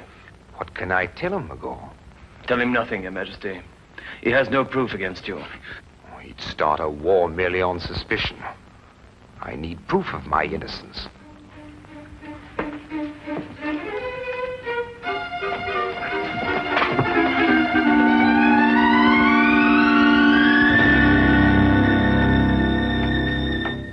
Count Magor? Yes.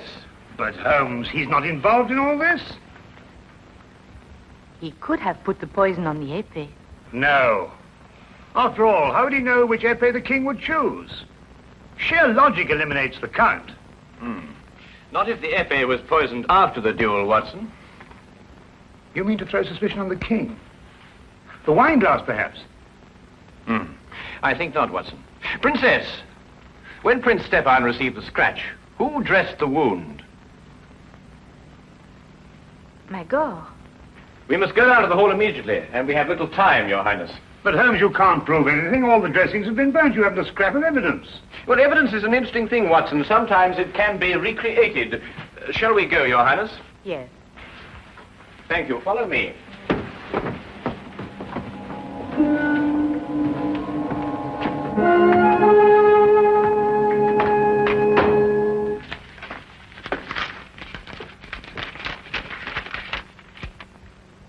Johann has issued secret orders for mobilization to take effect from the moment he recrosses the frontier.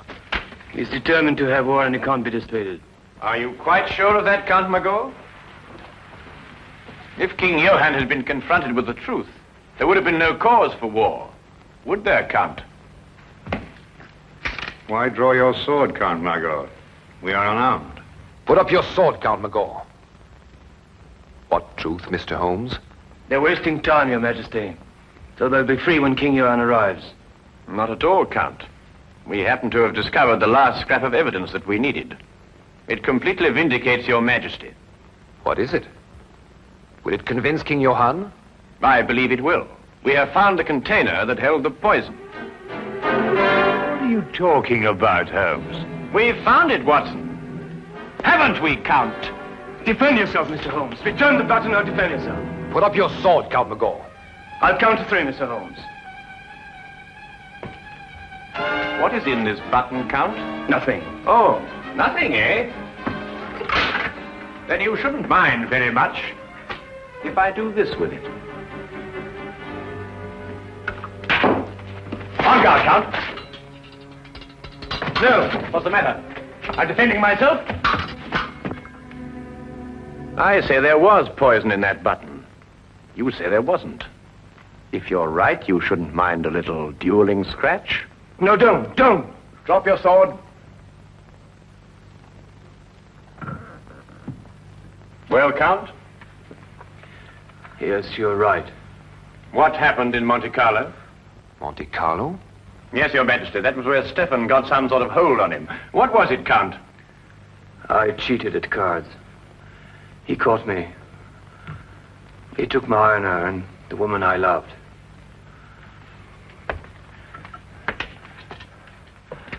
I wanted to forget and start again, but he would never let me. He reminded me of it every chance he had.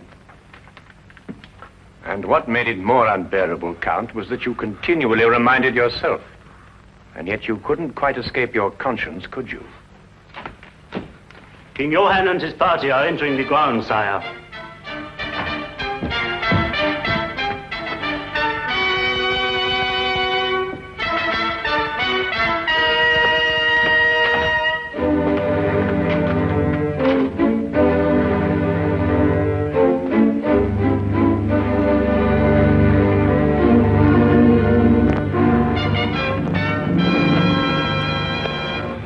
Quite frankly, Holmes, I should be glad to get back to London again and work with Lestrade. Poison swords and all that caper. I'm just not up to it. I know just what you mean, old chap. Oh, Holmes, I didn't care to mention this before, but did you know that Count Magor was noted for his swordsmanship? Oh, yes, I seem to have heard about it somewhere. Oh. Well, no offense, of course, but I mean, I've fenced with you, you know, and I mean, you're good enough, but, well, you're not that good. I mean, to stand up to him like that. Oh, well, yes, I knew that, Watson, but fortunately, he didn't. No, but I mean, what would have happened if he'd called your bluff? How long do you think you could have lasted with him? Well, let's see now, about 30 or 40 seconds. But then in every game of bluff, of course, there's a certain element of risk, or it really isn't much fun, is it? Yes. I shall be glad to see dear old Lestrade again. Well, don't ever tell him, Watson, but so will I. So will I.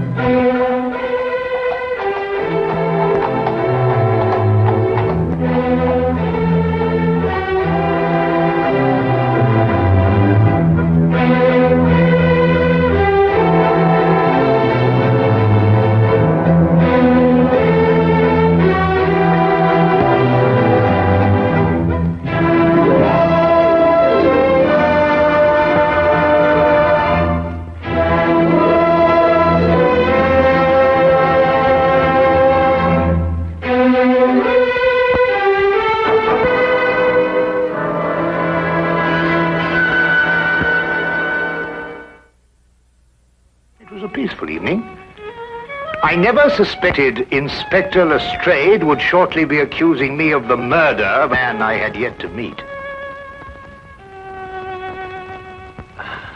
Do you like Dvorak? Yes, you must play him sometime. I have been. Oh. Do you care to go out? Why? Why, there's a walk somewhere. I feel restless. Why don't you read, Holmes? What, about the tigers of India? Well, it's jolly interesting, especially about the female of the species. Female of the species usually is. It says here that they often attack when you think they're going to run, and run when you think they're going to attack. Fascinating. Yes. Oh, no, really, Holmes. Now, come. The exercise will do you good. You mustn't allow yourself to vegetate and grow static. Especially a man of your former violent habits. Tiger hunting in India, horse marches, Watson. Come on. All right, then. All right. But only a short one, mind. Because this is no time to go promenading. Blast. Bring my hat, will you? There you are, boy. Anything wrong? Well, look, this isn't my coat. It's very like it, but it just isn't. Too small? Well, yes. Well, you probably picked someone else up at the... But... No, Oh, look. There's a letter on it. Maybe it's got an address. Well, it doesn't make any sense. Let's see. 12 heroes with broken feet. Unsigned. Well, it sounds silly to me. Written by a woman and dashed off in a hurry, too. It is a bold hand, Watson. A woman of strength and character. Capable of violence, I'd say. Like your tiger's friend.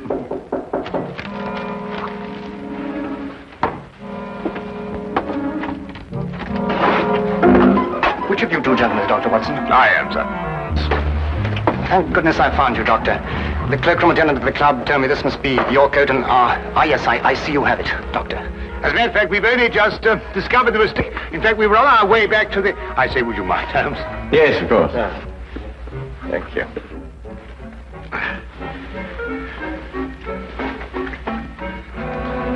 There we are. Oh!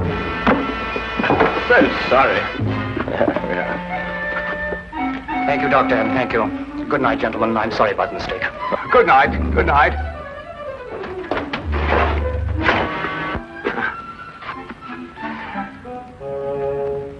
I say, Holmes. Yes, I know. He took your hat. Oh, no, now, really, that's gone too far. There's a limit to these things. Really, these people. Well, don't worry about it, Holmes. The cloakroom attendant at the club will know his name and address. Well, it doesn't matter about that. It's... Don't like wearing another chap's hat, you know. It's a personal thing. A hat like a toothbrush.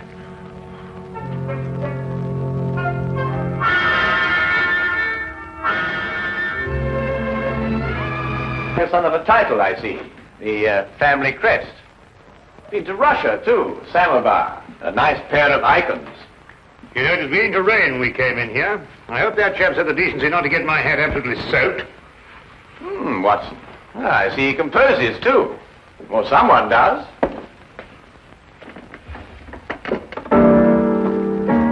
Holmes, what do you think you're doing? You just can't start barging into a chap's house and start playing his piano.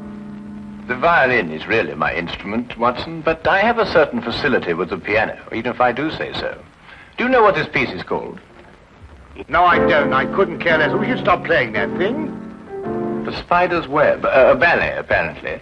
And at this point, the spider attacks the fly.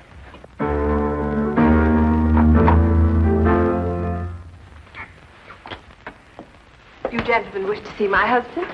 I'm Mrs. Cheltenham. How do you do? I'm Dr. Watson. This is my friend, Mr. Holmes. Oh, Mr. Sherlock Holmes? Madam, I've come here to return your husband's hat. He left it in our flat this evening. I thank you. I'm afraid my husband isn't home, Dr. Watson. Well, I wonder if you'd be good enough to ask him if, at his earliest convenience, he could return mine. My husband has other hats. Perhaps you... Oh, no.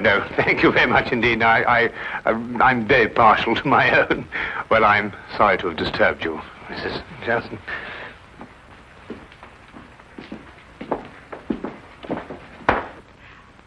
Mr. Holmes? Yes, madam? May I ask, did my husband go to your flat to consult you professionally? No, he merely came to return Dr. Watson's coat, which he had also taken by mistake. Then, Mr. Holmes, I would like to consult you professionally. My services are always available to anyone who has genuine need of them. My husband is in trouble. He gave us that impression. He's being blackmailed. By whom? 6 months ago, we returned to London from St. Petersburg, where my husband was military attaché. During his stay in St. Petersburg, he met a ballerina named Olga Yaklanov. Yaklanov? Oh, yes, the premier danseuse with the St. Petersburg Imperial Ballet. Yes, the troupe is playing in London now. They've been here all week. When my husband met Yaklanov in Russia, they became friendly. Oh, it was nothing more than friendship. You see, my husband is an amateur composer, and their friendship was based on mutual love of music. I see. During their friendship, my husband disclosed some military secrets unthinkingly to Yaklanov. She demanded £5,000, but then he was transferred to London. Now she's renewed her demands. Your husband has told you of this? Only of the original demand in St. Petersburg, but I know that she's renewed it here in London. Do you expect him back this evening? I don't know. His whole routine has been upset. Mr. Holmes, you must help. Madam, I detest blackmail in any form. You'll hear from me tomorrow. Oh, by the way, what was the dancer's name? Yaklanov. Oh, yes. I wonder, would you mind writing it down for me?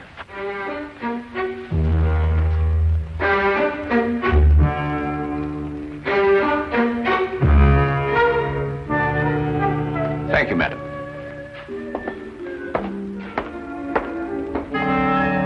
Oh, madam, about my hat, I wonder... Yes, Dr. Watson? Well, no, it doesn't matter.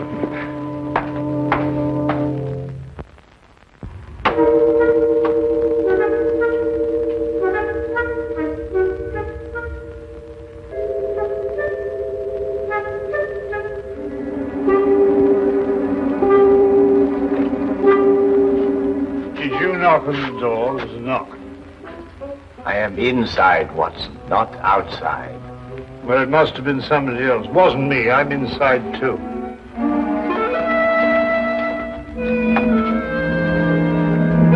Ah, Inspector. Rather late for Scotland Yard to be up and about, isn't it? Well, I'm sorry to get you out of bed at this time of night, Mr. Holmes. It's not a very pleasant business I've come about either. Oh, look, I say, my hat. Dr. Watson. Holmes, look what this chap's done to it. It's absolutely soaked. Dr. Watson, do you wish to make a statement? You're not obliged to, but I must warn you that anything you say will be taken down and may be used as evidence. I won't half give this chap a piece of my mind when I catch up with him. I really will. What? What did you... Who'll use what to get... Holmes, what's he talking about? Dr. Watson, I must question you in connection with the murder of the Honorable Harry Shelton. Murder? I'll murder him when I catch up with him. What? Mr. Shelton was found murdered in St. James's Park, and your hat, Dr. Watson, was found beside the body. Oh, an embarrassing predicament, eh, Watson? Can you explain it? Well, what do you mean, can I explain it? Well, you know perfectly well how Shelton got my hat. Well, tell the man, tell him. Straight, how was Shelton murdered? Stabbed, Mr. Holmes. In the back. And we haven't been able to find the weapon yet. Any other suspects? I mean, apart from our old friend Watson here? Well, no, unless footpads did it. I'm sorry, Dr. Watson. That's evidence, you know. Holmes, will you kindly tell Lestrade how my hat got mixed up in this affair? Patience, Watson. Patience. Now go get yourself dressed. We're going to St. James's Park. If you don't mind waiting a moment, Lestrade. Oh, officer, you might keep an eye on Dr. Watson while he dresses. You never know. He may try and get out through the window. Well, and this is a fine example of British justice. A fella comes and pinches your hat and you accuse me of murdering him to get it back.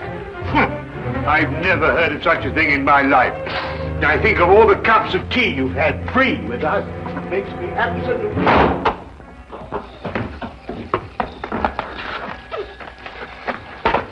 Well, the body was lying about here, Mr. Holmes. I see. You removed it immediately. Well, almost immediately. Can't have bodies lying about St. James's Park, you know. Anyhow, it was raining. Yes, of course. And the poor fellow may have taken cold. Oh, most considerate of you, Lestrade. It doesn't matter what evidence you may have destroyed. Well, from what you tell me on the way up here, things are beginning to take shape. You found anything in his overcoat? No, nothing. Only that note you were talking about. You know the one with the 12 heroes with the broken feet? Oh, that doesn't mean anything, I'm sure. No, I suppose not, Lestrade. And you were saying that things were beginning to shape up, eh? Oh, yes. Well, you see, Shelton met this woman in St. Petersburg. She comes to London with the ballet, and she wants to renew the friendship. He doesn't. So she lures him in here and stabs him. Very excitable, these Russian women. Take things like that seriously, you know. So all you have to do is place her here in the park, eh, Lestrade? Exactly. You have all the evidence you need that she was here. I have? The note, Lestrade. It tells Shelton to meet her here tonight. Well, I don't see it. 12 heroes with broken feet. What have 12 heroes with broken feet to do with her meeting him here tonight? The numeral 12, Lestrade, obviously refers to 12 o'clock, midnight. Yeah, well, what about the heroes with the broken feet?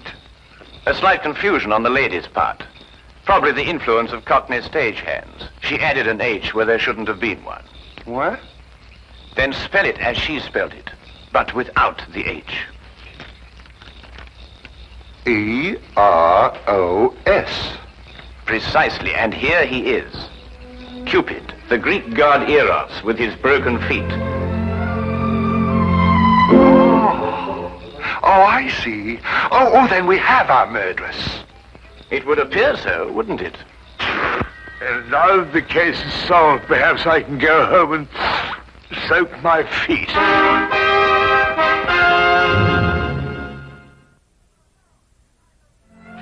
No, I know nothing. Please leave me alone. Please, you will go. Madam, I assure you... Where is Sergei? Oh, Sergei, come quick, help me. They want to hang your poor little Petrushka. Where is Sergei? Madam, we... Go away, you're a bad man. Disappear, please disappear. The Spider's Web. Shelton wrote it. Mademoiselle, perhaps you'll be good enough to write as I dictate. 12 heroes with broken feet. I do not do it, I swear. He was dead already when I go to meet him. You wish to make a statement, madam? You're not obliged to do so, but I warn you that anything you say will be taken down and may be used in evidence. He's got that expression on the brain, don't I? I do nothing except dance. I do not kill. I am dancer. You do not believe me. Look, I show you. Madam, please. Please, madam, I implore you. Sergei, this I kill Harry Shelton. Me, Yaklanov. Tell them I cannot kill you in a fly. Who are you? Well, How do you harm Mademoiselle Yaklanov like this? I am Inspector Lestrade of Scotland Yard, and Madam Yaklanov... And I am Sergei Smirnov, the director of the St. Petersburg Imperial Ballet. The Tsar himself shall hear of this outrage. Then, Mr. Smirnov, perhaps you would be good enough to explain the exact relationship between Madam Yaklanov and Mr. Sheldon. Madam appears to be, to say the least of it, incoherent.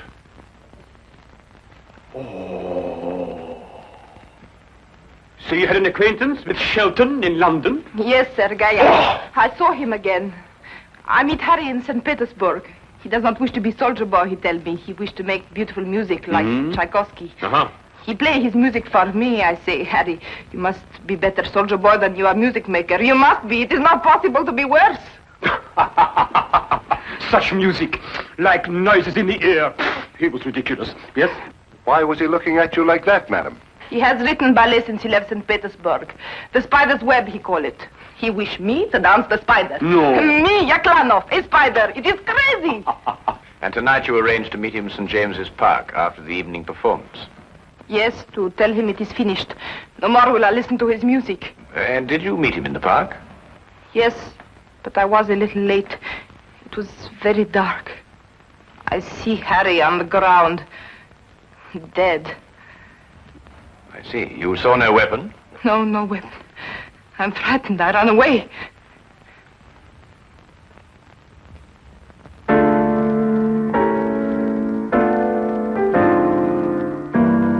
Not bad, Mr. Smirnov. It has certain merit. Merit? Oh! Who could possibly dance to noises like that? Here, listen.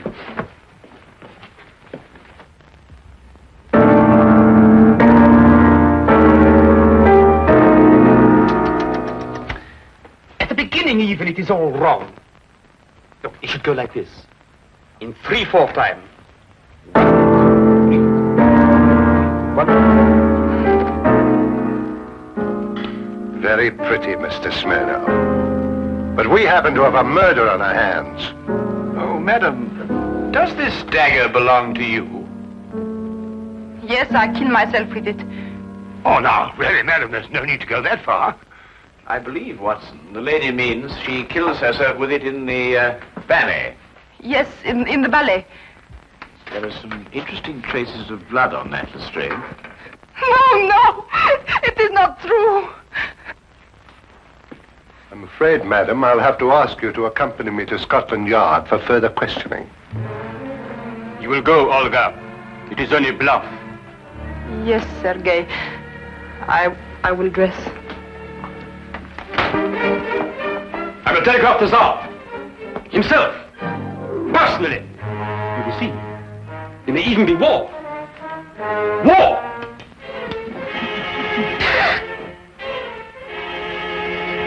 War! Bang!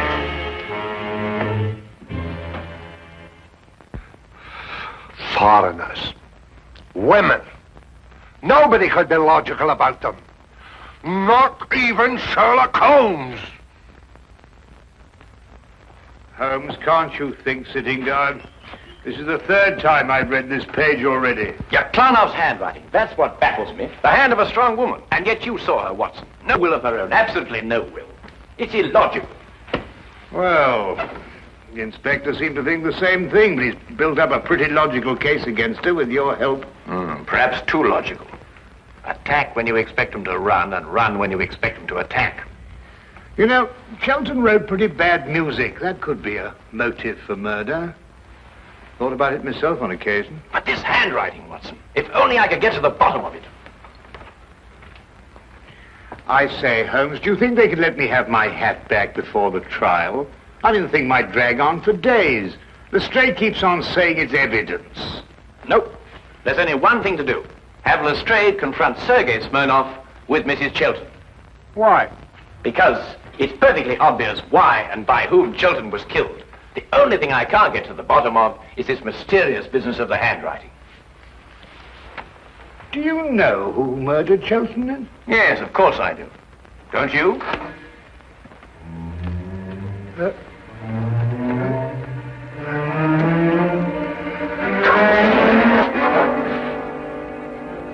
Then you never met Sergei Smirnov before, Mrs. Chilton, either in St. Petersburg or London.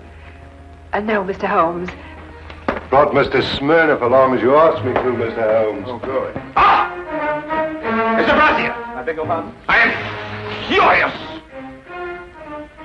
Right in the midst of rehearsal, I am dragged away. Well, I'm sure the good inspector apologized most profusely, Mr. Smirnov. I don't believe you've met Mrs. Chilton. Chilton. Who? Mrs. Chilton. Ah, murder.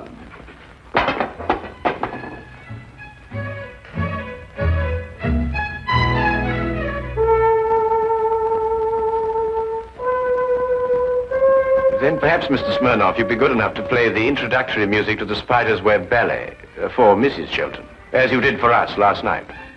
Eh? Didn't it strike you as curious, Lestrade, that Mr. Smirnov should know Chilton's ballet music, which wasn't composed until after Chilton left St. Petersburg? Well,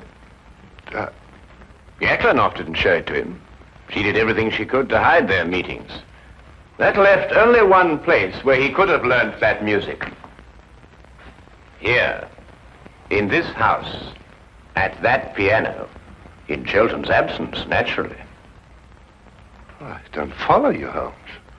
The budding affair of the Heartless trade was not, as Mrs. Chilton would have us believe, between her husband and Mademoiselle Yaklanoff, but between herself and Mr. Smirnoff.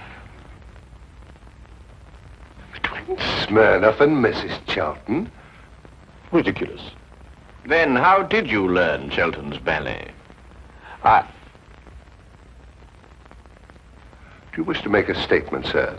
You're not obliged to do so, but I warn you that anything you say will be taken down and maybe... Are these the shoes you meant, Holmes? I believe so, Watson. Mrs. Chilton, did you by any chance go out last night after Dr. Watson and I departed? No, I didn't. No, I didn't. Yet these are the shoes you were wearing. If you didn't go out, how do you account for the mud on the soles and the blades of grass? It didn't start to rain until after we left. Mr. Holmes, I don't think it's necessary that I explain anything. You mean she did it, or he did it, or both? Who are you accusing of murder, Holmes? Mrs. Chilton, alone. So you killed for love of me? And accomplished the double task of placing the guilt on Mademoiselle Yaklanoff. You undoubtedly found her note in your husband's pocket. To kill for love. I can understand. But to blame poor little Olga, that I will never forgive. Who would replace her in the ballet? You seem to forget, Mr. Holmes, that the dagger was found in Mademoiselle Yaklanoff's room. Ah, yes, the dagger. When did Mrs. Chilton have the dagger, Mr. Smirnoff? 3 days ago. I forget and leave it here after the ballet. The next day, Helene returned it to me. With a few drops of her own blood on it. Holmes, are you sure this time? I was almost sure from the beginning, Lestrade. I just couldn't explain the handwriting and the temperament. And there really wasn't a logical explanation. I mean, the strong-minded woman with the weak handwriting, and the weak-minded woman with the strong handwriting. The inconsistency of the female, Watson. Yet she was clever in engaging me to make sure that Mademoiselle Yaklanoff would be suspected. Mrs. Chilton, I must ask you to come with me to Scotland Yard. Do you wish to make a statement? You're not obliged to, but I warn you that anything you say will be taken down and may be used in evidence.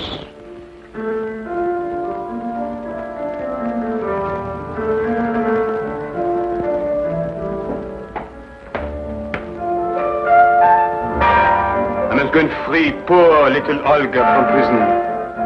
She has suffered so.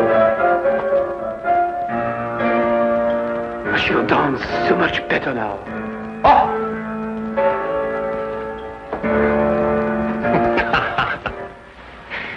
You mean then, Holmes, that you knew Mrs. Chilton had committed the murder, but the one thing that confused you was her handwriting? Her handwriting and character, Watson. The evidence was logical, but the personalities were not. Well, they were logical enough in their way, Holmes. They were just feminine. Yes, that's it, Watson. They were just feminine.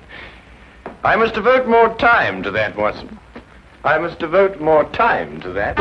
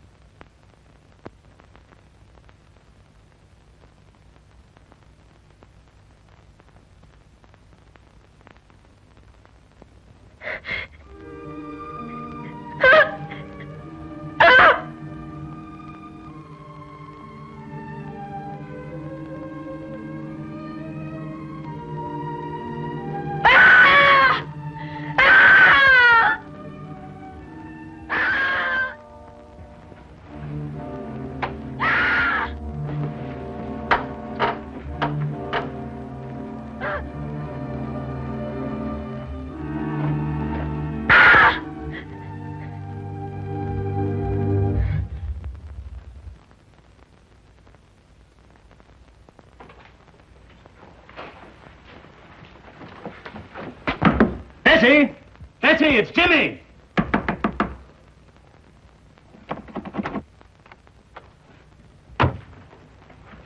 Mr. Durham, something's happened to Betty. Force the door open.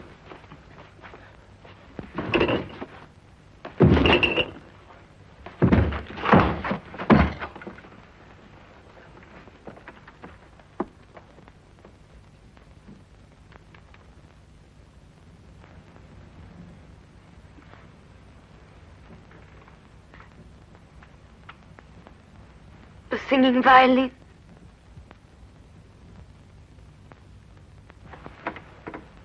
Betty, darling. The singing violin. It was here again. I saw it. I heard it. The singing violin. I heard it. Betty. I saw it.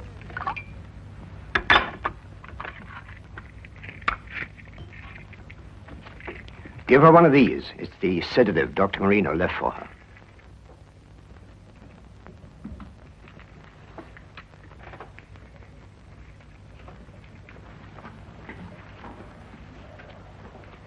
She will attend to my stepdaughter.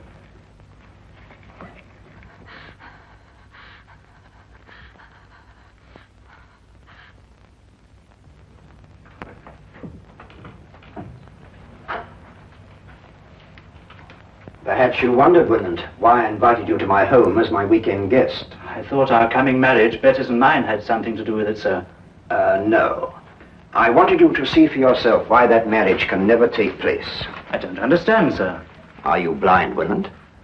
After what you've just witnessed, don't you realize that my stepdaughter is losing her mind? She never told me. Naturally. Dancing skeletons, headless men, and tonight, a singing violin. Surely, sir, it must be merely her imagination.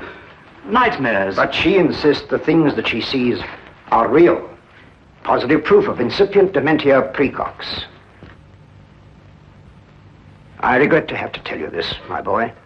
My doctor informs me that in a matter of weeks, if not days, Betty must be certified as hopelessly mad.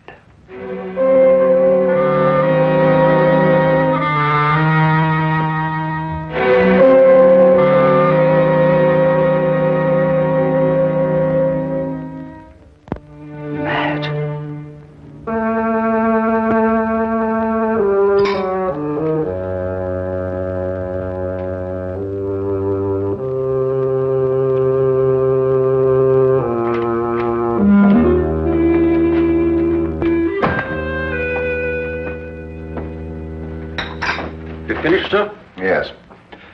Get out the Thompson file, Wilkins. You know that hatchet killer. Yes, sir.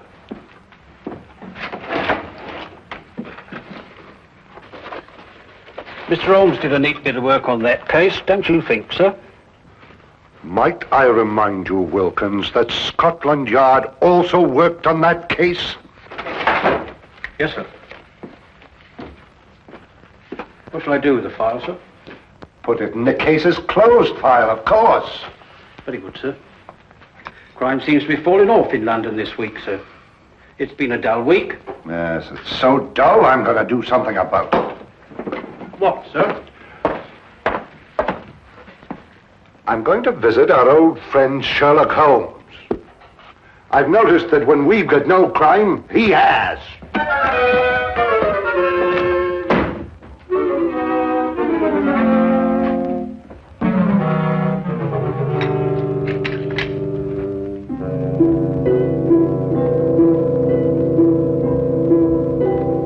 A beautiful girl having hallucinations. A worried housekeeper. An austere stepfather. A heartbroken boy. A gloomy old house in a quiet section of London. That was one of the most bizarre and terrifying cases ever to challenge the talents of my extraordinary friend Sherlock Holmes. We were plunged into it one drowsy day in mid-September when murder, sudden and brutal, came calling. What is that? Sounds like a shot from the street.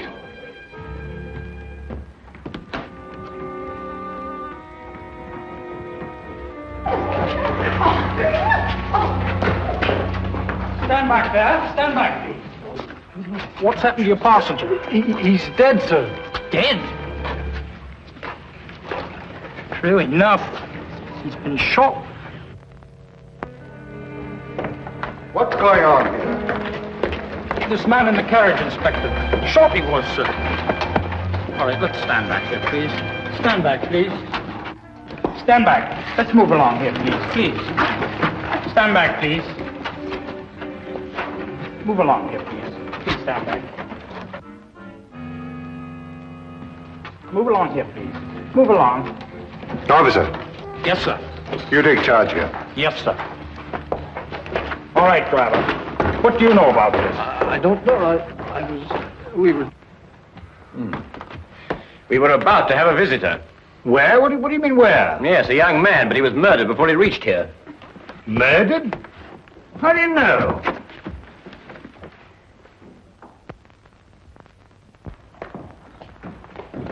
Let's move along, please. Move along. Fall over. Move along, please.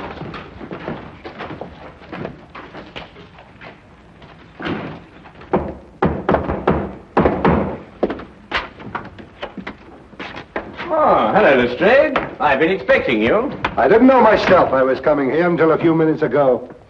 I suppose you also know why I came here? Murder. Both Dr. Watson and I heard the shot.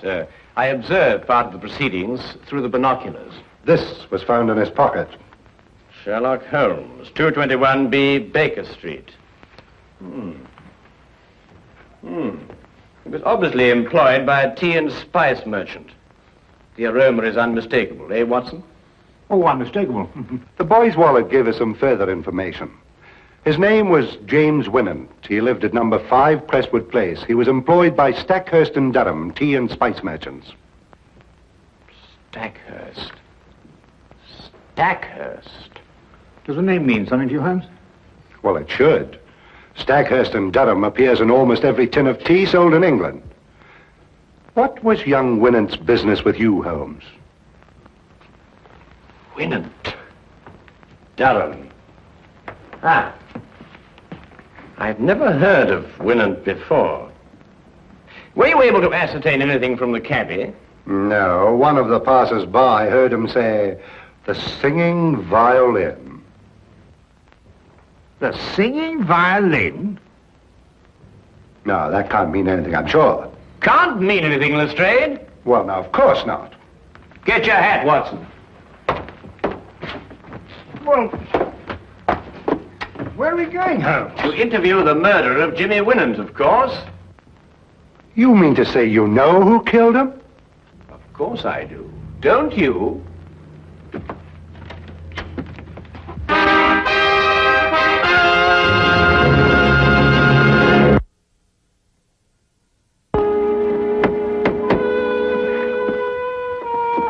Might I inquire who lives in this dreary monument to great wealth? Guy Durham. Durham? Wasn't he one of the partners of the firm that employed young Winnant? Yes, the only surviving member. Stackhurst died 15 years ago. Holmes, you said we were going to visit Winnant's murderer. I did. Yes? Good morning. I'm Sherlock Holmes, and this is Dr. Watson. I'd like a word with Mr. Guy Durham. Here is my card. I'll tell him, for all the good it'll do. He left word he doesn't want to be disturbed.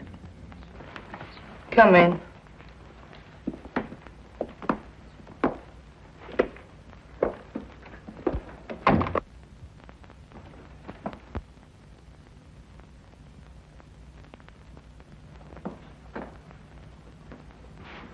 Oh, permit me, madam, to congratulate you on your new position. Thank you. How do you know I'm new here? Mrs. Ferguson, who is at the door? Excuse me.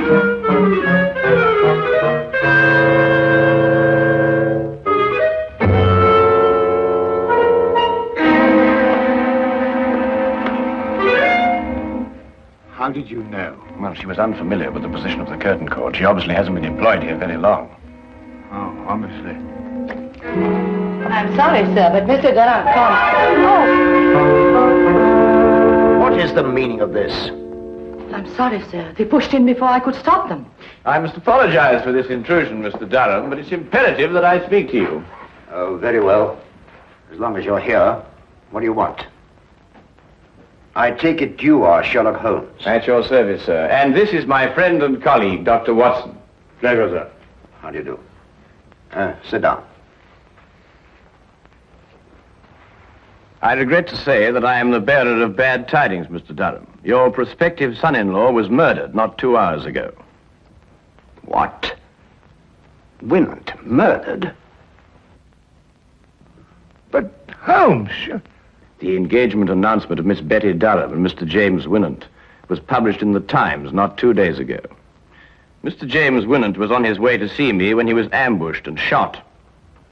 But what did he want to see you about? Don't you know Mr. Durham? No. Then perhaps Miss Betty, your stepdaughter, I believe. Yes, Betty is my stepdaughter. I adopted her when I married her mother. Perhaps she might be able to provide some information. I am sorry. I'm afraid I cannot allow you to see her. She has been in a highly overwrought frame of mind of late. Only this morning, under the advice of her doctor, I sent her away for a complete rest. Moreover, it is best under her present mental condition that she should remain in ignorance of Winant's death. Oh, that's most unfortunate. Probably the excitement of her forthcoming marriage brought on an emotional upset. Not only probably, Doctor, but true. And now, if you'll excuse me, I regret I cannot be of any more help to you.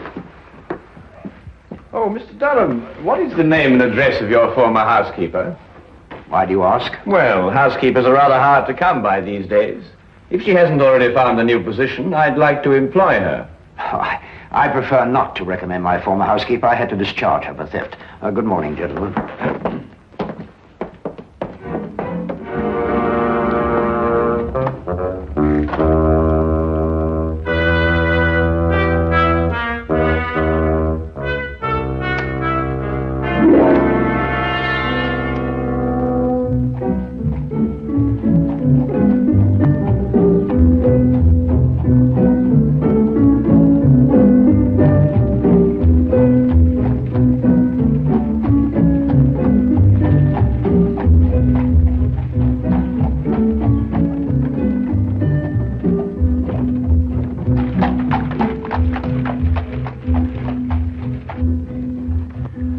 Durham is the murderer, Holmes? Yes.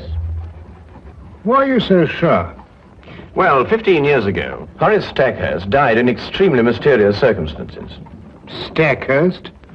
Would that be the Stackhurst of Durham's firm? The same. Shortly after Stackhurst's death, his widow married Durham. And the widow is Betty's mother, I presume? Indeed she was. But the mother herself died within a year, and Betty inherited a great fortune. Durham was appointed guardian until such time as Betty married. Oh, I'm beginning to understand. Tell me, Holmes, have you solved the mystery of Winant's dying words yet? The singing violin? Oh, well, that's really very easily explained, Watson, now that the... here we are.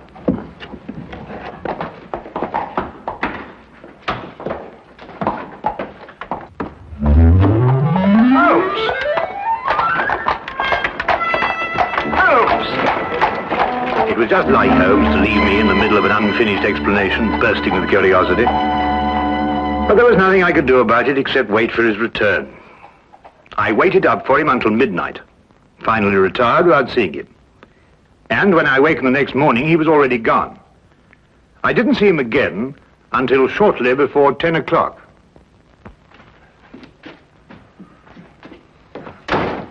Hello, where have you been? Do you mind going to the window, Watson? What? I've got a surprise for you.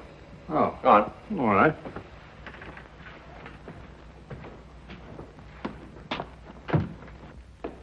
No, not yet, Watson. Now, turn around. Now, keep looking into the street. That's better. Now. Won't be a minute now. All right. Turn around.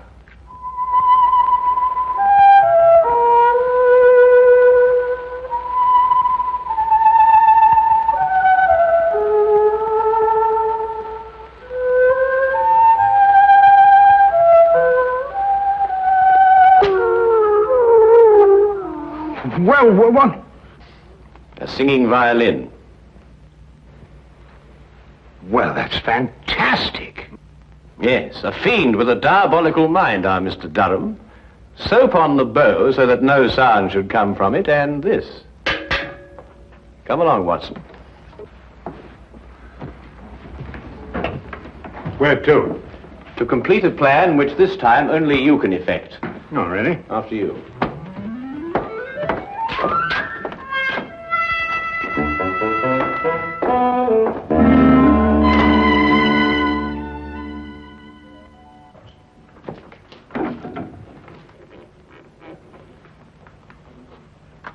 Ha-ha, John Murdoch! So I found you at last, eh? What? You've been making advances to my wife, and I am going to thrash you within an inch of your life! Wait a minute. You've got the wrong man. Don't you lie to me! I'm not John Murdoch, I tell you. Help! There's a lunatic loose. Oh, so it's a fight you wanted it? I've heard about men like you before. You smiled your last smile, my voyaging vagabond.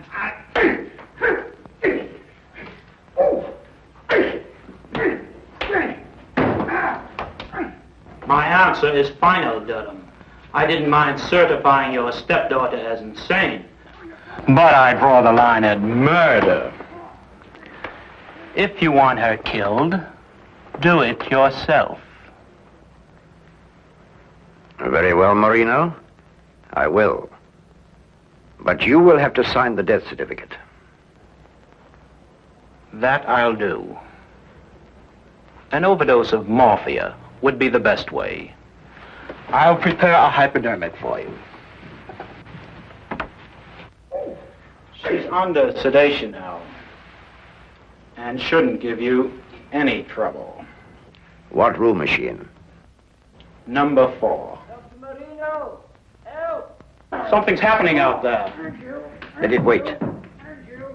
Give me the hypodermic.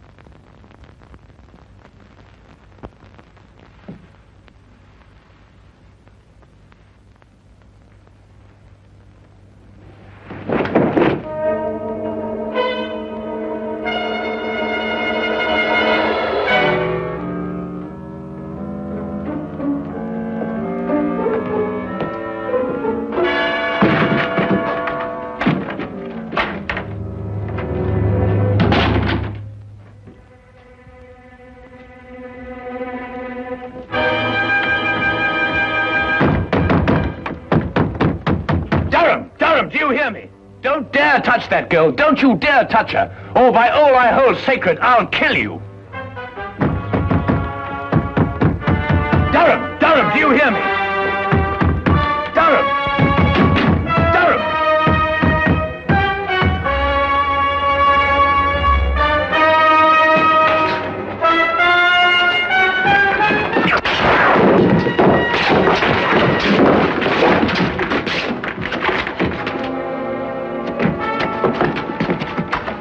Are you all right, Holmes? The girl, is she all right, Watson? Just drugged. She'll be all right. Well, what kept you so long? Dr. Marino brought up reinforcements.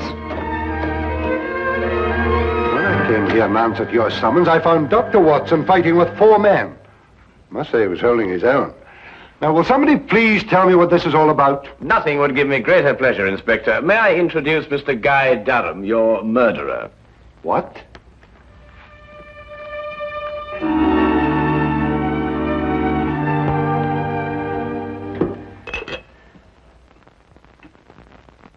Well, of course, Watson. I knew Betty was in danger when Durham mentioned Marino. I met him before and knew he wasn't a doctor, but a charlatan. Tell me, Watson, how did Betty take the news of Jimmy's death? It came as a terrible shock to her, I'm afraid. Poor girl broke down completely. Well, she's young. She'll recover. And youth has a way of overcoming tragedy.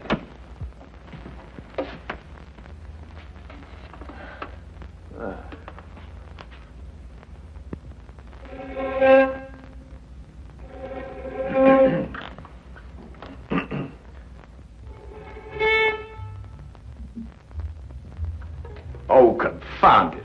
I completely forgot that I soaped this bow. It'll be days before I can play again. Really? A wonderful invention, soap. Has so many uses.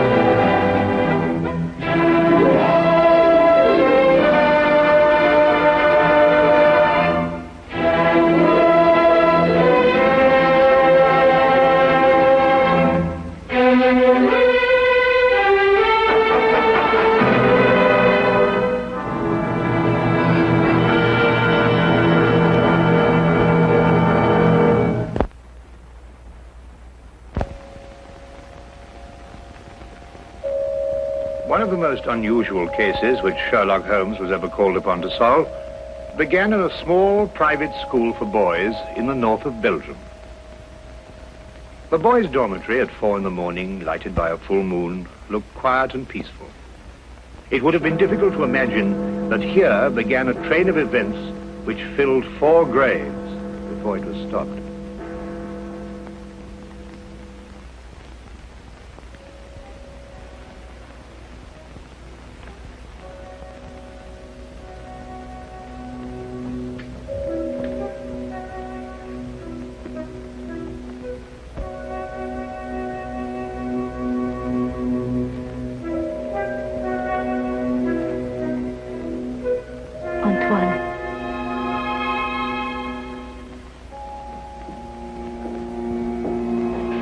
Antoine.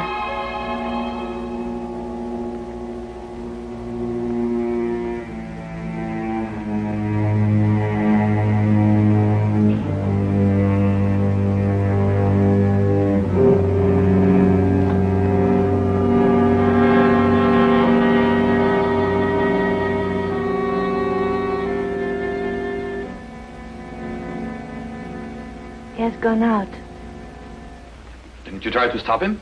I called his name. Either he did not hear or pretended not to. I was afraid to startle him.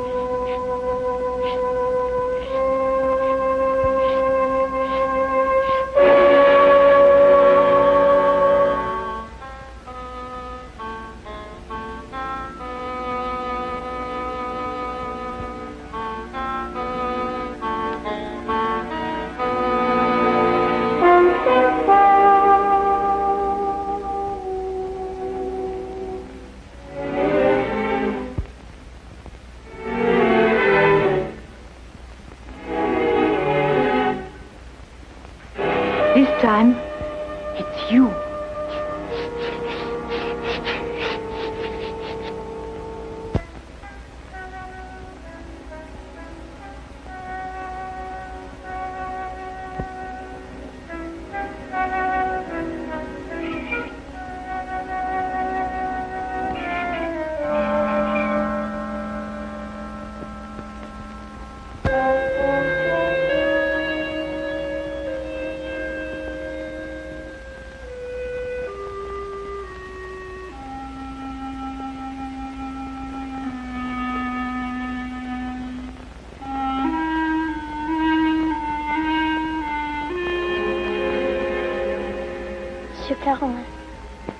Is there nothing wrong? No. Nothing, Antoine. Go back to sleep. What are you going to do? The police? It will be the end of my career. Should have to close the school. Send the boy away? Would that stop it? I suppose not. It's horrible. 3 deaths in 3 months. Each one foretold by the writing on the church steps. I still think the police... No. But your own life. I've never felt in better health. And if I'm careful to keep out of drafts and avoid falling downstairs. How can you joke at a time like this? There's a man in London. He's solved cases even more hopeless than this. Sherlock Holmes? You thought of him? Let me write to him. And ask him to do what? To come here, investigate. Find out who is responsible for those deaths. And how a schoolboy can tell in advance who is next to die. And have the school invaded? Our teachers questioned? Our boys terrorized? I'll do my own investigating, Mademoiselle Grande. In my own way.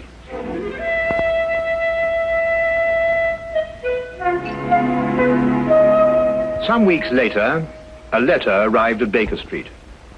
Holmes read it over once to himself and then aloud to me. Dear sir, it would be a source of eternal regret to me that I allowed myself to be dissuaded from writing to you sooner, Mr. Holmes. Now Mr. Carolan is dead of natural causes. The doctor says, though I am not sure he isn't mistaken. I pray that you will come to Arno without delay and lend us your assistance in putting an end to these ghastly occurrences. Respectfully yours, Marie Grand. You deduce that the writer of the letter was young? I'll go further than that. I'm prepared to wager that she's madly attractive to boot. Better and better. And on what do you base these interesting conclusions? Wishful thinking, my dear chap. Wishful thinking. Then wish no more. She is both young and attractive, with hair the color of autumn honey. Oh, did you read that between the lines? No. This came with the letter. A lovely color, you'll admit, Watson. And from a beautiful young woman at that. Now, come, Holmes. That's neither logical nor factual, and you know it. You aren't the only one privileged to think wishfully, my dear Watson. Bravo. So you're going to take the case? Yes, and if you pack for us both, I'll arrange for tickets. The boat train took us to Dover. By mid-morning the following day, Holmes and I were sitting in the headmaster's study at the Arno School in the presence of Mademoiselle Marie Grand, who was indeed extremely attractive, with hair the exact shade of autumn honey. Then you're quite sure you've told me everything, Mademoiselle Grand? There is only the matter of the old woman, but I don't think it's important. Let me be the judge of that, mademoiselle. Her name is Madame Soulet. She's a harmless, feeble-minded woman who sells charms and love philters for the ignorant. Some have called her a witch. I see. And what is her part in this affair? She admits she went to see those whose names were written on the church steps and offered to sell them some charms against the evil omen. That's most interesting. Did any of the other victims purchase these charms? I can only speak for Monsieur Carolan. He did not. And what about the others? Were they persons of wealth? No. Two were quite poor. The third one moderately well off. We have no really wealthy people here in Arno, Mr. Holmes. Except, of course, the Count de Passevant. You know the Count? No, indeed. I only happened to pass a carriage on the way boasting his coat of arms. However, I should like to have a word with this Madame Soulet, if that can be arranged. You have only to go to her house. It's on the edge of town, on the North Road.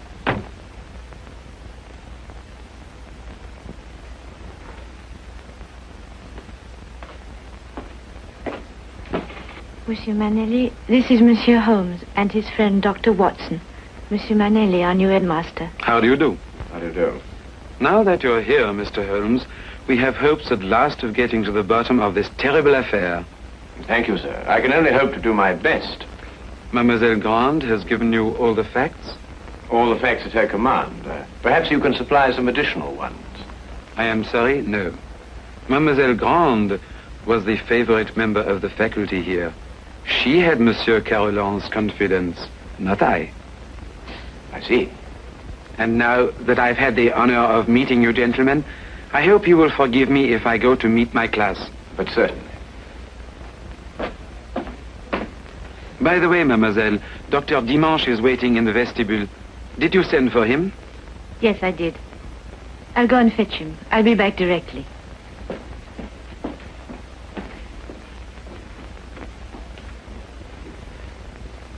But the boy, Holmes, the boy, you hadn't asked to see the boy.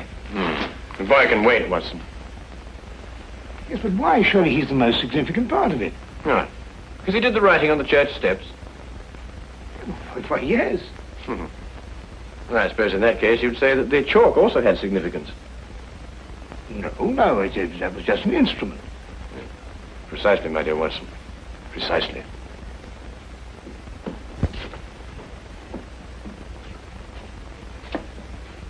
Mr. Holmes, this is Dr. Dimanche.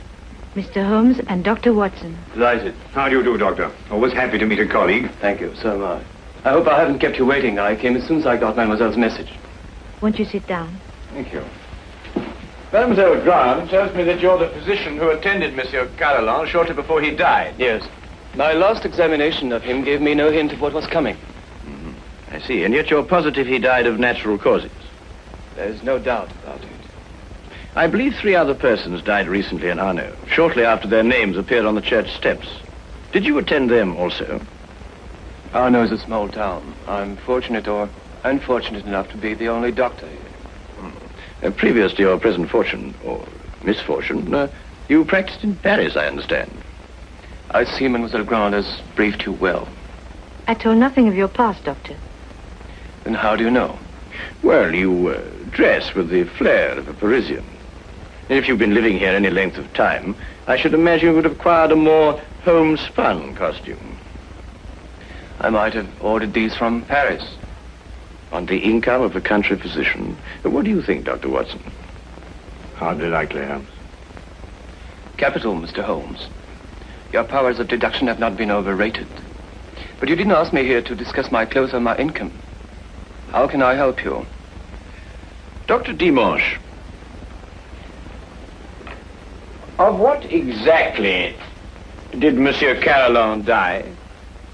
Heart failure. Were you carried out to post-mortem? There's no need.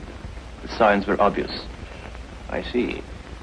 And you saw nothing suspicious, either in the case of Monsieur Carolan or of the other victims? Not one thing, Mr. Holmes. That's interesting. Perhaps you'd care to put forward a theory of your own as to the connection between the prophecies and the deaths. I have no theory. The explanation lies either in the most extraordinary combination of coincidences or in some sort of prevision on the part of the boy, Antoine. Do you believe in prevision or telepathy? Years ago, my professor at Salpêtrière did suggest there might be something in it. For myself, I don't know. I neither affirm nor deny. Then I believe you can tell me nothing more for the present, Dr. Dimanche. Don't hesitate to call on me again. Now I must go back to my surgery. I may have a patient waiting. You never can tell. I'll be here early tomorrow afternoon for the monthly examination, mademoiselle.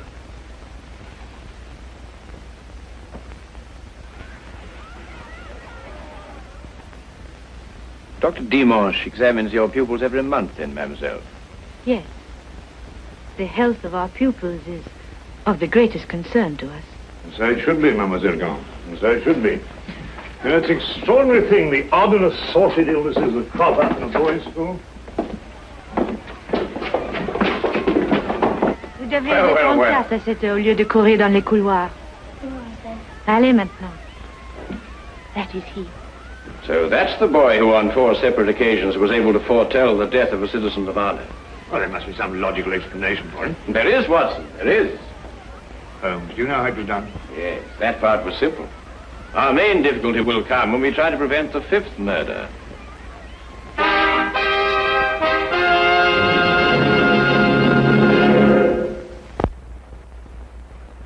Turn to the case of the deadly prophecy. The church on whose steps the deadly prophecies were written stood less than 100 yards from the school. I had supposed that Holmes, with his usual attention to detail, would want to examine it thoroughly, but once again he surprised me. He did not stop. And I had a fair guess that perhaps he wanted to have a little talk with a certain Madame Soulet. Come in. Madame Soulet? Come in. I was expecting you. I thought you would be. Sit down. Thank you. Do you know why I've come to see you? For help, naturally. Score 1 to her, Holmes. Let's call it information. Trifling bits of information such as, how came the boy by his deadly prophecies? Whose hand was it made them come true? Suppose we start with a bit even more trifling. You offered charms to the victims. But how did you know who they were before they were struck down? There were no announcements made.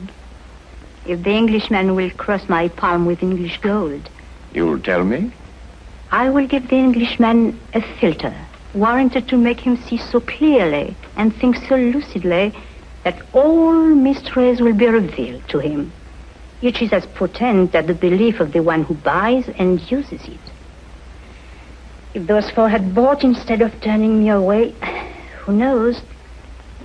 But they did turn you away. And now all are dead. May I sell you a filter, sir? It will guard you against harm. Come, Watson.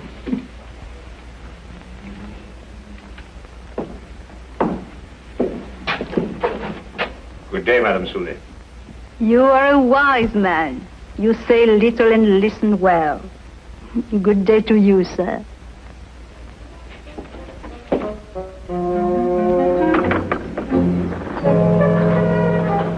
Filters, bosh. We might be living in the Middle Ages. Not the Middle Ages, Watson, merely a small European village. Ah, Count Passavant, I believe. Oui, monsieur.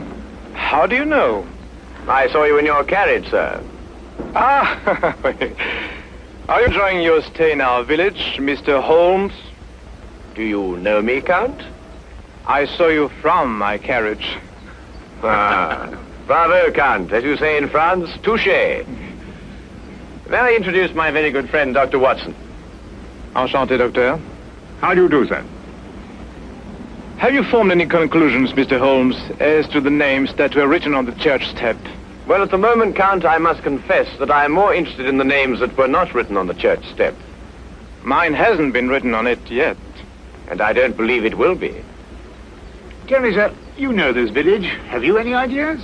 I am not superstitious, Dr. Watson. I do not believe that...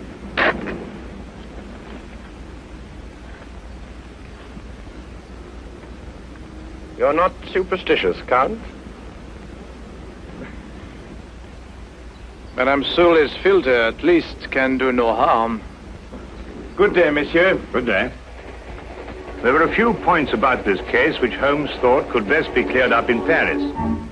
He had asked me to go alone as the following night there would be a full moon, and he wanted to stay in Arno to be on hand just in case.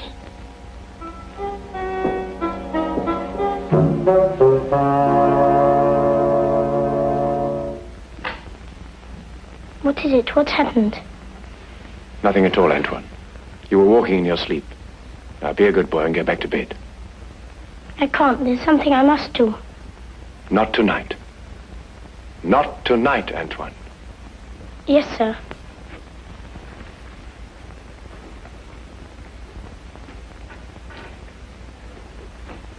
What does it mean? It means that nothing further will happen tonight. Sleep well, Mademoiselle Grand.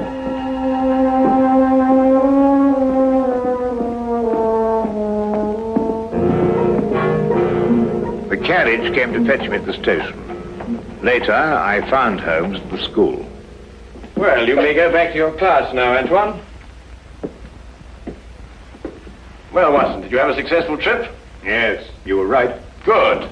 Mr. Holmes, was the boy able to tell you anything? No, but his silence was eloquent. Oh, by the way, I should like to have the use of the headmaster's study for a little gathering shortly before midnight. You name the murderer? No, he will name himself.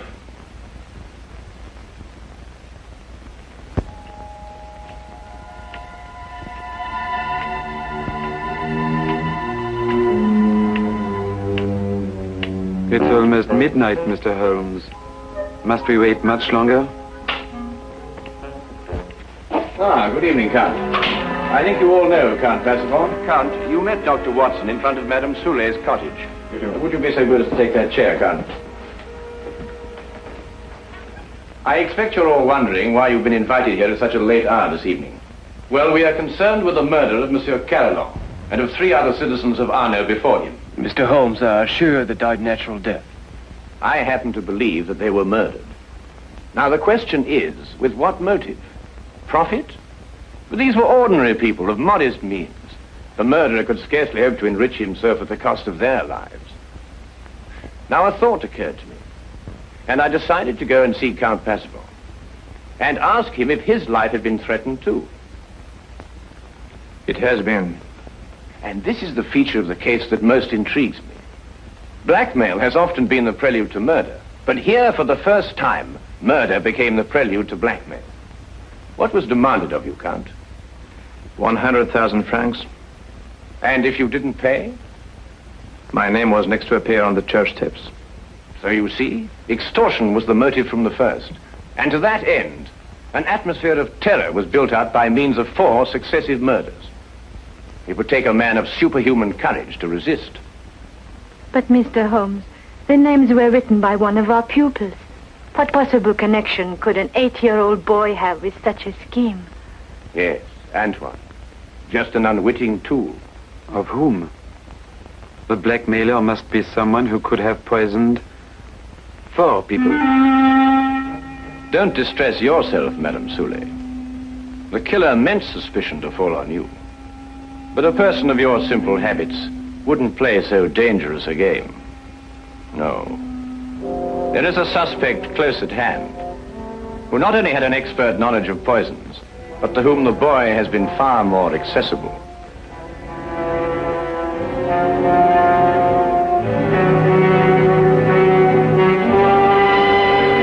Accessible regularly once a month. This suspect was once a pupil of Dr. Charcot, who lectured on hypnotism at Salpêtrière Hospital in Paris. It would have been as easy for him to send Antoine on his monthly errands as to wind up a mechanical toy. Dr. Watson. Yes? Yesterday in Paris, you made certain inquiries into the character and education of this suspect. What did you discover? I discovered that he was a spendthrift and a wastrel who had quit Paris in order to escape his creditors. It's a lie. Calm yourself, Dr. Dimanche. I, too, have dabbled in hypnotism. This morning, Antoine and I had a little talk. I suggested that he come down here at midnight and point out the person who instructed him to write on the church steps. The person he was instructed not to remember when out of the hypnotic trance. It lacks but 1 minute to 12 now.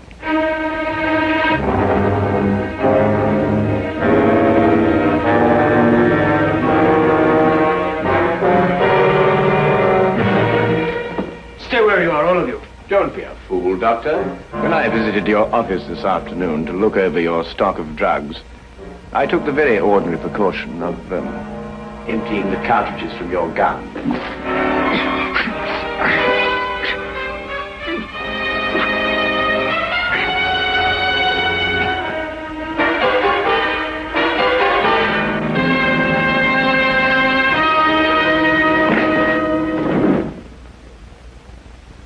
Should we wait for the boy to make the identification, Mr. Holmes? Mademoiselle, Mr. Holmes's deductions are always completely truthful and completely accurate. But the methods by which he achieves these ends are not always so straightforward. He said that he'd hypnotized the little boy to have him come here tonight at midnight. How did you know it was a bluff? You also said that the gun was unloaded. Oh.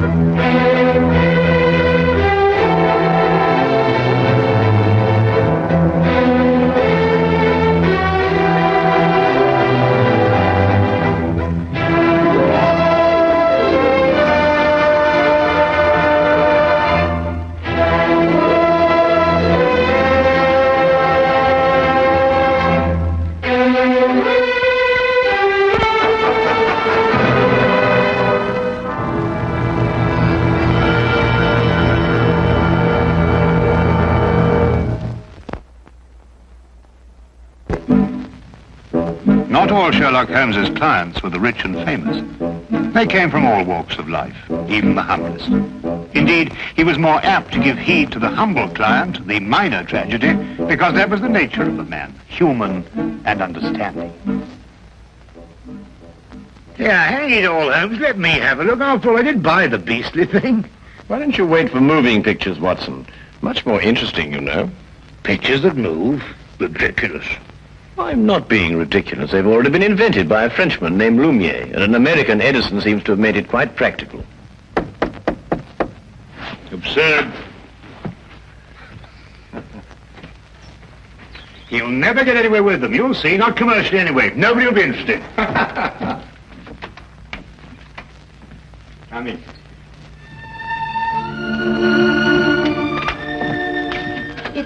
It's Mr. Sherlock Holmes in, please, sir. Yes, he is. I'd like to see him if he'll speak to me, please, sir. Of course he will.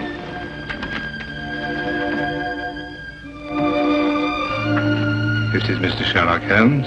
I'm Dr. Watson. Miss... Mrs. Sir? Mrs. Jessie Hooper. Oh, come now, my dear. It's not as bad as that. It's Billy, sir. My husband. He's dead. Oh, my dear. Here, come and sit down and tell us about it. Get a cup of tea, Watson. They say he hanged himself, sir, 3 days ago in a hotel in Glasgow. Oh, yes, I remember. William Hooper, a traveling salesman with Whipple Brothers, I believe.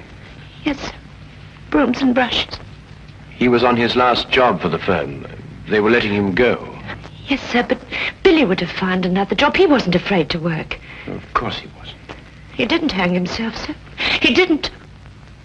Jessie, I believe you have a baby. Yes, sir. 6 months old. Is there any insurance?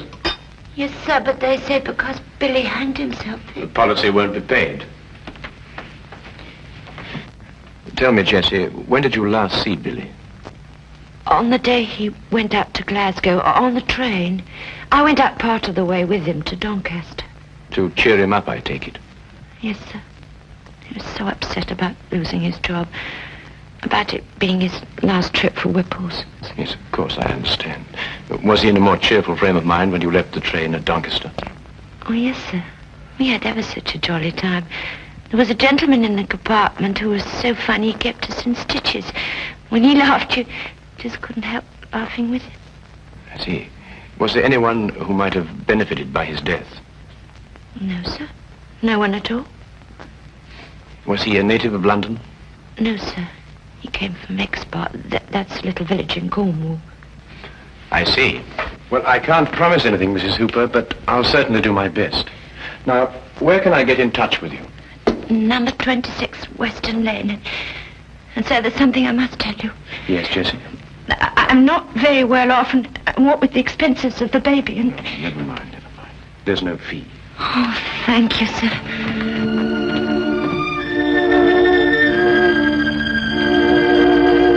Goodbye, sir. Goodbye, Jessie. Sir, I don't know how to...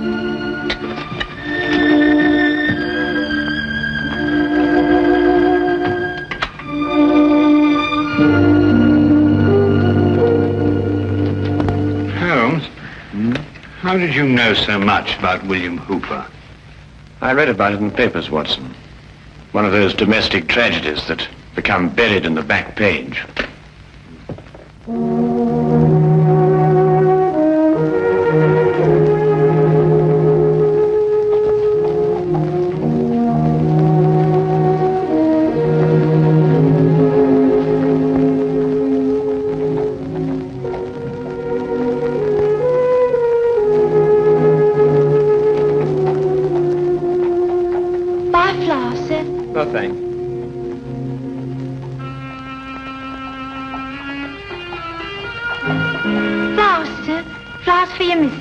Got any stinging nettles?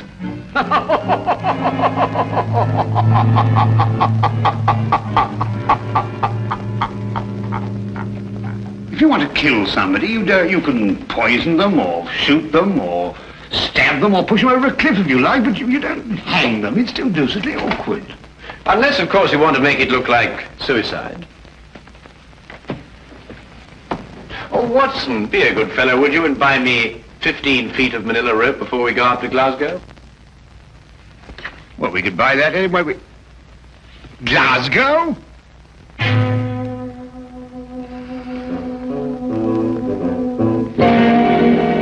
You know, Mr. Holmes, I'm only allowing you to see this rope because my cousin, Inspector Lestrade, asked me to. He tells me you've been a wee thing useful to him down there in London from time to time. Well, that's very kind of you to say so, Inspector McDougal. I'm sure that your cousin would appreciate that. Well, there it is. Nothing but an ordinary rope. Nothing unusual about it at all. Well, it's an efficient knot. Which anyone could have tied. And you're quite convinced that Billy Hooper hanged himself with it, eh? Well, he put the rope round his neck, stood in a chair, and then kicked the chair from under him. But first slinging the rope over a ceiling beam and tying it to a bedpost, eh? Aye. Have you examined the rope with the glass, Inspector? Glass, Mr. Holmes. In Glasgow, we have another use, a more practical use for a glass. To put a wee drop in, you can. Oh, yes, yes. Then you'll find this glass a wee bit different, Inspector. It helps you to see things more clearly. Just what am I supposed to see with this? That the fibers on the rope that were slung over the beam point towards the noose. Yeah, I can see which way they point, but I can't see the point of them. Ah, well. You will, Inspector. Now I should like to have a look at Billy Hooper's shoes and the room in which he was supposed to have hanged himself. Mr. Holmes, I'm beginning to have a great deal of sympathy for my cousin, Inspector Lestrade, to say nothing of the entire London police force.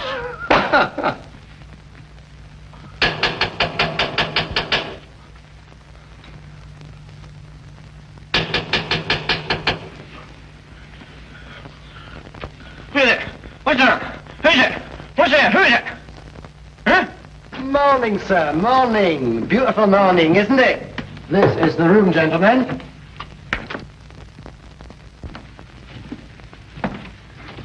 This is the beam, I presume, over which the rope was slung. And this is the bedpost the laddie tied the rope to. Interesting. Just a little routine detection, sir. Why don't you go back to sleep? Watson, let me have the rope you bought in London, would you? Yes.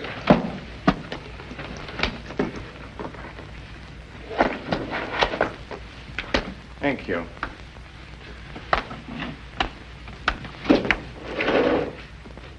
Now, would you come and stand under the noose? Just a minute, Holmes. What are you up to? Mr. Holmes, I'm afraid I can't allow you to hang your friend in my presence. Oh, very well. I only wanted to make the demonstration as graphic as possible. Would you hold it, Watson? Now, observe the rope, Inspector, passing over the beam as I hoist Watson up. What is all this in aid of? Oh, just an experiment, Watson.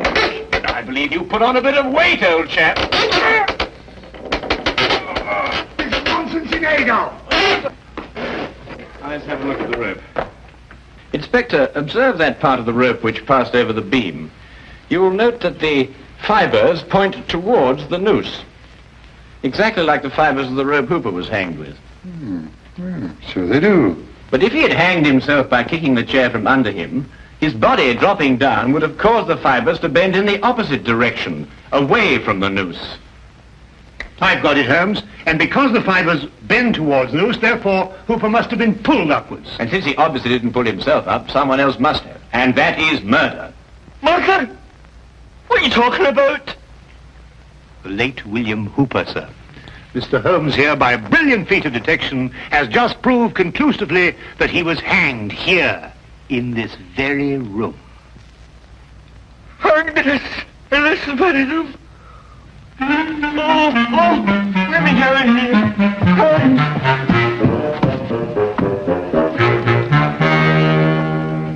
This, I presume, is the chair that Hooper stood on. That's it.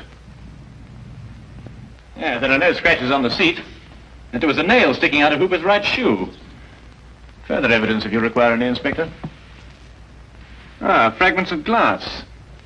Was there a broken drinking glass found on the floor, Inspector? No, nothing at all. Oh, I expect the murderer tidied up after him. But I think that we'll discover that he gave Hooper a drink with a drug in it. Rather difficult to analyze at the moment, but I shall have a look into it. Wasn't there someone in the bed, Watson, when we came in?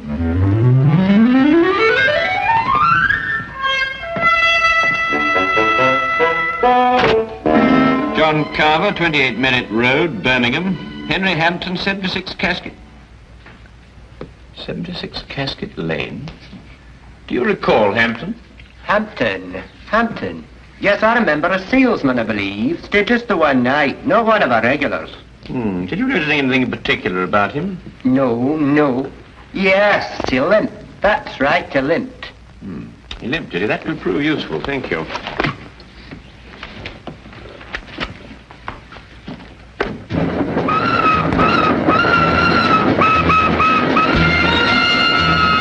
Aside from the fact that Hooper was murdered, what else do we learn in Glasgow? Well, Watson, that the man who registered under the fictitious name of Henry Hampton of 76 Casket Lane is the murderer. Oh, I see. A salesman just happened to be wandering about with a length of manila rope on him. Yes, of course. Didn't you know? He's a rope salesman. But hang it all, Holmes. At least 50 people registered at the hotel that night. What makes you pick on this Hampton chap? Because, my dear fellow, an elementary geographical knowledge of London would tell you that the even numbers in Casket Lane stop in the 60s.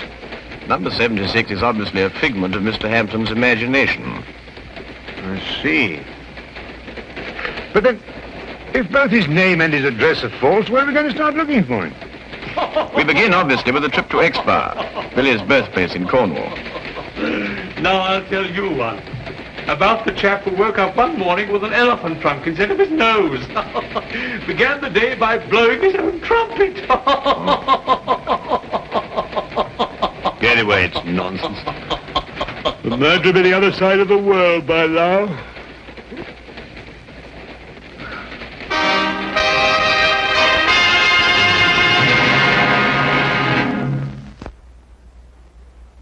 And now we return to the case of the Jolly Hangman.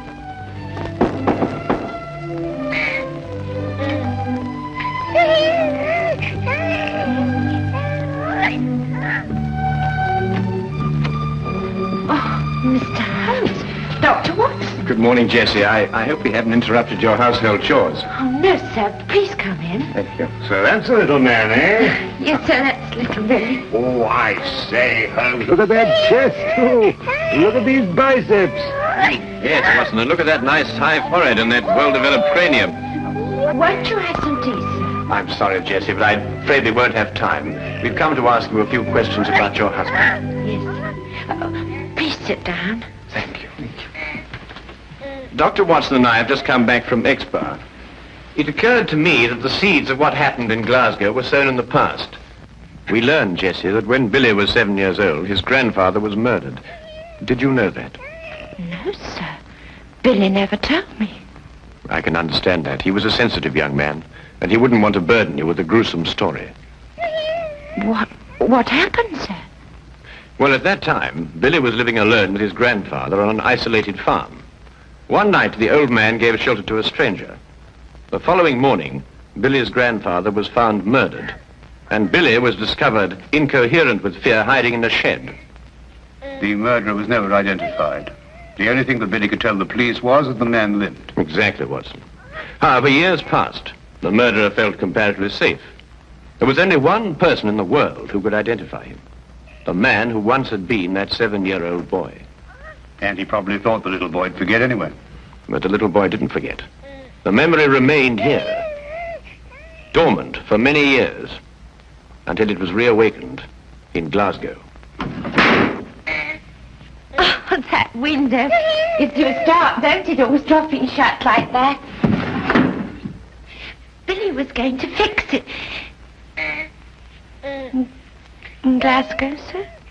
Yes, where he encountered the murderer. The memory began to stir, perhaps awakened by that limp. And the murderer began to realize that sooner or later, Billy would remember and identify him. Now I understand. Understand what? Billy's nightmares. Oh, such frightful ones he'd always have. Moaning something about a hobble. Of course, a hobble, a limp. But he could never remember what the nightmares were about. Did Billy ever mention meeting a man who limped? No, sir, never. Then I believe, Watson, we can conclude that Billy had never met the man before the chance encounter in Glasgow. Oh, I'm sure he hadn't, sir. So the signs still point to our mysterious Mr. Hampton. Who's Mr. Hampton, sir? A gentleman I very much wish to lay my hands on. And I will. You may be sure of that, Jesse. My feet are killing me. How many more of these companies we got to see? Oh, chin up, old chap. Only about a dozen or so. Well, can't we cover them in a hansom? What? A hansom cab on a beautiful day like this? Oh, don't be silly.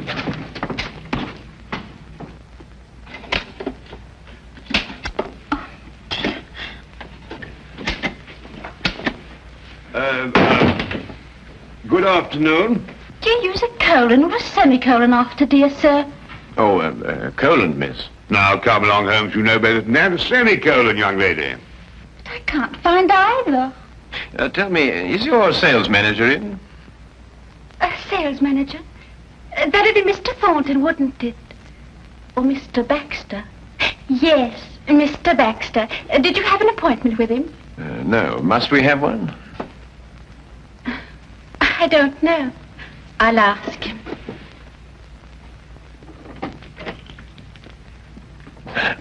New, I'd say, Holmes. Yes, a safe deduction, Watson. You noticed the fingernails unbroken? Oh, really? Mr. Baxter says you don't have to have an appointment. He'll see you now. Ah, thank you.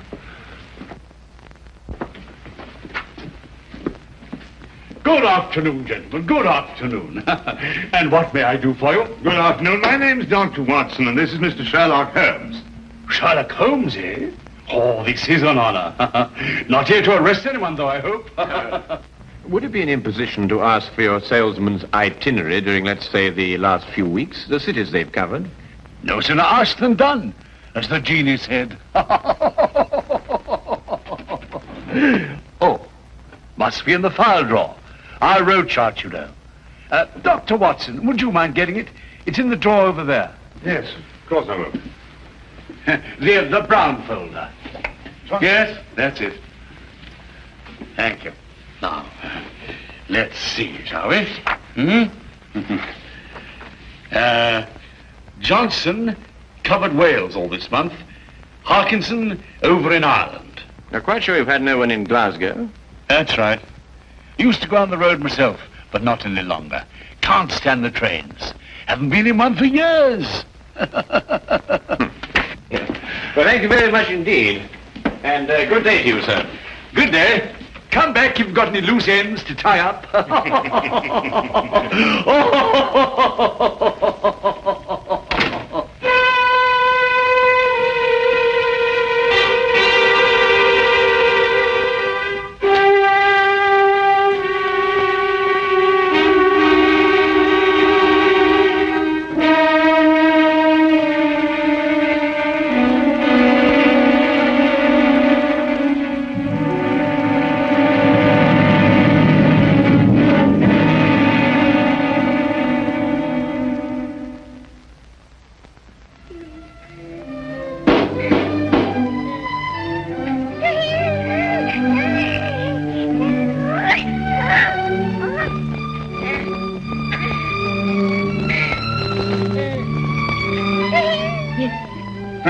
Good afternoon, Mrs. Hooper. You don't remember me, Mr. Baxter.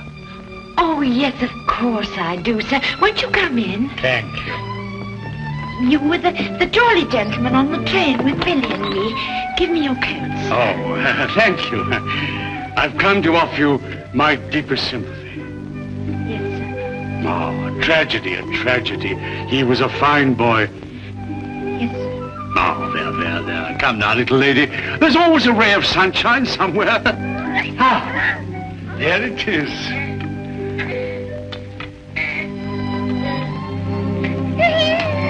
A little bundle of happiness. A joy and blessing for you. You'll always have...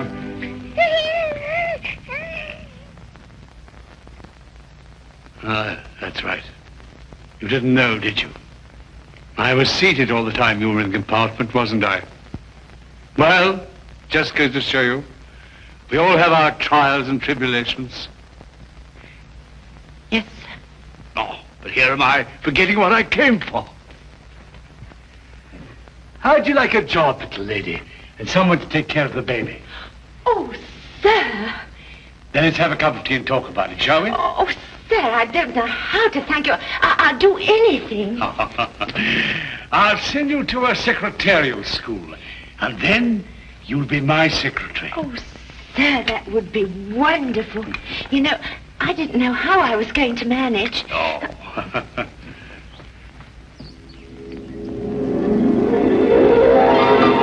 You take sugar, sir? Huh? Oh, no, thank you. Looking at you is sugar enough for me. Really? My friend Sherlock Holmes tells me you've been to see him. Do you know Sherlock Holmes, sir? Oh, I should think I do. Always asking my advice, Sherlock is. Can't solve a case without me, he says. He and Dr. Watson went up to Glasgow, you know, inquiring at the hotel where Billy was. And then they went down to Exeter. How do you know all that, sir? Oh, Sherlock tells me everything. I suppose you told him that you and Billy met me on the train. And you gave him my name. I'm afraid I'd forgotten your name, sir. Had you now? Then you're the only one who knows, eh? Well, wouldn't Sherlock be surprised to find that I'd met Billy on the train? Yes, indeed. Wouldn't he be surprised? Yes, sir. Now, drink up your tea, and we'll talk about your new job. Huh?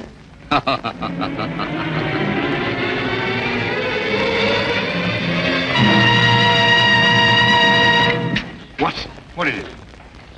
On the train coming down from Glasgow. What about the train? That's where we heard that laugh. By Jove, you're right. The man telling jokes in the next compartment. Oh, I've been a fool. Why do you suppose he sent you to get that road chart when he could have got it himself?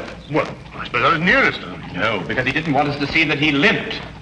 Don't you understand? He's the jolly man in the train who cheered up Billy and Jessie. Yeah. Cabby! Cabby! Here! Quickly, Watson. We've no time to lose. I'm right behind you. Baxter's office? No. Who's the only person who can prove that Baxter met Billy? Why, Jessie. Yes, of course. 26 Western Lane, driver, and fast. We've got to stop another hanging. Just sleep. Sleep.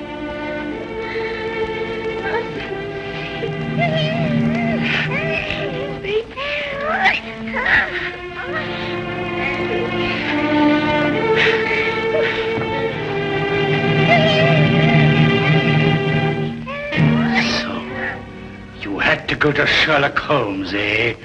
Couldn't leave well alone, could you? You're just like your husband in that. He couldn't let sleeping dogs lie either.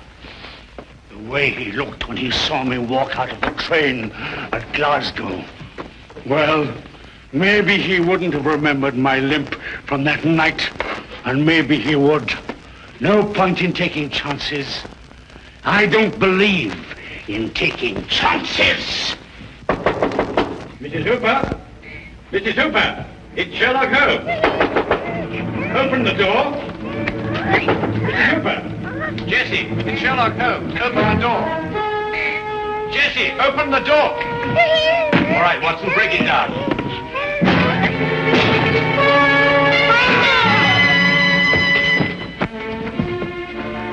It's all right, she's just drugged. Look, what?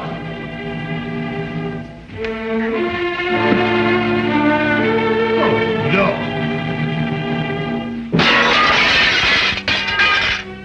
Neck broken.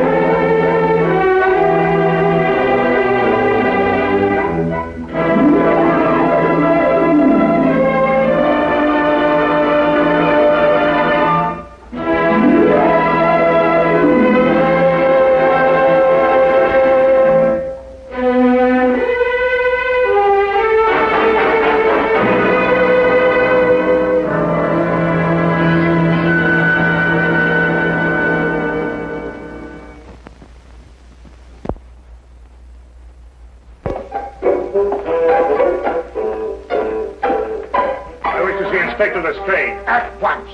Your name, sir? Dr. John Watson. He's expecting you, sir. In a way, I believe he is. Well, I'll tell him you're here, sir.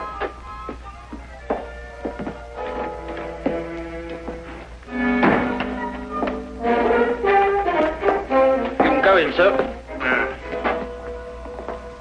Ah, Dr. Watson, I didn't expect to have the pleasure of seeing you again so soon. Will you kindly read that? What is it? Read it. Oh. Yes, sir. Oh. I think it's disgraceful, sir. Absolutely disgraceful. What? Yes, and I'm glad you're here so that I can tell it to you personally. Why, you and I both know that it was Sherlock Holmes who solved the Cunningham case. If it wasn't for his brilliance and his persistency, the facts would never have been brought to light. And I think it's scandalous, sir, that the newspapers should have given me all the credit and said so very little about his magnificent achievement. What do you think, Doctor? I absolutely agree with you. I'm glad you're on my side, Doctor. Why, of course, I'm so glad you've taken it that way. And what does Holmes think? Oh, he doesn't mind, you know. He doesn't care who gets the credit. Oh, dear old Holmes, such a modest fellow. Yes, well, look, you must give him my kind regards. Yes. And tell him that, although I know he doesn't think anything about it, I intend to get the newspapers to get the facts straight. Well, that's very good of you, Inspector. Oh, what's Holmes doing these days? Well, the last time I saw him, he was playing about with a lot of ink smudges and talking about the prints that fingers make. No. Good old Holmes, always experimenting. Inspector Lestrade, sir. Yes, what is it? There's been a murder reported at the home of Lord Beryl. What, Lord Beryl of the Foreign Office? That's him, sir. I'll be right with you. Excuse me, Doctor. Yes, of course. Lord Beryl. This is going to be a tricky situation to handle, what with the Foreign Office and who knows what else. Yes. Can I be of any assistance? I don't think so, Doctor. Oh, perhaps as a medical man. Mind you, I don't know what to expect, but I think you would be of invaluable assistance. Say no more. Here's the address, sir. Your carriage is waiting outside. Oh, thank you very much.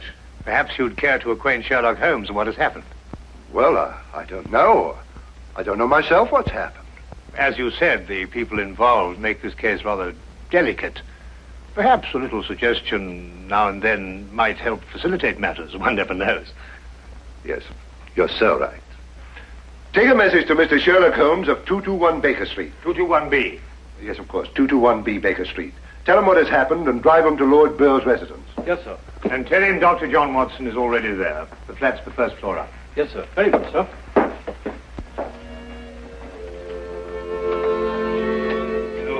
221B Baker Street.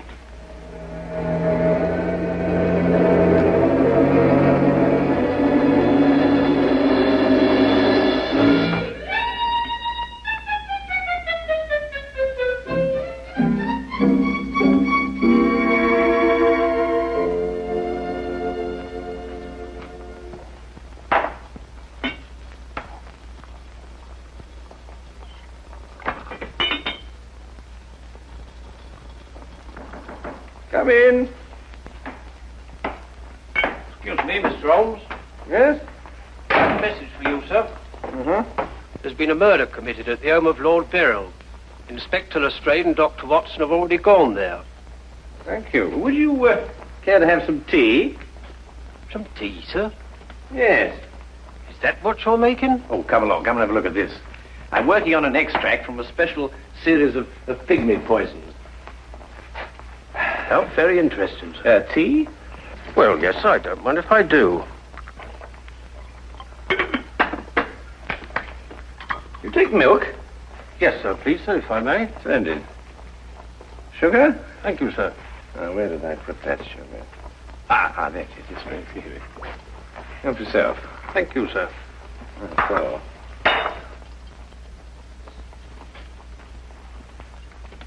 What's this you're doing here, sir? Well, I believe that certain poisons, if taken in the correct doses, can actually have beneficial rather than fatal effects. Now, that's very interesting, sir. Yes, it is, isn't it? What's all this over here, sir? Oh, that? Oh, those are some tropical leaves. They were sent to me by a friend of mine who hunts in that part of the country. The essence, you see, passes through this tube, down here and across the table, and is condensed in that retort there. And what's that stuff in the bottom there? That's lime. That acts as a catalytic agent to combine the essence of the leaves with a dark, tar-like substance, which you can see at the bottom.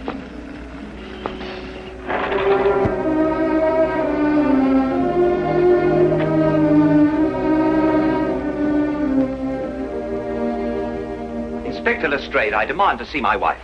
You've kept me waiting half an hour, and now I should like an explanation. Of course, you're entitled to one, sir. You know that Karl Oberstein was murdered in your study. I was informed of that, and it is a tragedy, of course.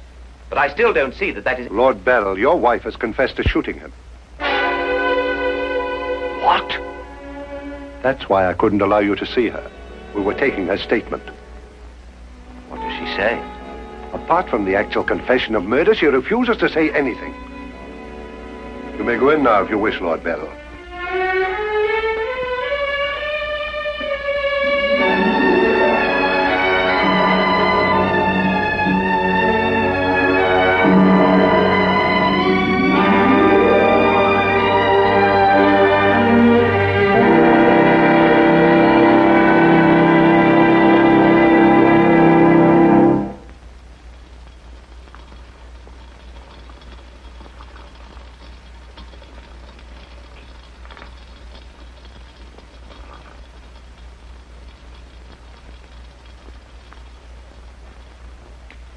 What's that you're putting in now, sir? Well, it's a form of acid dye. Yeah. That's all right. Oh, where have you two been all the afternoon? Didn't the sergeant tell you? Oh, yes, I remember. There was a murder somewhere. Was it interesting? No, Mr. Dwight. Uh-huh. Well. Lestrade, come and have a whiskey and soda. Whiskey and soda, Lestrade. I don't know. I'll be off duty in 5 minutes. Yes, I think that'd be all right. Meat for me. Well, sit down if you can find yourself a place. There you go. Yes, well, I think we can leave that to boil for a little while now. Now, gentlemen, what's the problem? Who was murdered? A man named Karl Oberstein. Oberstein? Oberstein. Oh, yes, I remember. An Austrian chap. He was originally, but of course, for a number of years, he's been a freelance agent. Mm-hmm. Buying and selling anything he can get his hands on, eh? But his hands in a bit too much this time. Lady Beryl shot him. Holt Smith, 38. Oh, really? It was a nasty bit, then. I examined the body before it was removed. Entire back of the head gone. Instantaneous death, of course. Did you find the bullet? No, the police surgeon will do that. It hadn't come out. Yes, and that shot in the back of the head removes any possible chance Lady Beryl may have had of claiming self-defense. You're off duty now, aren't you, Wilkins? Yes, sir. You may go home. Thank you, sir. It's been a pleasure working for you this afternoon, Mr. Holmes. I'd like to know how it all turns out. I'll let you know. Thank you, sir. Good afternoon, sir. I feel sorry for Lord Beryl. There'll be quite a scandal when this appears in the papers. Yes, it certainly will be. I wonder why Lady Beryl lied to you. What nationality was Lady Beryl originally? Well, she was born in Austria, although she was brought up in America. She's been here in England for the past 5 years, since her marriage, you know. It's a shame a woman like her has to remain in prison. Still, she might decide to tell you...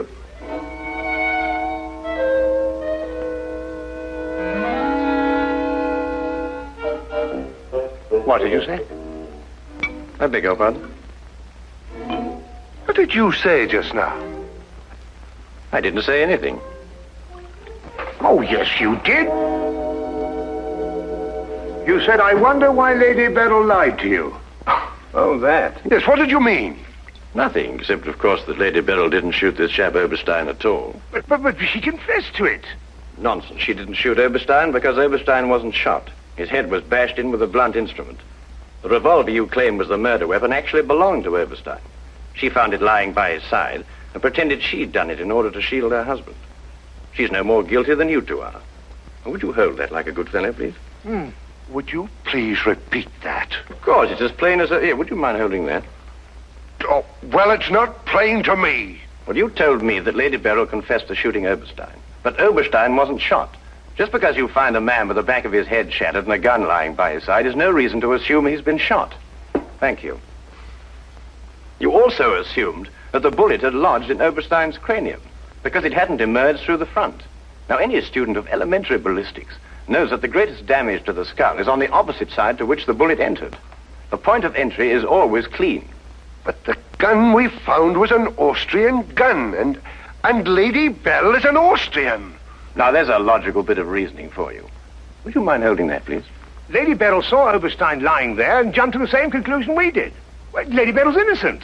Then somebody else is guilty. Brilliant. We've got to get back to the premises and re-examine them for clues. You come with us, Holmes. This nonsense can wait. Nonsense? Nonsense. Nonsense? Did you say nonsense? I'll have you know, Inspector Lestrade, that if the law enforcement agencies of this country were a little, an infinitesimal amount more advanced than ancient Neolithic man, I would not have to be doing the basic research work that will in time benefit police bureaus throughout the earth. You may have a point, Mr. Holmes. A point? The only point is human, of which there is a paucity in the halls of our defense of the public. So do you really think so? I certainly do think so, and I'll tell you a few other things, Inspector.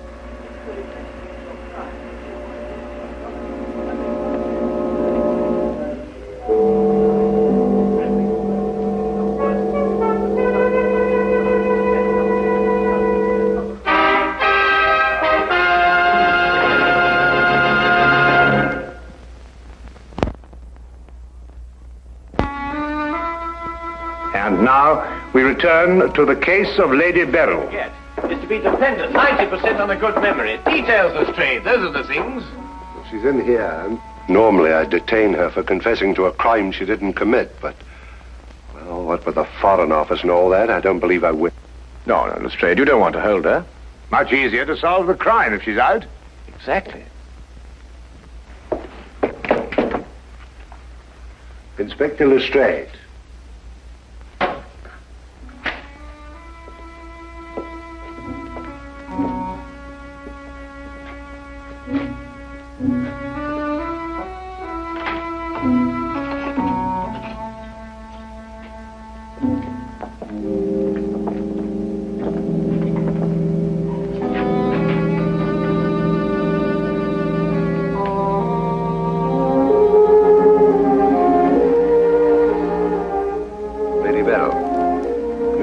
We're releasing you. So I understand. Do you know why? No. We've been able to prove that you didn't commit this murder you confessed to. I see.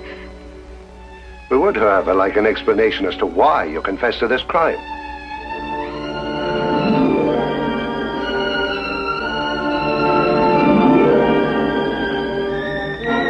I prefer not to explain my actions, Inspector. You realize, of course, that your actions are in themselves punishable and that we could detain you. I see. You still prefer to make no statement? That is correct. Very well, Lady Beryl. You'll be released as soon as the formalities can be cleared. Thank you. Human beings lie to gain, to cover, or to protect.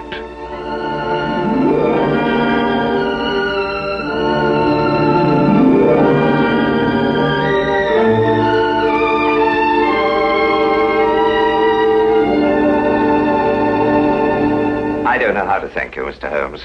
Please consider me forever in your debt. Not at all. You're in the Foreign Office, aren't you, Lord Beryl? I am. Had you ever met Herr Oberstein before? I had. Exactly when? Last week. For the first time? And the last time. I see. I believe it was his habit to offer large sums of money to men in key positions for the information they may have had in their possession. I believe that was his habit, Mr. Holmes. Thank you. Oh, Lord Beryl, while your wife is on her way here, I wonder if I might look at the premises of the crime. Well, of course, of course. It happened in the study. With your permission. My house is yours, sir. Thank you.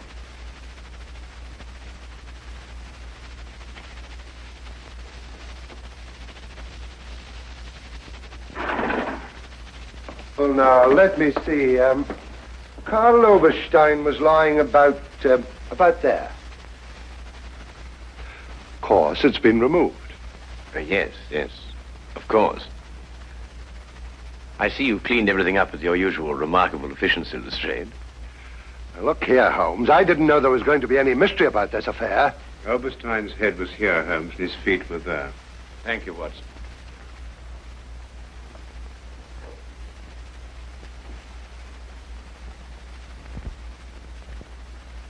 Where was the gun lying? To the left of the body. Nearer the head or the feet? Nearer the head. Was Oberstein face up or down? Face up. I had to turn him over to examine him.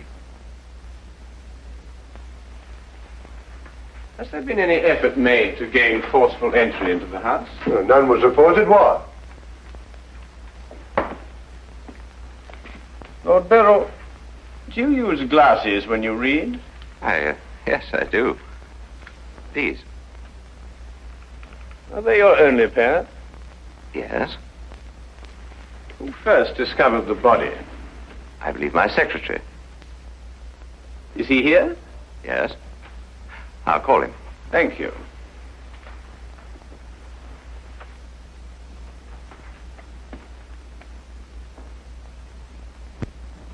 Lestrade, where was Lord Beryl at the time you estimated the crime was committed? He'd been at a meeting with high government officials all day. Oh, good. Why did you ask about the glasses, Holmes?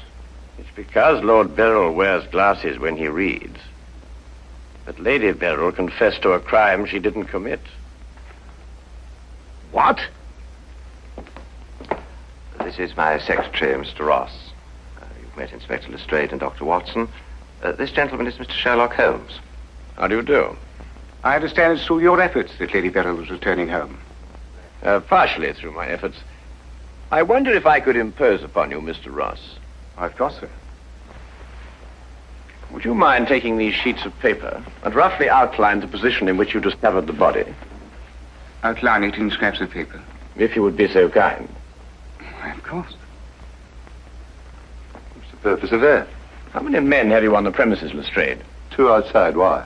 Oh, good. I wonder if you'd mind taking them into the garden behind this window and making a thorough search of the premises for a radius of 30 feet.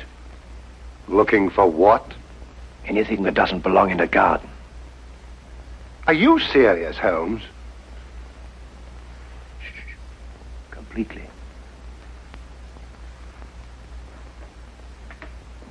Let's got him out of our way.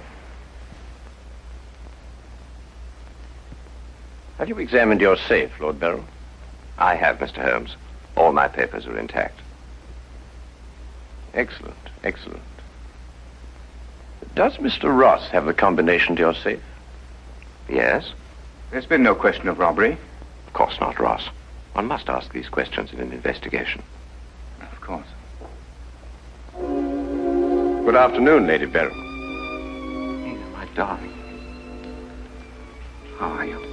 I'm all right, George. Quite all right. You must rest. This experience must have been horrible for you. It's all right. It didn't last long enough to be too difficult. I don't know how, but Holmes has solved the entire thing. Has he really? Not entirely, Lady Beryl. Not yet. Do you expect to? I can only hope to. Mr. Holmes, if there's anything I can do to help. If it would not be too much of an imposition, Lady Beryl, I would like you to retake the position in which Mr. Ross discovered you when he entered the room. Mr. Holmes, my wife has had a harrowing experience. Please consider her nerves at this point. You're forgetting, Lord Beryl, that your wife confessed to a crime she didn't commit. The circumstances are somewhat exceptional. But if Lady Beryl would rather not... It's quite all right, George. No, let me see.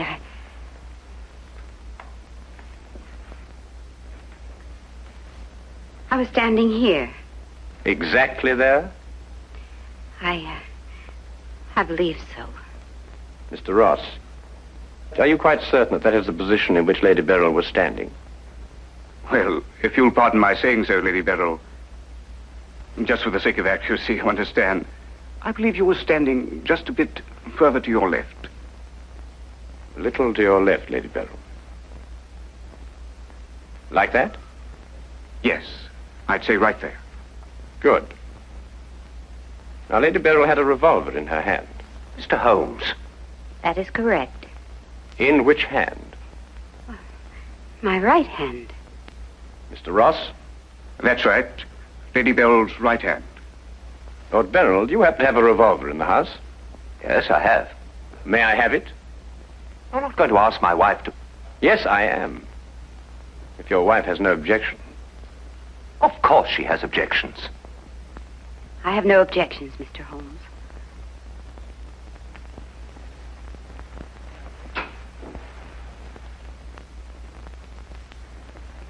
Ah, excellent. A .38 caliber.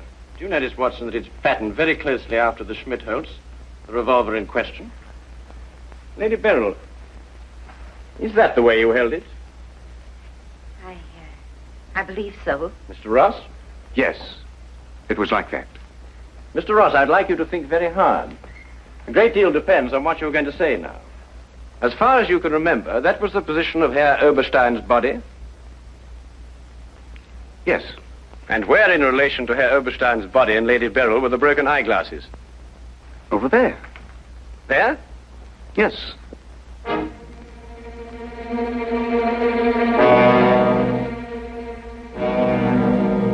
Watson, were there any glasses on the floor when you found the body? Absolutely not. You're positive? Positive. That's right. I didn't know what I was saying. There were no glasses on the floor at all. There weren't any glasses on the floor when you found Lady Beryl bending over the body. But there were when you sent Herr Oberstein crashing to the ground.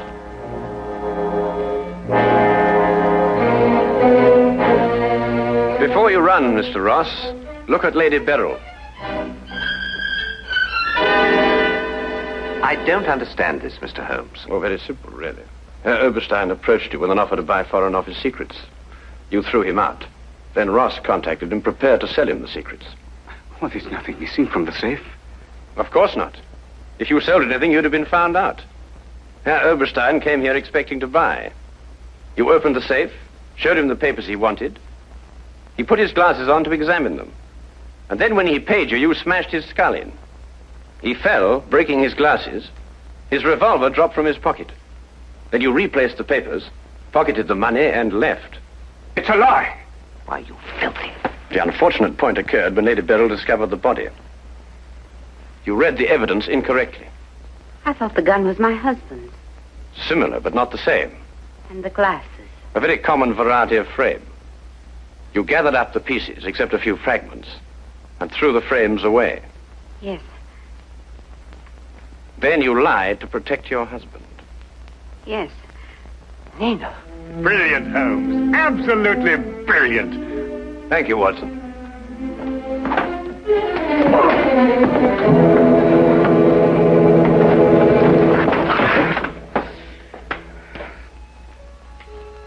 My humble and very grateful thanks, Mr. Holmes. It's been a pleasure to help so brave and noble a woman. I'm still not quite certain what's happened, but I know we shall both be forever indebted to you.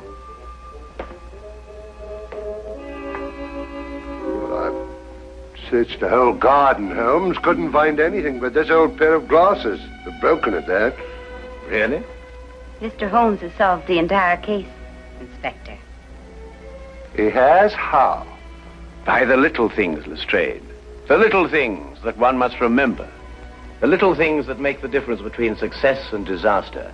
One must never forget that the difference between... Good heavens. Watson! What is it, Holmes? I left the gas on under the experiment. All Baker Street will be blown up. Holmes, I turned it off. Stay. Hold that. Holmes. Holmes. Holmes. Holmes.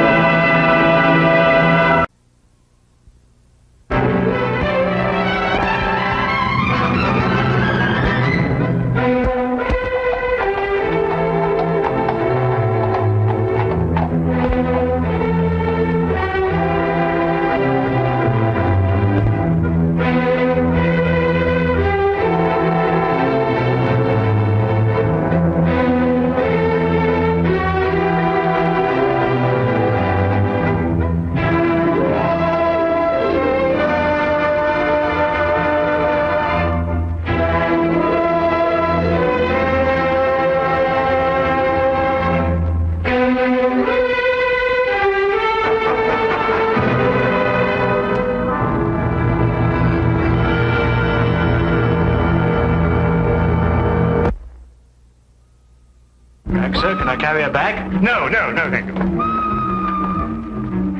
Sorry. So sorry. Excuse me. Watson! Watson! Sorry. Watson, hurry up! Come on, the train's going. Yes, here. Excuse me. Was it a close call, Holmes? It certainly was. If you hadn't lingered to pass the time of day with that barmaid, we'd have had ample time. How did you know that I... Your elbow, it's wet. Well, you've obviously been leaning on a bar somewhere. And if I know you, it wasn't a bar man. Was she pretty? Yes, he was a lovely young lady, as a matter of fact. Came from Lancashire. Hasn't been in London very long. Blinko Watson. Sardines Dalton! Oh, I say, what a small world it is. Oh, good old Blinko. Best smile of the school ever had. Oh, I say, oh, man, you're putting it on a bit here and there, aren't you? Oh, particularly there. Oh, well, you know. Say, Holmes, do you know sardines? How do you do, sardines? Did you say Holmes? Not Mr. Sherlock Holmes. Oh, I see you've been reading about him in the papers, what? Oh, can't read anything else these days except about that last case of yours, Mr. Holmes. Yes, well, that presented a bit of a problem at first, but we managed to nail him before the finishing line, didn't we, Holmes? Oh, we did, Blinko. You know, I wouldn't be at all surprised if you were going fishing. Yes, we're going to Witchenham, no? Why, of course. I'm living at our old family place, Forthingham. That's near Witchenham. Oh, I say. Something wrong, ma'am? No, nothing really. I don't want to bother Mr. Holmes with my troubles. What sort of trouble, Mr. Taunton? Well, yes, it's my mummy. Oh, Lady Taunton. No, my Egyptian mummy. Is your father married again? No, don't be silly, Blinko. One of those Egyptian fellows who were mummified thousands of years ago. That sort of mummy. Oh, you have that sort of a mummy? Yes. My Uncle Joseph sent it to me from Egypt. He's an archaeologist, you know. Well, it seems an odd thing to have sent you. Last year he sent me a crate of sand. Sand? Yes, from Sahara. The desert, you know. Just sand? Yes, that's all. Just sand. Arrived one morning like the mummy case. Mummy case? Yes, a chap called Amenhotep. No. Amenhotep. Priest of the 14th dynasty or something. Anyway, that's what Professor Van Tolkien said. Professor Von Tolkien? Yes, he's a colleague of my uncle's. Lives quite nearby. He couldn't fathom what was wrong with the mummy either. Precisely what is wrong with your mummy, Mr. Taunton? It laughs. I beg your pardon? It laughs. Laughs? Quite. How does it laugh? Well, now, we go something like this. No, not really like that. It's much eerier than that. More like this. See, when does it laugh? Oh, practically any time. Well, have you seen it laugh? Me? Oh, good heavens, no. Why don't you give it away? I can't. Nobody wants it. I say, Blinko. No, I'm awfully sorry. We couldn't. Well, look, why don't you burn it or chuck it in the river or something? Oh, well, now, I know this sounds silly, but there's an inscription on it. Something like, who destroys my sleep, destroys himself. Professor Van Tolkien's translated it for me. Yeah, but you don't believe all that rubbish, do you? I mean, Egyptian capers and all that. Well, no, I don't actually believe the curse, Blinko, but I've got to do something. Well, I'm engaged to Rowena Featherstone. You know her? No. Oh, she's a lovely girl. She's got an aunt, regular old battle axe. Well, she keeps after Rowena to break off the engagement. Says a chap who keeps an Egyptian mummy who laughs, we can't be very reliable. Yeah, well, I understand that. Oh, I say. Would you like to come over to my place and see if you can stop him laughing? Oh, now, look, old boy, we were going fishing, you know, and... Oh, it might prove interesting, Watson. A mummy that laughs.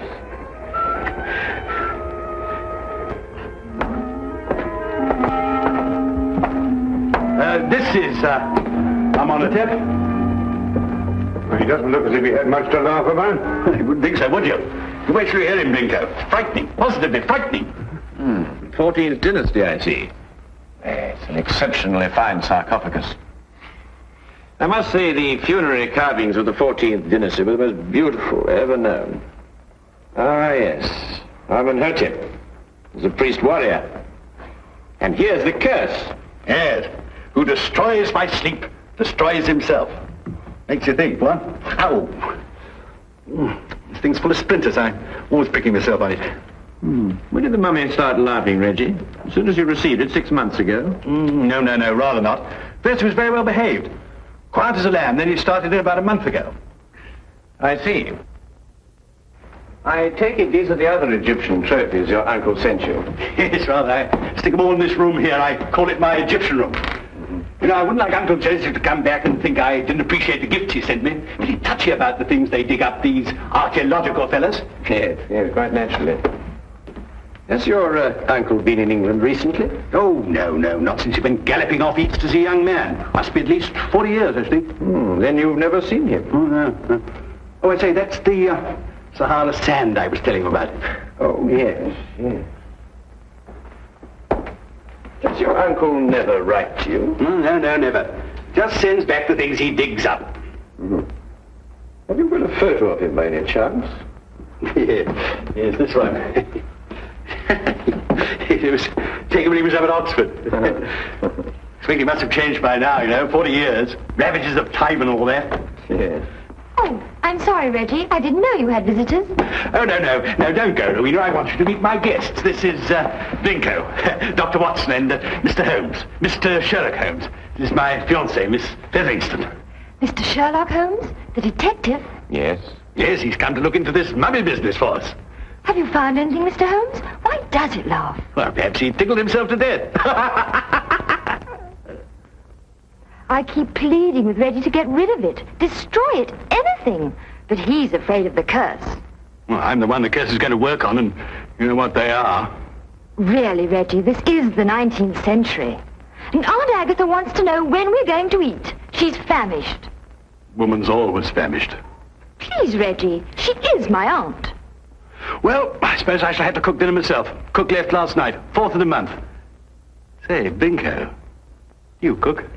Well, I... Reggie, you didn't invite Dr. Watson here to cook. I'll cook. Well, maybe I better do it myself after all. We'll both cook. Come on. How many of us are there? 5? No, 6. I've asked Professor von Tolkins to dine. I say, if you'd like a glass of sherry or a brandy or soda or something, you'll find it all in the cupboard over there. Charming girl. I say, Holmes, let's finish up this matter in short order, eh? I hear the fish roundabout here actually snapping. I wonder. You wonder what? You find something, Holmes? No, I wonder if Miss Featherington can cook.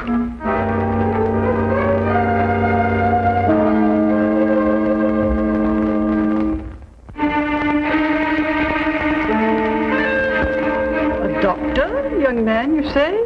A veterinary, no doubt. Madam, I'm a graduate of the Royal College of Physicians. I specialize in human beings.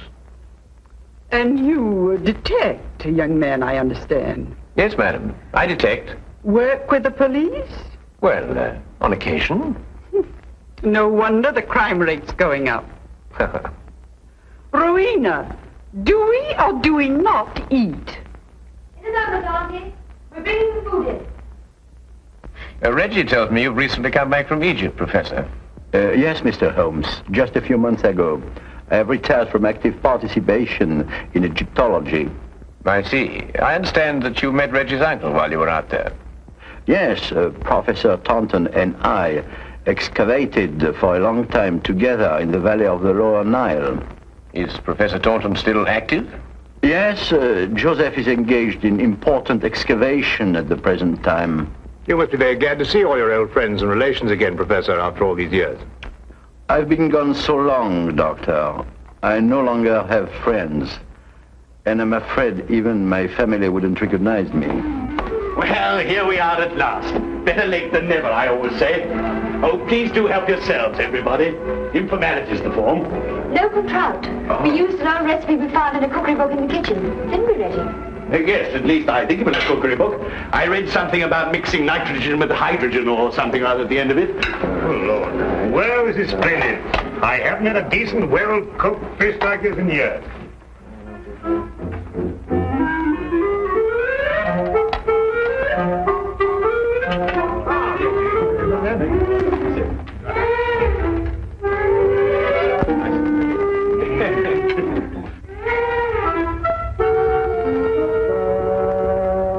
Rubber.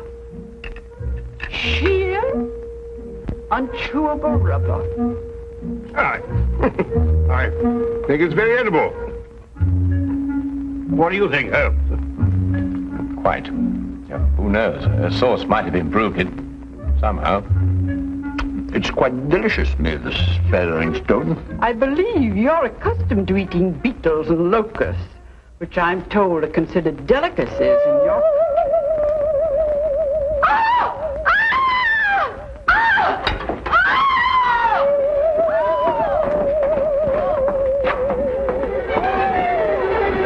Take the other end, would you?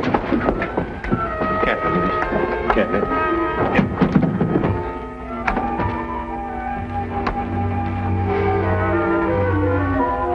This time we heard it ourselves. Yes, Watson. This time we heard it ourselves.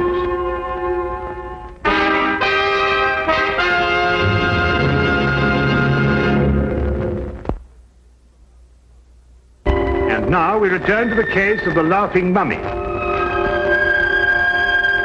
Of all the silly things I've been inveigled into by you, this is the silliest. There we are.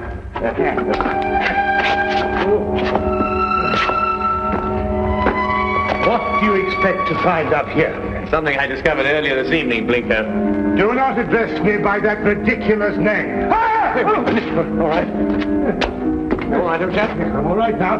But if I kill myself, I shall hold you personally responsible. Good. No, we managed it somehow. Though I had my doubts on several occasions. Now, we'll soon know now. Know what? Unless I'm mistaken, this is our laughing mummy. But this is only a weather vane, Holmes. Ah, yes, but one that laughs. Listen. Good heavens. Well, it is laughing. It would appear to be so, wouldn't it? Especially with a mummy in the house. When the wind is in a certain direction, the weather vane acts as a whistle, and the resultant sound is funneled down into the Egyptian room below. But that's marvelous, Holmes. How did you stumble onto it? Well, in dealing with the occult, Watson, it's as best to remember the natural phenomena come first. Here, give me a hand with this, would you?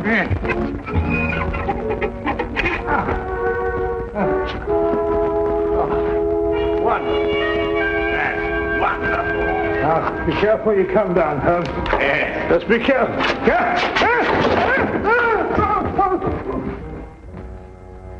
Here, Watson, would you hang on to this, please? Watson, are you taking... Yeah. Where have you gone? Watson? Watson? Watson? Do you think they know what they're doing, Reggie, dashing out of the house like this? Maybe not Blinko. Well, Mr. Holmes seems very capable. Oh, yes. He's the reliable type. Doesn't say much, but when he does, it's to the point. Like me. Tell me, Professor, is this the first mummy you've ever heard of that laughs? The very first, Miss Featheringstone, and I'm quite sure that... Dr. Watson, what's happened? I slid off the roof. Landed in the rhododendron. Not my rhododendrons, Blinko. I've entered them in the local flower show. You may now withdraw your entry. Reggie, how long has this weather vane been on the chimney? Oh, about a month. I see. And it was about a month ago that the mummy started laughing. Yes, that's right, Mr. Holmes. It will now stop laughing. It was caused by the wind striking the weather vane, which then blew down the chimney and caused a sound which resembled a laugh. Well. Good heavens above. Mr. Holmes, how terribly clever of you. You found it out all by yourself? I, too, was on the roof, Miss Featheringstone. Oh, I know. I think you're both terribly clever. My compliments, Mr. Holmes. The simplicity of the explanation escaped us all, though I knew, of course, there was an explanation. Well, now we can all go and finish dinner. We've got something else coming, I think. Lamb, isn't it, Rowena? I think so. Meat of some kind. Good. Oh, Reggie. Yes, Mr. Holmes? Who stuck this on the chimney?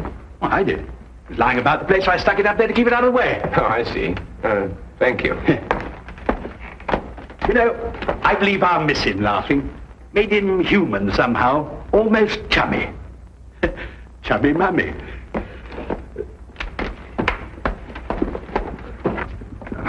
Oh, well, that's another mystery we've solved, eh, Holmes? Yes, Watson. But in solving it, we've been confronted by a far deeper mystery. And? What do you mean? You may observe the sarcophagus is of the 14th dynasty, but the mummy itself is of a much later period. Well, perhaps they had an old box lying about when the chap died. Yes, possibly.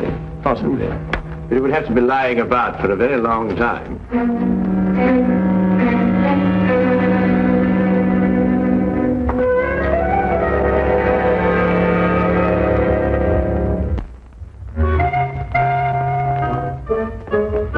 Morning, everybody.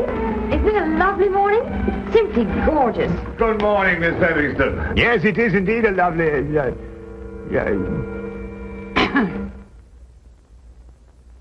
You look very refreshing, Miss Featherington. Very refreshing. And I am. No mummy laughing any longer, thanks to you, Mr. Holmes. Well, I say, what early birds we all are. Morning, everybody. Morning. Morning. God's in his heaven and all's right with the world and all that sort of thing, you know what? There's no need in invoking the name of the deity. I wasn't. I was quoting a bit of poetry or something. Shakespeare, I think it is. Tennyson, darling. Oh, really? Oh, Actually, Miss Featherston, I think, if I'm not mistaken, it's a quotation from Robert Browning. Ben Ezra. Pippa passes, Watson. Oh, yes, of course, Pippa passes. I knew it was something like that. Good morning. Oh, good morning, Professor. Morning. Have a cup of tea or a baked egg or kipper or something here, what? No, thank you. I just wanted to return this book. Oh, I say it's awful decent of you, thank you. Oh, Professor von Torkins. Yes, Mr. Holmes? Reggie has a 14th dynasty vase in the Egyptian room, which rather puzzles me. I wonder if I could impose upon you to clarify a point for me? It would be my pleasure, Mr. Holmes. Should we see it now? If it wouldn't be too much trouble, Professor. Not at all. Thank you.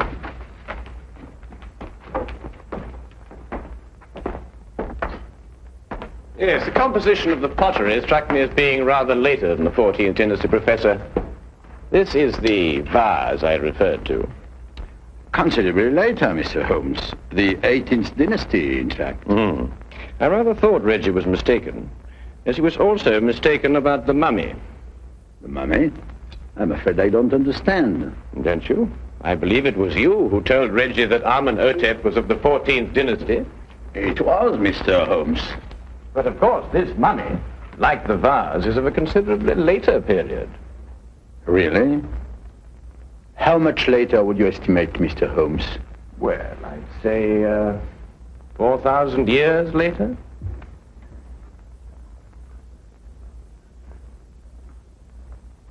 How did you determine that, Mr. Holmes? Well, the sarcophagus is obviously authentic. But the burial wrappings of the mummy itself are of a comparatively modern Egyptian weave. Expertly aged, I admit. I'd hoped the discrepancy wouldn't be noticed. Well, if it hadn't been for the coincidence of the weather vane, I should never have bothered to look at the mummy so closely. What do you propose to do, Mr. Holmes? I'm afraid, Professor, I have no alternative. Holmes, what are you talking about? Professor von Torkins is, I regret to say, Watson, involved with murder. Murder? Well, who was murdered? Joseph Taunton, Reggie's Uncle Joseph. But how do you know? Where's the body? You are gazing, Watson, at the mummified remains. Oh, no, really? You're right, Mr. Holmes. This is Joseph Taunton. And if I killed him... What do you mean, if you killed him? I don't know. That sounds strange, doesn't it? Joseph Taunton and I were friends. We devoted our lives to excavating the glories of Egypt. And last year we discovered the tomb of Amenhotep. An untouched tomb, Mr. Holmes. Over 4,000 years. Joseph and I were the first human beings to set foot in it since the day it was sealed. Can you imagine what that meant to us? Yes, I can understand that. Joseph was beside himself. He wanted to open the mummy case immediately, but it was wrong, Mr. Holmes. The case had to be opened carefully, delicately. We quarreled. I tried to restrain Joseph physically, but he broke loose from me. He ran to the case and opened it, and then... And then, Professor? And then he staggered and dropped dead. As he opened the sarcophagus? Yes. There were no witnesses to what had happened, Mr. Holmes. But in our struggle, Joseph had suffered bruises. I knew what the police would believe.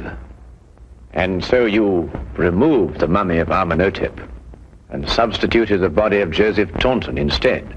It was the only way I could get the body out of the tomb. Mr. Holmes, I didn't mean to kill Joseph. It was his heart. He always had a weak heart. You say he staggered, Professor. What did he do as he staggered? He grasped his throat as if he were choking. Watson, would you oblige me by removing the cover of the sarcophagus? Yes, of course.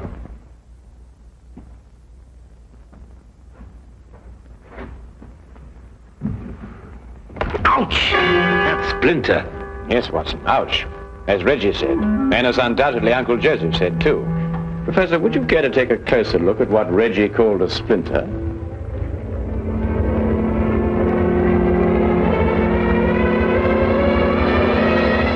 What?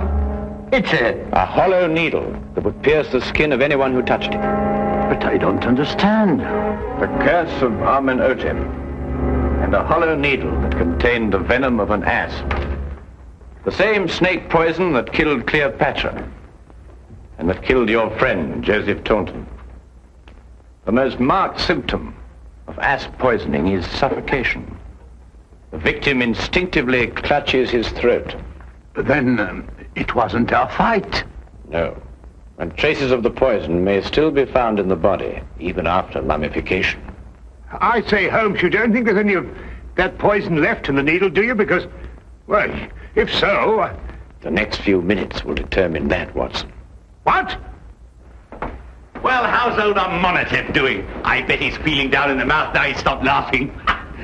You'll be glad to learn, Reggie, that the professor has offered to take the mummy off your hands. Oh, I say, that's awfully decent of you, Professor. What you going to do with him? But he's also considered giving it a fitting burial. Oh, of course. Now, why didn't I think of that? Do you realize what this means, Rowena? Now we can be married. That old... I mean, your aunt, well, she won't have a leg to stand on. But, darling, Aunt Agatha really likes you. She just pretends to think you're not very bright. Really? She likes me? I think so. Oh, well then. Let's go and tell her the good news.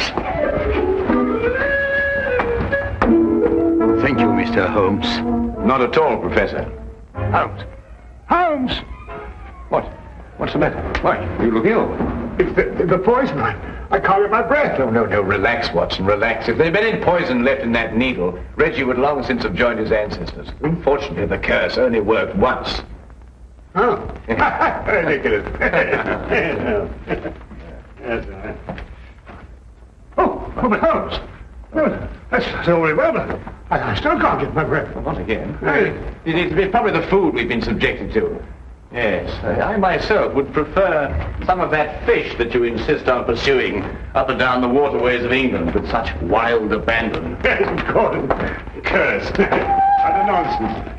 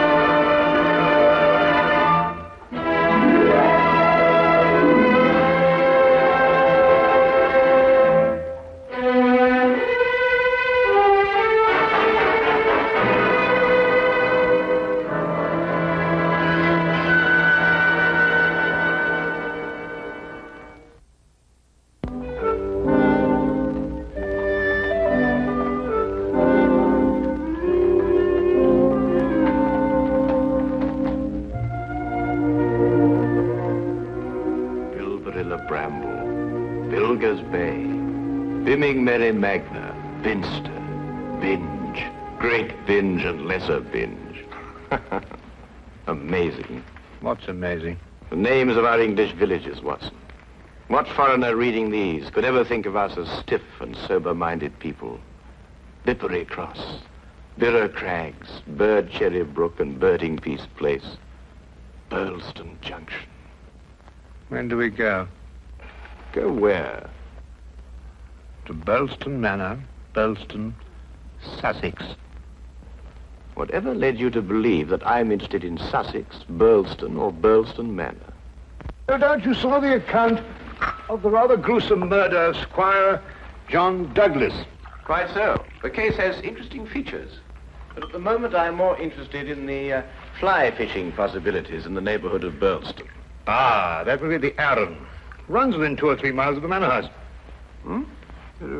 What manor house? Burlston, the home of the late Squire Douglas. Oh, yes, I remember. I believe he was quite a fisherman. The moat is 40 feet wide. 40 feet wide? Well. Good Lord. He could probably fish from his bedroom window. And when the drawbridge is raised, the place becomes an island. 4 hours after the bridge is raised, the body of Squire Douglas is found in his study with half his head blown off. That should appeal to you. Fishing seems a safe business by comparison. Do you row a boat? A boat? For fly fishing? Have you ever fished before? Does this look like the equipment of an amateur? Odd word. Which? Equipment. All the fishermen I've ever known talk about their tackle. What do you deduce from that, Holmes? Obvious. Your fishing friends either lack experience or vocabulary. We deep-sea fishermen are in the equipment class. None of your nasty little bundles. Yes, that gaff is far more suitable for a shark than a trout. Do you really think so? No good for trout? Well, it depends what trout you're after. Oh, yes. Well, we must carry a tape measure. A tape measure? What on earth for? To measure our catch, of course. To measure our catch and throw back the little ones. A good rule in life, Watson. Always remember to throw back the little ones. You think our prey will count as a big one or a little one? Well, hardly as big as Squire Douglas lying dead in his castle, surrounded by his moat. Holmes, you've been analyzing this case. Well, you know, I haven't got enough data yet for analysis, really. Do you think it could be an accident? What, with a sawn-off shotgun? And the triggers of both barrels wired together? Murder, eh? Yes, possibly. What do you mean by possibly? Don't sit there, man. That may be opportunity knocking. Oh.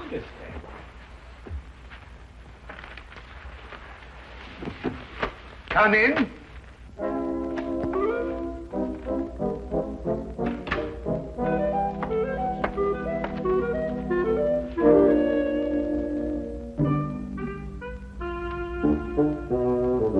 Mr. Sherlock Holmes? The fisherman. Hold on! Oh, come on! Blimey! No, what? In there, boy. It's only a little one. Would you like it, Watson?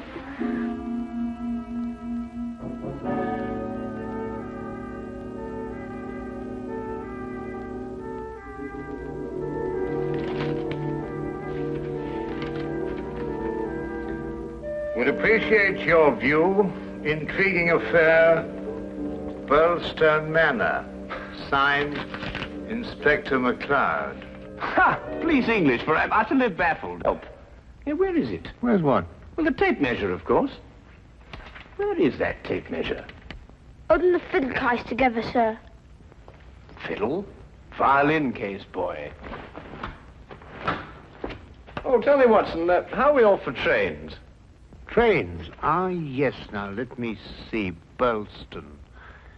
Yes, now, that would be the West Sussex Littlehampton Bognor line. Now, there's a 10:15. Now, that doesn't stop. Of course, it's a 12:3. That will get us in at 4:2 or 4:7. I say, I'd forgotten, actually. You'd say you can't remember whether it's 4-2 or 4-7. Come, Watson, you're slipping. Blimey. Does it keep all the times in his head? Where else, of course? We are a nation of railway pioneers, my boy. Like a great many Englishmen before him, Dr. Watson restricts his reading to the Bible, the Times, and Bradshaw's Railway Guide to the British Isles. Here, boy. Man of the March Hares, that's what you two are.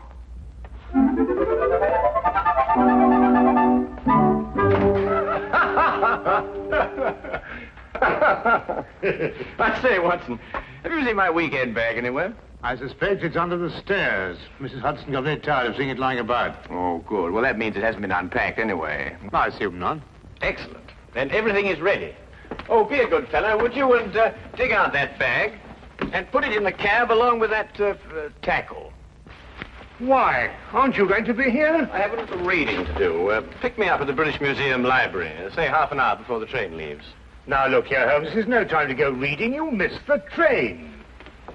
I cannot vouch for the punctuality of Dr. Watson or the reliability of the company's steam engines, but I, for one, propose to be at Burlston Halt at 4:02 p.m. precisely.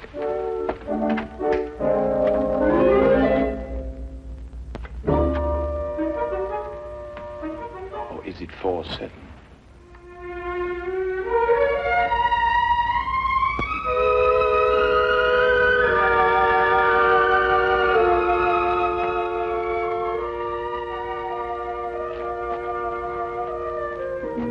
It was a nice piece of work, if I say so myself.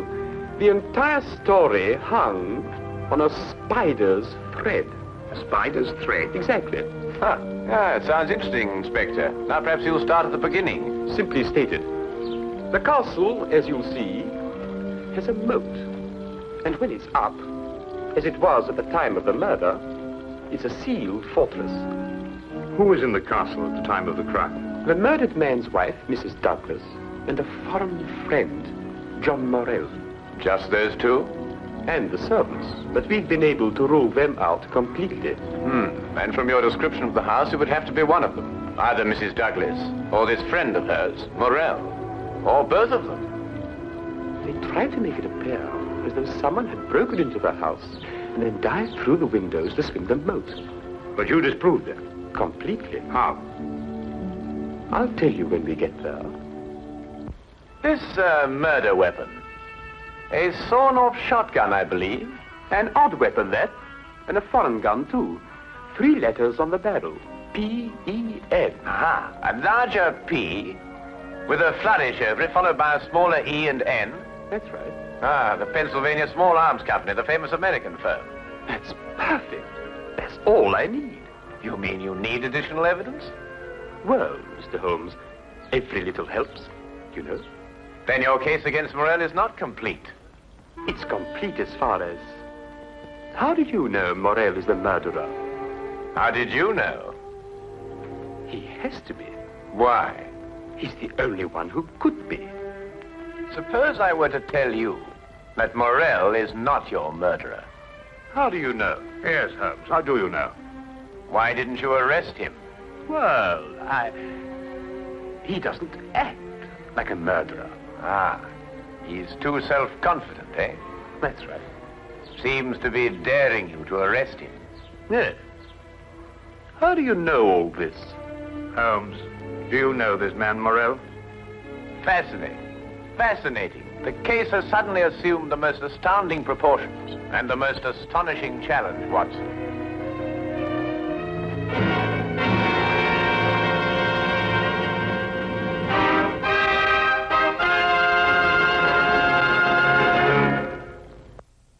Specimen of the period. Yes, it is lovely, isn't it? What did you mean, Mr. Holmes? Nothing. I just think it's a lovely building. No, I mean when you said that Morell didn't murder Mr. Douglas. Oh, that? Yes, what did you mean? How do you know he didn't do it? Well, if he didn't do it, she did. You're jumping again, McCloud. You're jumping. But it has to be one or the other. Does it really? What's he talking about? Well, don't you know? No, I don't know. If 2 people are in a sealed house with a murdered man, one of them has to be a murderer. That's common sense. Ah, but is it logical? What do you mean? Is it logical? I don't know, but Holmes says that all the time. I was hoping you might be able to tell me.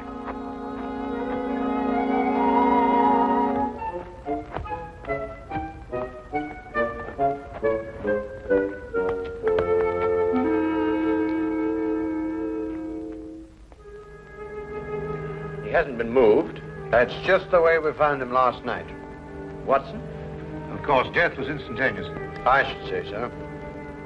The charge was not fired directly into the face, as the newspapers account have it. I'd say the blast came from below and that the gun was almost vertical. Excellent, Watson, excellent. May I see this shotgun, McLeod? Holmes, look at this. Good Lord. Well, it's a brand like cattle. Well, how old would you say it was? Have you got your glass there? Yes. Thank you. It's very difficult to estimate marking like this, Holmes, but I'd say it's over 15 years. 20. Mr. Morrell? At your service, Mr. Holmes. Dr. Watson? News travels quickly. This is a small village. You said 20 years? Yes. The same age as this. It stands for the Mesa Valley, Arizona. Gold claim number 341. That is where John and I met 20 years ago. There were 3 of us. We registered the claim, worked it, and then sold it. We divided the money in thirds and went our different ways. 2 years ago, I looked John up here and stayed on. I liked it. And the third partner? He lost his money, and I believe his mind. He came to believe that we had cheated him. And he swore to kill us 10 years ago. Why didn't he? He couldn't find us. No, we didn't have the same names at the time. Do you think your old partner could have done that? I don't know, Mr. Holmes. I am not the detective. True. True. Well, we must bear that in mind.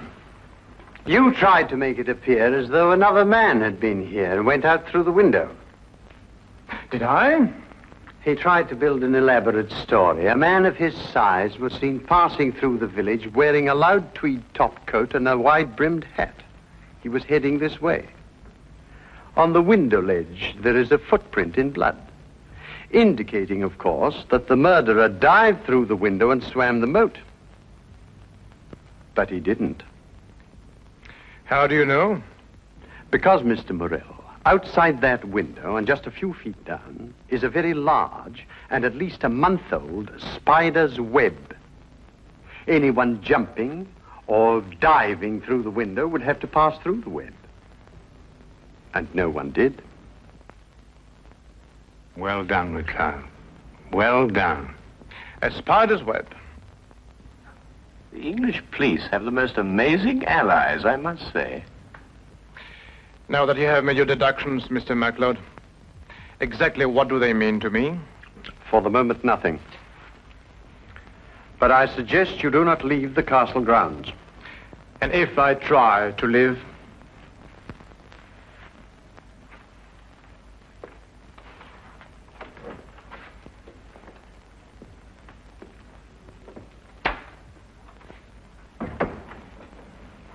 Well done, McLeod. You've certainly got your man. But I'm not rushing in to make any arrest. I'm going to make sure the case is iron cast. Oh, very wise. And what's the motive? Revenge for the Vermis Valley affair? I've got to go a bit careful there, Doctor. If you ask me, it's a case of, cherchez la woman. Oh, what's he? Oh, is he Douglas? Well, you know how these things are, Doctor, between us, men of the world. We know how a situation like this can... Oh, of course. Of course. Of course. Of course. Delicate situation, then. Delicate? Yes, delicate. Might almost be called the case of the other man.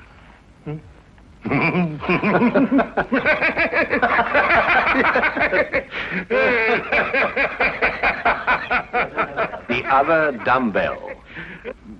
Who? Not who, what. What? That's right, what. What are you talking about? That. There's only one dumbbell. One dumbbell. That's right. Well? There's only one dumbbell, Watson.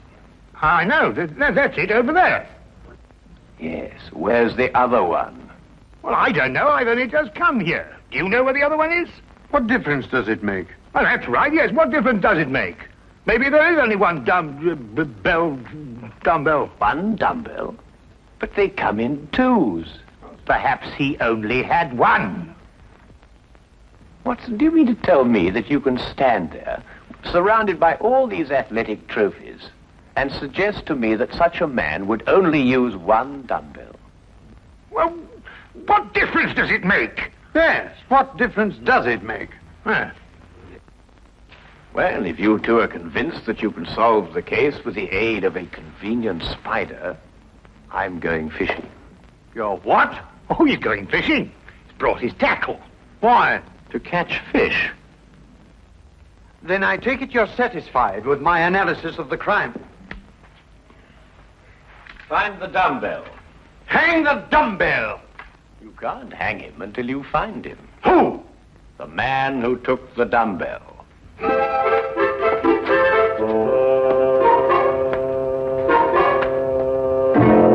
Gone too far now, Holmes.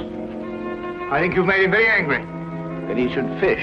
It soothes the nerves. Are you really going to fish? I am. Where? Out of that window. It looks very comfortable. Well, what do you expect to catch? A herring. A red herring.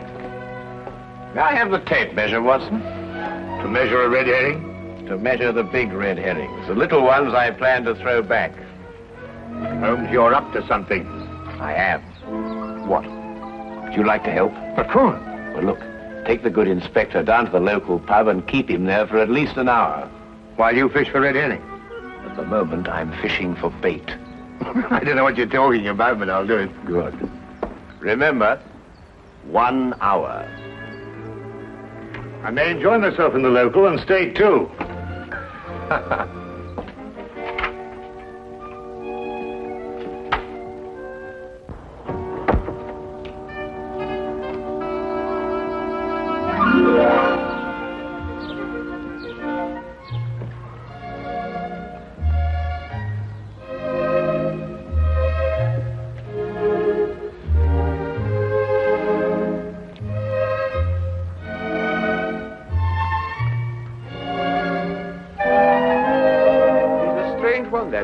What do you think he's been doing? There's no guessing with him. For all we know, he may really have been fishing. Perhaps we should have given him more time. He's been an hour. That's all he asked for. Yes, that's right enough. Inspector McLeod?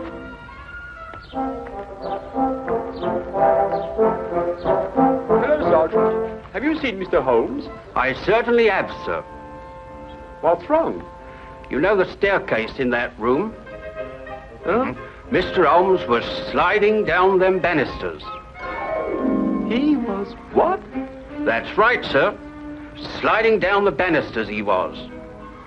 Well, he was probably investigating something. Probably. Well, let's ask him. There must be some reason behind it. Good afternoon, gentlemen.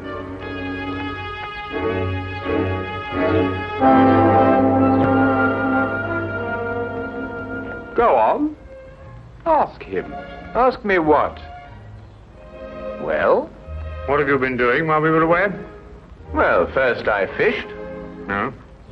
And then I slid down the banisters. I told you. Why? Why not? Well. And you, Inspector McLeod, are going to drain the moat. I'm going to what? Drain the moat. Empty it right down to the bottom. I can't do that. That's a major engineering job. Don't you realize that's a real river that runs round the house? Well, in that case, don't drain the moat, but tell everyone you're going to. And then what? Then we'll all meet back here in an hour's time. And see if we can find somebody pulling something out of the moat. Exactly. What? Red herrings. As mad as a March hare.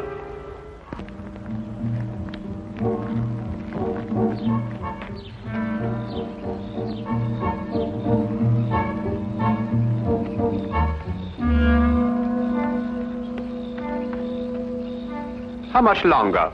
Not much. You're certain everyone believes they're going to drain the moat? I don't know who believes it, but everyone knows I said it. Do you think someone will come to the murder room? Someone has been in it for some time. How do you know? The lights are out. Because I left them on. Look. What? That's it. Let's go.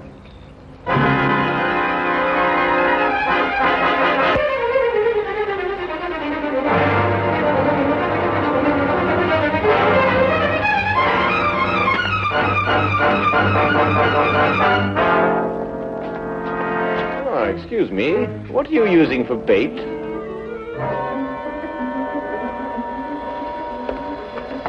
Oh, would you mind holding this? Thank you. What clothes did you say the stranger was wearing, McLeod? A loud tweed topcoat and a wide-brimmed hat. Like these?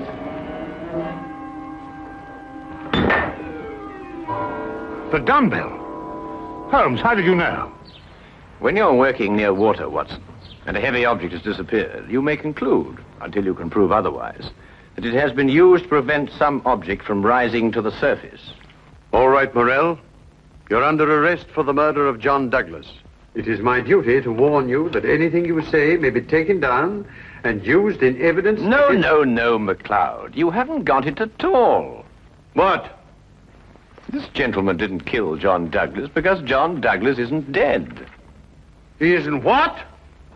Dead. The man whose body you discovered in here is the very man who came back to...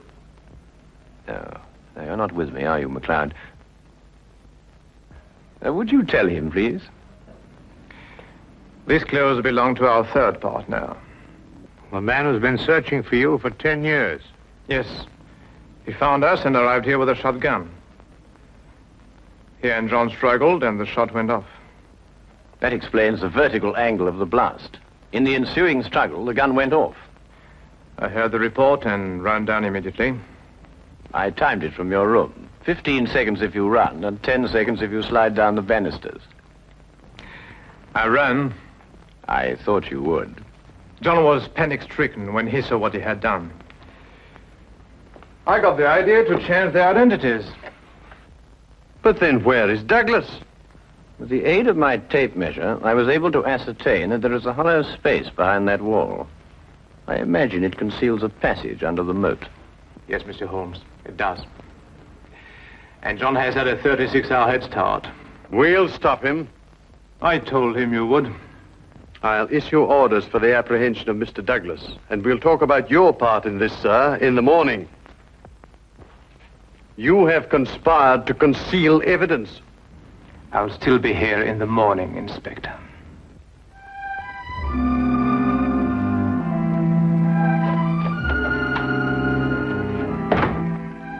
A very brilliant piece of deductions, Mr. Holmes.